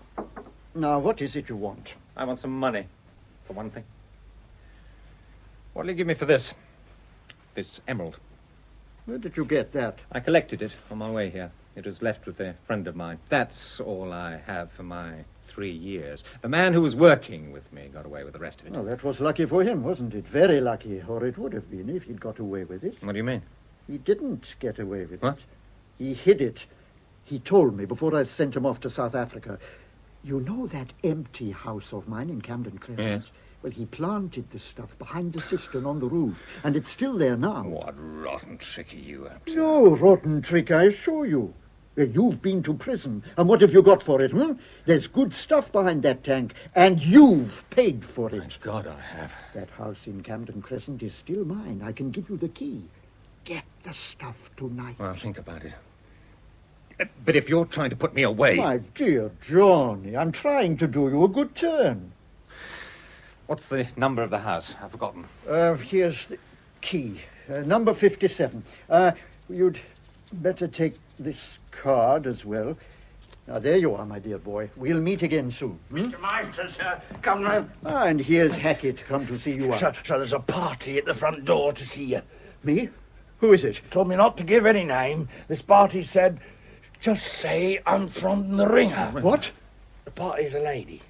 Oh, a lady. Show her in, Hackett, and show Johnny Lenley out. Yeah, Governor, I can't stand this place. I'm giving you me notice. Oh, go to hell. And the next time I'm pinched, I'm going to get me another lawyer. The next time you're pinched, you'll get 7 years. That's why I'm going to change me lawyer. I knew a man like you who thought he was clever. He asked me to defend him at the session. Don't call that clever. Defend him? I'd see him dead first. You'd be better off. Come on, Johnny, and we'll send the lady in. He's in here, missus, if you can. Thanks a lot. Why, it's Cora Ann. Mrs. Arthur Milton, to you. You're prettier than ever. Come and sit down, my dear. And where is your dear husband? I suppose you think that because you're alive, he's dead. Did it take you long to think that out? So this is the abode of love. I never knew Gwenda. I wish to God I had. How Arthur worshipped that sister of his. If only he'd trusted me with her as he trusted you. Well, I heard about her suicide. Poor kid. When I was on my way to Australia, I flew back from Genoa by plane. Oh, but why didn't you wire me if I'd only known? Meister, you're a paltry liar. What? Now listen. I know something. Why don't you go away? Out of the country. Go somewhere where you can't be found. Take another name. You're a rich man. You can afford to give up this hole. Trying to frighten me out of England. He'll get you, Meister. That's what I'm afraid of. That is what I lie in bed and think about. And it's awful, awful. My dear little girl, don't worry about me. You say, if I could lift my finger to save you from hell, I wouldn't. It's Arthur I want to save, not you. Get out of the country. Get away. Give him a chance to forget that he wants to kill you. Oh, how ingenious. He dare not come back himself, and he sent you to England to get me on the run. Oh, if you're killed, you'll be killed here. Here in this room where you broke the heart of his sister, you fool. Not such a fool, my dear, that I'd walk into a trap. Suppose this man is alive. In London, I'm safe. In the Argentine, he'd be waiting for me. And if I went to Australia, he'd be waiting for me. And if I stepped ashore in Cape Town... No, little Cora Ann. You can't catch me. Very well, Meister. Then perhaps you'll see me to the door. Of course, my dear. I only hope the rain has stopped. No, I've got my car outside. Oh, you seem to be well protected here, at least. These bolts. No, one can't be too careful. No, don't come out. You'll only get wet. Goodbye. Good night.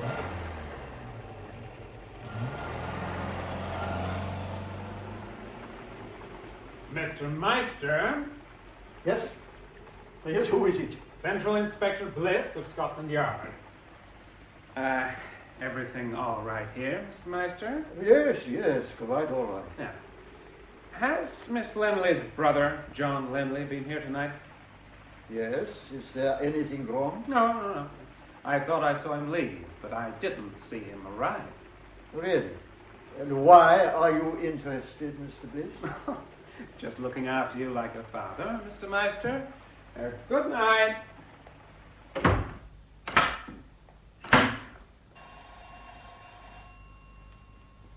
Yes, coming. Where's Hackett got to, not answering the phone? Hello, yes. Boris, it's Mary here. Mary Lenley. Oh, yes, Mary, my dear. I've missed you all day. I understand you've seen your brother. Yes, he's terribly suspicious. Suspicious? Well, I wish he had something to be suspicious about. Boris, I shan't be able to stay tomorrow evening. That's what I'm ringing Oh, now, about. don't be silly. You can't have your life governed and directed by Johnny. Besides, he looks like being in prison again soon. What do you mean? Well, Johnny he's really rather a naughty boy. I've tried to hide things from you, but it's been awfully difficult. Hide things from me? What things? Well, I don't want to tell you. Boris, you must. Well, what do you think the young fool's done, Only put his name to a cheque for £400. I've got the cheque here. Oh, can't you destroy it? Well, yes, I suppose I could, but I'm a lawyer, Mary. I don't like destroying evidence, and Johnny's been here to see me tonight, and he's been very vindictive. If only in self-defense. I feel I've got to keep this thing. Look, Mary, are you there? Yes, Well, I want to talk to you about Johnny and everything. I can't now on the phone. I'm being overheard. Now, come round to supper tonight, the way I told you. You know I can't. But why not? The last time I came, you were impossible. And people are talking about Gwenda Milton. All right. If you don't want to come, don't. Why the hell should I worry my head about Johnny? What should I? Oh, Morris, please, don't be unreasonable. If you really want... I don't care whether you do or whether you don't. So I'm not going on my knees for you or any other woman. Now go away and live in the country, Mary. But Johnny won't go with you, believe me. Morris, all right, I'll come tonight. You know I will. What time? Well, come about 11. All right, Morris, I will.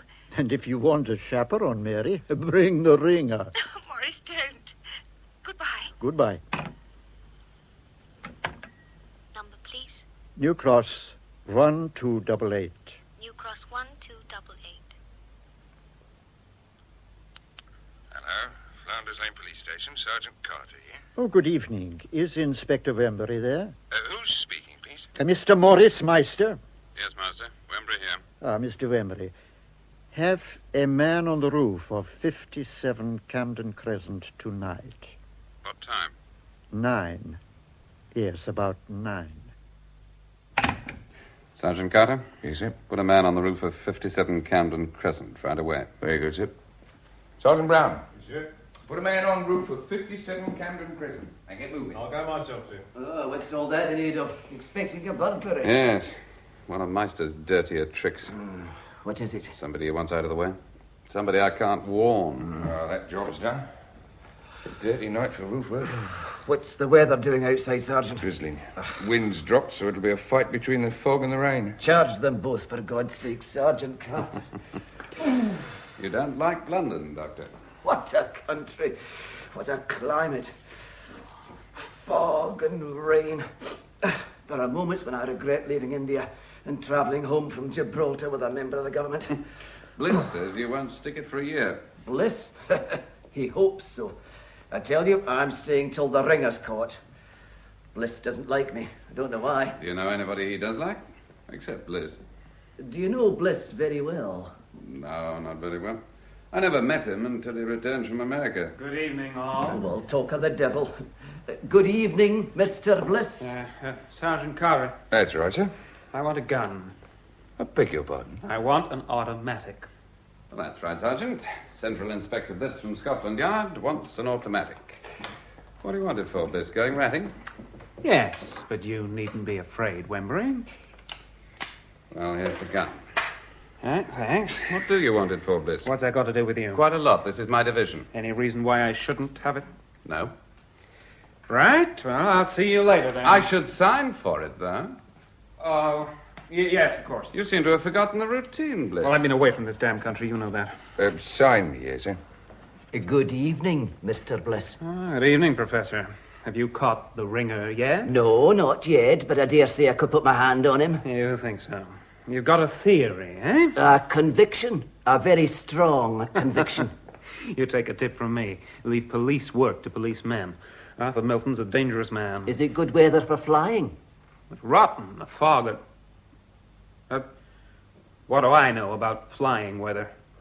Have you seen his wife lately? No. Have you? No, and I don't even know who she's living with.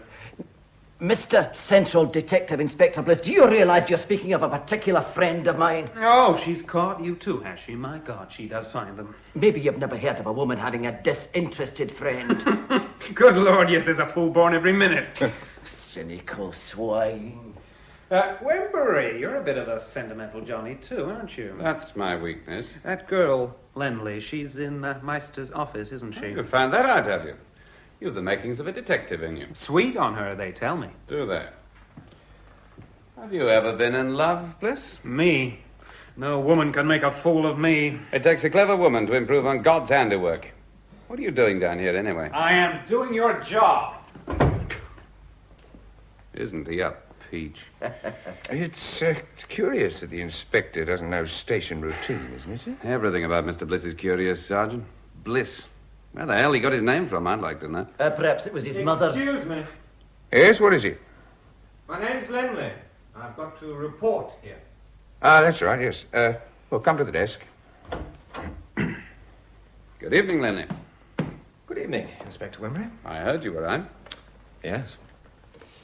Here are my papers, Sergeant. A convict on license. Your sister was glad to see you? Yes. I'd like to find a job for you, and I think I can. Prisoners' Aid Society. No, thanks. Where are you going tonight? Up west. Why do you want to know? Oh, I don't wish to know particularly.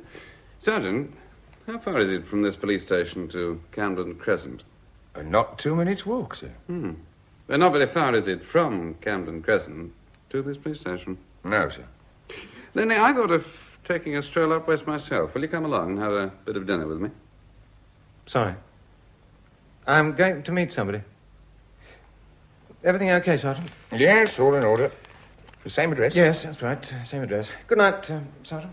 Lenny? Yes? Good night, Lenny, if I don't see you again.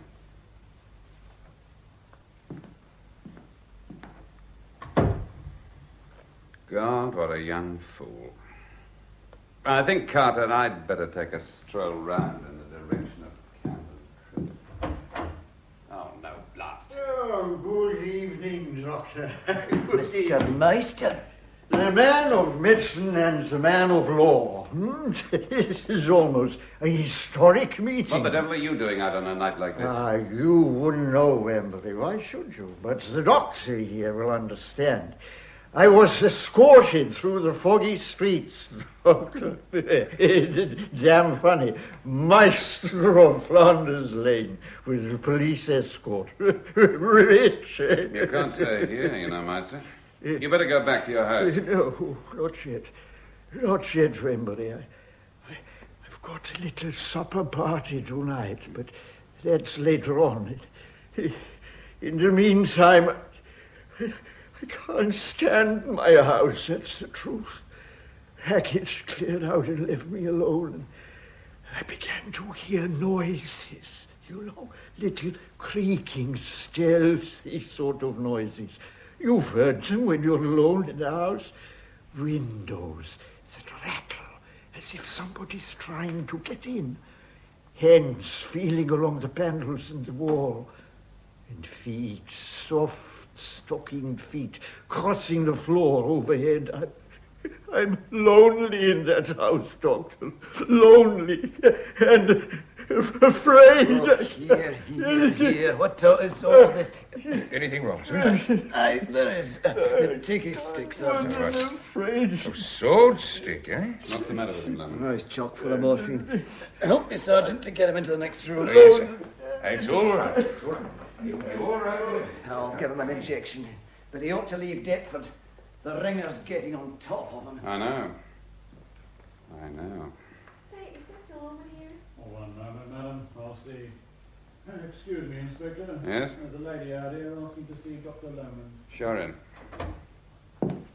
Why, it's Mrs. Milton. Evening, Mr. Wembury. Is Dr. Lohman not about? He'll be here in a minute. Oh, so this is a police station. My idea of hell, only not so bright. Say, Mr. Wembury, everyone's in uniform. Where's your fancy dress? I keep that for wearing at parties. He'll be all right soon. Sergeant Carter's with him. Dr. Lohman. Why, look who's here. Cora Ann. Now listen, Doctor, only my best friends call me Cora Ann. And that's just what I'd like to be. So what can I do for you now, lady? Well, I thought perhaps as I had to be in this part of London tonight, you might like to take me out for a meal. Why, I'd love to, Cora, but... But you're a butter, eh? Listen, Scotty, you won't have to pay for the dinner. That's certainly an inducement. And I need to talk to you urgently. About your late husband. Oh, forget that widow stuff. He's alive. I know. And I've got work to do. Work? I know the work. You're trying to hang Arthur Milton. That's your idea of work. All right, then. You won't dine with me, Dr. Lohman. And I don't like your Highland manners. You may have saved me a little money, but you might have saved yourself a whole lot of trouble. What do you mean, lassie? I'm going to be frank with you, Doctor. I've a kind of hunch there is only one man in God's wide world that will ever catch Arthur Milton, and that man is you. I might have been able to stop you if you'd come out to dinner with me tonight. But now... What now, lady? I think I'll go and have supper. and a music lesson at the same time. I have a friend who plays the piano very, very well. That sounds like a threat to me. Doctor, I wish you wouldn't make love to the ringer's wife. What do you mean? I mean, I don't want two tragedies on my mind. This way. Sergeant Carter. How's Mr. Meister now? He's all right, sir. Hello, they've picked up Lenley, sir. Let's see him outside now. Oh. Well, bring him in, Sergeant Brown. Up to the desk, that's it. Acting on information, I was on duty of the roof of 57 Camden Crescent, and I saw this man come up through the attic trap door. I kept him under observation and saw him searching behind a cistern. I then arrested him. And what is the charge? I charge him with being on enclosed premises for the purpose of committing a felony. What's in that bag? Nothing. Well, Lenley? Thank you, Wembury. If I had had the brains of a gnat, I shouldn't be here. But thank you, also. Well, what else have you to say, Lenny? I went after the stuff I got my 3 for. I was told it was planted behind that cistern, and I went to get it. And it wasn't there. That's all. Who was the snout, Wembury? All right, you needn't tell me, because I know. Look after my sister, Wembury. She'll want some looking after, and I'd sooner trust you. Well, hello, it's Johnny. Hello. You haven't been getting into trouble again, Johnny, have you? What's the charge? You know damn well what the charge is. What a misfortune, Sergeant. Anything he wants, let him have it at my expense. Morris, thank you for the key, but there was no swag behind that cistern. Key? Cistern? Swag? I don't know what you're talking about, my boy. It came out too soon for you. It interfered with your little scheme. Oh, really? I must protest. You swine! No! Look, I've got you by the throat, Meister. And Don't let me. No, he's trying to kill me. Let me get at him, Wembury. You look after Meister. Come on. Come up. I've got you, Landy. Stop struggling, will you? Handcuffs quickly. Right. Is Meister hurt, Dr. Lohman? Hurt, yes. But he'll be all right, Mr. Blessing. I wish to God I'd killed him. Don't be so damned selfish, Lenley.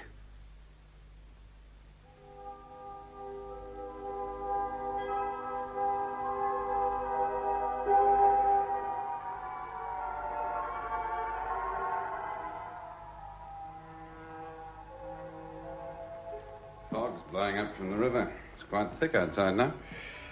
Is that 10:30 already, Carter? Yes, it must be. Station clock's slow again. Seen any more of Mr. Bliss? Yes, sir. He came in again for a few minutes. Wanted to see that man in the cells, Lenley. I let him have the key. Oh, he didn't stay long? Oh, no, sir. About 5 minutes. Any messages? Only one, from Atkins. Well, the man who took Meister back to his house. What has he got to say? Nothing new. He's watching the house. I told him to call up every hour. Oh, by the way, sir, did you see this? It was amongst Lenley's papers. I only found it after you'd gone. Here is the key. You can go in when you like. Number 57.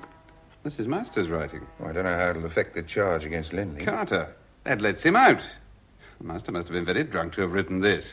What's the law? Well, Johnny Lenley went there at Meister's invitation. Can't be burglary, can it? Meister's the landlord. Was there a key? Yes, sir. Here it is. Meister's name on the label. Got him. I'm glad Lenley's inside, though. If ever I saw murder in a man's eyes, it was in his. I suppose Lenley isn't the ringer. Don't be silly. How can he be? Wembury! Oh, Wembury! Anything wrong, Lohman? What cell did you put Lenley in? Number 8, the far end. The door's wide open. It's empty. Yeah, what's that? Here, let me have a look. Are you sure it was number 8? Yes, it was 8, all right. By God, Lohman, he'll be after Meister.